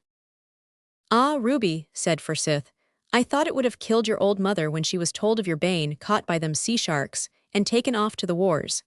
You must know I came to see a good deal of your friends through Hoot. What's the name? The fair-haired lass that lives with Minnie, suggested Ruby, who could not but wonder that any man living should forget her name for a moment. Aye, Minnie it is. She used to come to see my wife about some work they wanted her to do, and I was now and again sent up with a message to the cottage, and Captain Ogilvy always invited me in to take a glass out of his old teapot. Your mother used to ask me ever so many questions about you, and what you used to say and do on the rock when this lighthouse was buildin'. She looked so sad and pale, poor thing, I really thought it would be all up with her, and I believe it would, but for Minnie. It was quite wonderful the way that girl cheered your mother up, by readin' bits o' the Bible to her, and tellin' her that God would certainly send you back again. She looked and spoke always so brightly too. Did she do that? Exclaimed Ruby with emotion. Forsyth looked for a moment earnestly at his friend. I mean, continued Ruby in some confusion, did she look bright when she spoke of my bane away? No, lad, it was when she spoke of you comin' back, but I could see that her good spirits was partly put on to keep up the old woman. For a moment or two, the friends remained silent. Suddenly Forsyth kid his hand on the other's shoulder and said impressively, Ruby Brand, it's my belief that that girl is rather fond of you. Ruby looked up with a bright smile and said, 500 you think so? Well, d'you know, I believe she is. Upon my word, youngster, exclaimed the other with a look of evident disgust, your conceit is considerable. I had thought to be somewhat confidential with you in regard to this idea of mine, but you seem to swallow it so easy, and to look upon it as so natural a thing, that, do you suppose you've nothing to do but ask the girl to marry you and she'll say, yes, at once? I do, said Ruby quietly, nay, I am sure of it. Forsyth's eyes opened very wide indeed at this. Young man, said he, the sea must have washed all the modesty you once had out of you. I hope not, interrupted the other, but the fact is that I put the question you have supposed to Minnie long ago, and she did say yes to it then, so it's not likely she's goin' to draw back now. "Hugh, that alters the case," cried Forsyth, seizing his friend's hand and wringing it heartily.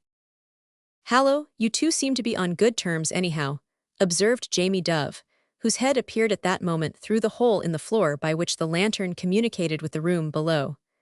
"I came to see if anything had gone wrong, for your time of watch is up." "So it is," exclaimed Forsyth, rising and crossing to the other side of the apartment, where he applied his lips to a small tube in the wall. "What are you doing?" inquired Ruby. "Whistling up Joe," said Forsyth. "This pipe runs down to the sleep-in berths where there's a whistle close to Joe's ear. He must be asleep, I'll try again." He blew down the tube a second time and listened for a reply, which came up a moment or two after in a sharp whistle through a similar tube reversed. That is, with the mouthpiece below and the whistle above. Soon after, Joe Dumpsby made his appearance at the trapdoor, looking very sleepy. "I feels as easy as a lump o' lead," said he. "What an 'orrible thing it is to be woke out o' a comfortable sleep." Just as he spoke, the lighthouse received a blow so tremendous that all the men started and looked at each other for a moment in surprise. "I say, is it warranted to stand anything?" inquired Ruby seriously. "I hope it is," replied the smith, "else it'll be a blue lookout for us, but we don't often get such a rap as that. 500 ye mind the first we ever felt o' that sort, Forsyth? It happened last month. I was on watch at the time, Forsyth was smoking his pipe in the kitchen, and Dumpsby was in bed, when a sea struck us with such force that I thought we was done for. In a moment Forsyth and Joe came tumbling up the ladder, Joe in his shirt. 'It must have been a ship sailed right against us,' says Forsyth, and with that we all jumped on the rail that runs round the lantern there and looked out, but no ship could be seen, though it was a moonlight night. You see there's plenty o' water at high tide to let a ship of 200 tons, drowin' 12 feet, run slap into us, and we've sometimes feared this in foggy weather, but it was just a blow of the sea. We've had 2 or 3 like it since and are gettin' used to it now." "Well, we can't get used to do without sleep," said Forsyth, stepping down through the trapdoor, "so I'll bid ye all good night." "'Old on, tell Ruby about junk before you go," cried Dumpsby. "Ah, well, I'll tell myself. You must know, Ruby, that we've got what they calls an occasional light keeper ashore, who larns the work out air in case any of us reg'lar keepers are took ill, so as can supply our place on short notice. Well, was out air larnin' the duties one tremendous stormy night, and the poor fellow was in a mortial fright for fear the lantern would be blowed right hoff the top o' the stone column, and himself along with it. You see, the door that covers the manhole there is usually shut when we're on watch, but junk, we called junk 'cause was so like a lump o' fat pork. Kept the door open all the time and sat close beside it, so as to be ready for a dive. Well, it was my turn to watch, so I went up, and just as I puts my foot on the first step o' the lantern ladder there comes a sea like what we had a minute ago. The wind at the same time roared in the ventilators like 1,000 fiends, and the spray dashed agin the glass. Junk gave a yell and dived. He thought it was all over with and was in sich a funk that he came down foremost, and would sartinly ave broke his neck if hadn't come slap into my bosom. I tell it was no joke, for was 14 stone if was an ounce, and—" "Come along, Ruby," said Dove, interrupting. "The sooner we dive to the better, for there's no end to that story when Dumpsby get off in full swing. Good night." "Good night, lads, and better manners ti," said Joe, as he sat down beside the little desk where the lightkeepers were wont during the lonely watch hours of the night to read, or write, or meditate. Chapter 32.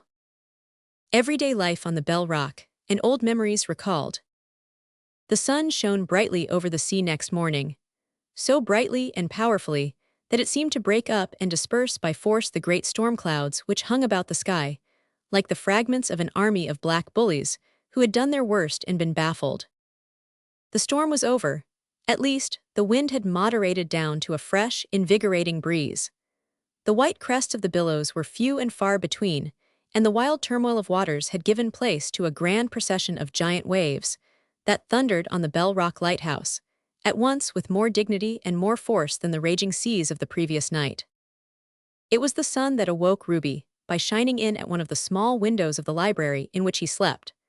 Of course it did not shine in his face, because of the relative positions of the library and the sun, the first being just below the lantern, and the second just above the horizon, so that the rays struck upwards, and shone with dazzling brilliancy on the dome-shaped ceiling.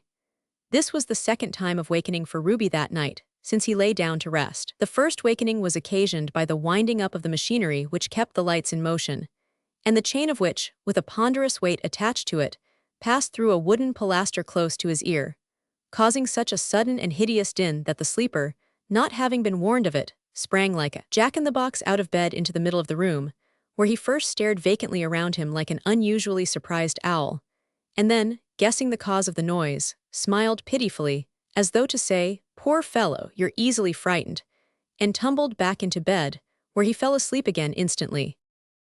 On the second time of wakening, Ruby rose to a sitting posture, yawned, looked about him, yawned again, wondered what o'clock it was, and then listened. No sound could be heard save the intermittent roar of the magnificent breakers that beat on the Bell Rock.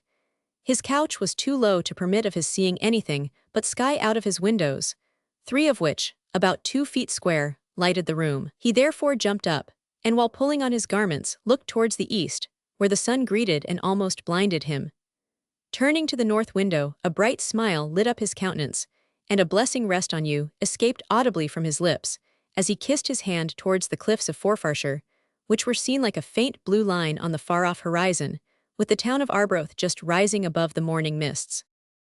He gazed out at this north window, and thought over all the scenes that had passed between him and Minnie from the time they first met, down to the day when they last parted. One of the sweetest of the mental pictures that he painted that morning with unwonted facility was that of Minnie sitting at his mother's feet, comforting her with the words of the Bible. At length he turned with a sigh to resume his toilette. Looking out at the southern window, he observed that the rocks were beginning to be uncovered, and that the rails, or iron pathway that led to the foot of the entrance door ladder, were high enough out of the water to be walked upon. He therefore hastened to descend. We know not what appearance the library presented at the time when Ruby Brand slept in it, but we can tell, from personal experience, that, at the present day, it is a most comfortable and elegant apartment. The other rooms of the Lighthouse, although thoroughly substantial in their furniture and fittings, are quite plain and devoid of ornament.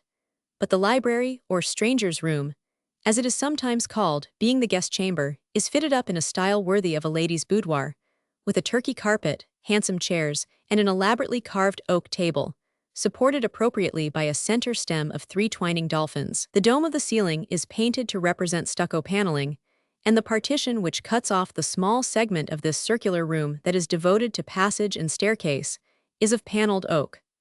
The thickness of this partition is just sufficient to contain the bookcase, also a cleverly contrived bedstead, which can be folded up during the day out of sight. There is also a small cupboard of oak, which serves the double purpose of affording shelf accommodation and concealing the iron smoke pipe which rises from the kitchen, and passing through the several stories, projects a few feet above the lantern. The center window is ornamented with marble sides and top, and above it stands a marble bust of Robert Stevenson, the engineer of the building, with a marble slab below bearing testimony to the skill and energy with which he had planned and executed the work. If not precisely what we have described it to be at the present time, the library must have been somewhat similar on that morning when our hero issued from it and descended to the rock. The first stair landed him at the entrance to the sleeping berths. He looked into one, and observed Forsyth's head and arms lying in the bed, in that peculiarly negligent style that betokens deep and sweet repose. Dumsby's rest was equally sound in the next berth. This fact did not require proof by ocular demonstration. His nose announced it sonorously over the whole building. Passing to the kitchen, immediately below, Ruby found his old messmate, Jamie Dove, busy in the preparation of breakfast. "Ha, Ruby, good mornin'. You keep up your early habits, I see. Can't shake your paw, lad, 'cause I'm up to the elbows in grease, not to speak o' sudden ashes." "When did you learn to cook, Jamie?" said Ruby, laughing. "When I came here. You see, we've all got to take it turn and turn about, and it's wonderful how soon a feller gets used to it. I'm rather fond of it, d'you know. We haven't overmuch to work on in the way of variety, to be sure, but what we have there's lots of it, and it gives us occasion to exercise our wits to invent something new. It's wonderful what can be done with fresh beef, cabbage, carrots, potatoes, flour, tea, bread, mustard, sugar, pepper, and the like, if ye have got a talent that way." "You've got it all off by heart, I see," said Ruby. "True, boy, but it's not so easy to get it all off your stomach sometimes. What with confinement and want of exercise, we was troubled with indigestion at first, but we're used to it now, and I have acquired quite a fancy for cooking. No doubt you'll hear Forsyth and Joe say that I've half-pissed them 4 or 5 times, but that's all envy. Besides, a feller can't learn a trade without doing a little damage to somebody or something at first. Did you ever taste blackbird pie? No, replied Ruby, never. Then you shall taste one today, for we caught 50 birds last week. Caught 50 birds. Aye, but I'll tell ye about it some other time. Be off just now, and get as much exercise out o' the rock as ye can before breakfast. The smith resumed his work as he said this, and Ruby descended. He found the sea still roaring over the rock, but the rails were so far uncovered that he could venture on them, yet he had to keep a sharp lookout, for whenever a larger breaker than usual struck the rock, the gush of foaming water that flew over it was so great that a spurt or two would sometimes break up between the iron bars, and any one of these spurts would have sufficed to give him a thorough wetting. In a short time, however, the sea went back and left the rails free. Soon after that Ruby was joined by Forsyth and Dumpsby, who had come down for their morning promenade. They had to walk in single file while taking exercise, as the tramway was not wide enough for two, and the rock, even when fully uncovered, did not afford sufficient level space for comfortable walking, although at low water, as the reader already knows, it afforded fully 100 yards of scrambling ground, if not more. They had not walked more than a few minutes when they were joined by Jamie Dove, who announced breakfast, and proceeded to take 2 or 3 turns by way of cooling himself. Thereafter the party returned to the kitchen, where they sat down to as good a meal as any reasonable man could desire. There was cold boiled beef, the remains of yesterday's dinner, and a bit of broiled cod, a native of the Bell Rock, caught from the doorway at high water the day before. There was tea also, and toast, buttered toast, hot out of the oven. Dove was peculiarly good at what may be styled toast cooking. Indeed, all the lightkeepers were equally good.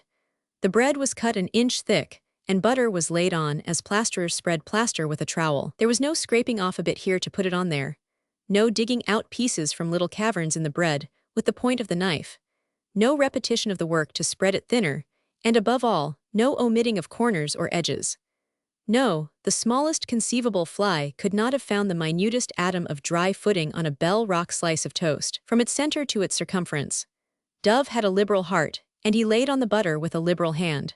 Fair play and no favor was his motto, quarter-inch thick was his gauge, railway speed his practice.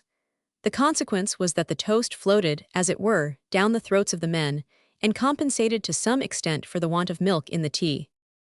"Now, boys, sit in," cried Dove, seizing the teapot. "We have not much variety," observed Dumpsby to Ruby in an apologetic tone. "Variety," exclaimed Forsyth, "what d'ye call that?" pointing to the fish. "Well, that is a hextra morsel, I admit," returned Joe, "but we don't get that every day. Osver, what there is good, and there's plenty of it, so let's fall to." Forsyth said grace, and then they all fell to, with appetites peculiar to that isolated and breezy spot, where the wind blows so fresh from the open sea that the nostrils inhale culinary odors, and the palate seize culinary products with unusual relish. There was something singularly unfeminine in the manner in which the duties of the table were performed by these stalwart guardians of the rock. We are accustomed to see such duties performed by the tender hands of woman, or, it may be, by the expert fingers of trained landsmen. But in places where woman may not or cannot act with propriety, as on shipboard or in seagirt towers, men go through such feminine work in a way that does credit to their versatility, also to the strength of culinary materials and implements. The way in which Jamie Dove and his comrades knocked about the pans, teapots, cups, and saucers, and see, without smashing them, would have astonished, as well as gratified, the hearts of the fraternity of tinsmiths and earthenware manufacturers. We have said that everything in the lighthouse was substantial and very strong. All the woodwork was oak, the floors and walls of solid stone. Hence, when Dove, who had no nerves or physical feelings, proceeded with his cooking, the noise he caused was tremendous. A man used to woman's gentle ways would, on seeing him poke the fire, have expected that the poker would certainly penetrate not only the coals, but the back of the grate also, and perchance make its appearance at the outside of the building itself, through stones, joggles, dovetails, trenils, pozzolano mortar, and all the strong materials that have withstood the fury of winds and waves for the last half-century. Dove treated the other furniture in like manner, not that he treated it ill. We would not have the reader imagine this for a moment. He was not reckless of the household goods. He was merely indifferent as to the row he made in using them. But it was when the cooking was over, and the table had to be spread, that the thing culminated. Under the impulse of lightheartedness, caused by the feeling that his labors for the time were nearly ended, and that his reward was about to be reaped, he went about with irresistible energy, like the proverbial bull in a china shop, without reaching that creature's destructive point. It was then that a beaming smile overspread his countenance, and he raged about the kitchen with Vulcan-like joviality. He pulled out the table from the wall to the center of the apartment, with a swing that produced a prolonged crash.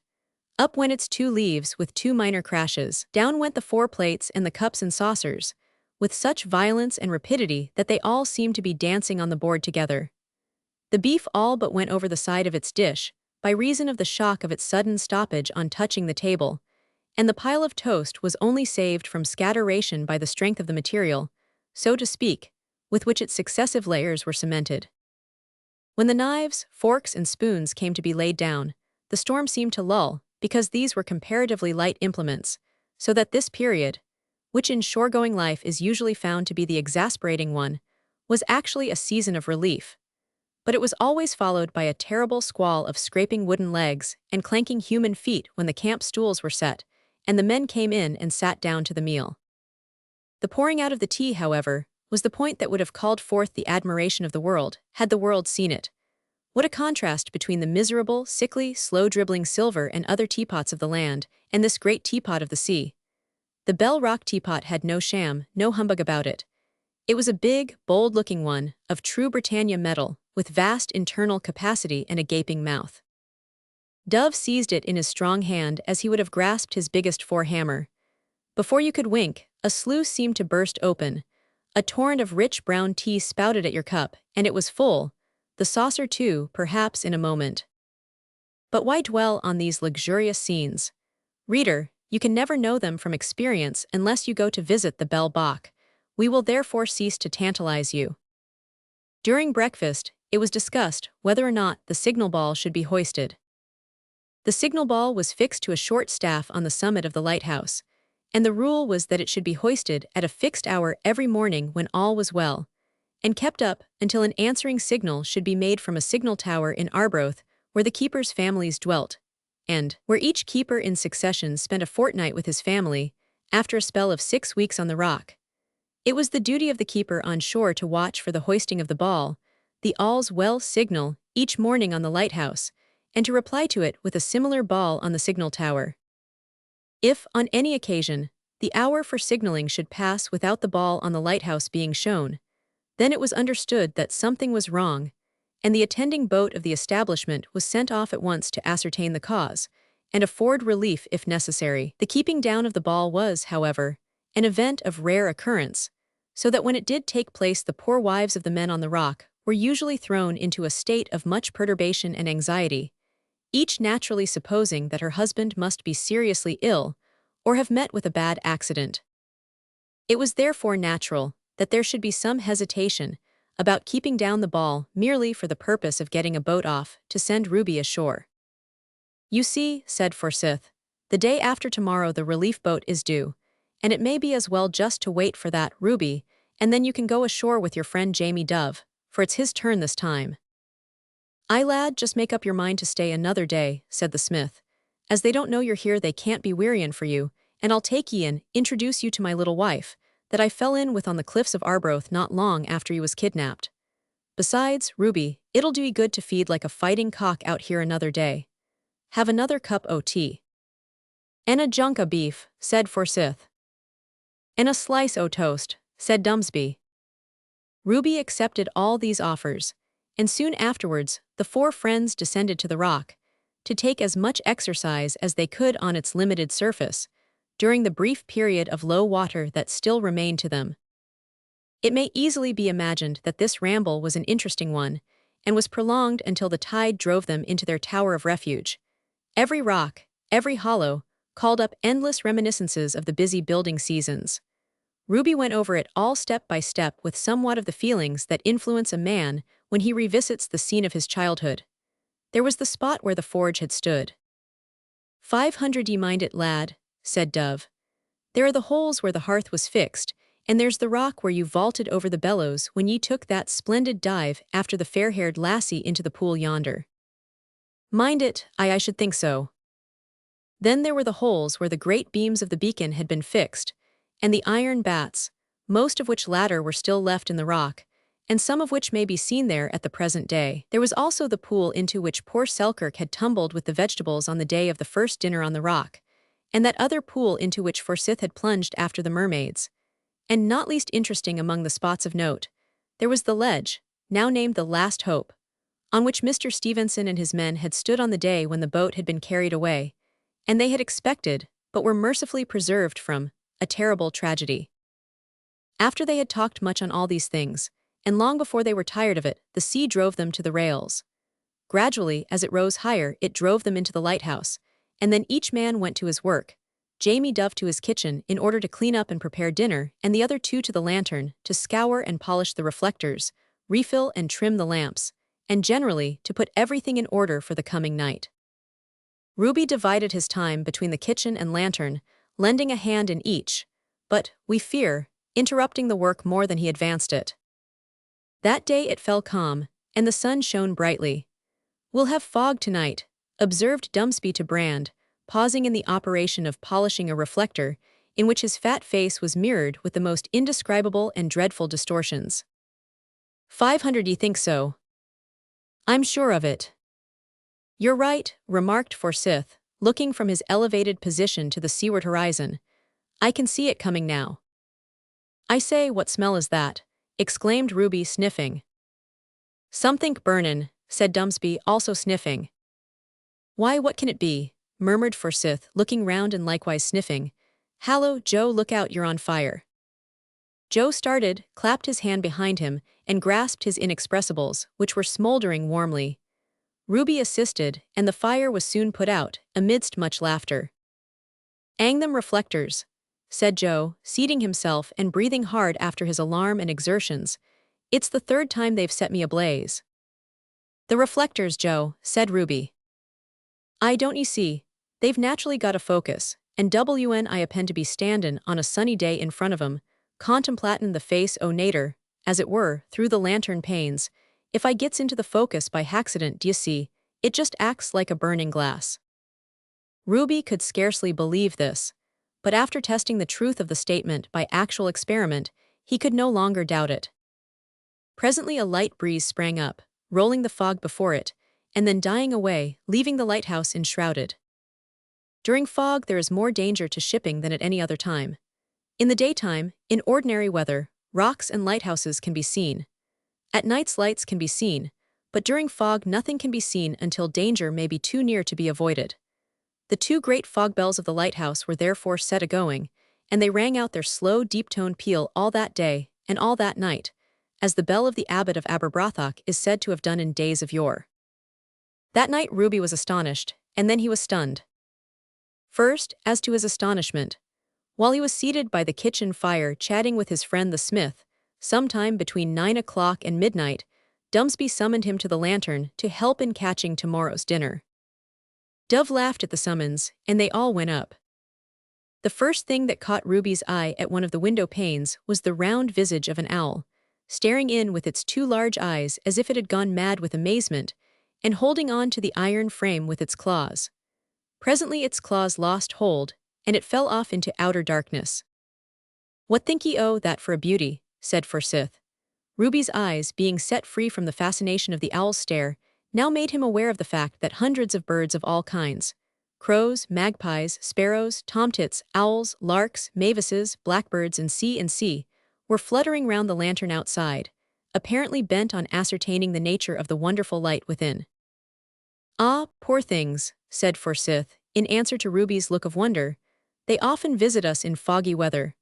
I suppose they get out to sea in the fog and can't find their way back to land, and then some of them chance to cross our light and take refuge on it." "Now I'll go out and get tomorrow's dinner," said Dumsby. He went out accordingly, and walking round the balcony that encircled the base of the lantern, was seen to put his hand up and quietly take down and wring the necks of such birds as he deemed suitable for his purpose. It seemed a cruel act to Ruby, but when he came to think of it, he felt that, as they were to be stewed at any rate, the more quickly they were killed the better. He observed that the birds kept fluttering about, alighting for a few moments and flying off again, all the time that Dumpsby was at work, yet Dumpsby never failed to seize his prey. Presently the man came in with a small basket full of game. "Now, Ruby," said he, "I'll bet a sixpence that you don't catch a bird within 5 minutes." "I don't bet such large sums usually, but I'll try," said Ruby, going out. He tried and failed. Just as the 5 minutes were expiring, however, the owl happened to alight before his nose, so he nabbed it and carried it in triumphantly. "That ain't a bird," said Dumpsby. "It's not a fish," retorted Ruby. "But how is it that you caught them so easily, and I found it so difficult?" "Because, lad, you must do it at the right time. You watch W in the focus of a revolvin' light is common full in a bird's face. The moment it does so ease dazzled, and you grab IM if you grab too soon or too late, ease away. That's 'ow it is, and they're capital heatin', as you'll find." Thus much for Ruby's astonishment, now for his being stunned. Late that night the fog cleared away, and the bells were stopped. After a long chat with his friends, Ruby mounted to the library and went to bed. Later still the fog returned, and the bells were again set a-going. Both of them being within a few feet of Ruby's head, they awakened him with a bang that caused him to feel as if the room in which he lay were a bell and his own head the tongue thereof. First the sound was solemnizing, then it was saddening. After a time it became exasperating and then maddening.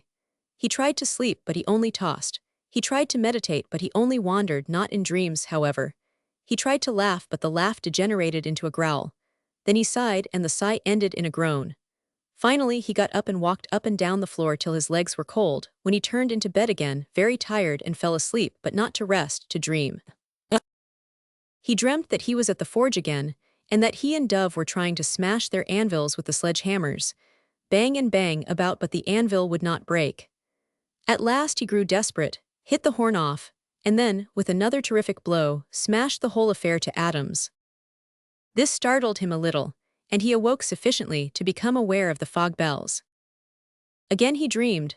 Minnie was his theme now, but strange to say, he felt little or no tenderness towards her. She was beset by 100 ruffians in pea-jackets and sou'westers. Something stirred him to madness. He rushed at the foe and began to hit out at them right and left. The hitting was slow, but sure, regular as clockwork. First the right, then the left, and at each blow a seaman's nose was driven into his head, and a seaman's body lay flat on the ground. At length they were all floored but one, the last and the biggest. Ruby threw all his remaining strength into one crashing blow, drove his fist right through his antagonist's body, and awoke with a start to find his knuckles bleeding. "Hang these bells!" he exclaimed, starting up and gazing round him in despair. Then he fell back on his pillow in despair and went to sleep in despair. Once more he dreamed. He was going to church now, dressed in a suit of the finest broadcloth, with Minnie on his arm, clothed in pure white, emblematic, it struck him, of her pure gentle spirit. Friends were with him, all gaily attired and very happy but unaccountably silent. Perhaps it was the noise of the wedding bells that rendered their voices inaudible. He was struck by the solemnity as well as the pertinacity of these wedding bells as he entered the church.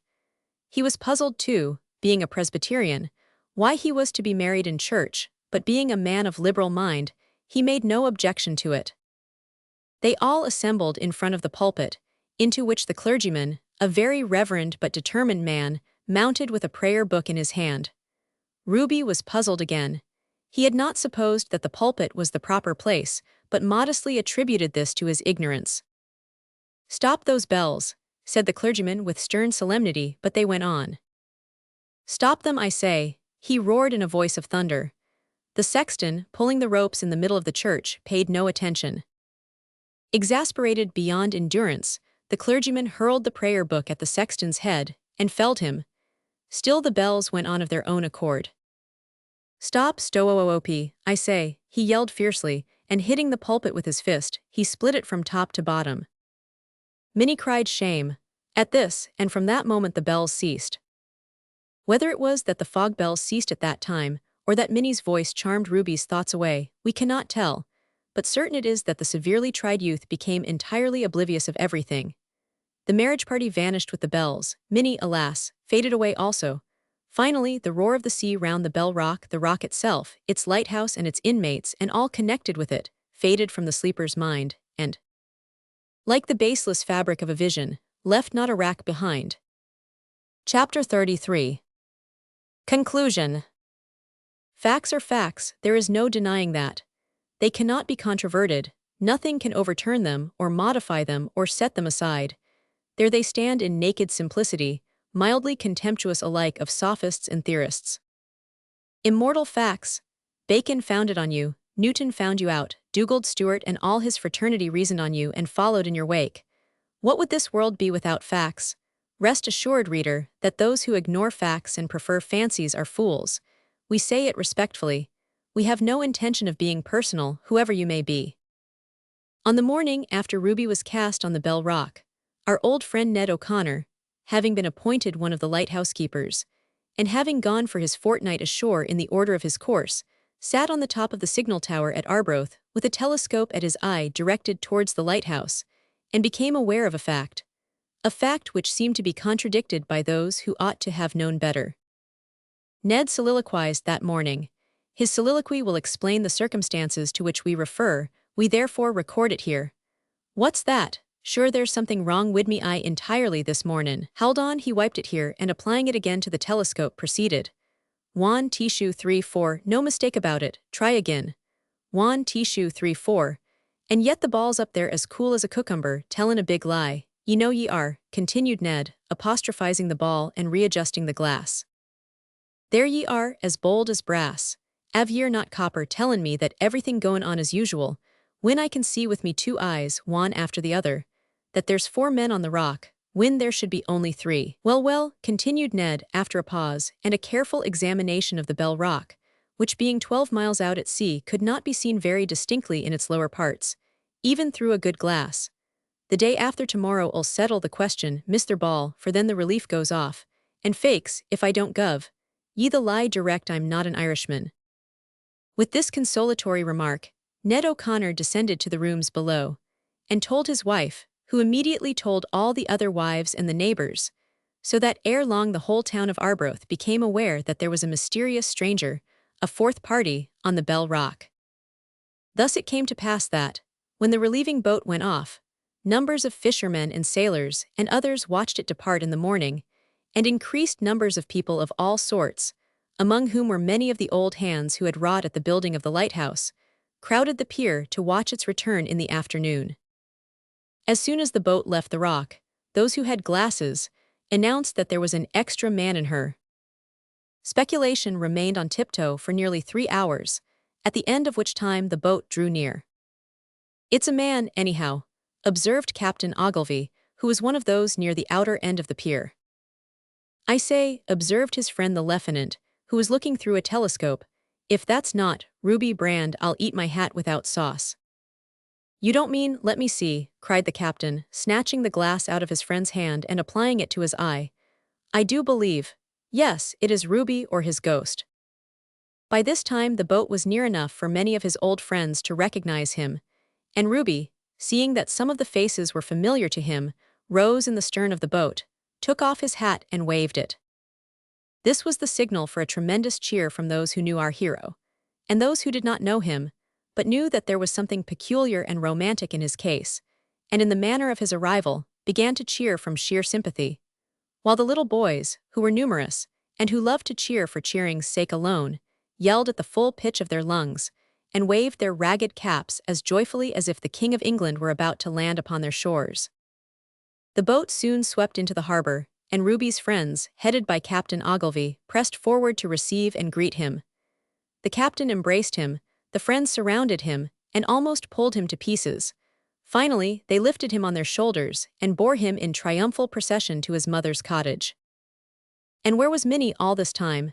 She had indeed heard the rumor that something had occurred at the Bell Rock, but satisfied from what she heard that it could be nothing very serious, she was content to remain at home and wait for the news.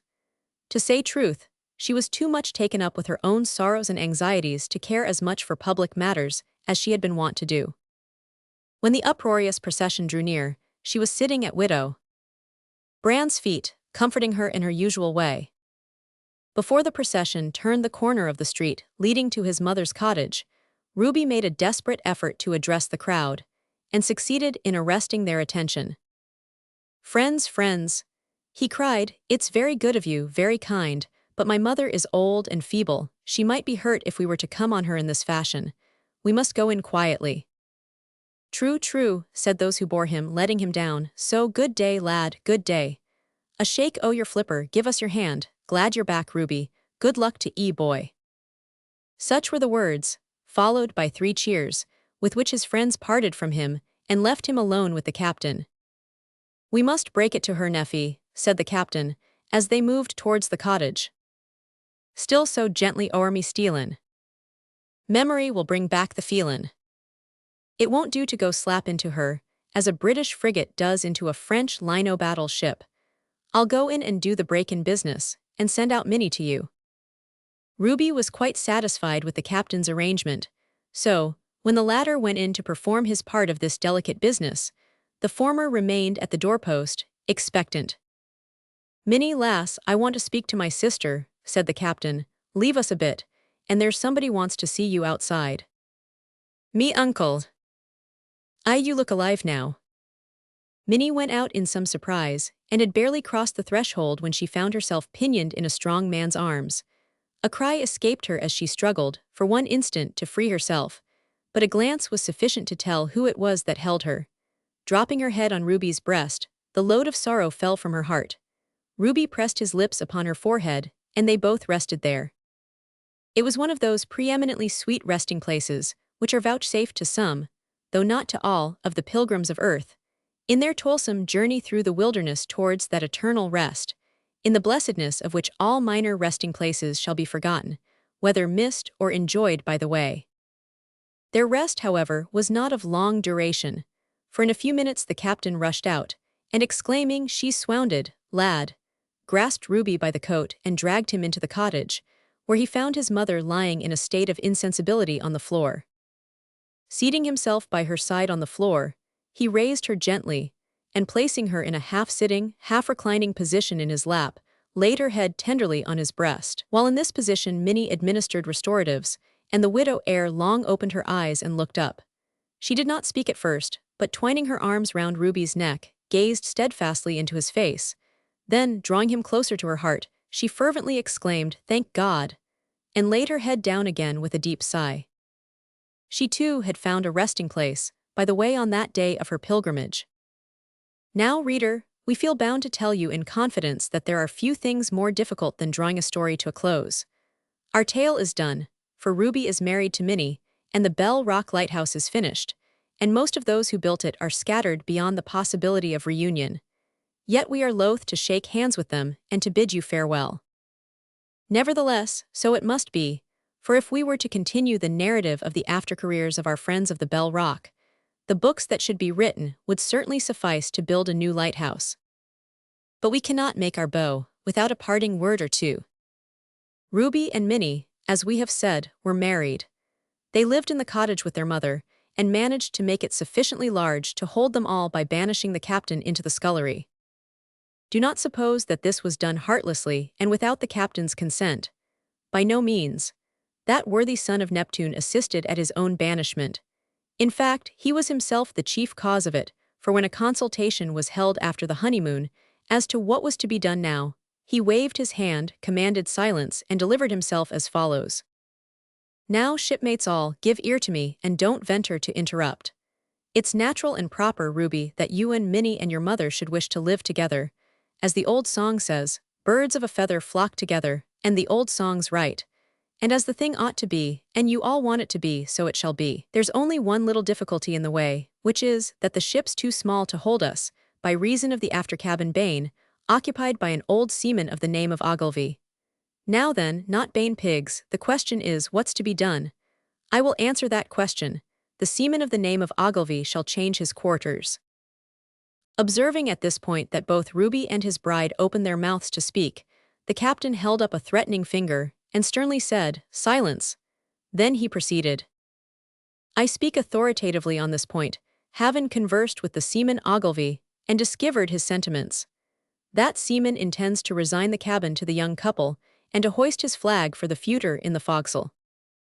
He pointed, in explanation, to the scullery, a small, dirty-looking apartment off the kitchen, which was full of pots and pans and miscellaneous articles of household, chiefly kitchen, furniture. Ruby and Minnie laughed at this, and the widow looked perplexed, but perfectly happy and at her ease, for she knew that whatever arrangement the captain should make, it would be agreeable in the end to all parties. The seaman Ogilvy and I, continued the captain, have gone over the forecastle, meaning the forecastle together, and we find that, by the use of mops, buckets, water, and swabs, the place can be made clean. By the use of paper, paint, and whitewash, it can be made respectable, and by the use of furniture, pictures, books, and baccy, it can be made comfortable. Now, the question that I've got to propound this day to the judge and jury is, why not? Upon mature consideration, the judge and jury could not answer why not. Therefore the thing was fixed and carried out, and the captain thereafter dwelt for years in the scullery, and the inmates of the cottage spent so much of their time in the scullery that it became, as it were, the parlor or boudoir or drawing-room of the place. When, in course of time, a number of small brands came to howl and tumble about the cottage, they naturally gravitated towards the scullery, which then virtually became the nursery, with a stout old seaman of the name of Ogilvy, usually acting the part of head nurse. His duties were onerous, by reason of the strength of constitution, lungs, and muscles of the young brands, whose ungovernable desire to play with that dangerous element from which heat is evolved, undoubtedly qualified them for the honorary title of firebrands. With the proceeds of the jewel case, Ruby bought a little coasting vessel, with which he made frequent and successful voyages. Absence makes the heart grow fonder, no doubt, for Minnie grew fonder of Ruby every time he went away, and every time he came back. Things prospered with our hero, and you may be sure that he did not forget his old friends of the Lighthouse. On the contrary, he and his wife became frequent visitors at the signal tower, and the families of the lighthouse keepers felt almost as much at home in the cottage as they did in their own houses. And each keeper, on returning from his 6-week spell on the rock to take his 2-week spell at the signal tower, invariably made it his first business, after kissing his wife and children, to go up to the brands and smoke a pipe in the scullery with that eccentric old seafaring nursery maid of the name of Ogilvy. In time, Ruby found it convenient to build a top flat on the cottage, and above this a small turret, which overlooked the opposite houses and commanded a view of the sea. This tower the captain converted into a point of lookout and a summer smoking room, and many a time and oft, in the years that followed, did he and Ruby climb up there about nightfall, to smoke the pipe of peace, with Minnie beside them, and to watch the bright flashing of the red and white light on the Bell Rock as it shone over the waters far and wide, like a star of the first magnitude, a star of hope and safety, guiding sailors to their desired haven, perchance reminding them of that star of Bethlehem, which guided the shepherds to him, who is the light of the world and the rock of ages.